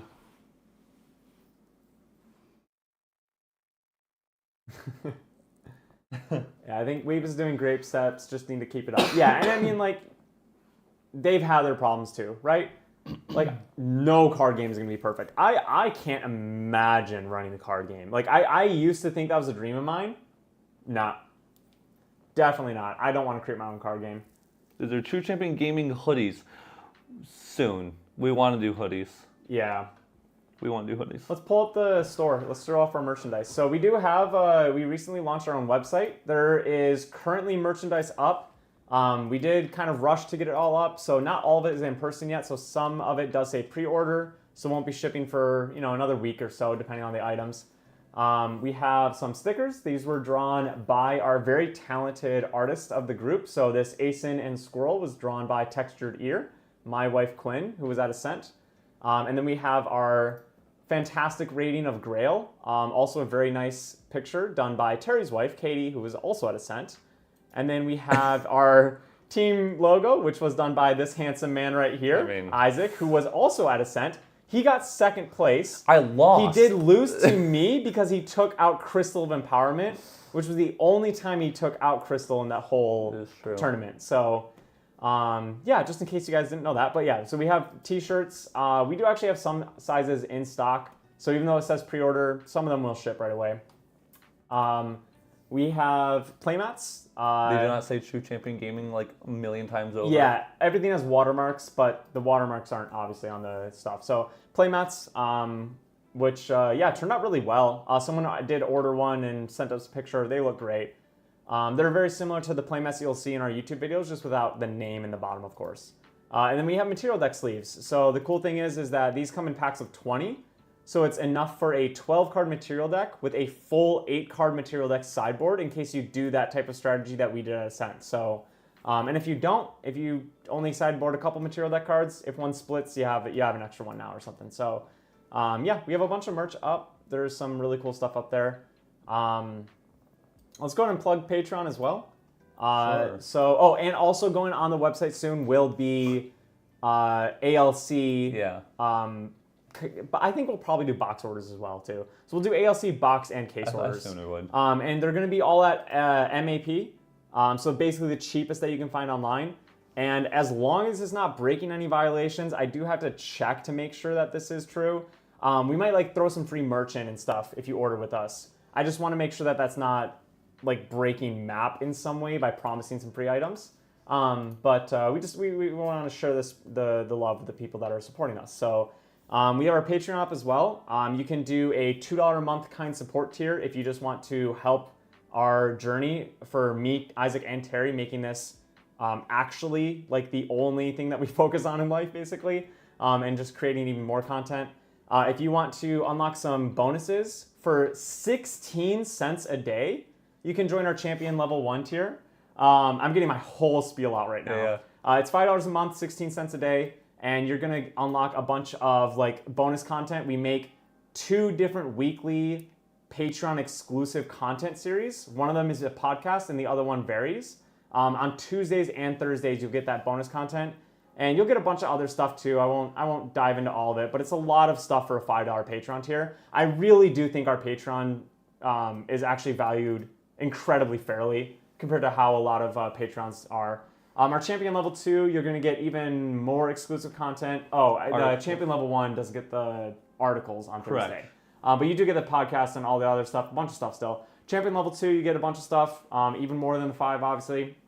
And we have a 7-day free trial right now. So you can sign up, and if you want to check out the content, go check it out for free. You don't have to pay anything. Cancel if you don't like it. If you like it, stick around. We've had 1 cancellation out of like 20 or 25 people sign up. So I think we have a good Patreon. And we have Champion Level 3. We just had our first person sign up on this. This is someone signed up for that. I gotta give them the special roles and stuff. Yeah, someone. This is a brand new tier as well, or reworked tier, I should say. A lot of bonuses there. You'll get a ton of free merch. I think Level 1 and Level 2 has free merch as well. So, but yeah, and it's all going towards more content, more true champion gaming. Yeah. Better equipment.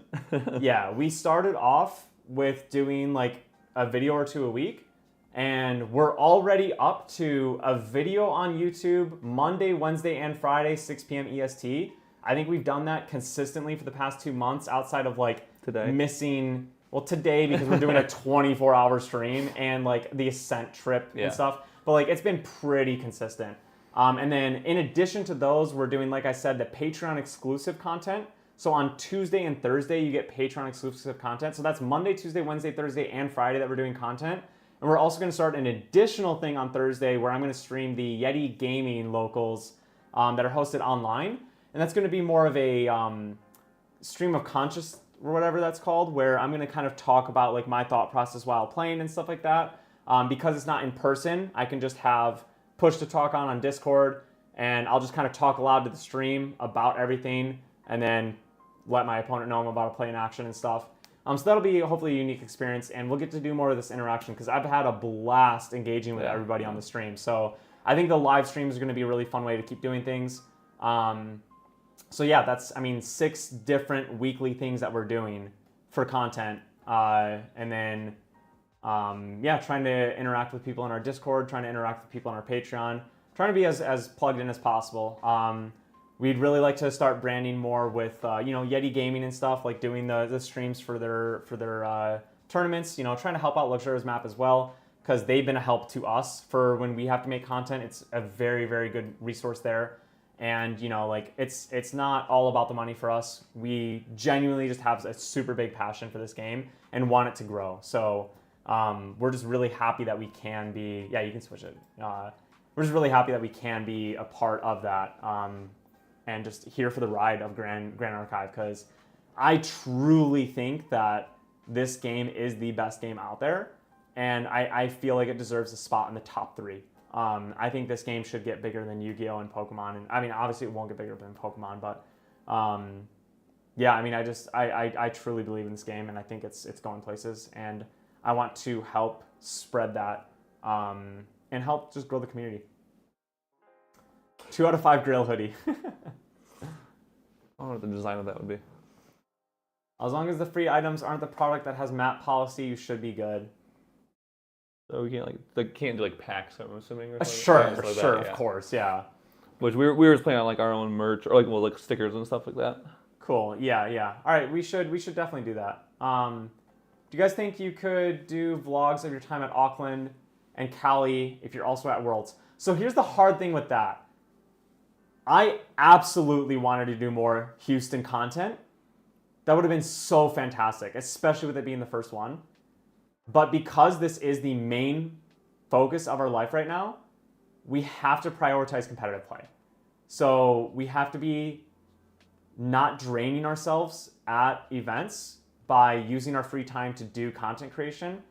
Like, I won some matches in like 20 minutes because of the deck that I was playing, and I was so glad to have 40 minutes on my next round to just go sit somewhere quiet and just like recover and keep going, you know, like, and would I have loved to do content creation during that time? Absolutely.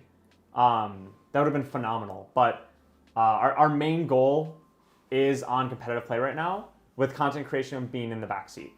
And the backseat's like the wrong word for that, because like we're all like we're literally staying up 24 hours. That's not something that we do. Anyways, yeah. Auckland should be a little bit more easy because there's not Path of Silver that we were all involved with. Yeah. And yeah, I'm hoping that it's a little bit easier. But you know, if we're playing Win Merlin and we're going to time every round, yeah, I mean we can't do much there. But I would love to get into that more. It's crazy how much content y'all been pumping out. Yeah, it's been a grind, and seriously, I know we say it all the time. I'm not just saying it like to say it. Like, we actually like it's the support that's making it happen. Like when we get that $5 Patreon like every few days, it's like, oh, and like people aren't canceling. It's like, oh, like there's a reason to do this Patreon content. Yeah. You know, like we had full disclosure, like not full disclosure, like I'm admitting something. We had done One Piece content because me and Isaac wanted to start this a little bit and like see how we felt about it. Yeah. And we had done One Piece content. We got like 400, 500 One Piece subscribers on YouTube. Like, it was growing. We had launched a Patreon. We had like 5 different Patreons, but our Patreon tiers were more expensive. We didn't have a $5 tier. We had $10 was our cheapest tier. And we had multiple Patrons, but it was like 2 people eventually. And it was just like, you know, like half the people got canceled, which is fair because I think our Patreon was just like a little maybe too pricey or something. I think that's Terry for them though. No, Terry is not our media guy at all. No, he is fully uncompetitive. I'm the closest thing they have to the media person. Yeah, because he's our editor. But I do all the editing and all the shots and everything. So. All 3 of us have a goal of being hyper competitive players. So Terry, Isaac, and I will be at every single event that's Ascent or higher, no matter where it's in the world. So we'll be traveling to Auckland, we'll be traveling to California. The next one, if it's in C or something, Taiwan, whatever, we'll go to that one too. Any Grand Archive event that is worth the travel. Because right now regionals are a little rough, and they're intended to not be something that people travel like crazy for. So yeah, anyways, all 3 of us have a major competitive goal. We all are a part of True Champion teaming. Like not media, meme stuff. Like that's what. Terry's our meme person. Yeah, kind of. Give me a send Taiwan or send South Korea, please. You can just do tournament reports through the day, quick comment about what you played and how you did. So we did kind of do that. Terry wrote down his whole tournament report, including sideboard plans and everything. That's an article up on the Patreon, so you can go read about his Ascent experience. And again, we have that 7-day free trial on Patreon for the $10 a month tier. Go sign up, read that article, and then cancel. I don't care. Like, we put the trial up there so that people can try it. You know, like, don't feel bad about that. Like, it's totally fine. Just know there'll be more articles to come. Yeah. It's just that you can only do that free trial once. So, which will be you need someone to handle media, which will be especially useful for team promos. Yeah. I mean that would be the goal one day, is that we get a little bit more growth is very much on our mind. And yeah, like the time that we're putting in right now, financially, absolutely not worth it. But we see this game growing. We want to be a part of that growth, and that passion is there. Like I said, like Grand Archive and like the game and the community keeps that passion burning. We did One Piece creation for like 3 or 4 months, and like by month 3, we were already like, I don't really know if we want to keep doing this, right? Yeah. Grand Archive, we've been doing content for over 6 months now, and like I never am like, we have to go record a video. I'm always excited to go talk about Grand Archive or engage with the community or whatever, you know, like. Top tiers, do you release the deck list you're playing at big events, or do you guys keep it to yourself? No, again, we're hyper competitive players. That is hidden information. We are planning on doing stuff for the higher tiers eventually. Yeah. For not for the decks that we play, but for helping tailor. We're thinking about doing something like to help tailor people's decks that they are playing for competitive though. Yeah. So like things that like we look at your deck where we either go over it, probably not with you directly there because we all have different schedules. Yeah. But you send us the deck list, we do like a little write up on it and send it back to you, and things that we would change and why we would change them, and it could be something we run a little gauntlet into it as well too, so we know what works and what doesn't work. We definitely want to help the competitive community improve, and that is a goal of ours. We want to help players become better, but at the end of the day, we are still hyper competitive players ourselves, and we can't put ourselves at a disadvantage, especially because the other hyper competitive players that are showing up aren't releasing their deck lists publicly. And so and that is something that we also try to be aware of, is like, anyways. There's a reason why we keep doing Creative Shop content. The community actually appreciates it. Yeah. Like, it's so cool because like I get so excited when I'm like, new Limelight video. New main deck video. Like, it's so cool. Yeah. Have you guys thought about card discussions / interactions and explaining why things are / aren't played? It's a hard video to keep on topic with, especially with how me and Terry can get particularly. There's a bunch of reasons why cards are or are not played. Yes. Yeah. It'd be a whole. We could make a whole separate series on Patreon. Yeah. A weekly card why it isn't or isn't is or isn't played. Like, that might be like our different. podcast is going to be kind of probably where things like that are talked about. I think it'll be like, hey, let's talk about why these cards that were played in DOA meta aren't played anymore. Because like, you know what? Like, Deflecting Edge, right? Deflecting Edge was everywhere in DOA meta, and then FTC came around and everyone dropped it. And it was because Resolute Stand was the new hotness. But Deflecting Edge was still crazy powerful, and I think people slept on that a little bit. So I think like that would make a good podcast series, but like I don't know. Yeah, people were surprised when we didn't release lists and lead up to Ascend, but competitive oppositions like TCG gotta do what you can. Yeah. And like this is a topic that we briefly mentioned when we started doing FTC deck profiles. And I meant to kept mentioning it, but I also didn't want to clog up every video with this. We are hyper competitive, and we are also, to be frank, one of the biggest content creators for this game. And so we do need to intentionally keep those lines separate, because we don't want to put ourselves at a disadvantage by giving up our hidden information before an event, but we also do not want to manipulate the meta or persuade people or trick people into thinking that something's better because we have a good matchup for it, right? And something that like almost felt like that is like, if you notice, the second most recent video before Ascent was a Rye deck profile. And what was one of our best matchups at Ascent was Rye. Was that on purpose? No. And it was actually something that we discussed before posting it, because we were like, hey, will this affect the meta? Yeah. Is this going to be kind of a scummy thing that we're going to do? And we decided that it was so close to Ascent that I don't think it was going. It did not feel like it was something that was going to make people switch to it. Yeah. We also were very careful with the way that we talked about it in the video, not saying like, hey guys, like Merlin's everywhere, Rye's a good pickup. You know, even though it was true, I did really think Rye was a good call for Ascent. I mean, it's a lot of them top 32 and one top 8. Yeah, Rye was a good call for Ascent, but obviously our deck had a great matchup against it. Yeah. So it was something that we decided to... Oh, and another reason was like we kind of had to do that video because like literally we had talked about like every champion but Rye, and Rye was a part of the meta. And so like part of our like duty was to like cover as much of the meta as possible, and like Rye was part of that. So like... And Classy was saying it, yeah. He's saying like, as long as you're honest and say here are some decks that we're testing that we think are strong, and that's what we were trying to do. Say like, hey, here's all the decks because we did every single deck list we did test. Yeah. And one of our first ones was also Wind Ally. Like that was the first thing we did. The first deck list they're like, hey, this is gonna be a strong deck even for Houston. It probably still will be played. Yeah. And we just played a slightly altered version of that, and our own version, obviously. Yep. And because we thought that would be the best list to bring. So. And also, we weren't on our deck until like 7-10 days before Ascent. Yeah. And that was like not fully tested either, but just kind of like this might be it. So it's like, even if we had wanted to share our deck, That's a good question. it probably would have been like too late, honestly. Yeah. You know what I mean?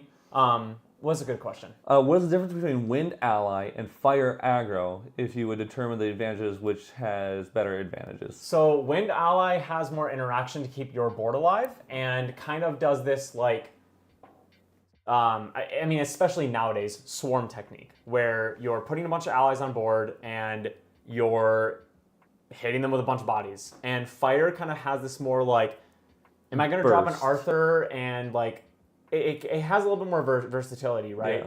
Yeah. Like one interceptor against a Fire deck is much more helpful than one interceptor against a Wind deck, because one interceptor against a Fire deck, excluding smoke bombs for this purpose of conversation, is going to stop like a 14 damage Rending Flames attack, right? Versus Wind, like Wind is kind of this weird like, when you look at a Wind ally deck list, you're like, this can never do more than like 5 damage in a turn. And then you play that deck, and you're like, how did I just hit for 18 damage in a turn, you know? Fire is definitely more like these like big chunks of burst. That's how I'd put it. Yep. Sometimes you're swinging for 10, sometimes you're swinging for 8, sometimes you're swinging for 14. And you're doing these sizable chunks, and the opponent is constantly calculating, okay, can I basically, with one hit, kill them? Yeah. I just realized we have our match in 15 minutes. Yeah, we do. Yep. We really... What are your opinion on the plus minus of Fire Xander compared to Fire Lorraine?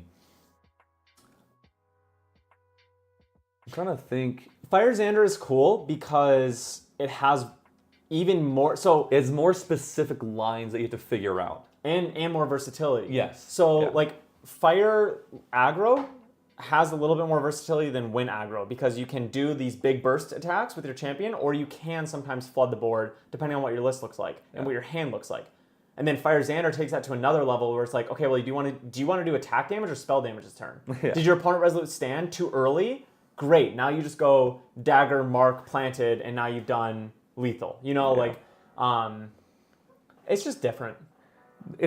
Fire Xander is the deck that we consider taking to Ascent, because we do think there's a version of it that is really good, but it takes a lot of actual brain power essentially to make sure you're playing it correctly every turn. When you go on your turn, there's like 6 different avenues you can go with Fire Xander. That's what it feels like. You can play like all these different cards in different combinations to do different types of damage in different ways, like Kate was saying, whether it be non-attack damage or attack damage. And so it takes a lot more knowledge of the deck.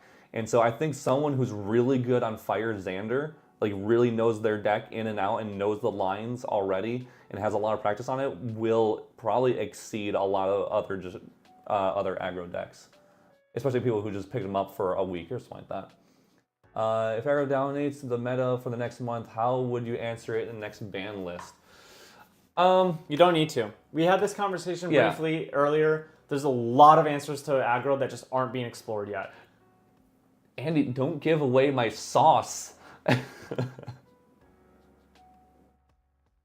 Yeah. That's a deck I want to build.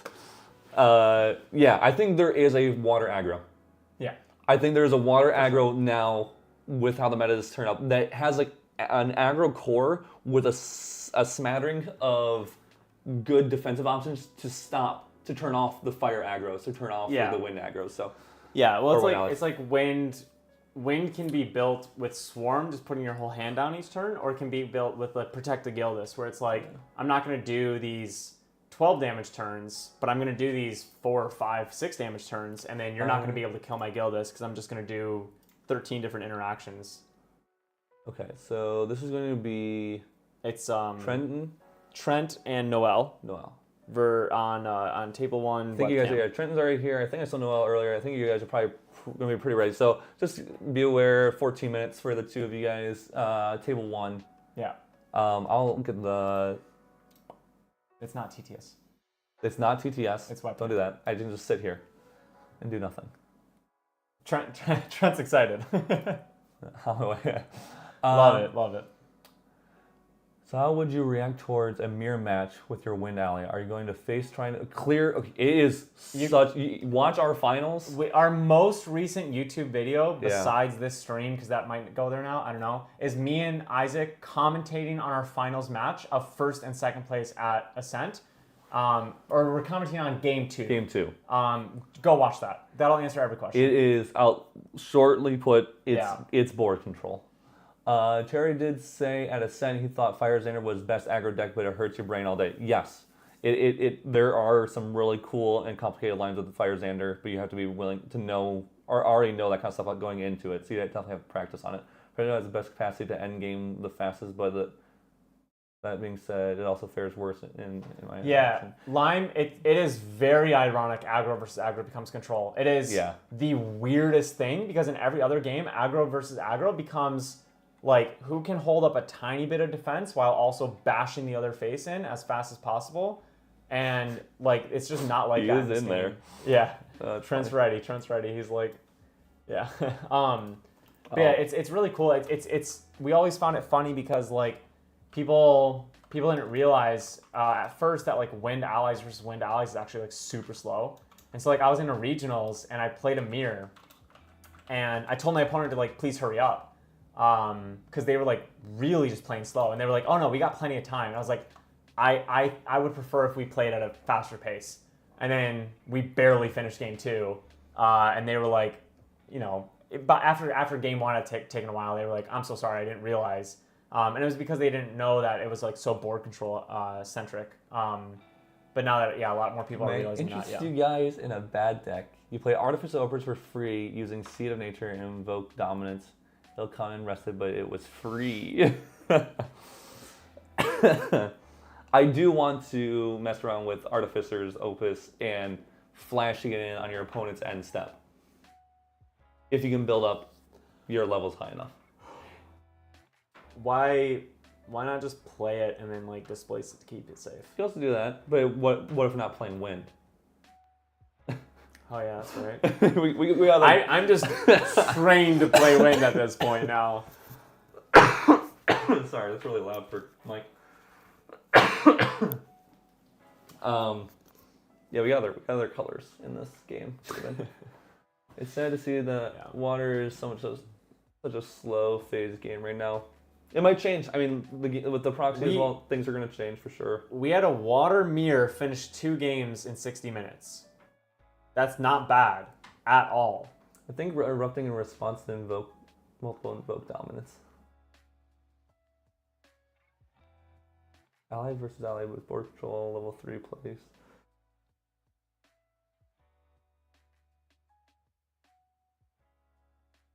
Hold up like 7 cards so they feel like they have to play around in interaction instead. You just flash opens in his face. Yeah. Yeah. They don't know what hit them.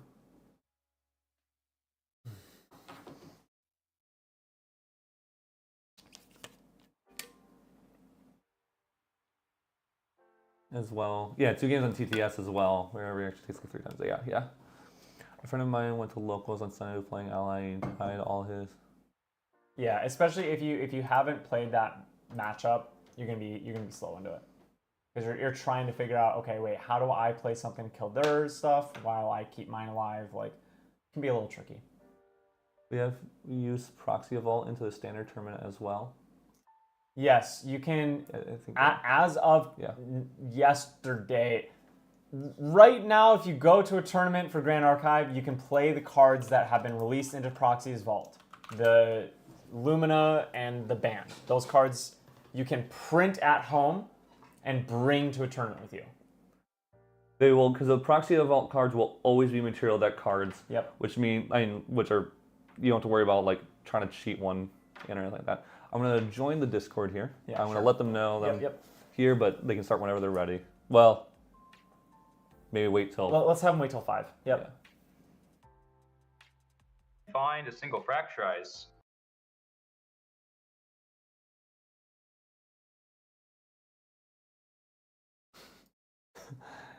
Hey guys, we're gonna wait until 5 just so we get everyone else, all the future matches also lined up. But as soon as it hits 5, feel free to start and whenever you're ready.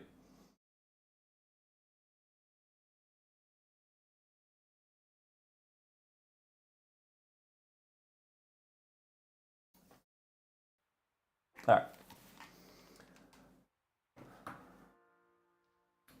Yes. You can use them at any Grand Archive tournament. Correct. And at large Grand Archive tournaments, they're giving them out the real versions of the card. That should be said. So the reason that they do it that way is because production and distribution to try to implement a card like this is impossible. They cannot make that physical card and get it to you in time.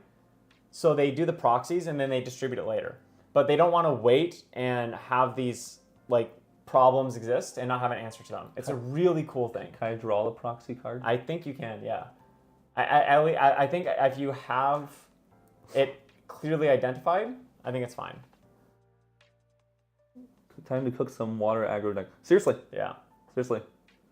Yeah, it allows them to make changes mid-set. Yeah, it's, again, dude, I know I just suck up to Weebs all the time. I promise I'm not being paid for it. They're just a great company making some really great decisions. What did you say? Interesting phrasing. I suck up to weebs all the time. Great, yeah. It's all right. Yeah, no, it's a really, really cool way that they're doing it. It's just nice that Weebs, it really feels like they don't put their profits as their number one interest. It really feels like it's always about the game. Yeah. I mean, that's very true. Look how FTC happened. Yeah.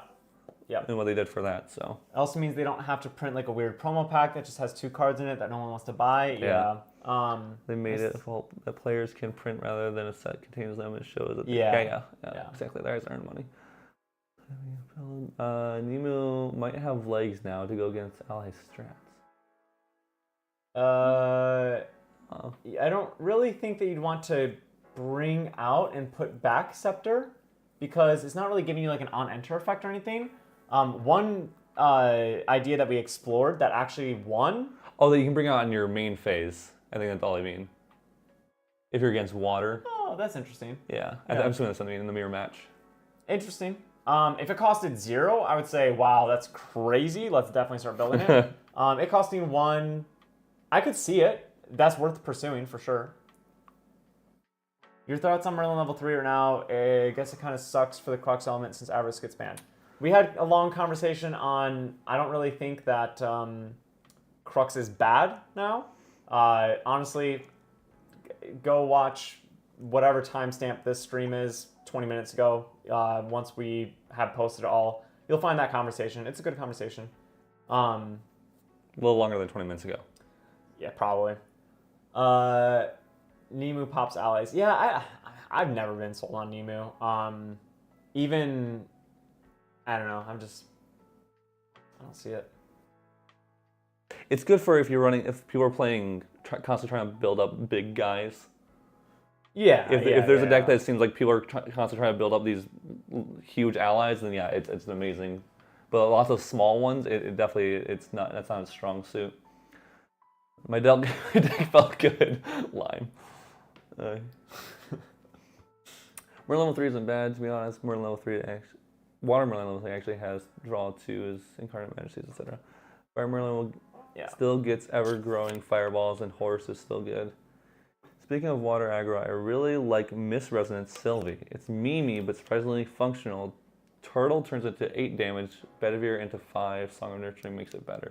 So here's the funny thing is I feel like there's been so many players that I've talked to that whenever Intangible Geist gets brought up, they're like, oh yeah, that card's super cool, I think it's really good. I just haven't been able to play it yet. Yeah. And the reason is because everyone hyper-focused on blah, blah, blah, right? We don't have to get like super far into there. But yeah, like Crux is definitely still playable, definitely still explorable. It's weird because Crux has obviously been the most represented element since the game began.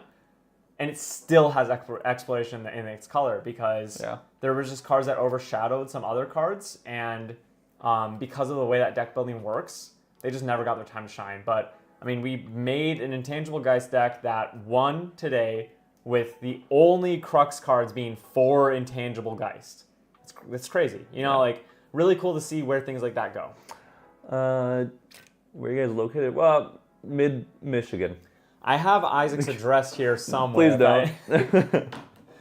All me, Isaac, and Terry are all located in Michigan, pretty close to each other, so makes it the only possible way to run this channel, honestly. So for Scepter Illuminated, does it deal damage based on each level you level up? Or no, every time you go from your champion levels up, meaning it goes from level 1 champion Lorraine to level 2 champion Lorraine, not just gains like a level counter, it deals 4 damage to a target unit.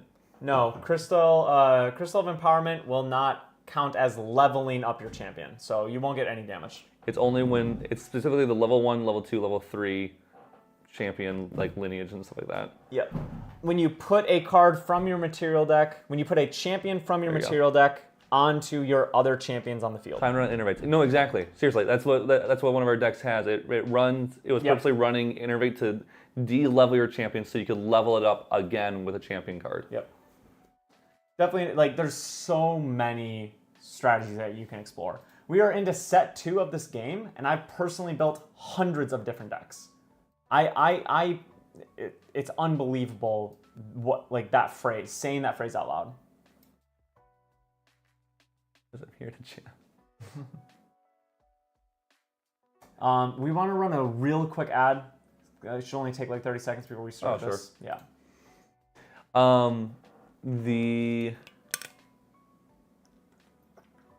was gonna say the next. I never know if it runs. I have 0 clue. I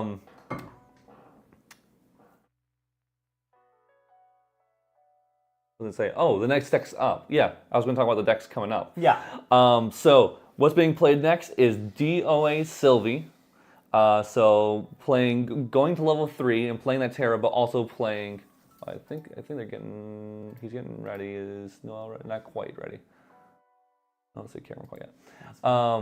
Playing versus that's Trent on DOA Sylvie versus Noel on Water. Is he on Geist? Geist. I think he's on Geist. On Water Merlin, right? Yeah, Water Merlin, the only Crux card that's being Geist. It's Yeah. a control slow deck that really tries to abuse the materialization phase.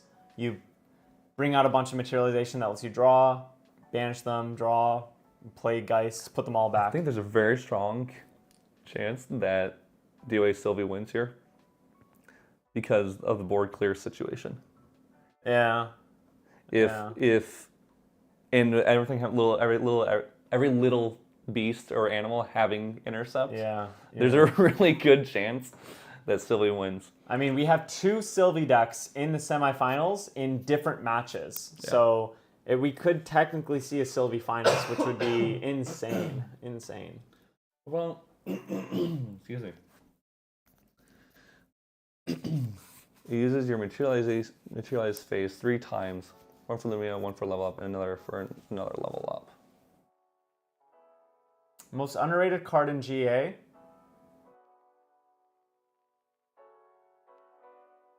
Rally at Advance, it was, to me, one of the most underrated cards. I'd say Disorienting wins. I just see so much value in there that other people just don't seem to really be on it. I think people like realize that it's a good card, but Look at cards now. you have to build your deck in a way to get the advantage from it. And I think that people don't think it's good enough to do that with, and I think it is. Endura Scepter of Ignition. That is my call there. Yeah, it's interesting. Geist is intangible Geist. Yes, the one of the Crux SRs that doesn't really get used. Port Smuggler. Ban, please. I do think that Scepter is good. Could in be. some way. Could be, yeah. With a little slower meta, get a little more value. There you go. Oops. Okay. Looks like our match is about to get started. So this is the semifinals between Noel and Noel from Chess Club team and Trent from Lineage Break. They do a podcast and some content creation. So it looks like they're just getting finished up. So Noel will have some backwards cards in his deck. They are Fracturizes. Yep. And I believe Trent's deck is fully built. He had this. I swear this guy had it built before we even started. Yeah. Before, like, he is like, I know what deck I'm playing. I'm gonna get them to be able to play. Give me to play this deck. Yeah, yeah. We got Lineage Breaked. But yeah, very exciting to see how this Sylvie versus Crux matchup is going to go. Why do I feel like they're both playing me? They're both facing. I feel like I'm playing against them. It does feel like that. I'm gonna get some water because I keep coughing. Sure. Yeah.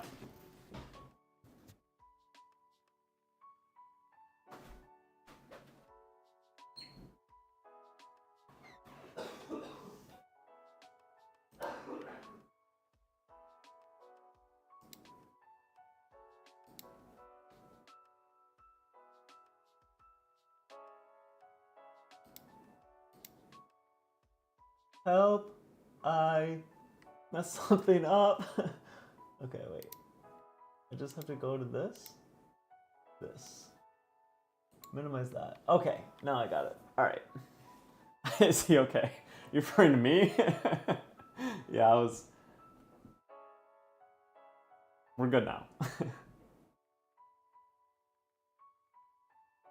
I've been up for 32 hours now. 32 hours. What in the world? Only for GA. Look at what you made me do.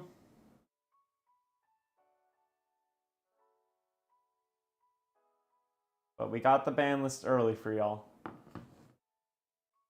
All right, so it looks like Trent is starting this off first. I'm assuming they dice rolled. I didn't look, honestly. No, I'll just fix in a couple sleeves there, I believe. Is the audio still sounding okay, guys? Like, I don't know if... Is that any better? I don't know.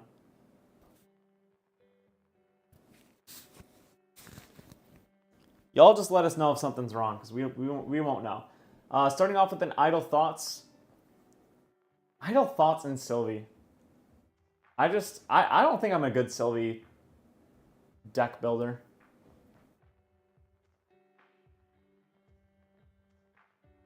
Audio's good? Perfect. Thank you.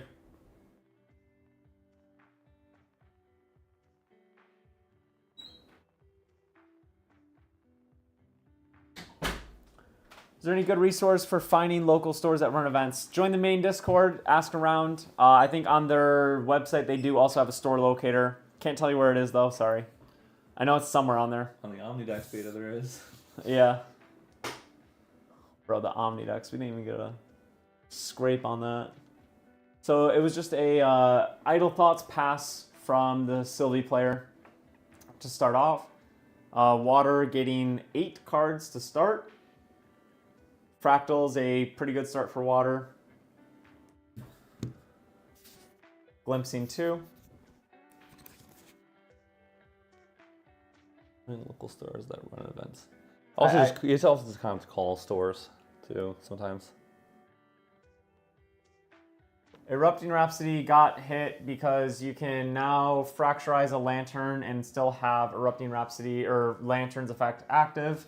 So if your main win con is Erupting Rhapsody or your only win con is Erupting Rhapsody, You now essentially have an auto lost color out there, which is really bad.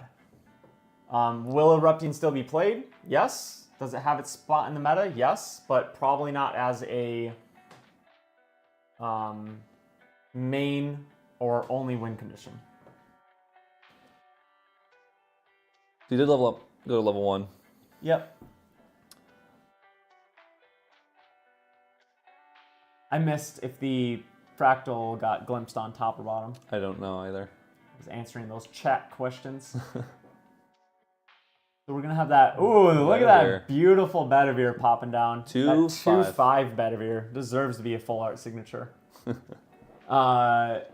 Very scary way to start with Sylvie, honestly. Especially when you're playing against water and you know it's not just going to get Dream Fairyed away. We have a Owl Familiar already coming out to Glimpse 2. Think about one on bottom, on top, it looks like, for a second there. And he swung the Bedivere too. Both? So this Owl's not even protected. Yeah. And he Both kept on bottom. Bottom, okay. Maybe just really pushing for damage here, I guess. That's why they really just pushing for damage. Just Yeah. all his whole hand just down. Disrespecting the water. I mean, I guess to be fair, you know that water is not going to really probably be able to deal with everything. Yeah. And you're just going for this tempo. I mean, he played against Water Xander, right? That was the first matchup he played. No. Yeah. Other Water Xander. Yes, Fog Xander. Fog Thank you. Xander. And in that matchup, I think he realized that just flooding board was better. Water has a hard time dealing with board. He'll probably lose at least one, maybe both of his smaller allies, but it might just be worth it. Yeah, Sword is great Snow here. Fairy should be played more. Lots of Snow Fairy should be... Yeah. I think, actually, now in the meta is probably where it's become stronger. With more aggro decks and more stuff like that, keeping stuff... There'll be more allies to keep rested, and it becomes much stronger. So we have the Sword of Seeking from the level 1 Lorraine, so we already guarantee that one of these animals is going to be sent to the graveyard. Resting Fractal, putting 2 down to go to level 2, so he knows exactly what he's going to banish. He's guaranteed to hit the 2 that he wants, essentially. Looks like he might be double thinking it a little bit. All right. It's a Geist and another Fractal. Intrusion. Yep. Go to level 2 Merlin. I forget it's level 2 Merlin, not. Yeah. I was thinking level 2 Lorraine right now. Yeah. Nothing to eat up. I think he got confused that Idle Thoughts was in graveyard. Gotcha. Hopefully that didn't really wreck his change turn. his plans. Yeah. Yeah. It can be a little confusing in webcam and TTS and stuff. Just not really. It's hard to be fully aware of how the field is. So yeah, hopefully that wasn't a detriment to him. The good news is that with the Dungeon Guide on board, the Sword of Seeking on board, you know, since he's not resting Merlin to eat up a floating memory, he can now clear both of the animals.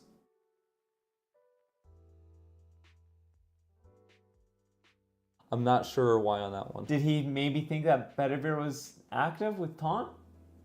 Maybe the Sword of Seeking he doesn't want to swing, but you would at least want to swing the Dungeon Guide there. Yeah.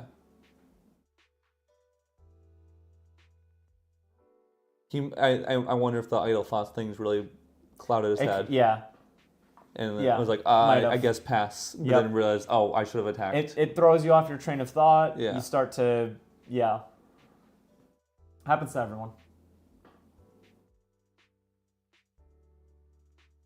See a GCR, Sylvie just trying to get some card advantage back here. Yeah. They went first. They sacrificed a card to level up. They put down a bunch of allies. Yeah. They're feeling low resources right now. Their allies somehow stayed alive, so their resources are definitely better than they probably expected, but still have to keep them up. 2 down.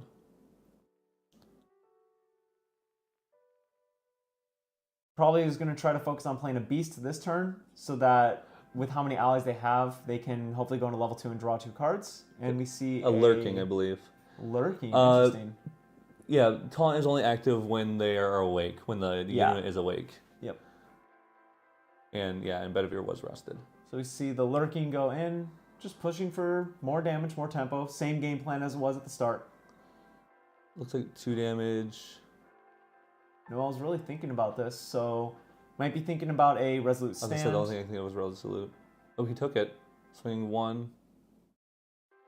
And another 1. And he took that too.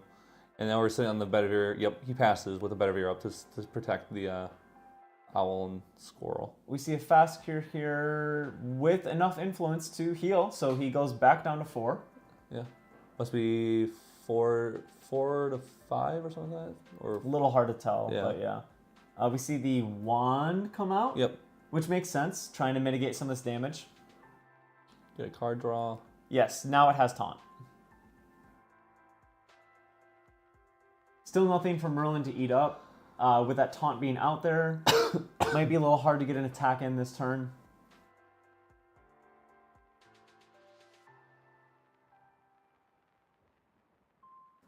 I'm trying to see what's in his hand there.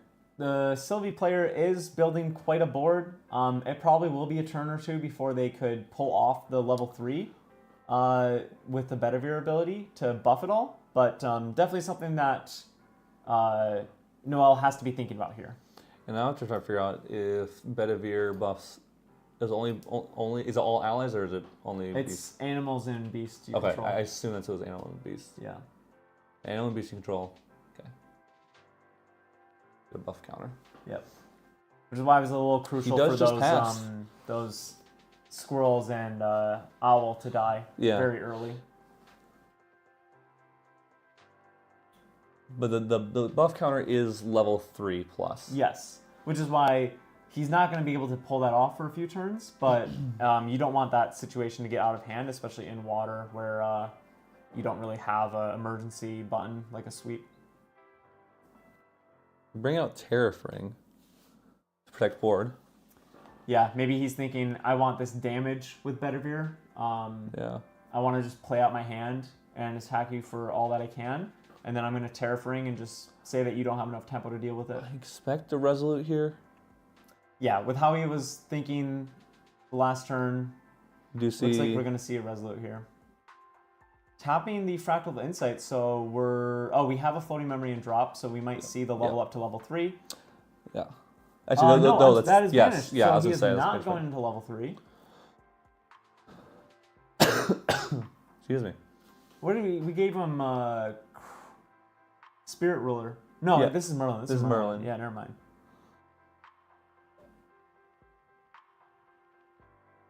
Lurking Beast Bonder. Swinging. Into Dungeon Guide. Bedivere. Kills the Dungeon Guide. Retaliates, kills the owl. I'm interested to see The follow-up. The follow-up, yeah. Knowing that he's going to sacrifice his creature to get a Dungeon Guide off board when he has a taunt up so that his 1/1s are protected.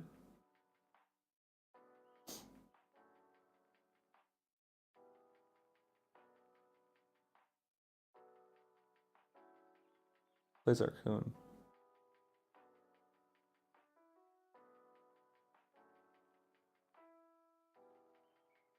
I believe he just passed. Yeah. Pass with 3 cards in hand. I'm not really sure what the point of that play was. I don't think the Dungeon Guide was threatening him, especially with the Bedivere that he could have just left online. Reflections is a pop Tariff. Again, he doesn't know the board. What the deck wants to do. He knows we built kind of wacky decks overall.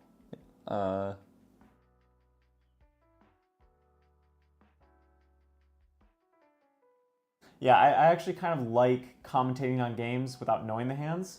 Yeah. Because then it's easier to try to get in the mindset of the player. Yeah. The only thing I can think of is he knows he can't swing face because of the Resolute. And that Dungeon Guide, he could be thinking eventually it is threatening any little guys on board constantly. So if I can kill it, then Bedivere's free to swing most turns. Sure. And if he's not doing anything else that turn, he might feel like he just... If he has no interaction in hand, leaving that Dungeon Guide on board means that he might play Frostworn Paladin, eat up a floating memory. Now he has 3 damage from the Frostworn, 1 from Dungeon Guide, 1 from Sword. So yeah, I mean, there could just be lines that... Do you see Dungeon Guide again going to the Yep. level 3 here? Using the Fractal again, that technique of tapping Fractal and putting 2 down So, to... important thing to note, Yeah. the Merlin should definitely eat the beast. Oh, yeah, the animal in the graveyard. Yes, but he may not know that Yes. he's against a Virtus. Exactly. This is one of the reasons that this deck might be good at the beginning of the format, because it is a new type of design. Yeah. He just glimpse. He's gonna So glimpse it looks like his whole hand is down now. Yep. The interesting thing is we haven't seen... have we seen a GCR pop from Noel? I think we did, actually, yeah. Yeah. Yep. So, okay. Yeah, and we have no graveyard, so no floating memory to go off of. So, going to level 2, getting a draw, getting rid of... oh, yeah, that was a good... Blissful and another Bedivere? Yeah, it's good things to get rid of. Yeah. Gets a draw for... Yep. For level 2 and for beginning or for turn. Yep.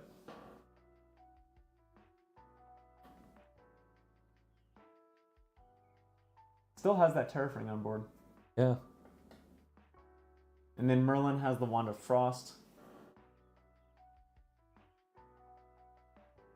Yeah. Yeah. For sure.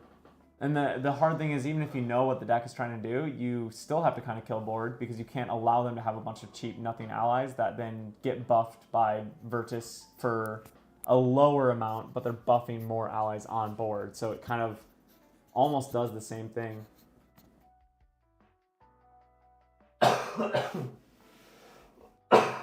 It's interesting to me to see him swing with Bedivere first. I guess he knows that he has no cards in hand, so maybe just not worried about that Resolute Stand, to be fair. Swinging 4 into the Dungeon Guide maybe here? Yeah, it must be. And then he popped the wand to keep the Dungeon Guide alive, forcing him to swing with a raccoon or a squirrel so that the Dungeon Guide can at least trade. Seems like a lot of damage to be soaking into these Dungeon Guides for pushing such an aggressive start in the early of the game. I don't know what his hand is like. And maybe he's okay with them dying off. Maybe Yeah. he's forcibly trying to get them to die. Yeah, that's fair enough. Or his Virtus. And then he's going to Resolute Stand on it. Every time I keep trying to guess his strategy, I'm left guessing.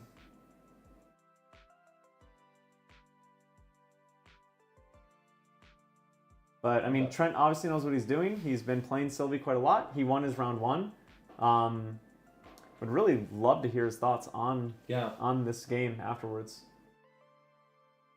The deck list would be in the Discord afterwards, right? Yep, we'll have it in the announcements. We'll do an @everyone tag so that you won't miss it.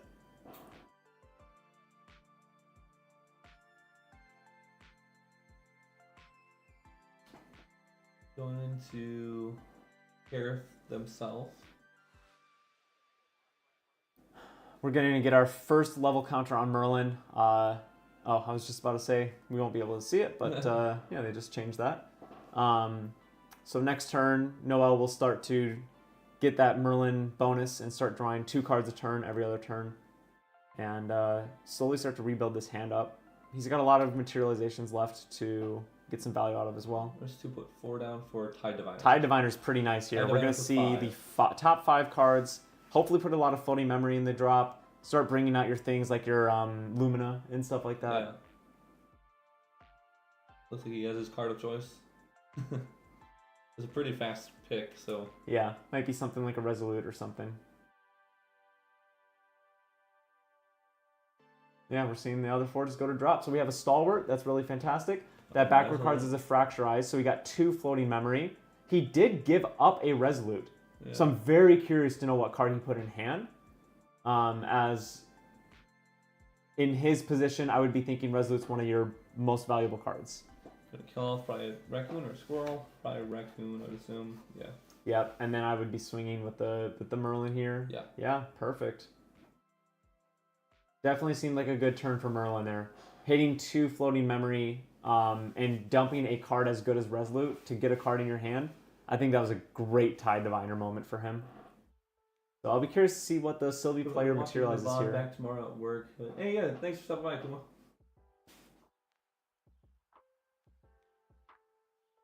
So we're gonna, I think, see the hard level to 3, giving up a Bestial Frenzy, Capricious Lynx, and I didn't catch that last card. The last one either. Maybe another lurking. It was the other lurking. I couldn't tell. So now all of his animals are gonna have, and all of his animals and beasts are gonna have 1 additional health. So that Bedivere out there is actually a 2/6 right now, which is a massive ally in this game. And everything will also, all animal beasts will also have Intercept, which Bedivere basically already have. And for a lot of times, the cool thing that wow, I'm really Trent? looking here. Yeah, the Trent can do with lurking is also just leave it up. Yeah. With that Bedivere to retaliate 4 damage. Yeah. If he remembers the level 1 ability on that lurking. Yeah. It's really, really strong. And stuff. the funny thing is that this Control Geist is built to have kind of never-ending value out of its material deck. Almost always having this like loopable GCR. And we are actually seeing the same sort of strategy being employed by Trent with just 1 card combo, Terrasite. Yeah. Essentially is this unending GCR that you only need 1 card for as a combo.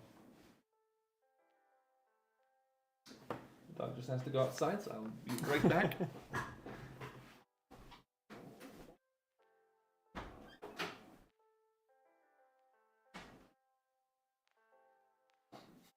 Both players still sitting here with just a Terrafring on board, waiting for that ideal moment to get that Tempo Swing. Looks like we rearranged some cards with Idol, trying to get in for a little bit of damage. The Merlin only going to 7 health out of 28. Sylvie player being pretty low on cards. This Merlin has to start to speed up the game a little bit though, because like I said, having that Terrasite in that materialization every single turn means that this Sylvie is going to catch up with him on card value. So Terrasite's long-term value is insane.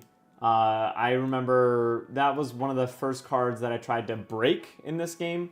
Obviously the value was already broken, but I was trying to figure out how to really maximize on that, and just couldn't. Sylvie didn't feel playable. And so yeah, very interesting to see if with all these meta shifts, is Sylvie going to become more viable? And yeah, are you going to see situations like this where it's like he's paired up against a deck that just really can't apply the pressure when they need to, and he's just going to be drawing 2 every turn for a while. This is Sylvie's strength. Sylvie has a very hard time maintaining cards while leveling, and always has a low hand after level 3. But if it can just sit there for turns and survive after level 3, and they play Terrasite immediately, you know, the value is just almost impossible to keep up with.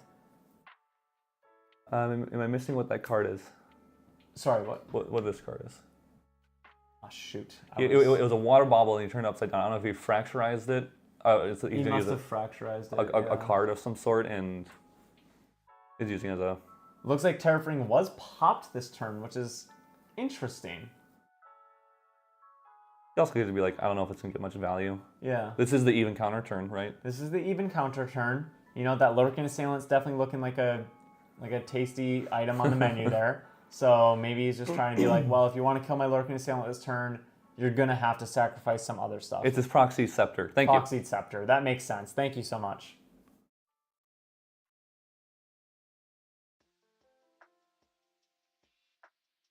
Doing some math. Yeah, I mean, almost looks like he's trying to calculate lethal with the Sylvie players at 0, so maybe not lethal. Maybe he's trying to figure out some sort of combo that he needs to accomplish. Goodness, if he's calculating lethal, I'm all in on whatever he's doing.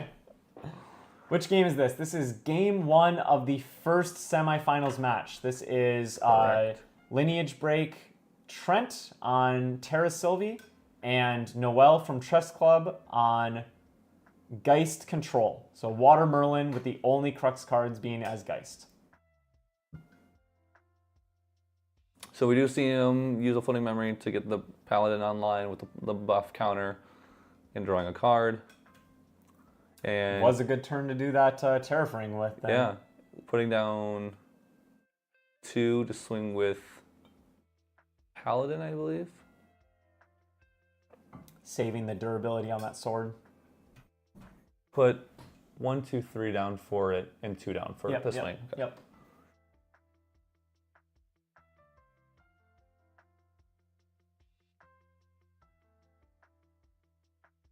I think he passed. Yep. So he only has 2 cards in hand.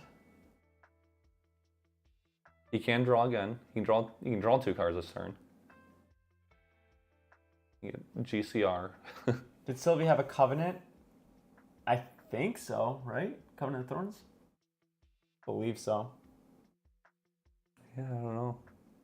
He's going for the Orb of Glitter instead of going for the Preserved card. So wants to glimpse and see that long-term value. Also love that he has the the invite card there. And then decides to take it. It looks like. Yeah. Can't shuffle your hand if you're gonna then put one on bottom. Plays it. Okay. Goes for the Metal Bloom.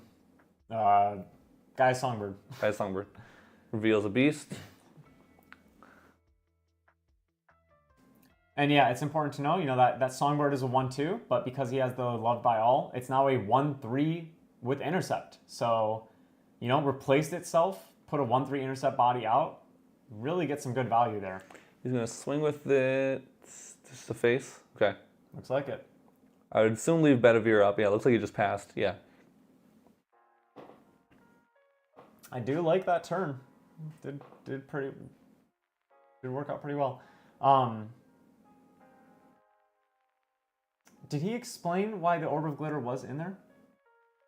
I don't know. People asked in chat earlier. I don't remember him saying. And maybe it's on his side thing. Because it is an interesting choice. Orb of Glitter has always seemed like a strong card to me, but hard to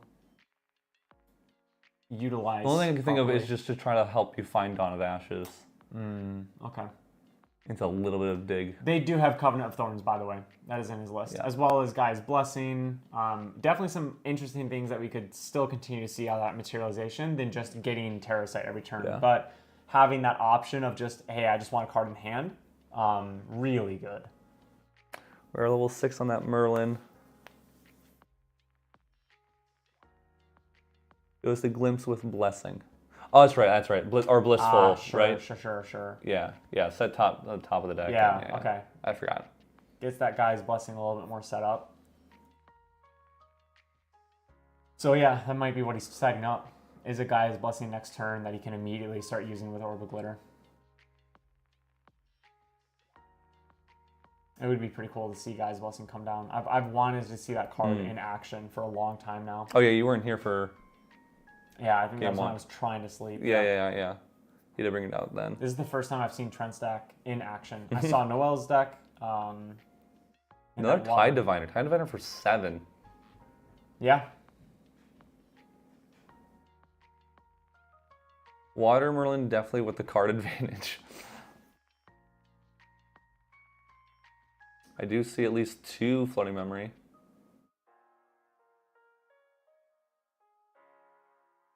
Yeah, I mean, getting to look at the top 7 cards and picking which card you want. Oh, I don't think he had to show what he did not have to show that Frostform Paladin, but that's all right. I think he just hit 5 Floating Memory though. 5. Yeah, you put that Frostform Paladin in hand for sure. And you've got 3 in hand still to cast it. You have enough to cast it. You've got a nice graveyard for Erendite now coming up. Erendite's I think he just. Oh, I was saying me just say I'm playing it. Yeah. I thought you left on board. Yep, there it is. Yeah, that Erendite's going to come out sooner than later, and this is going to be Merlin's way to start closing out that game. Take care of that Bedivere in one swing, do another massive swing to face. Hopefully, you even use the Paladins on the Bedivere or something like that.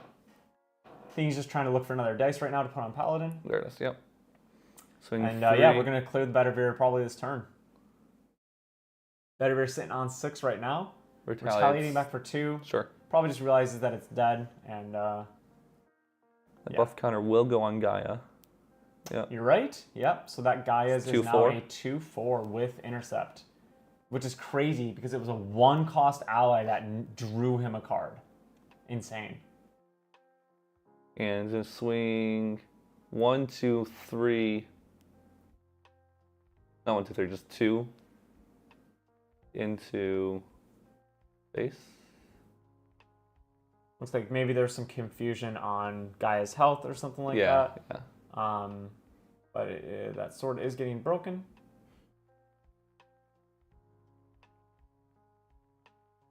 And I'm not seeing damage go anywhere. Oh, maybe he said, I'm going to swing into Bird. He said, okay. And he said, I'm going to swing Tide Diviner into Bird. He's like, okay. Yep. And then nothing else happened. Couple damage short. Yeah. Didn't realize that I had 4 health. Probably isn't used to playing against Sylvie. It's something that we're going to have to start practicing now, huh? Yeah. There is the Gaia's Blessing. So first time that I get to actually see this ever be played. That's kind of a tough pick. Do you try to put your... Nope. He didn't want it. No, he wants to see those animals. So now I believe that the top card would immediately get revealed.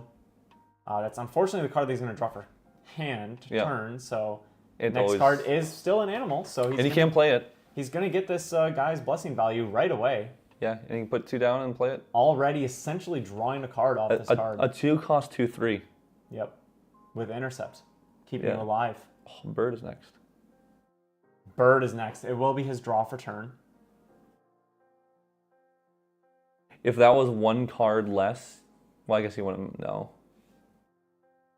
Swing for 4. Yeah, he's got to just clear off some of these Frostborn Paladins. Otherwise, he's not going to keep up enough allies for on the defense. He does have a ton of allies in Graveyard, though.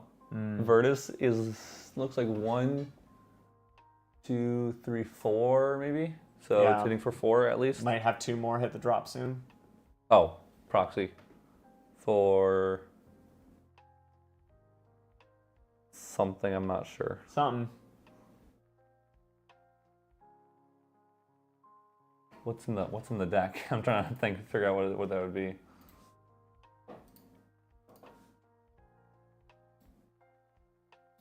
It's none of these. Yeah, that's all right.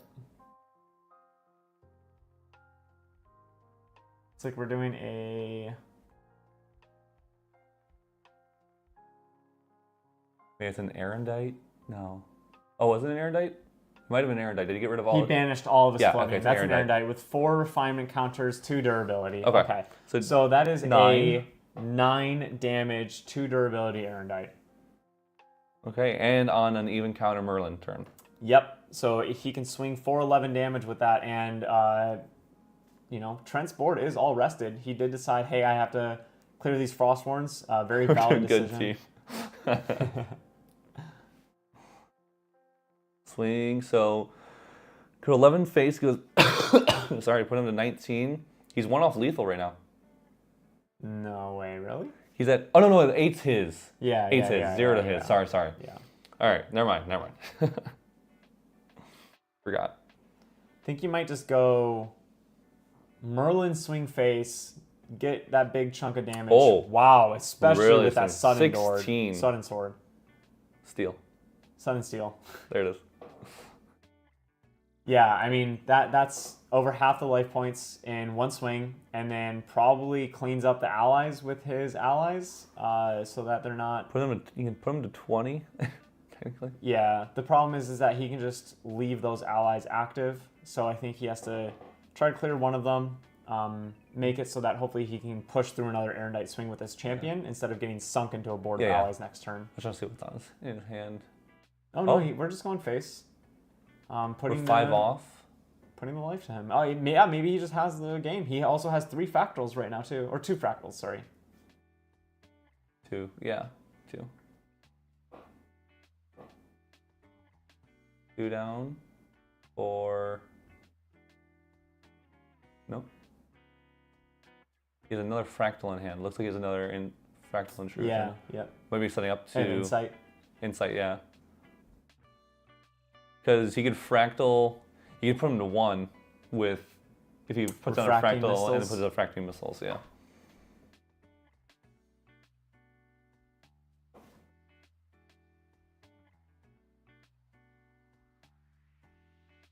Geist. Oh, we see the Geist. Okay. Okay. 2 down for that, right? Yeah, gonna get a couple of regalia back here. I know he's gonna get his GCR back. He's gonna get the Wand of Frost. Still 3 cards in hand. Looks like one other. Sword of Seeking, right? He broke it. Yeah. And it can swing for 3. Yep. I mean, this is going to put him 2 away. Like he wants to know what it is. Yeah, fair. Ooh, look at that clarity. Yeah. So for those of you that may not know, this is a 4-drop with 3 attack, 2 health. Cannot be killed by attack damage, which against the Sylvie deck is pretty powerful. Yeah. And you can, on enter, return any regalia that you wish to return to your material deck. Does go face. He's not worried about dying. And sets up missiles, I'm sure. Or something like that on his next turn. Chilling Touch. Chilling slow him Touch. down. I mean, Yeah. that is a pretty good move right there. Saying, hey, I just think I think I'm going to out-tempo you right here. It does go to the banishment, right? It's faced up banished. Yeah. Okay. It puts him to 2 off lethal. Can Sylvie Covenant the Geist now? Yes. Would be very strong to do. Yes. If he thinks about it. There it is. Wow. Okay. Covenant on the Geist. So now Watermelon has to figure out how to remove either Their own Geist. or the Covenant. So the Fracturize. So Fracturize is a big out here. Yes. But he's already used 1 or 2 of them, I believe. Has he? Okay. And has to see that out still. I know we hit 1 into the graveyard off of a Tie Diviner. And maybe that's actually the only one. Fractures would hurt so badly. Yeah. Yeah. I mean, this is the only play Sylvie has to very keep strong living. play from yeah, Sylvie. it is for sure. Yeah. Does pop the Tariff Ring, so we're not attacking at all this turn. But it doesn't mean we have interceptors. The issue is that it also only prevents champion damage. So even if he can't find the Fracturize right away, just keep clearing board. Sylvie is pretty low on resources. Might just be able to keep that tempo out. Looking for a beast. Alpha Gaia. There's a first beast. Another Grey Wolf. Rest on bottom. We're going to immediately show the top deck again for Gaia's Blessing. That's a Could play that. very, very good Yep, plays it. card to see. And he's going to be able to set up so he can draw a card for next turn, and then the card underneath, he'd be able to If they were play good with enough. Gaia's, but doesn't look like it was good enough. Won't be able to do that setup. He might be actually thinking about it, being like, oh, wait. Yep. He's going to take the top card into hand next turn. Lurking's on Assailant, top. and then we're going to probably assume that there's that He's drawing it Animal right Beast. now. Yep. Oh my goodness. Wow. Oh. Yeah, very, very good play there. Great play. Finds a bear. Yeah, I mean, look at that. He was on 2 cards, now added 3 allies to his board, and doubled the amount of cards in hand. The Guy's Blessing can give you just such insane value. So we have a bear in hand. We have it costs 2 to swing. Did he tear? Yep. Yep. Okay, good. He remembered. Yeah. And then top deck should be revealed. Yep. Yeah, what a crazy swing though from Sylvie on that turn. Yeah. Really, really showing off that power of Guy's Blessing. So Water kind of has one thing in mind right now: find Fracturize, and if I can't find Fracturize, kill as many things on board as possible. GCR. Makes sense. Got that back after the Geist. Or you could just find fractaling missiles. Yep, that would do it too. Yeah. Actually, is Covenant damage? I have to read Covenant. I'm gonna say is If damage would be to your dealt. champion, that damage. Well, yeah. But So it's interesting. It would kill the Geist. Geist because he would take non-attack damage, and then he would swing with the rest. But or just you might not be able to get through with attack damage with the rest of the board. Oh, that's true. That's very, very true. That's the Fracturize. Labeling some of his. Yep. No, he just played. That's what that is. Oh, he did Fracturize. Okay. Yeah, we Fracturize. So Covenant's no longer active. There's the missile. And there's a missile that would just be game. Yep. Wow. Just had both the answers. Amazing plays by Sylvie still. Good game. Yeah, that was a fantastic game there. All right, you want to run an ad during the game break, and Sure. I'm going to be right back. I probably should charge these a little bit too. Yeah.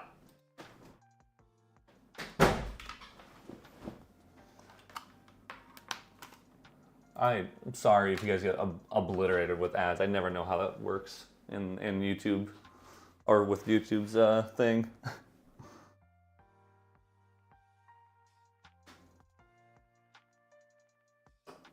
Let's do this.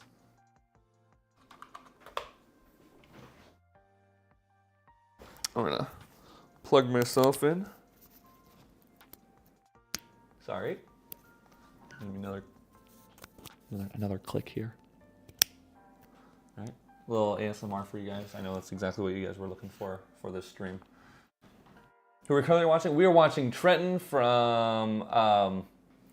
Oh geez, I'm forgetting the groups.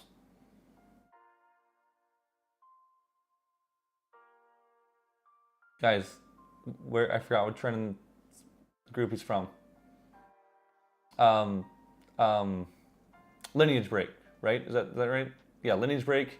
And then we were watching Noel as part of the chess club guys group. So thank you, Terry. Yeah, there we go. Yeah, this is semifinals. The first game of semifinals, so or first match or round of semifinals. Game 1 went to Noel, and then we're about to move on to game 2. Game 1 was about just under 40 minutes, 35 minutes. So that's you, technically. Yep, no worries. We get to be conjoined via our mics.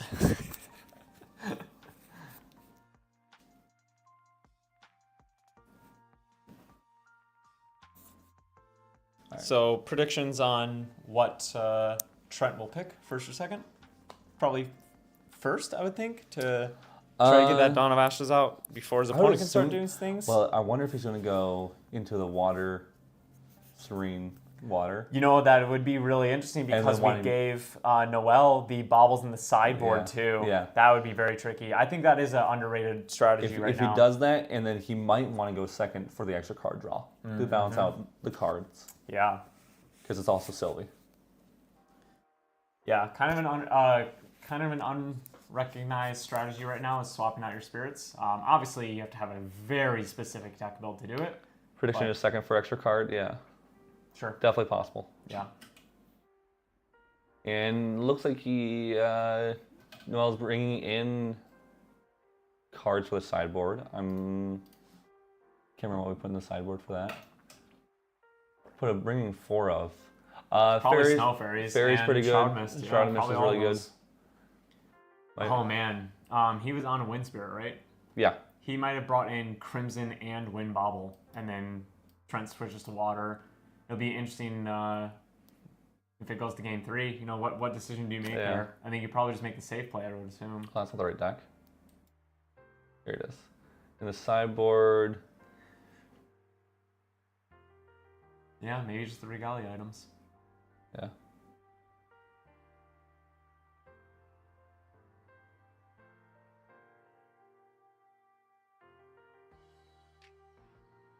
Sylvie did not bring out Dawn of Ashes that match, no. No, yeah.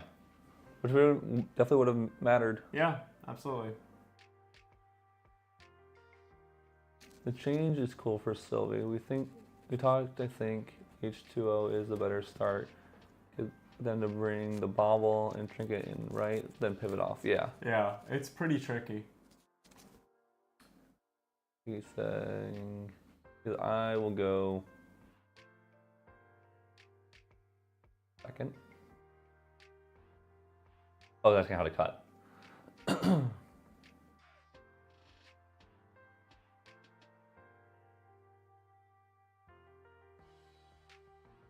Oh, looks like he's going first. All right, going first with the Serene Spirit, though.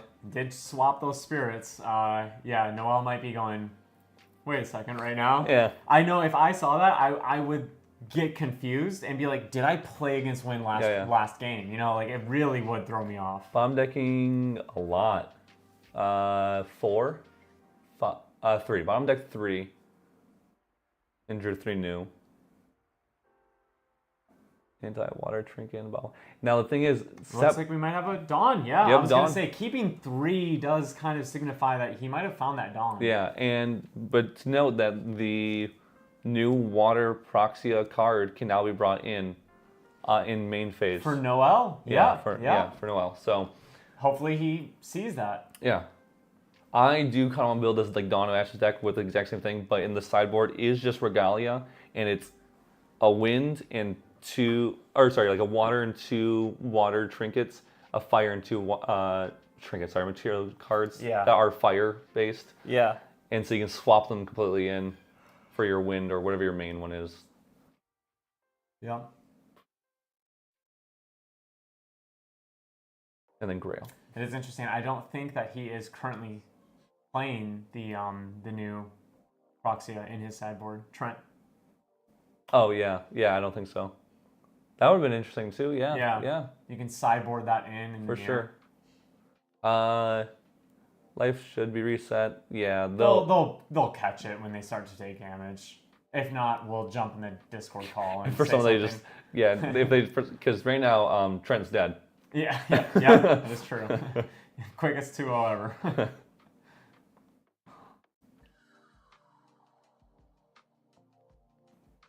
4 down. Oh, I didn't even see him. He idle thoughts. So wow, already down to 4 cards. Yeah. Not very great. He is Yep. really slowing down his opponent. So Chilling Touch for 2 instead of the 1. Getting rid of number 4, which is Old Grey Wolf. And then probably playing Paladin 4/4. Yep, does look like it. Paladin Didn't slow down his opponent too much for that turn. It is a very devastating turn to be against when you're sitting against water as well. Yeah, going in for this damage. Yep, there they go. There's the life reset. And passing. Yeah, after that Chilling Touch, you are really low on cards for your next turn. Lost his Grey Wolf, which probably would have been his play. Hopefully it doesn't hit. He's why is he losing 2? He's not. He's checking for Dawn. Oh, Dawn. Okay, thank you. Let's see Sylvie start to balance out and find its place in the meta to an extent. Shame it will only last until the end. Hey, you never know. Could see more Sylvie support.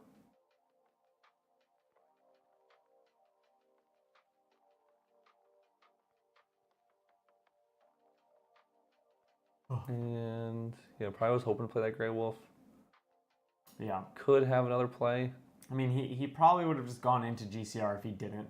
I don't think he would have wasted the level 1 buff. But maybe in his head he's just like, I gotta level up. Yeah. So yeah, might not have anything. Has to. Also feels bad. You could say I might have an owl in hand, but it just dies to. Yeah. Yep. Don't want to really play that to utilize the buff to then just have it die.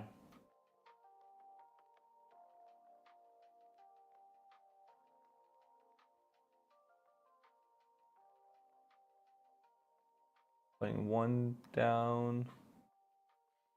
Like. Yeah. I think that's what it is. I think it's like whatever I'm playing is just going to die. Do I care? Do I want the buff or do I want the Cards in hand. Yeah. He's just so low on them already.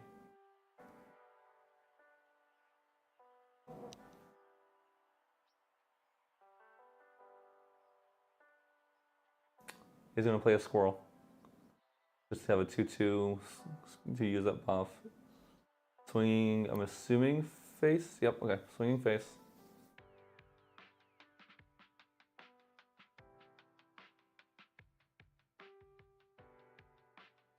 I'm assuming 1 down for an owl. That's what he was looking like he wanted to do before too. It just seems like you're giving up all of your resources by doing this. Yeah. I gotta feel like he had to just Bottom deck keep his both. cards in hand, and I mean, I guess he'll just get out tempoed. I don't know. It's just a rough situation, I think, overall. This is my biggest fear with the Serene Spirits was that one card can just really make so much For sure. of a difference. This is GCR, just draws a card for turn. Yeah, I mean, And look at these hand and sizes. 9 to 3. It doesn't matter if his cards cost one more. Yeah.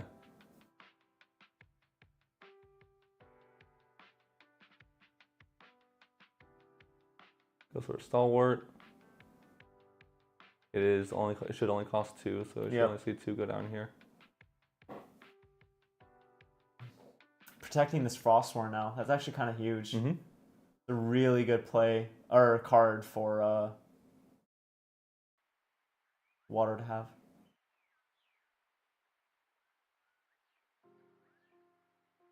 I wonder what that interaction was. Yeah.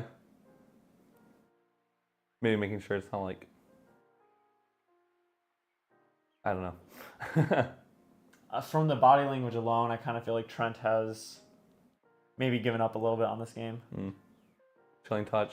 Yeah, that's rough. going to be rough for sure. Resolute. So we know we have the Resolute and the Grey Wolf Yep. in hand. Yep, going to kill the 2/2. Yep. 3 cards left in hand. I'm assuming we're just going to see pass from here. Yeah. Yeah, we'll see how this goes. It was a very cool start to see the element spirit change and the Dawn of Ashes come out turn 1 and everything, but it might just be one of those situations where just too much of a card difference. Yeah, for sure. We're going to see the ring come out here to try to make up for that a little bit. Revealing for Dawn of Ashes. Yep, the only card down there, so no need to roll. Draw for turn, pop ring, I'm assuming. But not many cards that he can really play in a hand this big. He did try to stuff his deck with Owl a little bit, so there should be something he wants to play at least. It's true. I believe he left a card on top. Could play a Bedivere right now. Ordinary Bear, but he wouldn't be able to attack with it.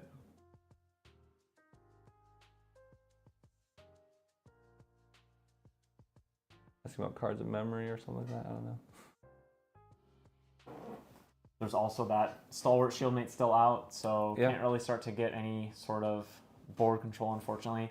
We do know he does play Raccoons, so maybe he can like kill the Shieldmate and Raccoons both floating memory away. That would definitely help a little bit, but... Dungeon Guide, no. 2, 4... They have that Grey Wolf, I guess. Yeah, he does have the Grey Wolf. Can't attack with it right now. No. Not really going to do too much out there. Pass. Looks like he's just passing, yep.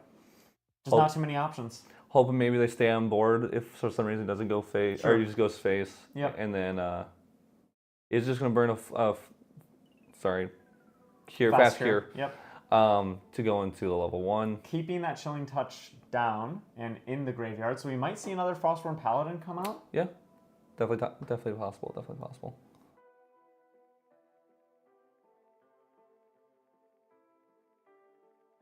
Trent only has 1 card in hand right now, I believe. Also could see like, hey, might be thinking, hey, I'm already at a huge card advantage. I'm not going to get value from that for a very long time. I might as well cast in the end phase to... Yeah, I'm never going to use this card for anything other than floating memory with how this game's looking. Yeah, I could see it. Even if he doesn't have Frostborn right now, drawing into it or something, yeah. Drawing into it, and then at worst, it's going for your level 2. Yep, swings and kills Grey Wolf with the Paladin. And I'm assuming... Ooh, Intrusion, that's going to be very tough for Trent right now. Not only is he going to lose one of his 4 cards, going to lose his best one, you know? Yeah. We know that Resolute Stand is still down there because it returned at the end phase.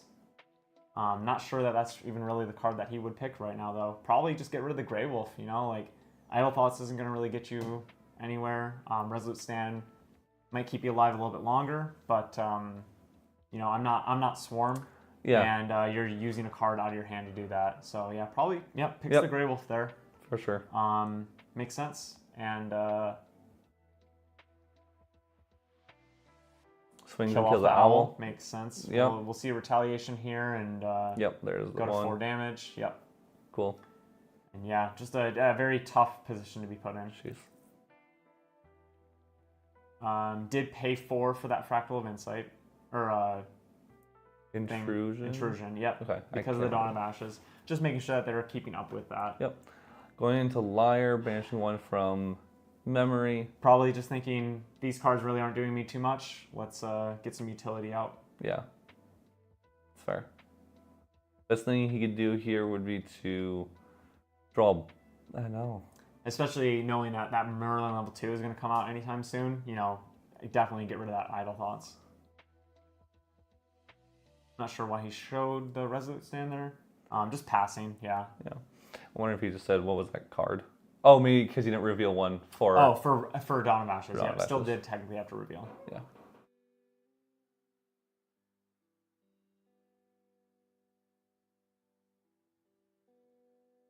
Going into Lorraine's turn, going to Water Bobble. Wow. So he knew. must have watched round 1. He knew. Man. That's rough. That's rough. Also, And good on him too. I do just want to point out something real quick right now. I know a lot of players are making a habit of putting their hands in memory zone, kind of like Noelle is right now. Absolutely not really trying to like pick on him or anything. I just want to make a little PSA. You are not supposed to do that. So try to not build a habit of that in this game. It can lead to issues in tournament play in the future. He's banishing his Serene Spirit. Oh, he can't do that. He just loses, doesn't he? Oh, no, he's level 1. He's Oh, he's level 1. Yeah, yeah. Right. Yeah, he can do that. So But banishing is part of the requirement, the cost of activation. So it goes on. I think it's... I don't know how that works. Do we have a judge in here? I think he would do it immaterialized. So he banished it. I think that's where he's going to go with. Okay, gotcha, okay. So he banished Goes back it. down to 0. Goes down to That is 0. helpful. He brought out the only water card in his material deck too. Yeah, that's funny. Only reason that he needed that spirit behind there. Does stop a little value. If he lineage releases, he can't banish the bauble, I think. Yeah, so Okay. probably doing it in response to materialization. Yeah. The cool thing is that water still can just fracturize that bauble and basically kind of drew a card anyways. Yep. It looks like we're probably just, Swing in the hitting it in the face. Ooh. There you go. Putting that damage back on the board and just passing, maybe? No, thinking. I think we're just thinking, yeah. I think in Noel's state, he should basically just be trying to do as much damage as fast as possible. No reason to allow extra card draws.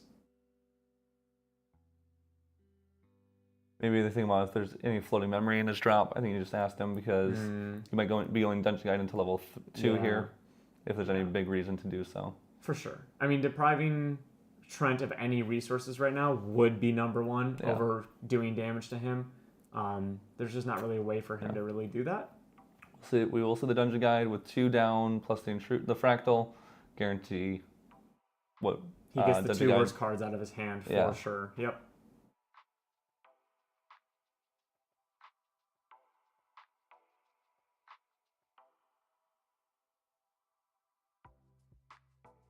There you go, Dungeon Guide effect. There you go.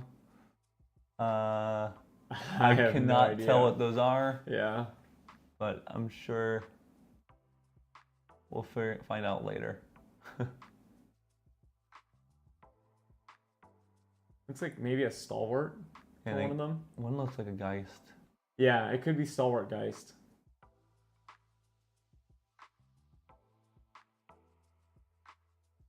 Stalwart, Yeah, for sure. Stalwart, and I think you were right with Geist. We're seeing a Terraframe here. Hopefully buying another turn, another draw. Yeah, I think what was more vital to Sylvie's success was less Dawn of Ashes and more that it got to level 3. You know, because it can start to stabilize at level 3 as long as it's starting like that. Preserve Sight is insane. Terrasight, yeah, Terrasight is just GCR every turn, so you're always drawing 2 cards. And Dawn slows their deck down, but it really inhibited their ability to Well, he started off with One less card, too. card. on the play Yeah. and spent a card from hand to slow down his opponent. And that resulted in his opponent having 3 extra cards in his hand. Yeah. So he can afford to pay the extra tax from Dawn of Ashes. Fast cure. Is it? Yeah. I think he heals 4. Wow, actually healing from this. That is I didn't realize he was so low. insane. I thought he was up higher. I mean, he used the dungeon guide. He played some creatures on board. I guess it adds up. Sylvie has just kind of been draw passing in a way. Yeah. Let's see. I don't know if we'll see Tariff popped here or not. If he's, It would probably be a little too early. I would think so too. If he's worried about dying for some reason, it's definitely possible. Mm-hmm.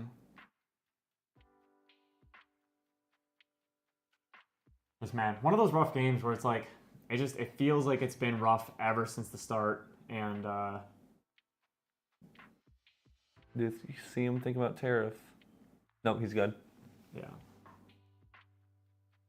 Just is in that matchup though where neither player is really able to win very quickly. So Yeah. we're just kind of having this long drawn out battle of resources that seems to be pretty one-sided. Swing 3. Yep. No Another tariff one. restrictions, so we're just gonna swing everything.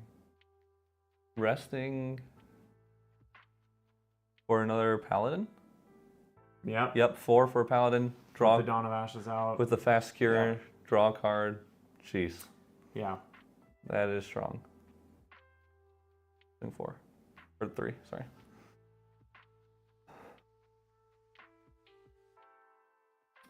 $11-0. Here's where you need.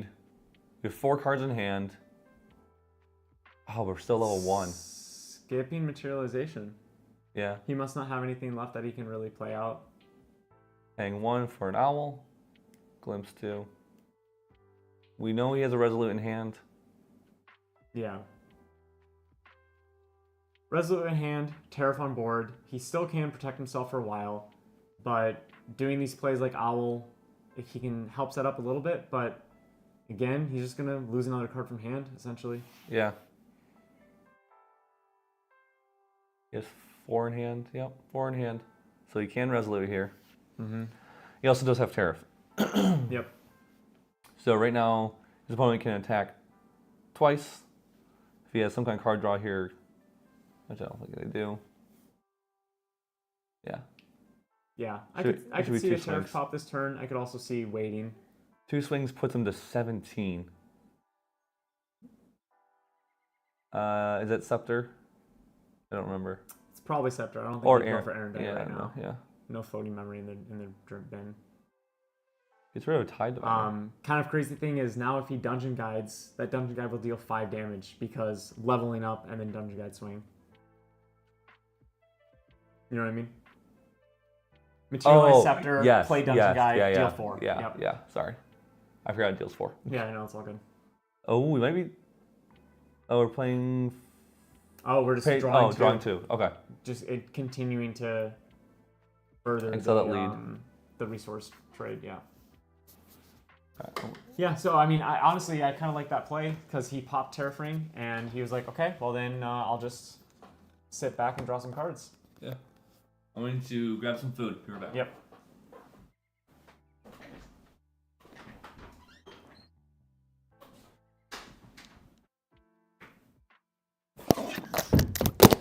Oh man. Sorry, chat. My apologies if you guys just had a very loud noise. My bad.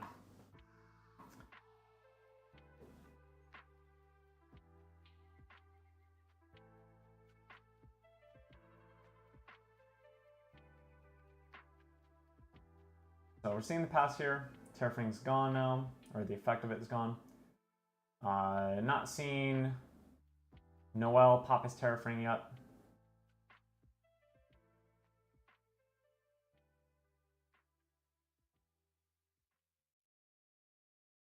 Grey Wolf comes down and doing a Bestial Frenzy. Wow, so he's gonna need to gain the level and I guess an attack Yeah, this is the only play I could see that was gonna. I was gonna say this. This is the only play I could see that could happen. And trades into the Frostworn, and he can't do that. There's the taunt. Yeah. Okay. So why did it die? The Shieldmate died. He swung with Grey Wolf. Why did Grey Wolf die? Oh, it shouldn't have. Yeah. And why did the Owl die? Oh, Owl makes sense. But... Yeah. Hold on.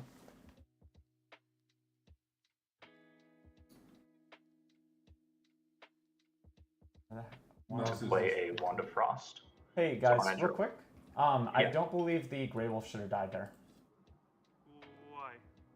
Why? It swung into the Shieldmate, correct? He cleaved with Bestial Frenzy. He cleaved. Okay. Gotcha. Yeah, My so bad. it was +1 level to turn on Pride and cleave. Gotcha. So sorry about that. Thank you. No worries. That makes sense. Yep. Yeah, even chat saw it. Thanks, guys. I didn't realize he cleaved. Yeah.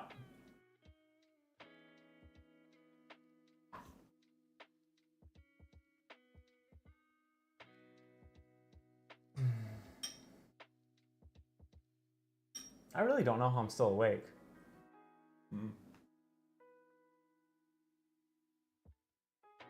I feel like I've been eating nonstop. Oh, I've been eating so much, yeah.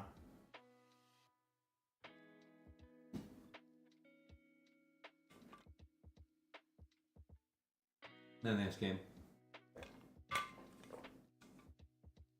Just swing and kill. Yeah, his health is at 19. I think the Yeah, you revealed his whole thing. Yep. Yeah, just unfortunately one of those games that was a little bit over at the beginning. But you know, absolutely never give up too early. Because you never know what can happen. You know, if you're especially when you're in a situation like this where there's not really time, you're not worried about, you know, the clock and all that kind of stuff. So you absolutely play it out, keep trying. Because I've won and lost games that I thought I should For sure. lose and win. You know, like so yeah, definitely a valiant effort for sure. And I think the deck still has the ability to do well. Yeah. I mean, we saw a crazy type of situation in game one. I mean, that was unbelievable to witness that in action. I mean, that was pure Terra strength right there, you know? Yeah.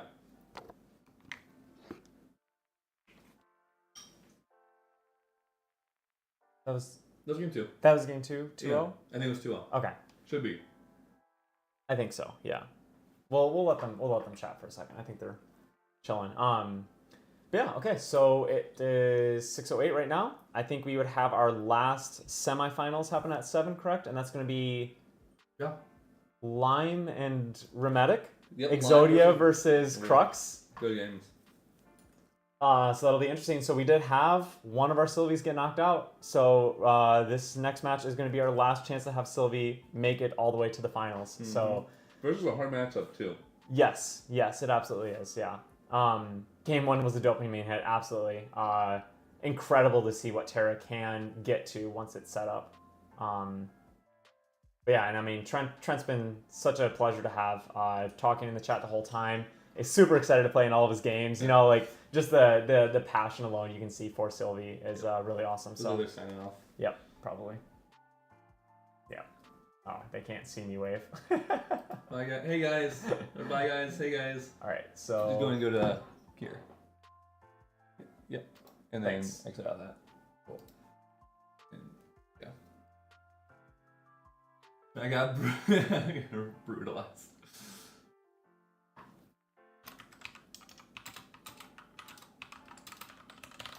You know you can hear us. Yeah. Okay. Hey, look, it's been a long day, man. It's been a long day. That's the whole point of this is that we can hear us and they can type back. Look, I got my tie-dye hoodie on, my blanket. I'm a little bit more chill mode. Surprised I'm still awake. I thoroughly enjoyed that run. That's awesome to hear. Yeah.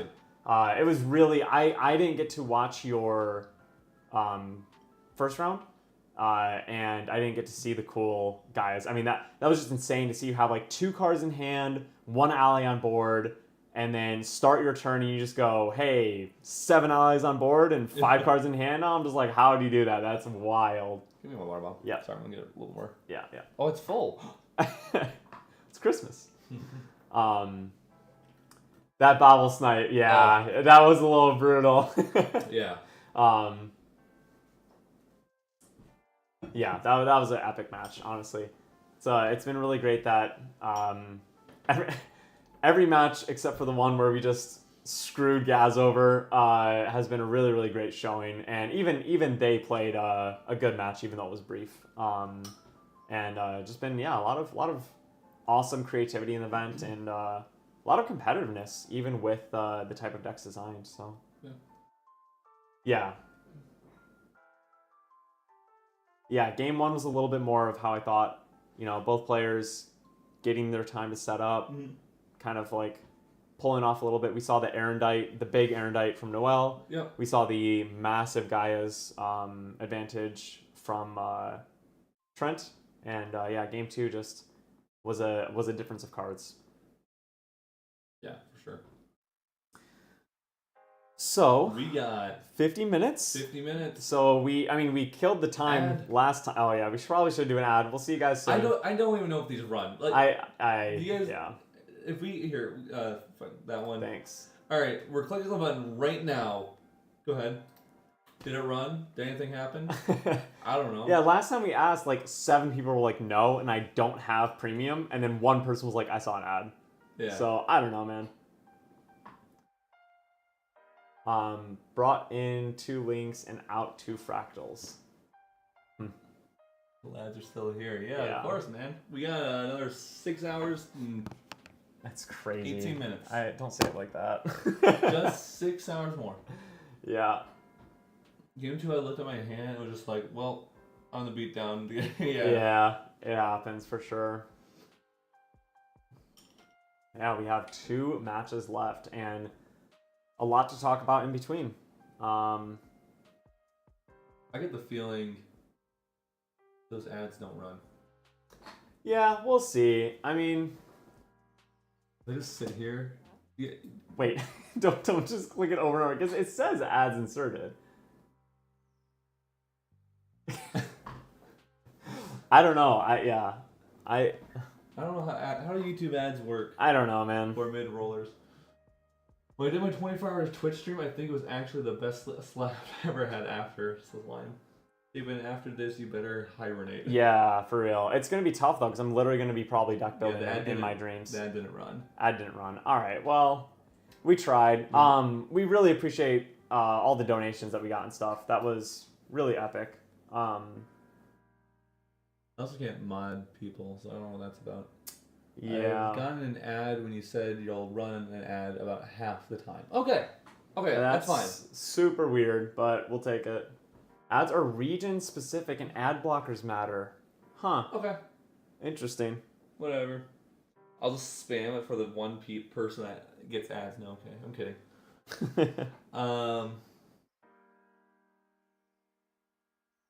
Yeah.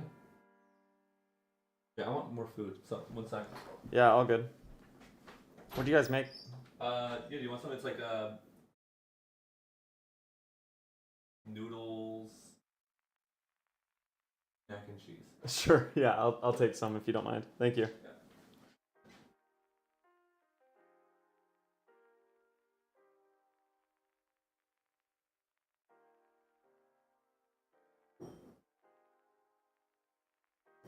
I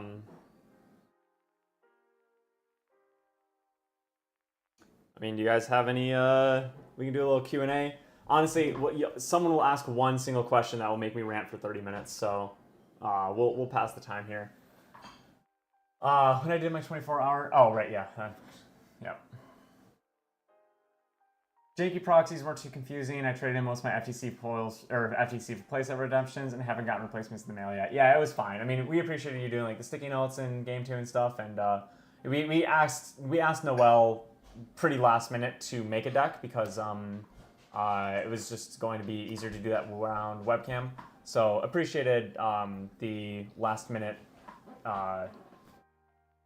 workaround. So yeah, it was totally fine. We were able to basically guess what you had brought out pretty much every time. So.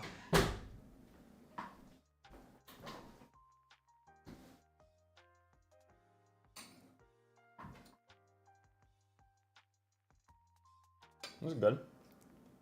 Like pumpkin. This is a food stream. It's a pumpkin pasta. My wife made it. What do you think is needed from a new champion for them to be meta relevant? I mean, what is it? That guy's name? Daenerys. Daenerys. Any deck that every turn, or any champion where every turn you're getting some kind of additional value that is separate from the cards you already have in your deck or already play, is going to be really good. Merlin, how it always constantly is drawing you an additional card, I mean, that's kind of different, but it's also giving you attack as well. There's decks that I've built that literally don't use Merlin's level up counter or the attack bonus, really. Mm-hmm. Like, I've basically just completely ignored those, and I'm just going for the draw every other turn, and that's good enough. So the new guy getting a trinket, is that what it's called? I think they call it a token. Token. Every single turn, you get to pick one of three. We don't know what those are, but that's going to be just the value of that is. And having the option between 3 different choices. Yeah. Who's next? Limelight and Hermetic. Yep. So, Squirrel Exodia and Fire Crux Learning.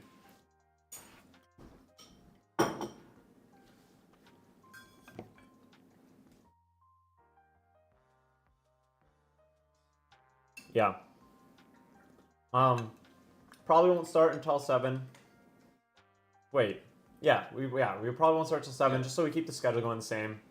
Yep. That way, if people did want to see, like the finals or something, it's going to be starting at the same time and all that. Oh, it's gonna be loud for you guys. Have you guys liked the mic ASMR of us taking them on and off constantly and clicking them? Yeah. All of the eating and everything. Yeah. It was like the most unprofessional 24-hour stream ever. But you know what? I don't know if any 24-hour stream is professional. That's true. Yeah. The fact that we had people on stream not sleeping, good enough. Me coughing the second I put on a mic. Merlin in here basically feels like a draw engine, which is good, isn't what Noel said. Yeah, that's basically what it was. Yeah. Windrise material deck. Yeah, we can pull that up. It's still up somewhere. Which one is this? Windrise, the one that Gaz played. Oh yeah, I just exited out of that. Nice. Manage.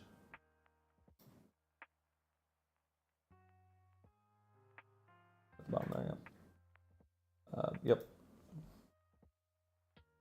Boom. I need to see the Scroll Exodia deck. I have no idea what it was, but it sounds epic. Yeah, we can pull that one up too. Sorry. That'll be up. Also, what's being played in 40 minutes. Yep. You can see it in action. Deck lists are going to be posted in an announcement, tagging everyone, so it'll be hard to miss. All you got to do is just join the True Champion Gaming Discord below. Yeah, we'll be probably posting that like super late tonight or tomorrow or something like that. Yeah, just with all of us might like literally just crash after the stream, so we'll see. But it will go up, and we will tag everyone so you don't miss it. Thank you, Ryder. Very nice of you to say. What do you say? Also, thanks for the stream. It's been really enjoyable. Oh, thank you. Thank you as well, Trent. Again, man, pleasure to have you here. Great to see the passion.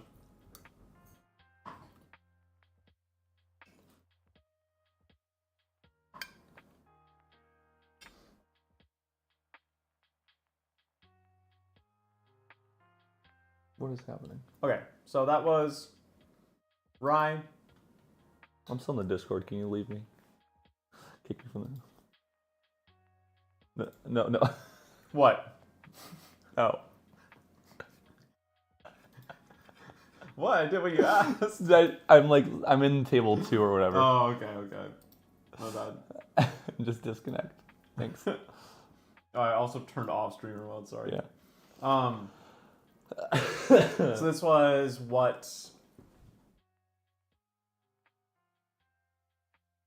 What's his name? We just talked about him for forever. Noel. Noel. Noel, guys, like, yeah, sorry. Like 36 hours now or something like that. I don't know. I can't even do the math anymore. This is what Noel just ran. So he will be in the finals, right? Yeah. Yeah. Geist Control in the finals. Huh. Versus maybe Exodia. Fire. Right? Versus Fire. Versus Fire. You're right. Yeah. Of some sort. Yep. You guys are legends for doing a stream with the stream. Yeah. Sorry, I haven't been reading anything. So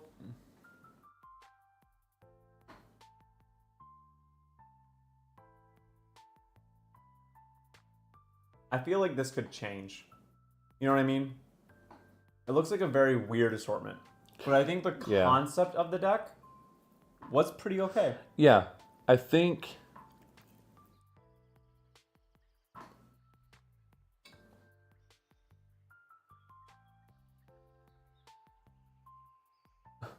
What are you trying to do? I was just trying to pull up the stream. Oh, it's this. I always forget. I feel like I can't like... Oh, thanks. Thank you guys. Honestly, it's I have done streaming before, like casual, like Twitch streaming, you know, on doing like pixel art or game development, and the most enjoyable thing is having people in chat just talking about whatever. It makes it go by so much faster. It makes it so much more enjoyable.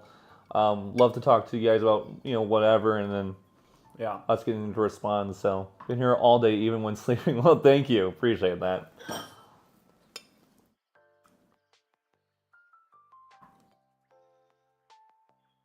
Yeah, hopefully we can do. I would love to, because you're gonna do the Thursday streams. I'd love to do like an actual stream, something where we can stream with the community like this, whether it be some kind of little tournament that we do. Swap off weeks.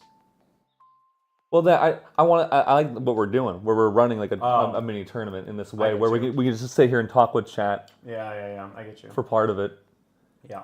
Needs more innovate.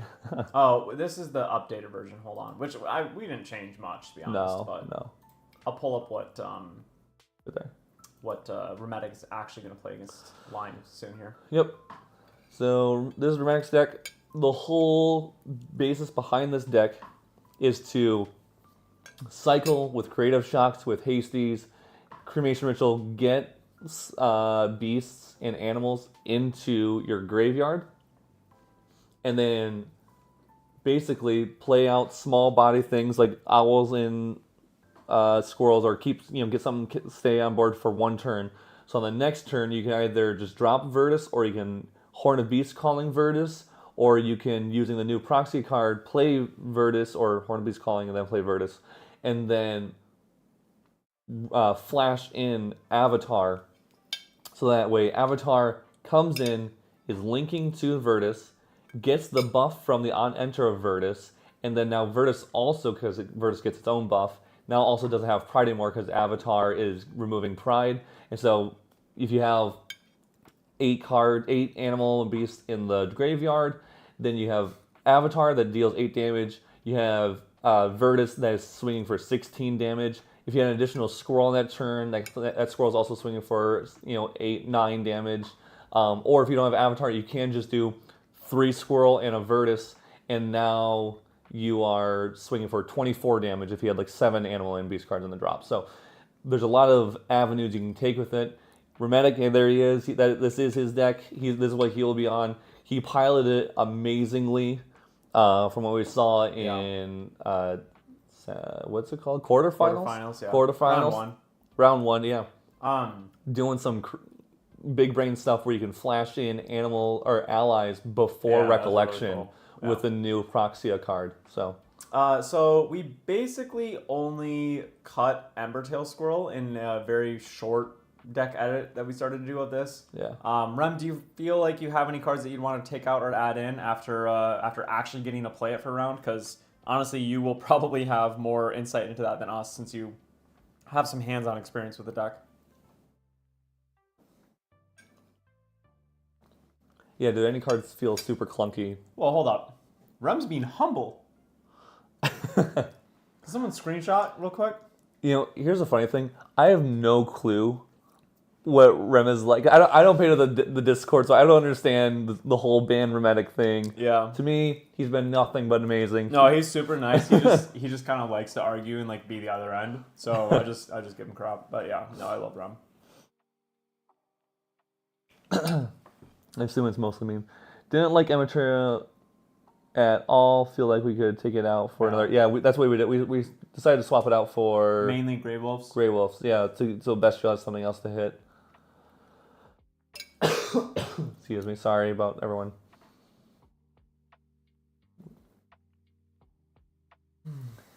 He said he doesn't like Australians. I was trolling him playing devil's advocate. Make people think.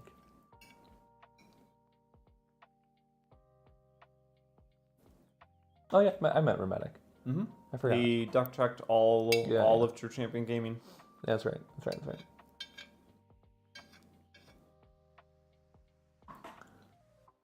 Grey Wolf though, Pride 2 is hurting me in both games. Interesting. Yeah, I just don't know what else we play. I mean, that's why we had Squirrel in there. You don't have to use its effect. It can just be a 2/1 that you can cremation or you can whatever, And doesn't have Pride.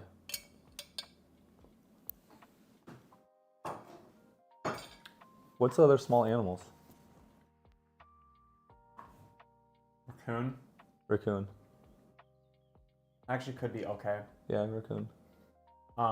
Blissful Calling isn't exactly an animal, but could not be found your red slimes. There's Terry. Yep, Terry said raccoon just now. Yeah. Fourth Lynx. Gaia's Songbird. Even if you want to go a little more into the... Yeah. And you can still trash it. That's the problem, though. You can't go Gaia's Song... you'd have to do, literally one Gaia's Songbird. Why? Because if you go multiples, then Earth's Tune won't guarantee you the Ventus. Oh, because it's animal or beast. Yeah. Sorry, I thought it was just beast. Yeah. Okay, that's fair. Yeah, going through the cards, I think sticking with Squirrel or going with Raccoon might be better. I don't like Blissful Calling. Would like to... Yeah. It's kind of the issue. Is I feel like if Blissful Calling was in the deck, it would actually I feel want to do awkward. Blissful Calling. Yeah. That song were bad, makes the vert... Yeah, I didn't realize that. Yeah. You could do one, because then if you run only one and you hit it off Sylvie, then you play... Oh, no. No, you have other beasts. No, Gaia's... Oh, yeah, no, never mind. Gaia hits beast, yeah. Yeah, no, that's terrible. Yeah. I think we added in another Ventus too, or Virtus. Virtus, yeah. Because just don't want to draw 2 in the early game, especially with how much draw we do. Then have 2 in hand, go into Sylvie's Earth Turn and not get the value from it. And because you can just discard Virtus with the new Proxy Vault card, it doesn't really feel like it's too dead, Even one though, it hurts really bad. Yeah, I forgot that. In my head, I thought Gaia's searches a Terra Beast, and it doesn't, so. Yeah, no, guys. Appreciate the feedback. Yeah, just a sleep-deprived moment.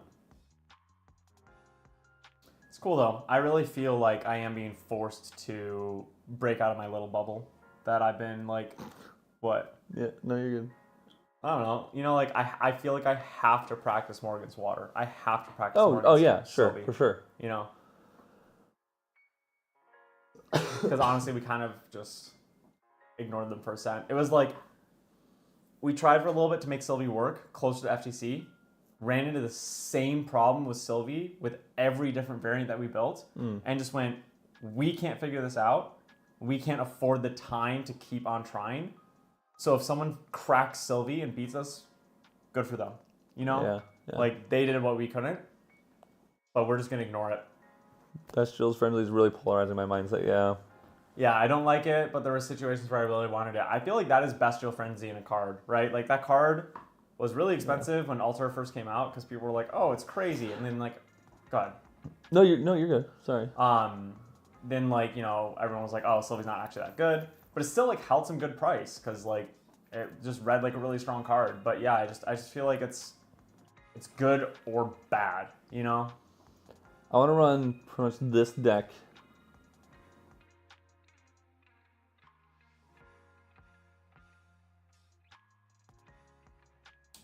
Yeah, for sure, Lime. Oh yeah, no, aggro is one of the main things we're going to test into our decks. No one said anything different. Keep up, dude. No, aggro will always be a thing. Yeah. Leave my deck bare.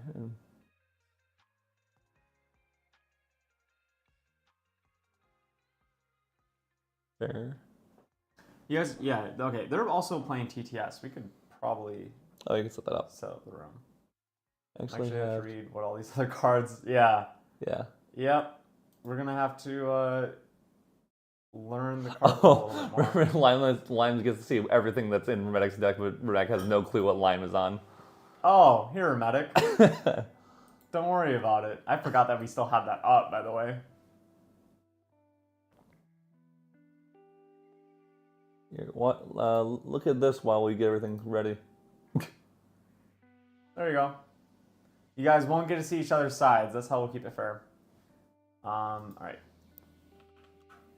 Oh wait, I have to like open up Steam. Don't Just go to the little arrow in the bottom right-hand corner. Right click on that. It's handy. Click play.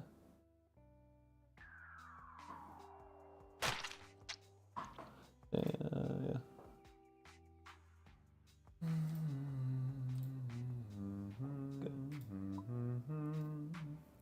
Up. Up. Yep. Nope. Down. Yep.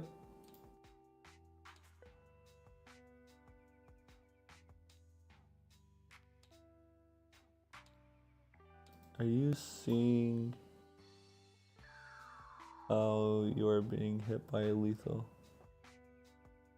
What? I'm sorry, what? And he's trying to say that he's gonna win. Like we're showing Lime's deck to him, and he's saying, "Are you seeing how you're gonna die?" I see. Thank you. No problem, bud. Sorry, forgot what I was I don't get how Australians flirt. I'm just not used to Oh it. wait, do we have these already in here? Most of them should be in there. That's nice. I like that.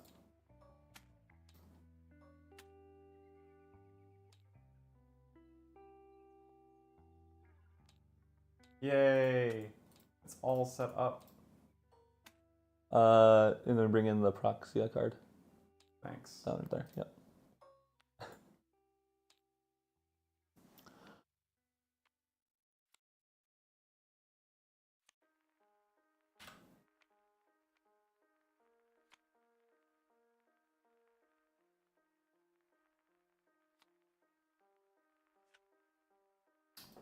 Cool.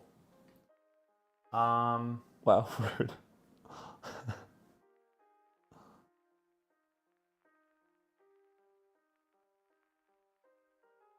I've seen this deck before. I've lost this deck many times. Me too. Do you remember its name? Yeah. Yeah, it really is just pre-level nerf Lorraine, just post-level nerf and post-Avarice ban. Like, it sounds so bad when you say it like that. But it kind of just shows you how crazy busted it was before all of that, you know? It really was unfair. I didn't play during this time. Yeah. I never encountered this deck. What is the ban list? If I read correctly, if I read this correctly before watch this live. Grand Archive recently did a ban list like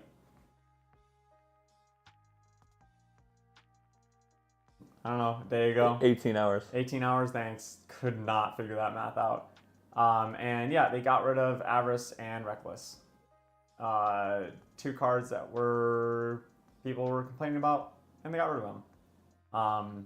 They added 2 extra bonus cards, basically, which was a really interesting design by them. And they honestly feel like they do have shooken up the meta a little bit. But it's nice because it's not like they're forcing you to buy these. They literally will let you print them from home. And it's a really cool way that they've approached doing this ban list.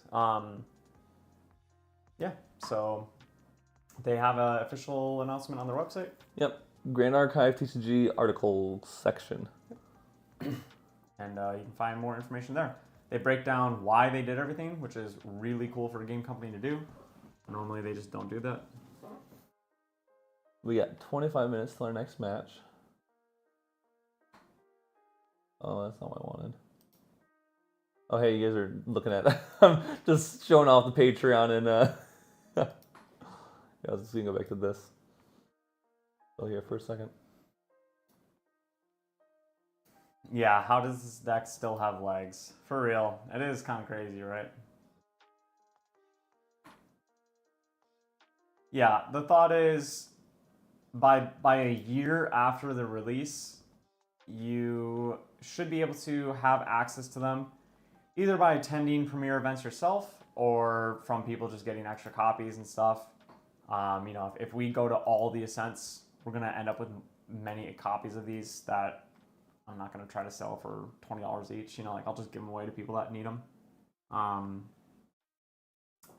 So yeah, it's a really good system. Lime is in Australia. Rec is not. Oh wait, I think I'm understanding something now. Oh wait, you have that. Never mind. What? Was what you showed me earlier that? I'm selling Dream Fairies on TCG Player. Oh shoot, I've sold a lot of things on TCG Player.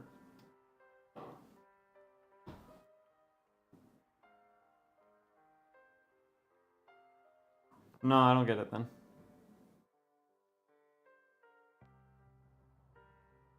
I think it just means other cards. Where they wrote out. Can you actually cheat? Oh, cheat out Erendite with essential. I thought you were asking me on how to cheat in Grand Archive. I was like, wait, hold on a second. Yes. Even if you are Fire Element, you can play Erendite with Ascension, because any card that says put this card on field or whatever the verbiage is, if it says put, you put it on field. End of story. If it says play, you will have to make sure you can play that card. Easiest way for me to explain it when I've been up for over 24 hours. Put is the key word where you don't have to worry about the element. The restrictions. Any restrictions. Yeah, the restrictions. Even things like Nia Misfailed Scout. No restrictions there.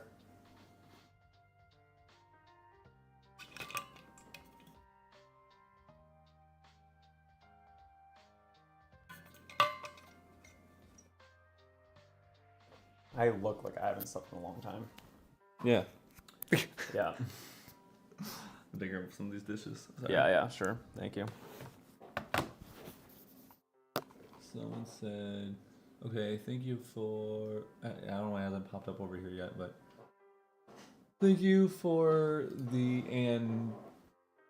Thank you. Where to find the info. Okay. Oh, yeah. It's a great advice. Would watch videos on the channel, to be honest. Not to self-plug, but yeah, I mean, we do a lot of YouTube content. I believe we're doing the most content for GA right now. We do a video every Monday, Wednesday, and Friday that releases at 6 p.m. EST. And we do a lot of like deck profiles, gameplay, stuff like that. So yeah, if you're interested in learning the game, a decent amount of our content is aimed towards intermediate or above players. I know that like Main Deck Dan and I think a few other content creators have done a couple videos that are aimed towards people learning the game brand new. So if you just search on YouTube, you know, how to play Grand Archive, something like that, you should see those type of videos pop up. And then once you get a little bit more experience, definitely keep checking out those other content creators. There are a lot of good content creators for this game. But then yeah, give our channel a check out. You can find good lists to play, interactions that you might not know just by watching games. And then we also have Patreon if you want to continue to improve your game, and or if you just want to, if you just like Grand Archive and you want more Grand Archive content, we got more Grand Archive content on there. So, what is the link for the Discord? It should be linked down below.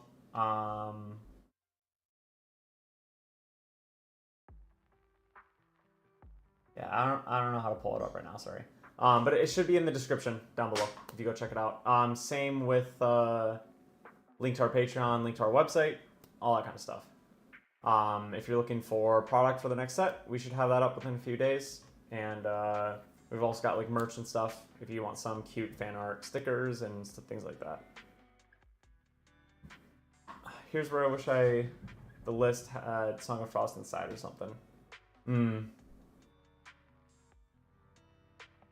Yeah, I can see you.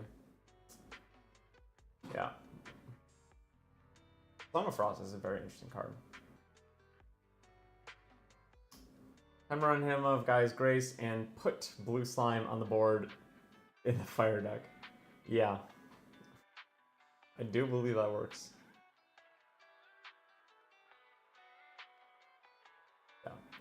Yeah, but like they said, so don't only join our Discord, but join the main Discord, the Grand Archive official Discord. If you go to Grand Archive's website, I think they have a link to their Discord, and that's gonna be hands down the best resource that you can get if you just want to like find out more about Grand Archive. There's a big community there. Yeah, definitely, absolutely worth checking out. That's where you'll find a lot of the announcements for the game. Tons of deck list discussions. People just chatting all day, every day. So we've got Limelight versus Remetic in 18 minutes. Fire Exodia Squirrels versus Fire Old School Nerfed Lorraine. Basically what it is. Yeah, sorry, apologies. I know that we're not like probably the most entertaining to watch right now. It just has been a very long stream. Yeah. Also the lake. The lake is an interesting place. I've looked in the lake a few times and always been confused. Yeah, okay.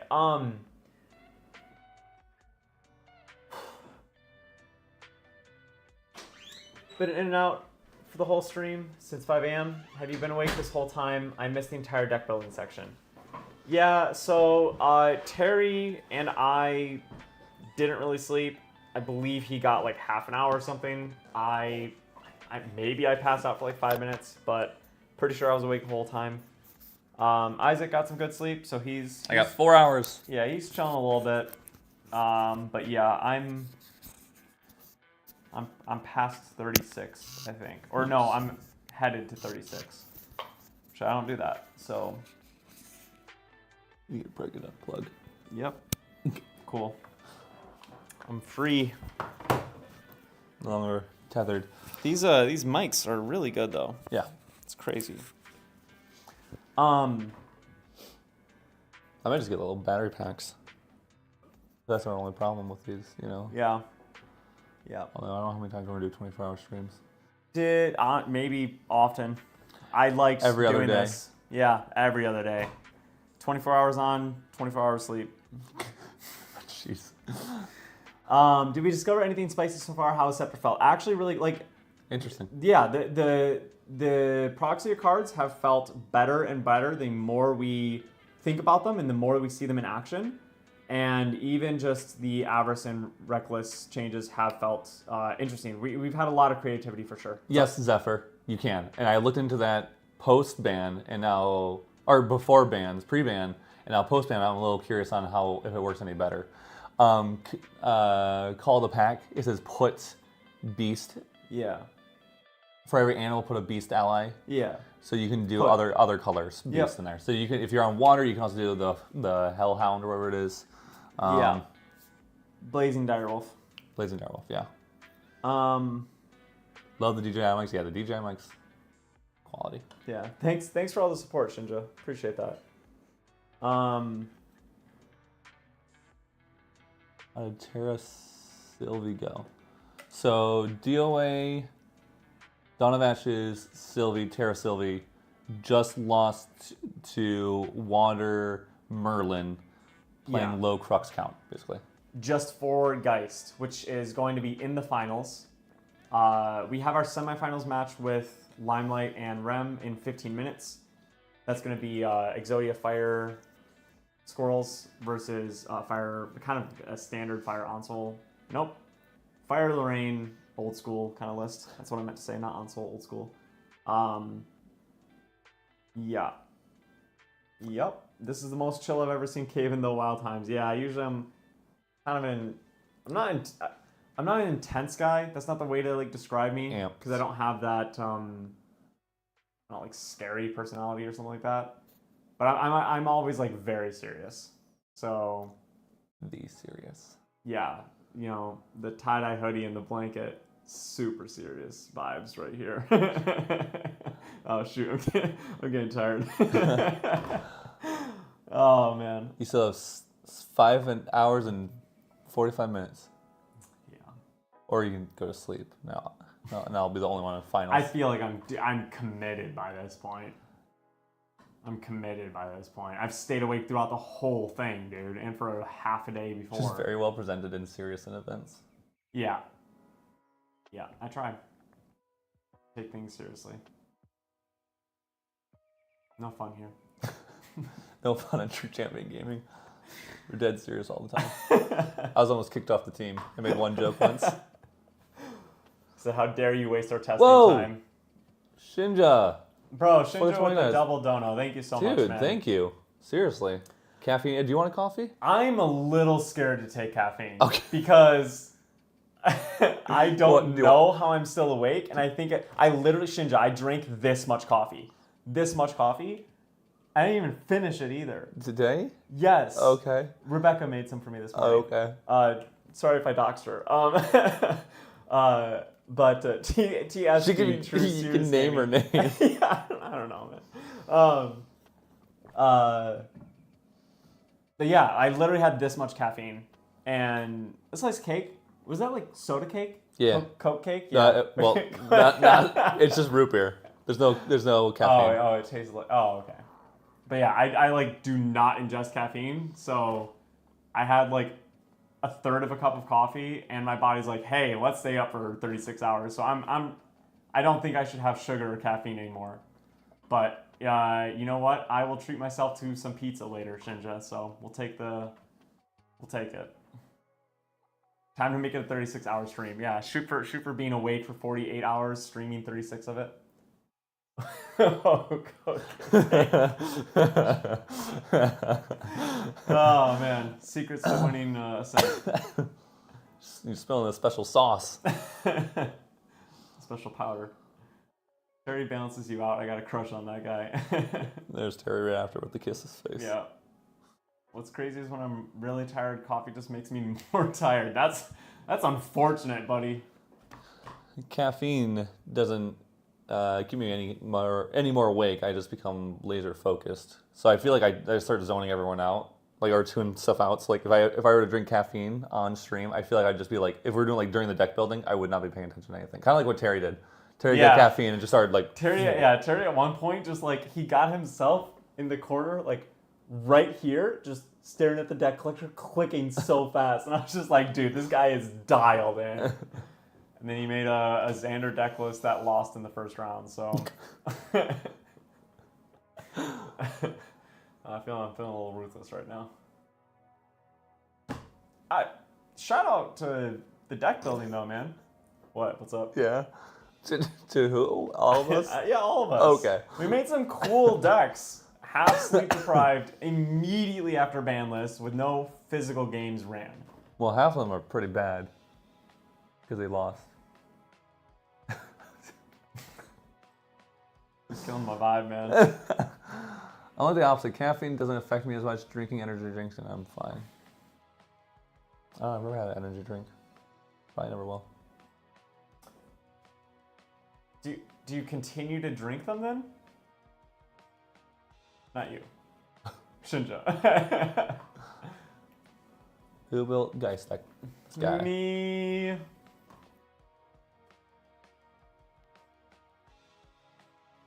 Rip me, lol. Have you guys given your ALC predictions? I think there'll be a lot of cards that are good. Yeah, I don't know what to predict. Yeah, what is there? How do you predict? I don't know. We got our match in 10 minutes, guys. Lime. Lime. Hermetic. There it is. Go Lime. ahead and get ready. I totally forgot. Lime? Is there a lime here? It's Gaben, cool deck. Yeah, I've been really wanting to mess with Geist for a while. Yeah. I think like me and many others have said, like me and my forefathers have said before my time in the And ancient you days. are losing it. You're losing it. Oh, maybe some good old Exodia will keep the mind on track again. My work college drinks colleagues drink 2 liters or energy drinks a day and does nothing, but when he stops, he gets the shakes. That, sir, does not sound It's called healthy. an addiction. And so when you stop, similar to Coke cake. Yeah, yeah. Yeah, I guess it's crazy good. At least I don't get the shakes when I stop drinking. By the end of 24 hours, your guys are going to be so loopy. I'm worried what it's going to look forward to. Yeah. I'm worried that the finals is going to be over in like 30 minutes. And then we're going to technically need to stream like 3 more hours to fulfill the 24-hour promise. And like, what the heck are we going to do? I don't have the mental capacity to like play games or deck build. And like, we've already chatted a ton. So if you guys could extend it. Yeah, really Be great. draw out that That final Exodia, like, win or lose match. Yeah. Oh, wait, no. Exodia's not guaranteed in the finals. Well, I mean, he's playing as Lime, so. 8 minutes, guys. Lime? Do a winner interview. Yeah, we could do that. That's true. We could do that. First ed box break. And a loser's interview. Who came 8th? There was no seeds. Get him in here. We'll get all 4 of them in. Oh wait, TT plays lost first, technically. TT plays lost first. Sorry. Jeez. That guy's We should so put. nice. We should, if we just have time, if he's just awake and wants to, we should have him play against the winning deck with his deck Yeah, if they're down. for I'm fine. funsies. If they want to do like an extra game. Yeah. Yep. Actually, finals is best of 5. No time limit. New sticker, Coke cake. Ooh, Oh, good. I kind of want that sticker. Bro, it's a problem. We made 3 stickers, and we've already wanted to make like 20 more. I know. Like, We bought a ton of the first ones too. we bought a lot. Please Guys, buy our stickers. Guys, please buy our stickers. If anything on the store, listen, buy the stickers. They're cool. You'll like them. They're high quality. We actually got like Yeah. really nice vinyl ones that are waterproof. Everything like they are nice stickers. We basically tried to kind of like copy The style GA stickers. of quality Yeah. of GA stickers. They're similar size, similar quality. Should kind of like mesh in. I think ours are gonna be better quality. Dang. I think ours are really nice. You guys gonna take that, GA? Isaac's talking smack. Yeah. Well, we almost have more subscribers than their YouTube channel. I wish they. Yeah, I hope they. First ed box break. I can do an FTC box break. That's not very interesting though. No, it's not. All right, we start in 6 minutes, but I'm just really having a hard time they're in. clicking things. Oh, I got you.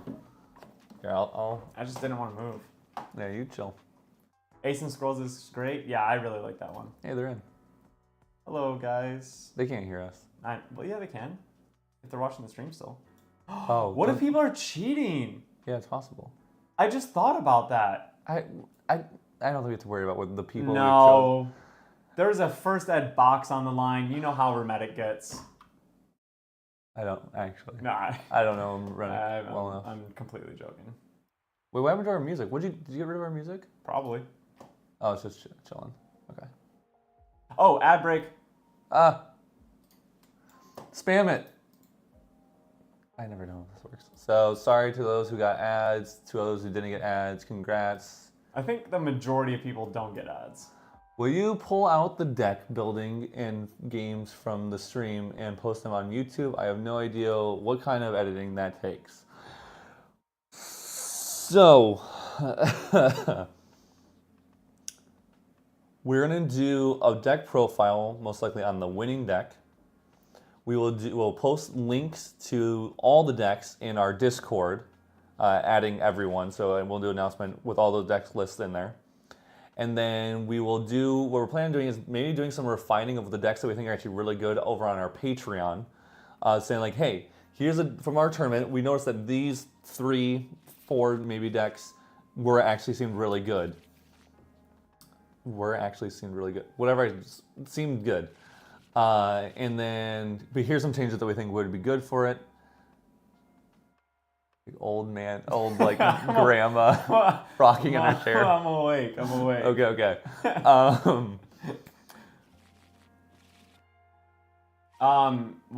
So I probably won't edit the stream, but I will hopefully go back to the stream and put markers in it saying what decks are where. So at the beginning will be which decks are being created, the deck list, the deck creation process there, and then when those decks played. Yeah. So eventually we'll try to do this soon. I don't know.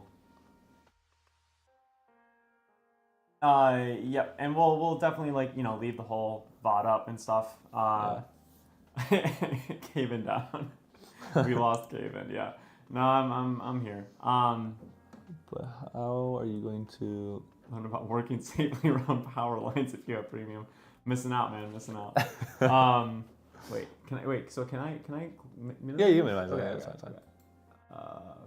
I can move on over to the TTS. Do you want me to do that? Yeah. Oh yeah. Let's do that. Yeah. Now. Oh, okay. I thought I didn't show anything. Wait, we don't have our camera up. Yeah, it is. It's behind the chat. Oh, there we are. Whoa. I don't know what's happening there. That's fine. Yeah, that works. I'm going to click this, and so I can do F11, and then do this. And then, okay, we can exit out my Discord, so I can't tell them whenever they're good to go. They can start, but it's not 7 yet, so I probably should wait till 7. They added me. Good to go or keep the schedule? Yeah, they're good to go. Just go ahead, yeah. All right, Rheumatic versus Limelight. So for a reminder, Rheumatic is on our new Fire Sylvie build that we're nicknaming Squirrel Exodia, and Limelight is on the boring old Fire Lorraine list. Without avarice, basically. I think a little bit of bragging there, a little bit of unsportsmanlike conduct from Limelight. Might have to put him behind the 15. But yeah, let's go ahead and get this started. We'll give him worse matchups in the finals. So that looks like a pretty decent opening hand. We got a Dungeon Guide, a Creative Shock, a Stalwart Shieldmate, and a Savage Slash, Flame Sweep even. Is that devastating? Devastating and a Home by Fire. I mean, that's a really solid turn one. Really can't complain about that. Probably hold on to the Creative Shock. Yeah. Putting 3 down, discarding. Rheumatic's trying to cheat and materialize not his spirit on turn 1. Also, obviously, I do not expect any of our players try to cheat today by watching the stream. Definitely a joke earlier. Good save, just in time. They swapped because he won a set. That's funny. Or because he got top 8 in a set, Yeah. Lime did. That's hilarious. Goodness. Is Lime driving a lemon? Oh, probably because he's just in Australia. I'm assuming you're talking about the. Yeah, there's gonna be a little bit of lag. Yeah. Anytime that people play on TTS from different continents, there's just some lag. So hopefully Lime loses, so we have 2 U.S. people playing in the finals, and also because I really want to see Squirrel take this all the way.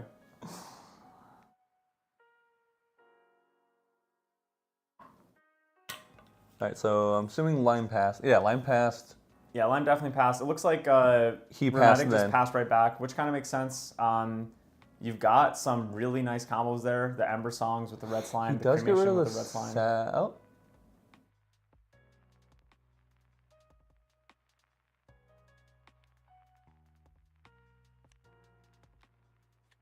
Does he get rid of the Sully? I was gonna say, he was thinking about the Savage Slash for a second there.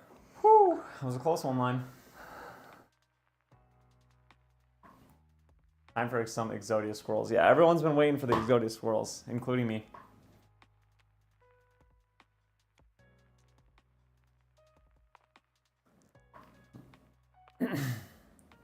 I almost wonder, do you think he should have Woodland Squirrel's Cremation? Maybe he's scared of Sparklight or something. But no, he can't. He can't. He knows the deck list, technically. No. Like, if you play... Yeah. No, Isaac, no. I get what you mean, too, though. Yeah, because part of the cost. Yeah, sorry. But yeah, I mean, it would have started to fuel the graveyard faster. But mostly he would have attacked, and then he could have Sparklighted it. Yeah. For cremation. I feel like you just play Scroll and cremate it. But Rem's also, like, played 2 games of this deck, so... 3? That's true. Well, the first one, like, kind of didn't count.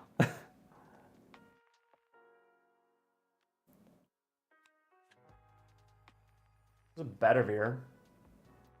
Maybe it's a good thing that he did hold on to that Scrolls. That's a lot of Ember Songs against a deck that's not going to play a lot of allies. Yeah, it's pretty trash. Yeah, you probably just throw as much stuff into your discard as possible. Yeah.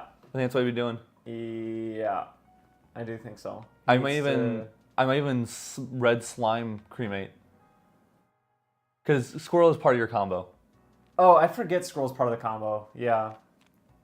So we're seeing the Bedivere. Okay, that's fine. Cremate the Bedivere? That's no, he's not going to cremate the Bedivere. I don't know, man. I'm in the mood to do some drawing. He's cremating the Bedivere. Yeah, I think it kind of makes sense. I'd rather do that. I'd rather do... Look at that. He knows what he's doing. Just drew another one. I'd rather cremate the red slime.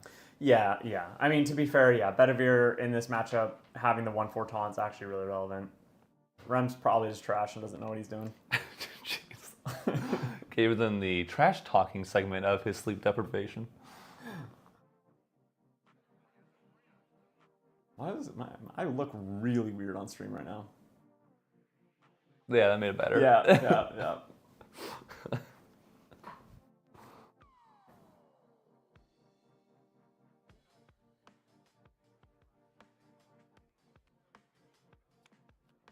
All right, looks like we're just going to level 2.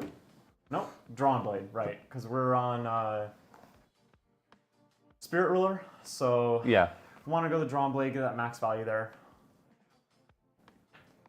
Kind of forces you to take a little bit longer to level up, but with Avarice being gone, it's kind of okay.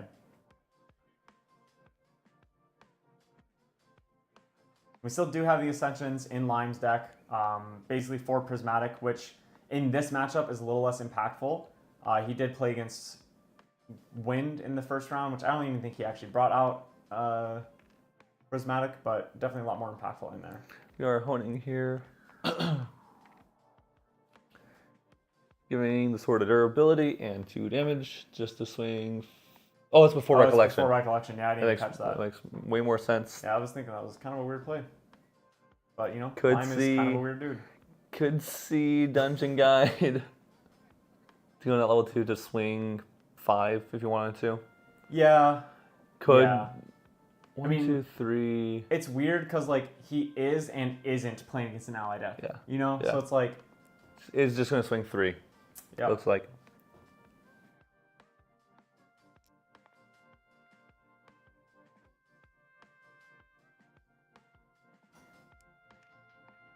Go. Yeah. Where do you go from that, though? Yeah. I feel like you wanted to probably Dungeon Guide, get some damage in, cremate. I would have Dungeon Guide, to cremate for sure, or honestly just throw out the Devastating Blow along with that attack. Yeah, because it's just 3 more damage. Yeah. Or even Flame Sweep for an extra damage or something. But I probably would. I probably would say that still. Goes into level 1. The Ember Songs, dude. It's a lot of Ember Songs. Stalwart. Stalwart's a good pickup here. Yeah. Yep. Yeah, it's actually almost the perfect card that you want to see in this matchup. He could do Squirrel Dungeon Guide, but that's just not good. He might, with how he's been playing, he might just go Stalwart Pass here. You can go 1, 2, 1, 2, 3 down. 1, 2, 3. Oh, you're trying to see if you can squirrel Dungeon Guide and Slime? He can. He could have. Interesting. I don't know if it's worth it, Yeah. but could have.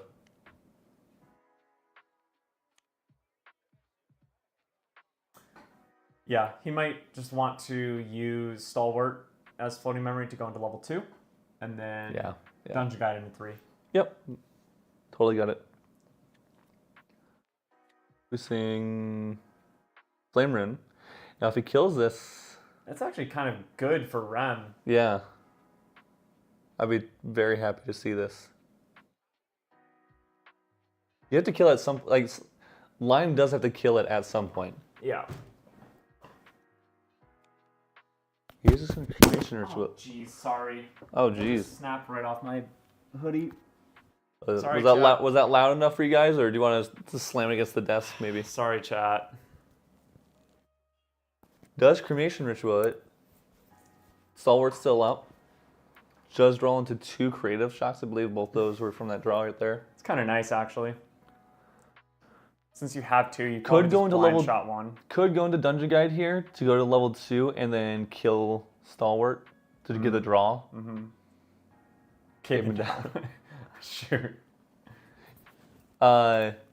End step. I don't know how good this is. Could kill your own. If he goes for the swing, you could kill your own Stalwart with. Ember Song slow.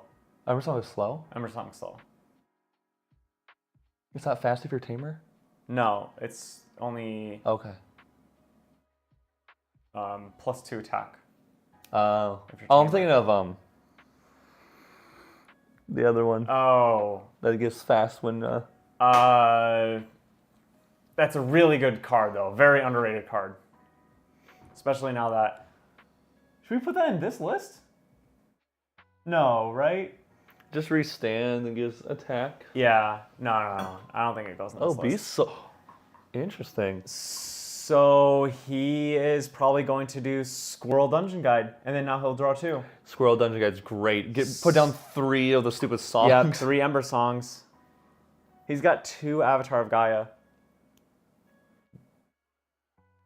Yeah. Yeah, Beast Soul basically is an extra GCR. Put Squirrel out first. Put Squirrel first. Unless he doesn't want to use it for the combo. Maybe he's going to put Bedivere He might out. even put Bedivere out. Yeah, that's fair. That's fair. Like you said, Squirrel is part of that Yeah, for wombo. sure. And I believe Avatar is a unique ally. It's not. It's not. Nope. Wow. Can I hover over that in his hand? No, that's all right. Flame Break Chorus, right, yep. Thank you. Yep. Of course, yeah. Does play the squirrel. Okay. Does put down those and play that. Yep. So he's going to get the double draw on level up as long as he can respond. Well, he knows the design. I think it's like Loses an Avatar. That's crazy. I'm very curious. Why didn't he put down all 3 Ember 3 Ember Songs? Song. Because yeah, you don't care. The 2 of them are gone. You'll Yeah. keep 1. I don't know. He does draw the Virtus. Doesn't matter. You always draw that on Yeah. 3, but it's something you could trash if you need to. Yeah. I mean, that is what the New item is meant to do, basically. Yeah. Stone Scale Band. Yep. Nailed it. Probably going to see a Bedivere here.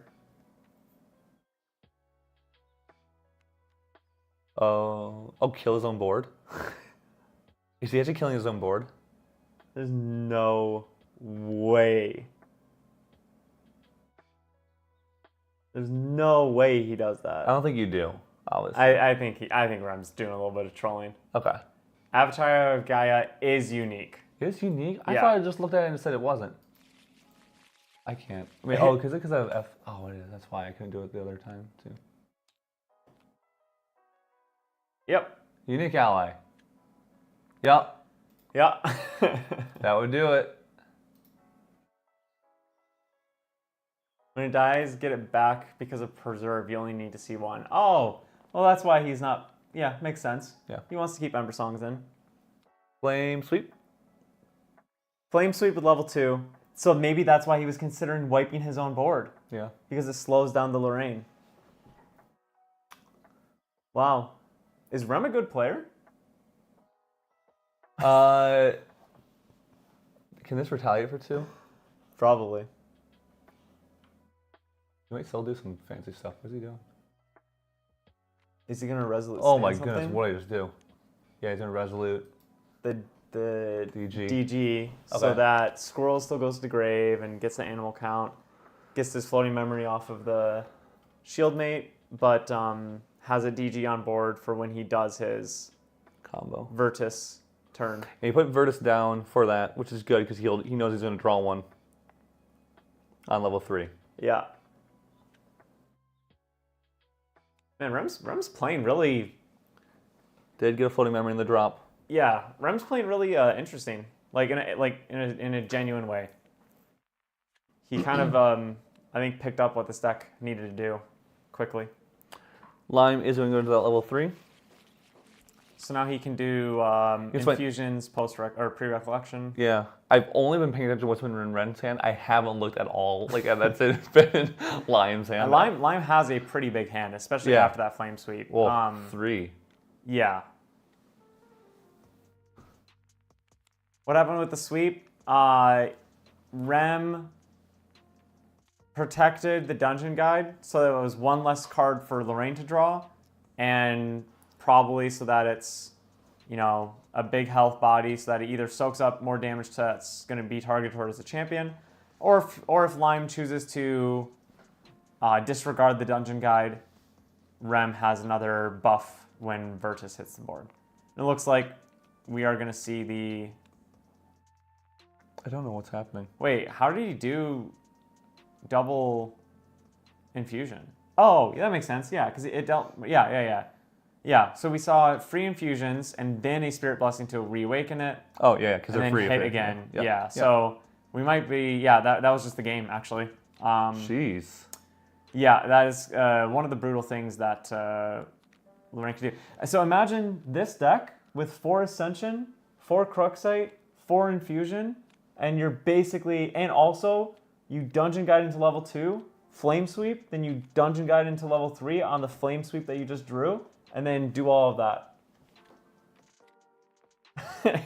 It was crazy, man, trust me. Oh, you're saying Pre-ban. Pre, Yeah, I'm not talking about what just happened. Okay, I was like, I thought you were like what you can do with this deck, and I was like, Wait, Caven, this is really good. Why does Lorraine something on level up? Awake on level up? It does not. That right there, he used a card. Yeah. Blessing. Yep, thank you, Zephyr.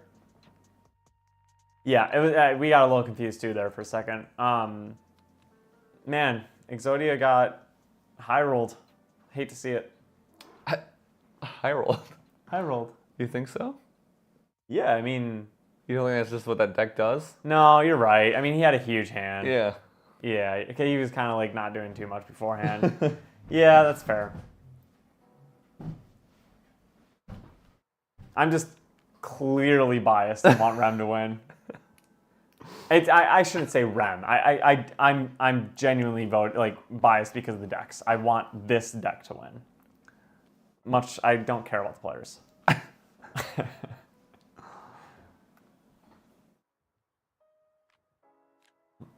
Looks like they're side decking. I But know the card. Lime swung twice there. Yes. I don't know. So he swung once, and then he double infusion because that card says cost 2 less, I believe, if your champion has dealt attack damage this turn. So he buffed his sword, he buffed his damage twice, and then Spirit Blessing wakes up your champion so you can attack again. Yeah, I think he just flame swept, Spirit Blessing swung. I think that's all that happened. Yeah. Yeah. It might have just looked weird because of the dungeon guide. Yeah. So we see a flame rune start. Swing swinging. to anti-cremation. So he didn't even play Stalwart. He's hoping to discard it, I guess, off of creative. Well, you're just doing the end step. Oh, there's. Yeah, I was saying that Rem didn't play Stalwart. He's gonna discard off of creative, yeah. Yeah. Yeah.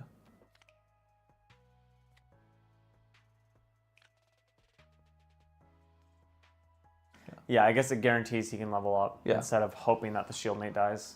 Getting a It's buff on It's a pretty basic thing. bear. Yeah, Yeah, that's like a super basic. You're really losing thing, me, man. Yeah.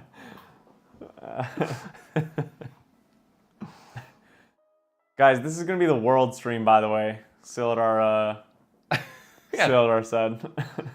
It's this, just this is how we're doing it. Me and Kate sitting back in my room. Blankets and hoodies. Up for 24 hours. Next animal or beast gets a buff. So yeah, you gotta play bear here, probably. Bear, Bedivere, Lynx. Oh, Bedivere's a good play too. Yeah. Yeah. Bedivere you can even play and then follow up with a bear. That seems pretty decent. I like that play. Yeah. He should do that play. You can certainly try. What's up, gamers? How you holding up? We're holding. Great. Peachy. You're trash, Eli. Wow. Uncalled for. So he's gonna Lynx instead of your bear. Oh. You might want to discard bear. Yeah, sure. That makes sense. Playing an attack with his turn for funsies. Yeah. Also, I'm just joking, Eli. I'm sorry. I regret saying that to you.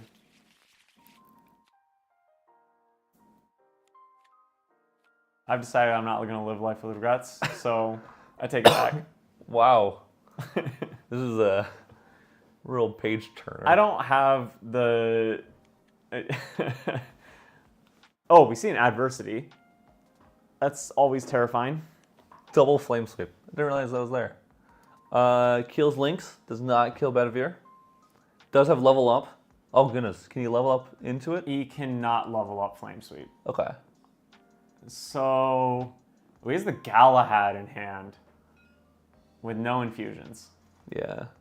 I know Lime's saying that. I was like, why is Galahad in my hand? Because Yeah. right now he's like, why is this here? He looks like he really wants asked for to. it. He really wants the Flame Sweep Dungeon Guide. Or Yeah. Dungeon Guide Flame Sweep. Yeah. The upsorter is not that good. Yeah. Might just go play Shield Mate, pass, Creative Shock the Flame Rune away, level up into level 2, Dungeon Guide Flame Sweep next turn. Yeah. Yeah. Wait, can he? I don't know if he can Dungeon Guide Flame Sweep next turn, but still can Flame Sweep and then Dungeon should be Guide able probably. to. If you, oh well, it's still. Well, I don't know. He might have one. Does he have floating memory in the drop? He might, because did he create cremation his Iron Rune Swordman turn 1? I don't know. I don't remember. I was gonna go into or he wants to go into Dawnblade for sure. Oh, that's right too. Seen a level 2? Oh, he has an animal and beast. Yeah. This is fantastic for Rem. Yeah. Yeah. Oh. He just showed him Galahad. You're no squirrel, owl. That hurts. Those are your like 2 small things that you can put on board to. Yeah, he'll get more of them. Look at that. I speak, and so it is. One of those is a resolute stand. Yeah. Hasty, discard bear, cremate. Yeah. You can even cremate the Lynx. The Lynx. That's actually a better play, for sure. You might be even doing that. Well, no. I don't know what's happening. Oh, what are you doing? Cremate the. What? Oh, you can't attack. Yeah. We're Yeah, good. but We're why good. put the hasty down? Oh, I don't know. He wants to keep cards in hand for a... Just whipping that owl out there.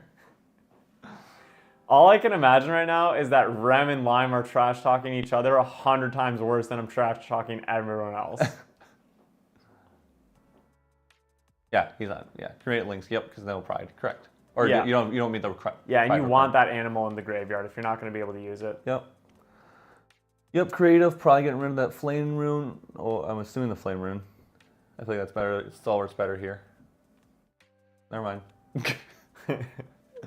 I'd much rather get rid of flame rune. Yep, you had 2 in there. Going to go to level 2. You can flame. Well, it's not that good anymore, but actually, wow, that's really nice. Cremation plays around the Yeah, that was a good turn. Galahad. And Rem's playing really good. Really well. Swing. He can swing 4 into the battlefield. It doesn't kill it. He could flame sweep, which isn't bad. Or he Savage Slashes. Savage Slash kills it. Oh, does he have Savage Slash? But he might want to go Flame Sweep because it'll also hit the face. Exactly. Yeah. Exactly. And he has 2 of them. So he and then oh man, yeah, and then he just does a Resolute Stand. That's crazy. I would Resolute, yeah. Rem's playing really well. Well, he's gonna let it die. Never mind, I take it back, Rem. He also wants in the drop, I guess, too, but nah. no, he does.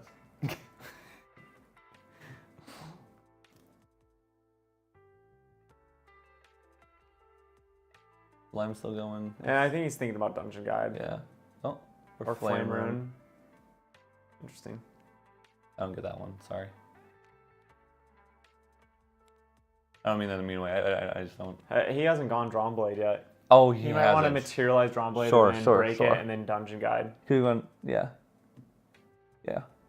Flame Rune's 2 more damage here. I mean, best thing he can bring back is an adversity. He's got him pretty much halfway gone.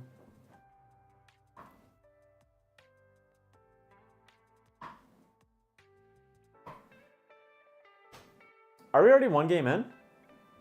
Yeah. It's only 20 minutes. We're going to have another long break after this match. This is the second game.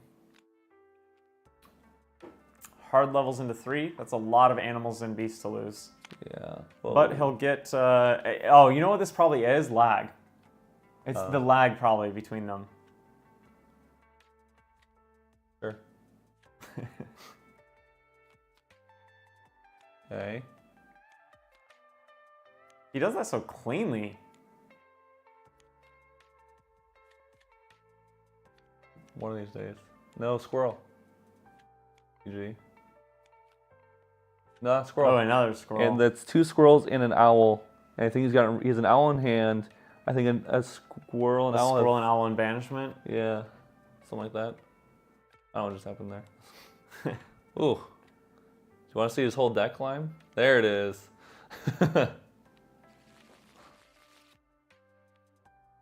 We should have put Lime on Mordred.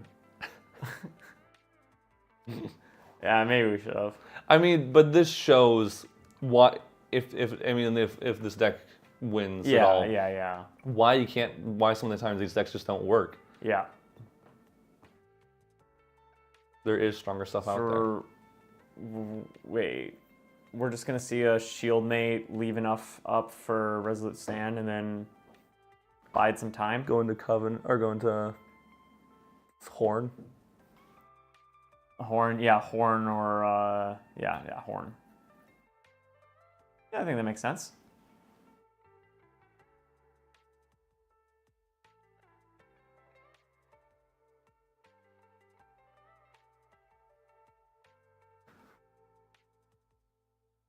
I feel like I'm not going to remember any of this. I'm going to wake up like 17 hours from now. Just be like, what happened? You know? Like, you insulted everyone. You got everyone to unsubscribe. Oh no. Oh no. Shieldmate pass. It was a GC. He hasn't brought out GCR yet. Oh wow, not going Drawnblade. Wow. We're seeing a lot of Crux cards over there. Actually, not that many. 2. Yeah, we'll just immediately kill that off. Do we see level 3 here? Probably, right? Yeah, it looks like it. Put down Dungeon Guide. So get rid of Dungeon Guide. And then Cremation afterwards, too.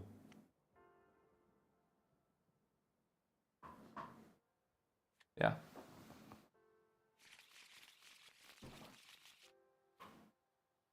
I mean, create that probably the 2-2. So you can bring out. Whoa. Oh.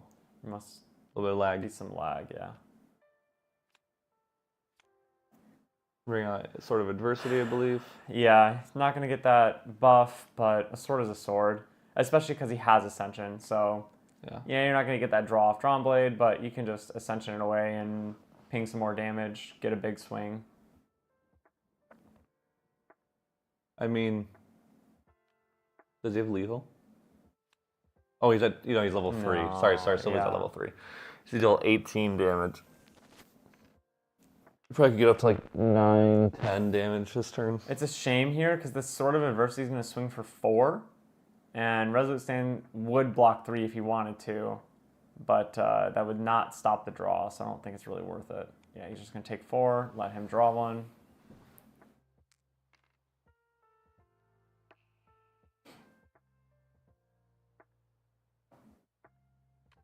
Swinging with that. Yep. And Rem's still like alive, but is in a scary place. Those Resolutes only help so much against infusions.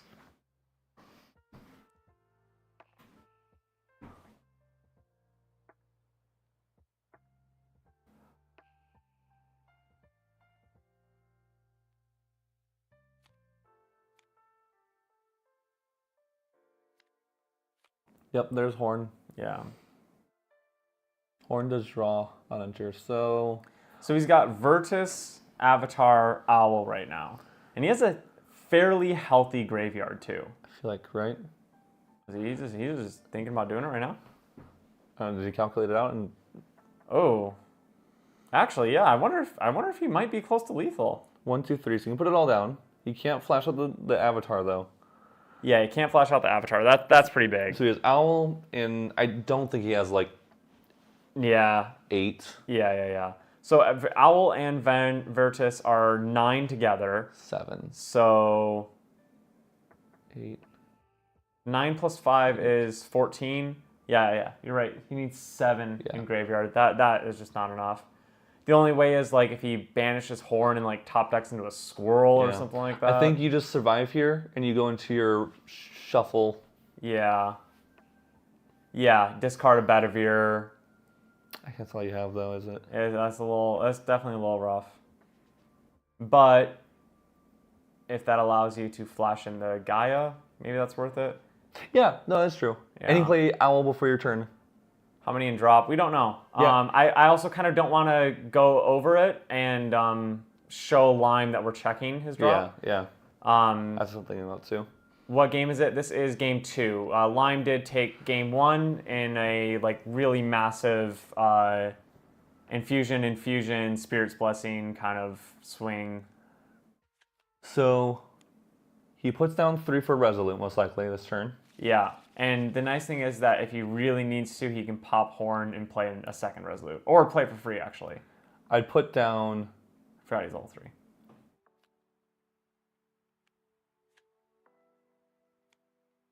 I think, yeah, you got, yeah. I don't know if I do Owl. I do Bedivere, the Cremation, and the other Resolute. Because on my turn, what I want to do then would be to bring out the whatever thing, banish. It's free, isn't it? The band. Bring out band. Yeah. Get rid of 1 Bedivere from memory. Tap, flash in Owl before Recollection. Oh. Then on my turn, he just changed. He just changed. Okay, yeah, okay. Oh, you put down Avatar. That's fine too. That's fine as well. I just want Owl in here. And then Lime just cremated a dungeon guide. Said, "Yep, Resolute Stand stops me. I'm gonna just set up a little bit." Yeah. And that shield mate could do some work for sure. Does a lot actually. We're still gonna get a turn draw and a horn draw, so that could do quite a lot, and a little bit of cycle from Owl. The owl. Oh, and the owl. Flash And I was owl. thinking the band. Yeah. The band cycles 1. It is actually kind of crazy how much you can start to draw at the end here with that band as well. And you just go for it because you have nothing else. Yeah. I think you're in a position where you realize that you kind of need to win now or lose. Band comes out. I'm assuming Bedivere is going to trash. Yeah.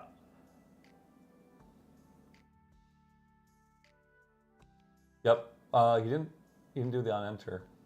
I would have put Bedivere in trash, from memory. Bedivere absolutely has to go in trash. Flashing in the owl. Yeah, I don't know about that. That was weird. To glimpse too. Yep. Hoping one is a squirrel or another I owl. think they're both going on bottom. Yeah, I think so too.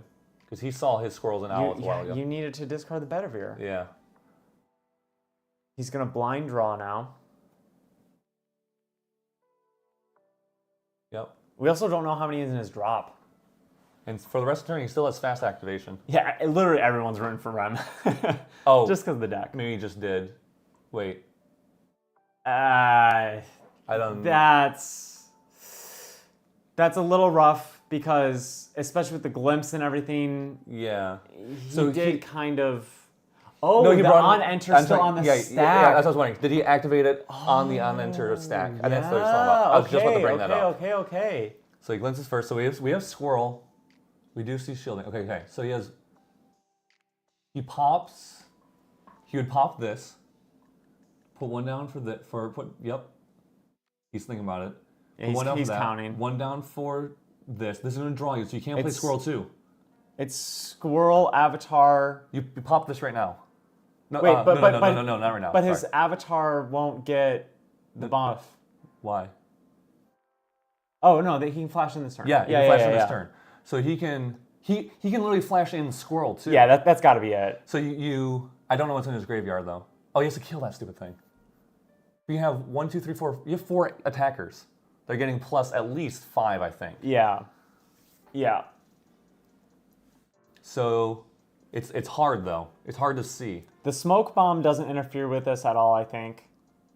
2 cards in hand. Pop. Could be Resolute. Okay, but... perfect. Yep. Now you have to play Ventus to gain the buff. Virtus, whatever. You put Slime down. You play Virtus. All your stuff has fast activation. You do 2 for Squirrel, 1 for Gaia. Yep. Is Horn? I'm sorry. Is Horn? Wrong button. Then is it the next animal or beast? The next beast. Beast ally so card. he can play Squirrel right now if he wanted to. Yeah. That's fine. He also can flash in Squirrel. Yeah. Jeez.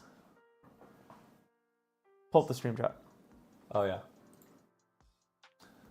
So playing 1 for Gaia, sure. Yeah, this is for Ventus. This is Virtus. Goodness gracious. Play on response. On response to the on-enter effect. I'm gonna flash in Squirrel, not discard anything. Yep. On response, still letting that resolve. I'm gonna flash in, letting Squirrel resolve. Letting the activation. It's Zephyr. It's for the turn. It's crazy. Yeah. Sorry. It's for until the end of turn. Allies can be flashed. It's not the next animal or beast you play has flash. We misread that too at first. So he needs to flash in the. So Lime's figuring it out here.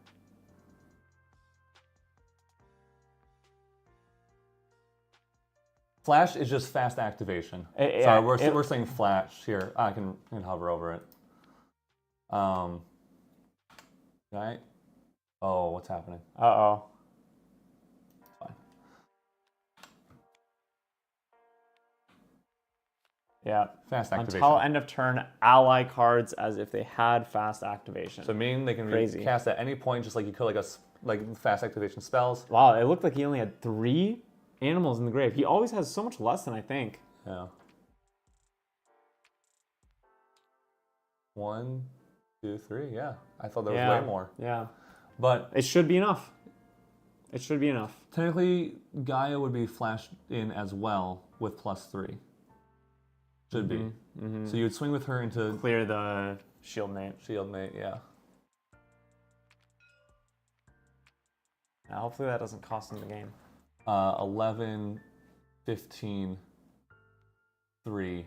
It would put him to 23. Wait, 3.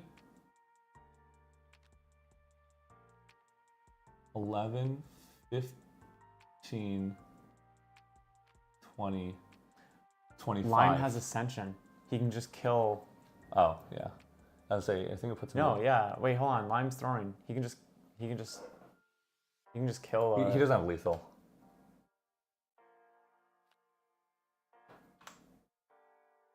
Romantic didn't have. I forgot that Lime had Ascension though. Yeah. So he should have kept Virtus active Yeah. with the taunt, because yeah, now he's just wide open. No. So can. If you can say the flashing in of Squirrel Yeah. on response or whatever. Yeah. Yeah, that's game. Maybe. Oh, maybe not. Maybe he's just revealing. No, it is game. Maybe. You have the smoke bombs for Virtus. For taunt. the taunt. Gotcha.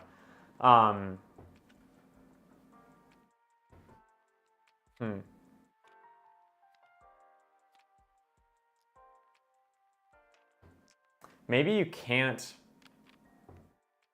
respond multiple times.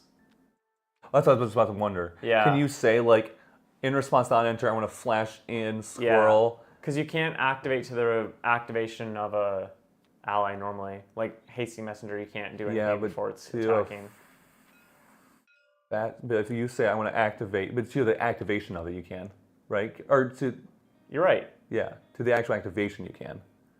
Just not once it's in, because then it won't be in play. Yes. So you have to do the activation of right. Squirrel play. So you must be able to chain him. So Yeah. I wonder why he didn't get the avatar. Not that it would have actually mattered. Line would have still had it anyways. Yeah. But insane to see the power that this old school Fire Lorraine deck still has after all this time. And hopefully Noel can take him down. Absolutely nothing against Limelight. Just I know that I think we're all rooting for the. Unfortunately, it's Crux v Crux in the finals, but at least Noel's Crux is kind of a fresh take. Yeah. Yeah, you should be able to respond just fine. Yeah. I got a little confused. Yeah, cool deck. I'll say congrats to these guys. Yep.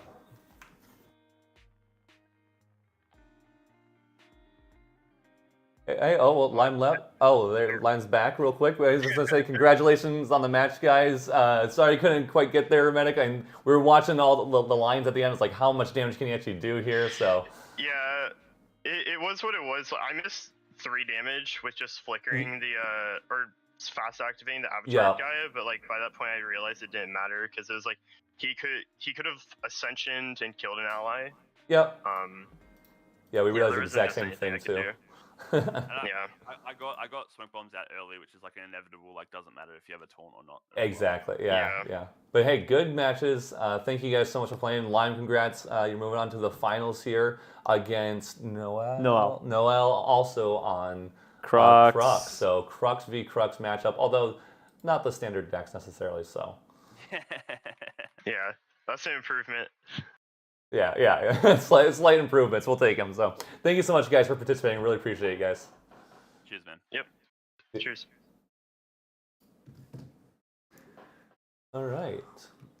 I can't believe we have Crux v Crux in the finals. Just what you wanted, man.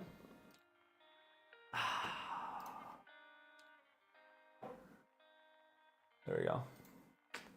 Crux v Crux. It is what it is. Yeah. Good job, Hermetic. Honestly, the deck is.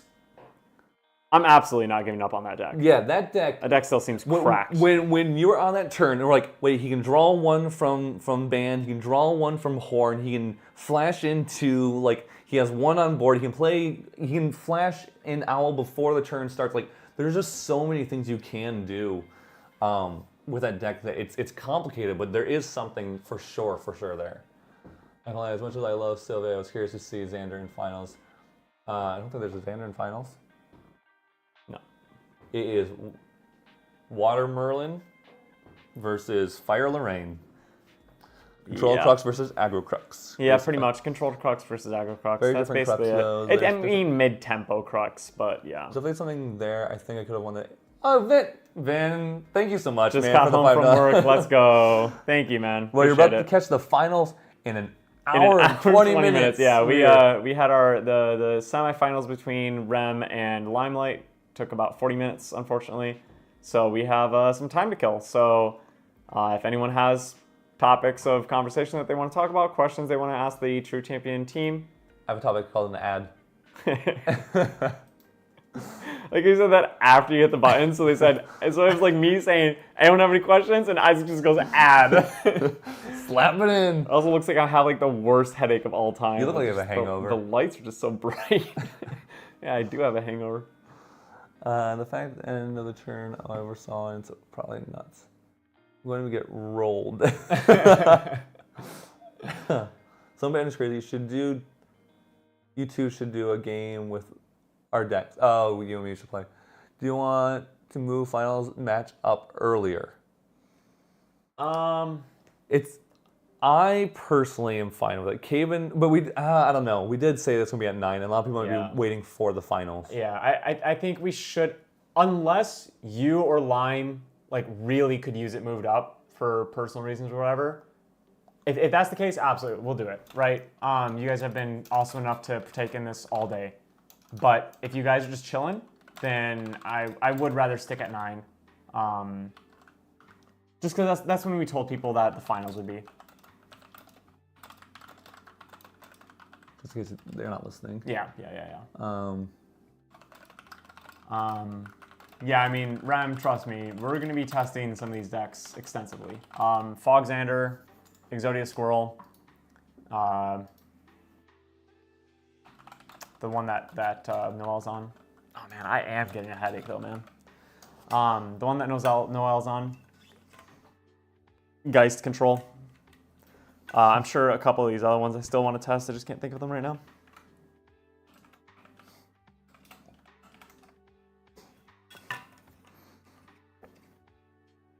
Yeah, we might just call the stream after the finals. Yeah. There's not really a reason to wait afterwards. No. We'll just get called liars about doing a 24-hour stream for forever, because that's how it is. But drink water, man. Yeah, I know. I do need to keep doing that. Have you been drinking enough water? I've gone to the bathroom so many times. Like I've probably gone through like 4 of these, I think. I'm all good. You should do a game deck with. Oh yeah, that's what you said.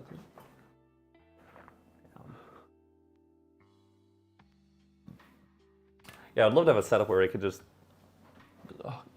hit us on over to like table 1 in our own live thing, and like a top-down shot of our stuff. Of in-person testing. Yeah, like that would have been the perfect time to pass some time in between these games. It's like, hey, that was a cool Squirrel Exodia match. Let's go test it again and see what we can change and blah, blah, blah. Yeah, that'd be a really cool way to do it, especially if we do a tournament scheduled like this. I think the next time we do one of these, because I'm sure there will be a next time, we'll probably say time subject to change or something. And then, we'll just kind of roll them. Still probably do 15-minute breaks in between or something like that. I don't know, something. But 20 hours of 24. Thank you, Zephyr. Really couldn't get it through it without all you guys, like for real. Has been a lot of fun.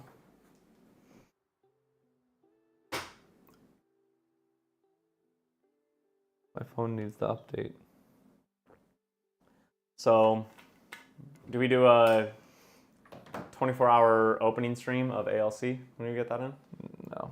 Just imagine this, but you're opening product the whole time. Raw hands. Dude, your fingers would break. What's your favorite deck so far? Oh, man. Scroll Exodia, and I haven't even played it. It's cool. Like it is really cool. Yeah. It's by far the most to me it's the best combo deck that I've seen that wasn't just like Rye. Yeah, it feels like combo control with important decisions. Yeah. And not just like, did I draw a dungeon guide? It's tough to say. Lots of cool new archetypes. Yeah. What are your thoughts on level 3 Lorraine versus level 3 Merlin in the upcoming meta? So Lorraine level. I feel like we'll see more Lorraine level 3. Yeah. Essentially, and less Merlin. Yep. Merlin becomes slightly worse. Lorraine comes back to its little more back to the meta because aggro is also growing, and aggro is also going to run. Some of them will kind of go into like a level 3/aggro situation, kind of like what Lime is on. Where it's kind of like this like mid-range deck. But again, I mean, that's aggressive. Lime had a good showing, but that was 2 rounds. He's playing a very high Crux count deck. I do think that over the course of a long tournament, he is a little bit more susceptible to that level 3 brick thing. But it also, that type of deck has had a showing for basically as long as GA has been around. And actually, how many do we run? 4 of Hone? We run. That's not it. 4 of Hone. Yeah. Hone is doing something very similar to that Infusion does. Right? Yeah.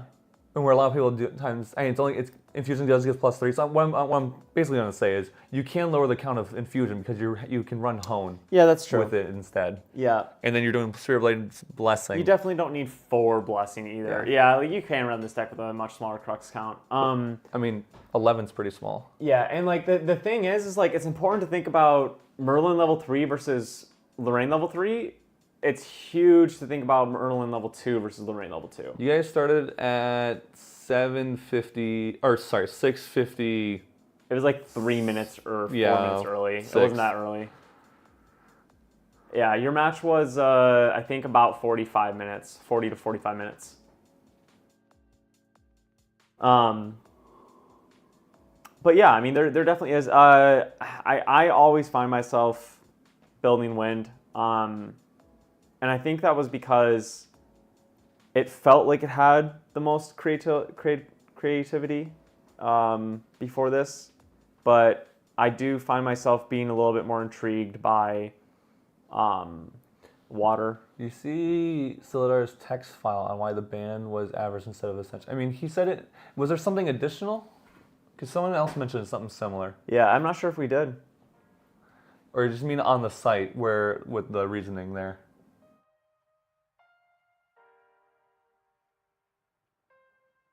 Yeah, you definitely would have gotten a best of 3 done, like in person. You're thinking? Yeah, for sure. Yeah, I think Squirrel Exodia isn't a deck that would have like a hard time finishing matches.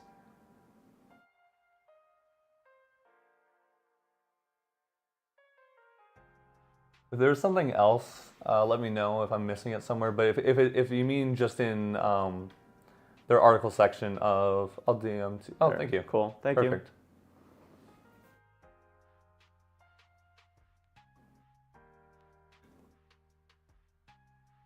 Explains the ban list and why Avarice needed to go in more depth in the article. Interesting. Oh, okay. Okay, cool. Thank you. Yeah, I mean, even though we are finding ourselves with 2 Crux in the finals today, it's important to know that these are decks that we made today. They are short sample or small sample sizes.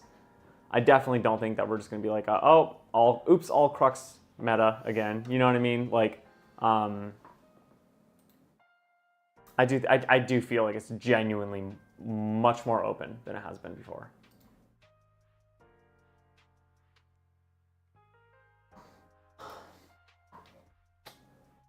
Here. Is this something we can read aloud? Rem, is this okay to talk? Has everyone seen this? Long note. Is this okay for us to read out loud and talk about with chat?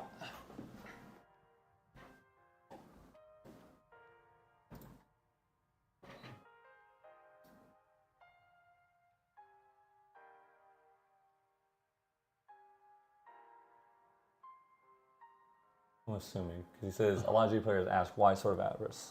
Yeah. But, holy moly. Yeah, it's a long explanation. There, now it's shorter.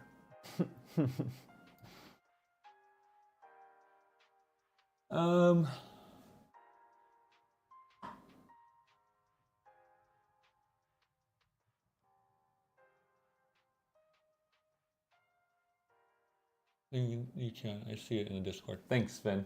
Okay. Okay. Show on the screen. Yeah. All right, we're gonna do this not very nice style. Perfect.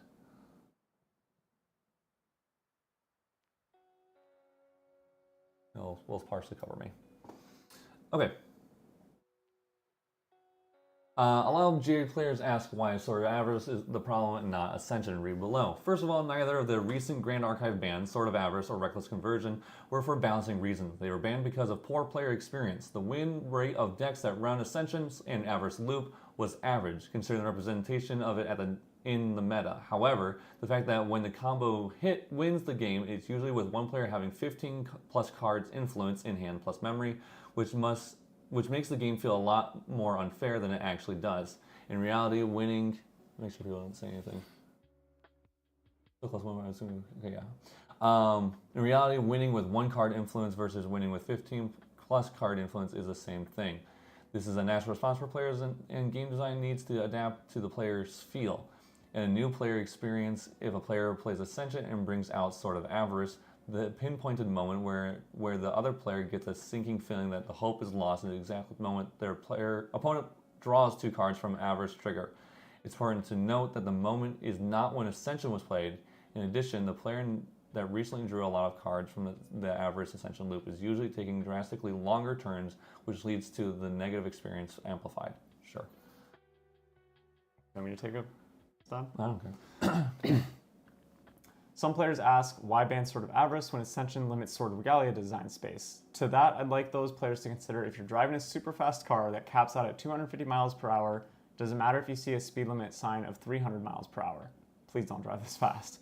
Sword of Avarice already pushes the power level of Regalia, and making a card like Ascension does technically limit that design space, but that design space was already heavily limited to how Regalia cards are meant to be designed. That's fair. So why are Regalias so limited in design space? Because if they weren't, games would be way too consistent. Comparing memory cost to Regalia's performance, there's a heavy drop-off of performance the higher the memory cost of that Regalia is. Warrior's Longsword is a 2/2 norm weapon for 1 memory. Knowing that is a 14/2 norm weapon for 7 memory, fair. It's 7 times the memory cost for 7 times the power, right? It's obvious that this card is way too imbalanced because it can be materialized turn 2 or 3 and give a player a win consistently, making the impact of that main deck extremely minuscule. Now consider Sword of Avarice and its effect, draw 2 cards. How would we make this stronger if we wanted to? It's already limited by 2 memory cost and advanced element restriction. Its value is also already heavily pushed towards its on-enter effect, which is why it has a terrible stat line of 1/1. A Sword of Avarice that draws 3 cards on an on-enter would fairly be 7 plus memory cost and would be a terrible card to introduce to a GA product due to how terribly limiting its usage would be. If this was a real card design in consideration, we would definitely consider its implications with Ascension. However, this card would have never been considered for print in the first place. Ascension feels very cool to play and is a vital piece that contributes to Crux identity. Crux is the element that deals with spirits, ghosts, otherworldly objects' banishment. It was very intentional that the 2 Crux elements, Sword Regalias, both have their value focused on their on-enter effects due to the intended synergy with flicker effects and other Crux effects. However, on-enter effects is just one niche avenue that we can shift a value of a card's value to. You can expect swords of other advanced elements to naturally not have too much value pushed to their on-enter effects. Is it okay that Ascension can bring out swords of other elements you don't have unlocked? I think it's pretty flavorful that Crux is allowed to cheat out cards from the material deck and banishment. They should also be allowed to bypass some of the restrictions too. In addition, since Crux is an advanced element that the player will need to unlock, regardless, the average value of cheating out of the basic element sword is much less than just a Crux element sword. As for swords of other advanced elements in the future, Crux will definitely be naturally synergizing with swords of its own element rather than others, Crux having the value of the on-enter effects. In conclusion, Ascension's design and usage is working as intended and very fitting for Crux identity. It does not limit design space of sword regalias because that space is already limited naturally by the concept of the material deck. Removing Ascension would hurt Crux Warrior's identity in the current meta. This is why Sword of Avarice was banned instead of Ascension, in order to fix negative player experience. Yeah, I mean, It's interesting. I still think that like maybe a slow errata to Ascension would also have helped things. Yeah, But I mean, already. it kind of seems like they don't want to do erratas.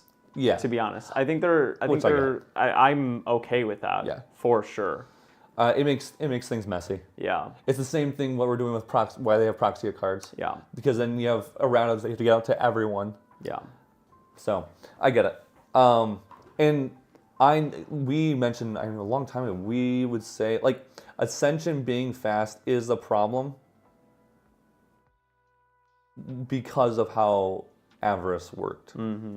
Because you turn that 2-card hand going into your turn into a 15-card hand. Yeah. Yeah. So I don't know. I think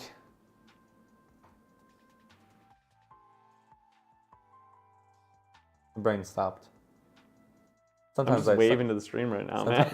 sometimes I think. Other times I don't. Yeah, I mean, whatever. I mean, I get it. Should we do some... Make some emotes to pass the time? Sure. That's a you project. Do you guys want a new emote for the Discord? Another little pixel art emote? Does anyone want that? If I get 5 yeses, I'll do it. If not, I'm not. Terry's about to say yes 5 times. Yeah, 5 different people saying yes. Indeed, having to do erratas would make the new user experience somewhat difficult. Yeah. As how would they know? How would they know if the erratas were true or not when learning the? Yeah. Yeah, erratas can be very confusing. It's much easier to say you cannot use that card. Not let me show you how that card has been changed. You know, like. Vin said yes. Zephyr says yes. It's Bird's Eye says Terry says yes. Oh shoot, that's 5. All right. You got a project. All right, that's 6. All right, so 5 yes. All right. We got an hour to kill. Get to work. Okay. What's the people start throwing ideas what they want for a new emote.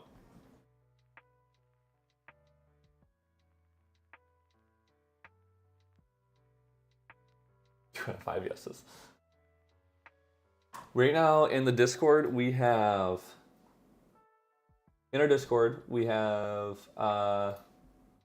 Squirrel. We have the same ones that you get if you're like a member of or join on YouTube or wherever. We have like Squirrel, we have Caben Nervous, we have me Greedy, and we have Terry in Disbelief. Want Coke Cake. I knew Coke Cake was gonna be the suggestion by someone. Didn't realize it was gonna be lime. Coke Cake. What kind of emote is that?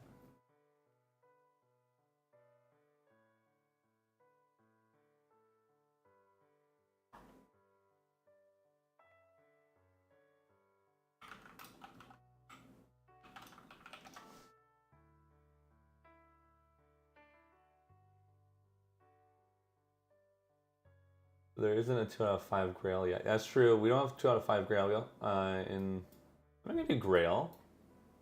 We could do Grail. That'd be easy enough to do.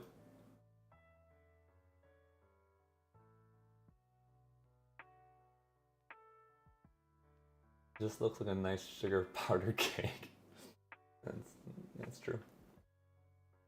All right, let me which one of these is the best for this? Here.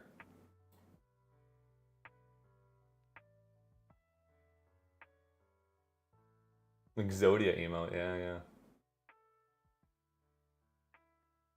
I'm just gonna copy kind of what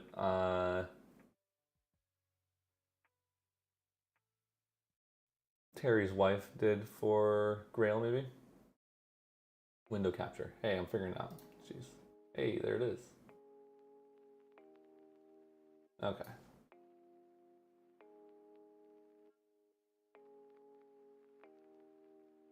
I'm covered.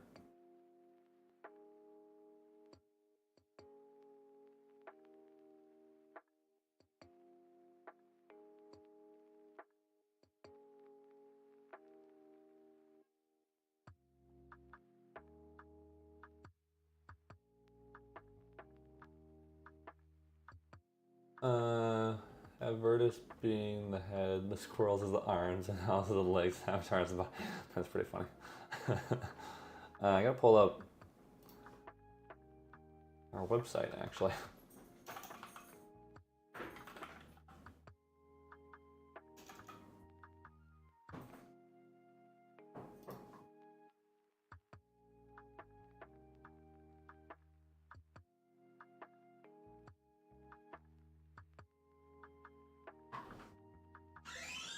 All right. Oh, we're making the Grail? I think we're making 2 out of 5 Grail, yeah. Yeah, that's good. Yeah. The only other suggestion was by Lime, who said Coke Cake. 2 out of 5 Grail sounds good.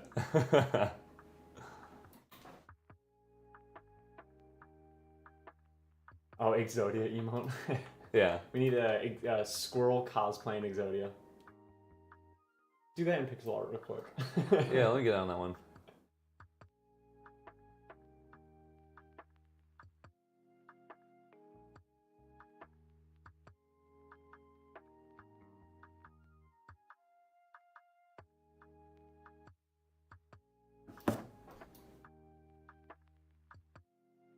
It turned into a different stream than I thought would occur. That's alright.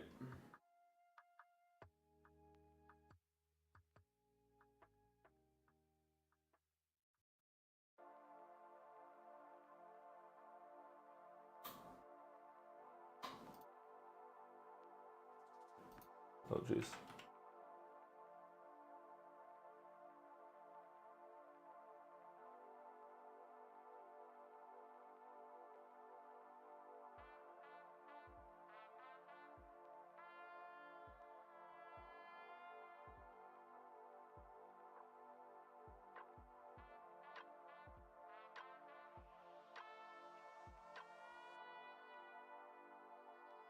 Alright, we'll come back and fix this if it's too sad.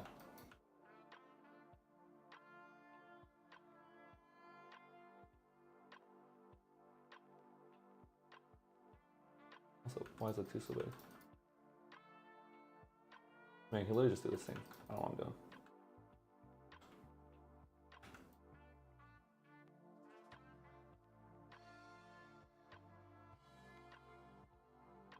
There.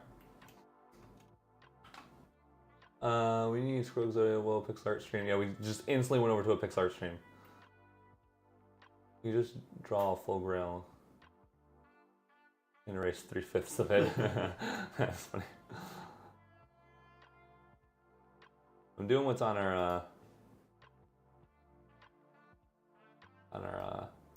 website, yeah. The sticker merch.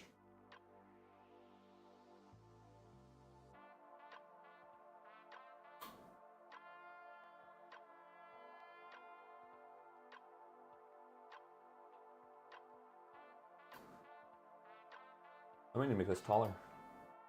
What do I need to do?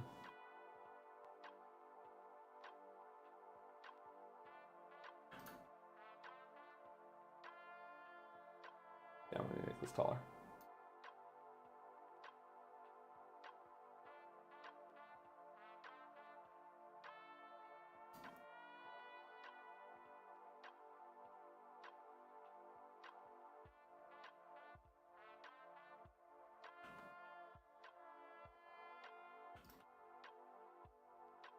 Oh, yeah, this is fine.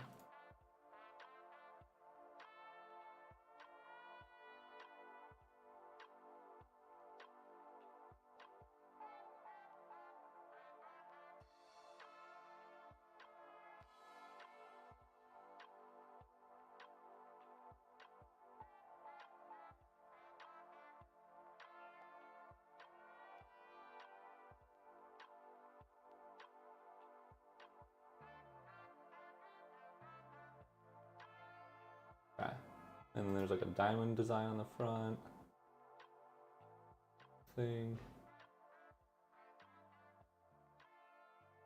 I just realized if Ascension can bring out any element card, couldn't we just Ascension out Arendite from a fire deck and just enter with? Yes, you can. You definitely can, and people have messed around with that for sure.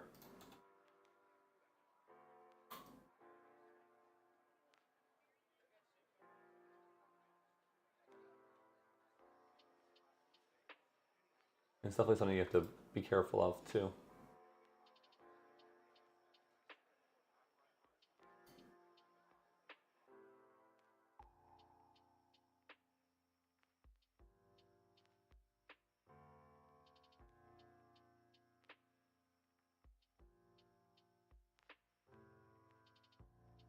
And the inside is like a weird silvery blue liquid.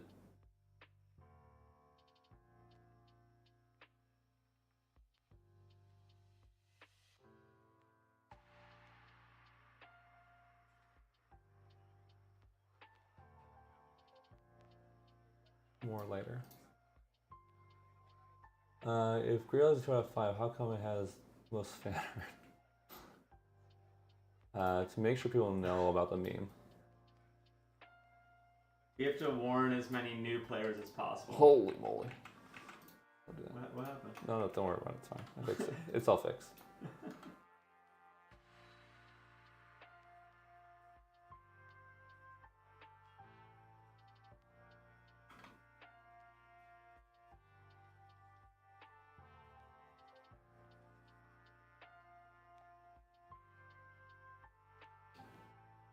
I have to move this down if I can.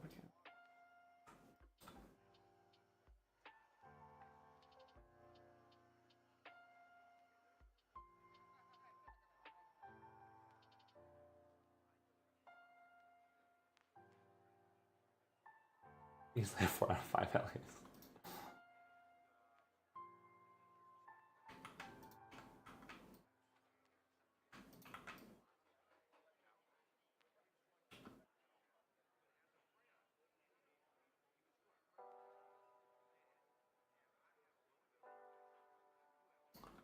This is a rough sketch, so we have something at least when people bring this weird meme up.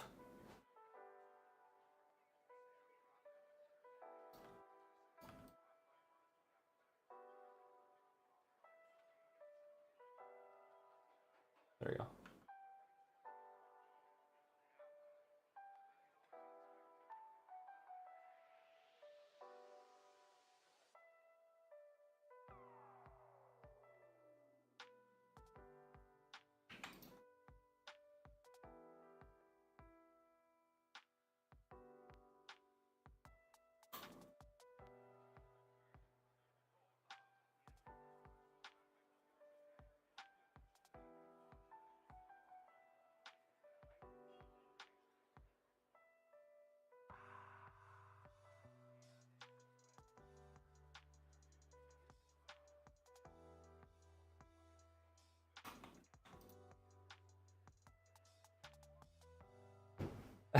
Yeah, you've seen our merch store.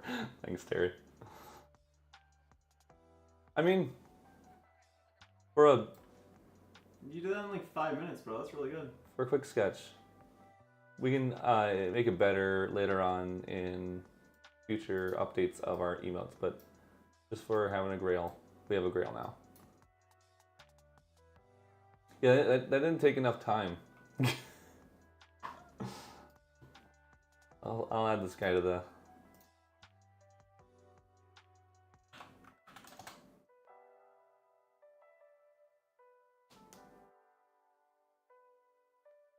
Add this to the Discord.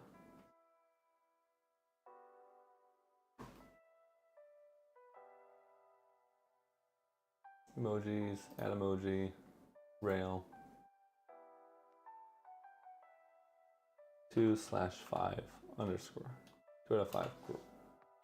Grail. There you go.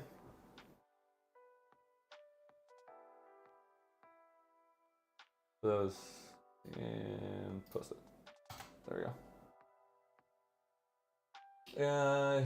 It's filled with the tears of Gaben's inability to see the fullest potential of it.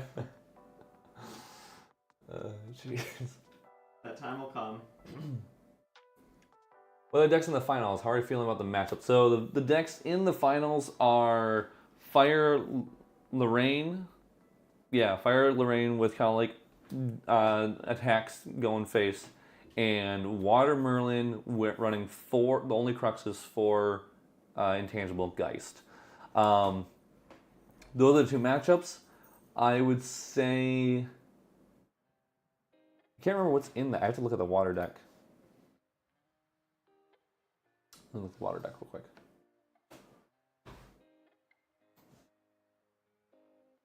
Not that one. This one. This.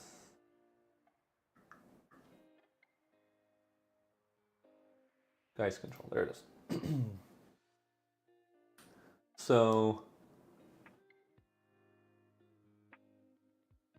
Control does run Mind Freeze potentially, so they could get to the point where they could Mind Freeze them out. Dice can't be killed by attack damage, which is good for Watermelon. I don't think that that Limes list has a way to deal with it. As a 1 Blazing Throw. 1 Blazing Throw, yeah, because we're not siding the Sparks, which Yep. those might be a side card. The main deck or the Watermelon main deck's Nullifying Lantern. Yeah. Which is a big deal. Yeah. And it has the Fracturize. Because he has the time to go Fracturize Lantern too. This isn't like you can Prismatic Geist too, for sure. Oh, yeah. For sure.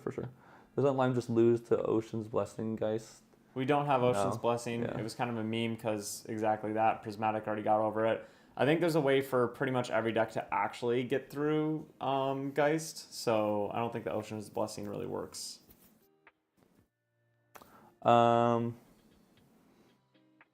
It's 4 Resolutes, Stalwarts, Fast Cures. The Fractal of Insights could actually become pretty important.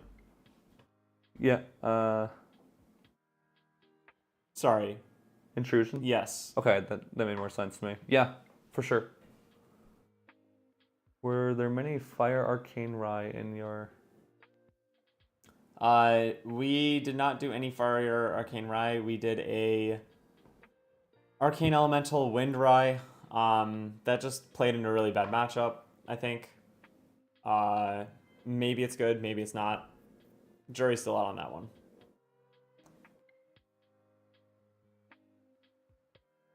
But yeah, it'll be interesting. I honestly didn't really know how to build Fire Arcane Rye for this tournament post ban list. And I worry about that deck immediately because I think we're just going to see so much aggro right away that it's just hard to think about that deck in the first week of these changes, I think. I mean, the Watermelon is a very fair shot of winning. Yeah. Which is cool. We actually have 2 decks that I really do believe have a chance at both taking it. Yeah, taking it home in the end. Ad time. If that works, again, I don't know. Does it tell me? Can I go to? Because YouTube should be able to tell me if I'm getting if anything's happening from this.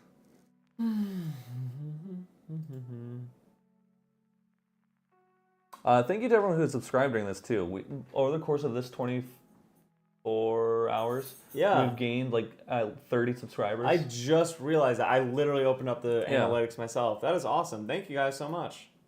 Yeah, thank you everyone.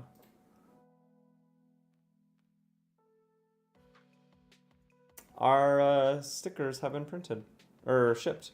Hey! So if you've ordered stickers, we should be able to ship out to you within soon. Within soon. By the end of the week, I'm assuming. Should get them out in the mail. Maddox selfie. It's so funny how Prismatic Sylvie gets brought up so many times. I think people just really want to play all 3 slimes. Yeah, I get it. And all 3 fairies. You can do that in any deck. What? Fairies? All 3. Yeah. In the same deck. Yeah, you can do that in any champion though. Yeah, I know. Yeah. But it'd be fun to do with the slimes. You get the slimes, you get the fairies. Oh, I get you. Okay, we get them all together. Yeah.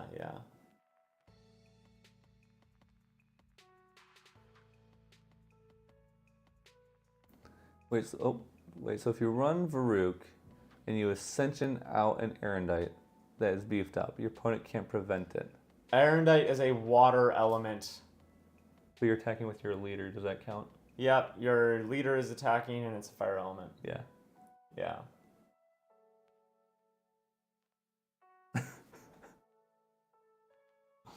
I'm gonna use the restroom, Caven.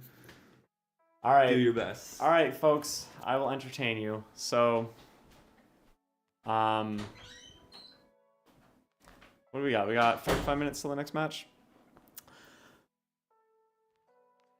So, Omnidex, right?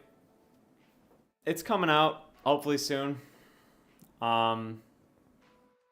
Really am hoping that it's out by Auckland.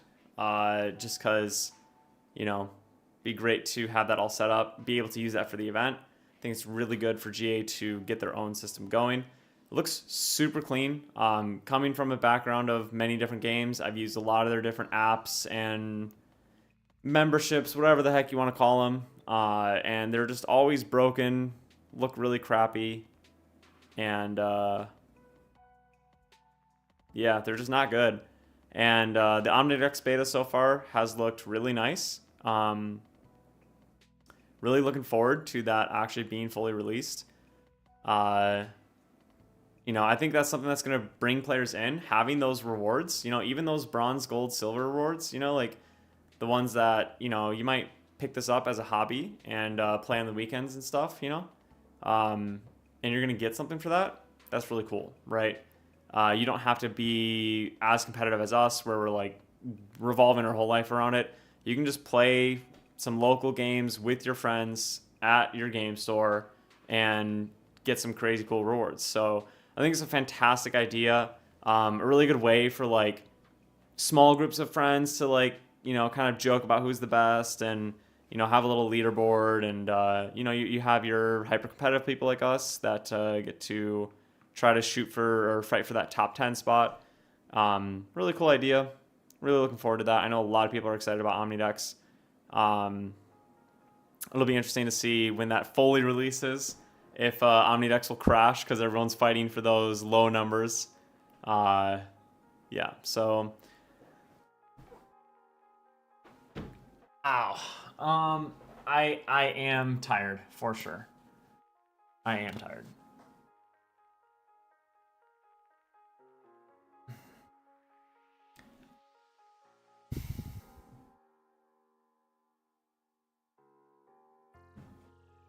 I've checked. I answered this one. If your champion is Trisket and you have a Varuk in play, when you attack with Rending Flames and an Erendite, is the damage preventable? I'm gonna figure this out. In my exhausted state, I'm gonna figure this one out.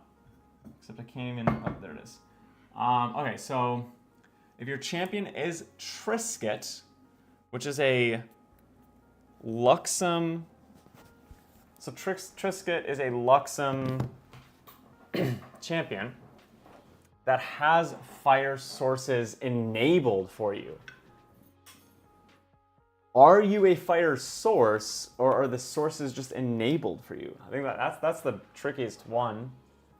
When you attack with the Rending Flames and an Erendite, is the damage preventable? The Rending Flames and the Erendite are just red herrings; those don't matter.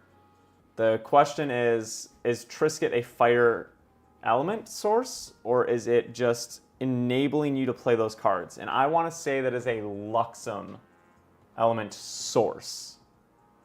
So I'm going to go with Varuk and Trisket just simply don't work together, basically.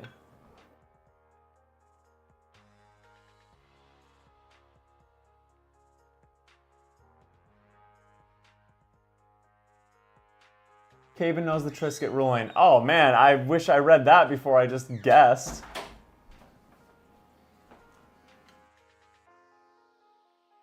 What's happening? You're asking confusing questions. Yep. Yeah, I got it right. Okay, so Isaac. Mm-hmm. If you have Varuk out, and you have a Trisket as your champion, the Luxem ally. Mm-hmm. And you have a Rook out. I already said that. Mm-hmm. And 2 Varooks out. Yeah, yeah. Unique domains, 2 Varooks out. And you attack with the Rending Flames using an Erendite blade. Is the damage prevented?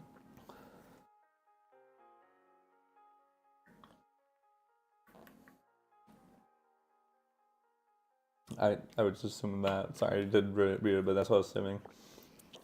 Because it doesn't matter what the cards are. Yeah. Well, sorry, it does. I shouldn't say that. Because I was wondering if, because Trisket, I think, says fire, water, and wind are enabled. Yeah, are enabled, yeah. You're Trisket still is still, yeah. I think you would literally have to have the little symbol on the card be like split between all those. I have a hard ruling question. You want one? Sure. All right. I can guess at least. Preventable. What? Terrence, what are you talking about? Silidar in the chat. What? I think he's just memeing because Silidar always asks hard ruling question. Or maybe Zach S has been Silidar all along. Oh man. We've met both of them in real life, but they're somehow catfishing us. -1 point for a medic. You control a Right of Realm and activate a domain. The triggered ability from Right of Realm enters the effect stack and you intend to sacrifice Right of Realm. Your opponent plays Fracturize targeting Right of Realm before the trigger resolves and then continues resolving the Right of Realm trigger. What is the end result of the stack? I have to read Right of Realm. What does it say? Does it say it's part of the sacrifice? That's what I want to know. Like, that's part of. Whenever you activate a domain, you may sacrifice Right of Realm. If you do, the domain enters the field without any of its upkeep abilities.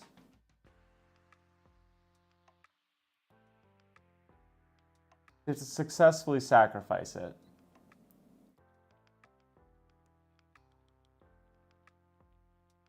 It's not a cost. It's not a cost.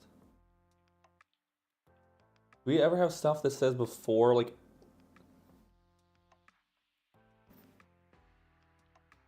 Wait, what are there...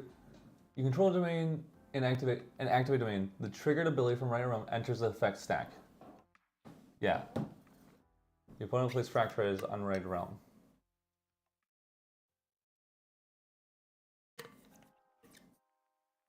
My thought process is that the ability enters the stack, Fracturize hits Right of Realm, resolves. Right of Realm is no longer able to sacrifice itself because it loses its name, doesn't it? It doesn't view itself as what it was. So that if you do clause is not met, and yeah. I assume it wouldn't work. As cost when activating the domain, but it doesn't say as cost. Whenever you activate a domain card, you may sacrifice this. Do you have to? The cost to activate this ability is you have to sacrifice it. Usually, it's worded differently. Since Right of Realm only refers to itself, it stays this. That is, it's still the same way. It's fine. And Right of Realm can't sacrifice it. Wait, since Right of Realm only refers to itself. Oh, because it keeps its name? Does it keep its name? Oh, does it keep its name? I don't know. Does it keep its name? That wouldn't make any sense. Does Fracturize? Fracturize is a confusing card, man. I have to read Fracturize. I also don't like how Frostbind can negate the activation of something, yet Ventus will still get a counter because that card was activated. How's the card activated if the negation, or the activation was negated? There was that article that I had to read.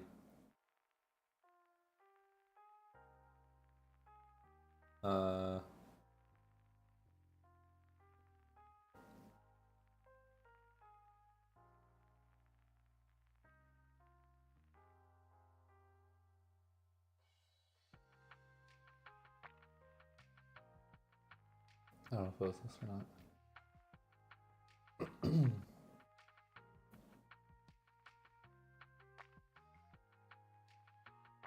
Target weapon loses all of its original types and subtypes. That target item retains its name. Okay, so it retains. Oh, its it keeps name. its name. Yeah. Okay, then So- I changed my answer. Yeah, I changed my answer too. if it retains its name, then yeah, it makes sense. I get it. It says sacrifice right realm. Yeah, sure. But why does it say negate target card activation? Shouldn't it say resolution? Oh, is it a different question?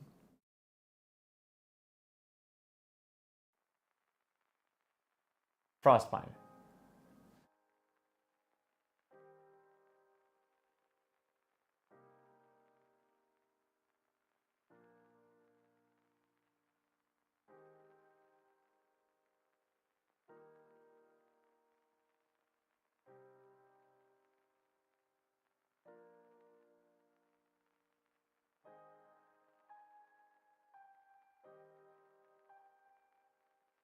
Will not have.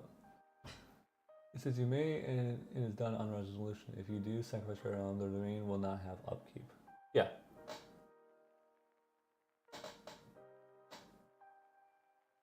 Wait, what? It's the same. It doesn't do anything, right? Is what we're saying? Right of Realm will still basically function as normal. Yeah. Yeah. Is to sacrifice right realm. It says you may, and it is done on resolution. If you do sacrifice right realm, the domain will not have upkeep. Yeah.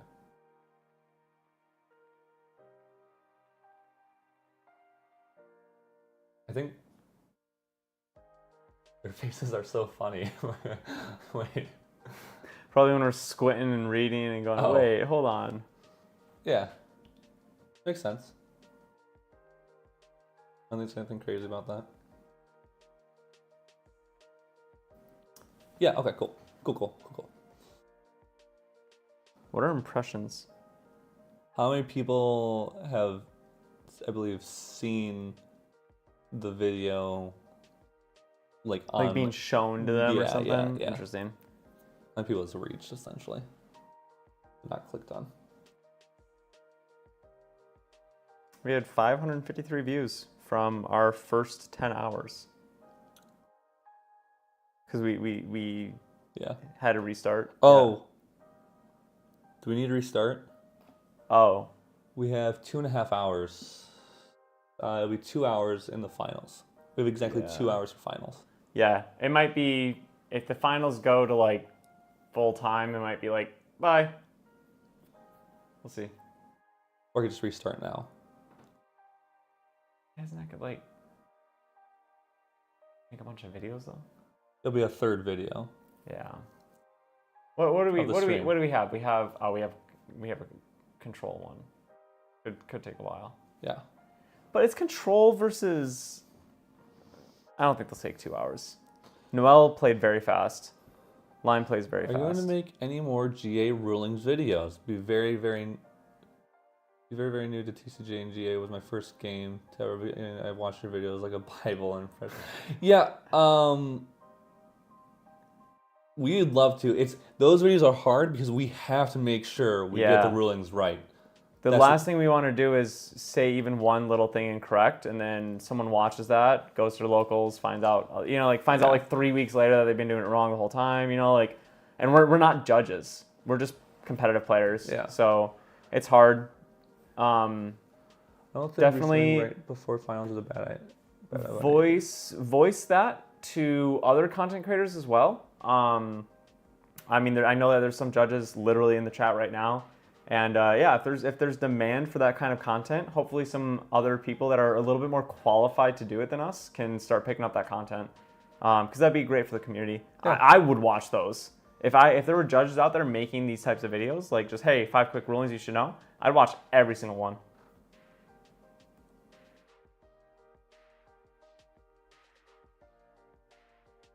Yeah. I guess I'll restart stream. We have 30 minutes. Okay. I'll restart stream. So I'm gonna restart stream. I'm pretty sure we don't just come back to this. I'm pretty sure it just falls out and then a new stream is made. I don't know. Maybe it's right on this page for all I know. It might just need to be refreshed. But I'm gonna Hypothetically, if you had 30 minutes to eat popcorn, how much could you eat? Probably like 5 pounds. It's a lot for because you said you got to be specific. Yeah, you have to be specific too. PT plays.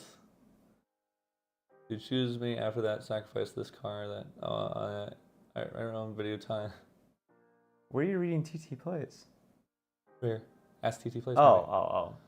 Yeah, that would be awesome if judges can make videos. Okay, I'm going to restart stream, and we'll be right back. Ad? I don't know. I'm going to slam an ad in there. Hit you with an ad before we go. End stream.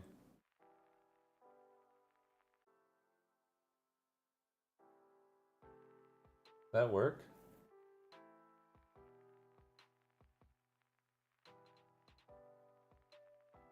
That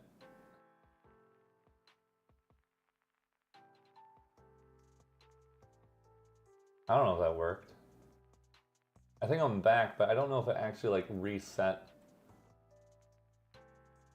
11.5% of our viewers came from WhatsApp.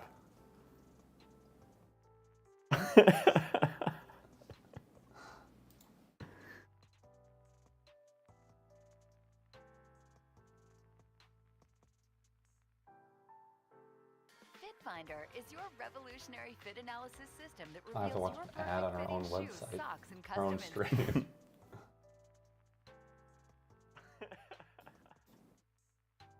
Did it tell me how long I've been live for? 9 hours ago. Oh, I don't think it's working.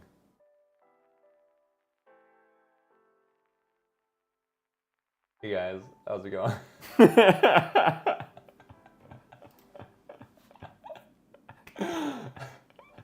Why does it feel like we just got caught?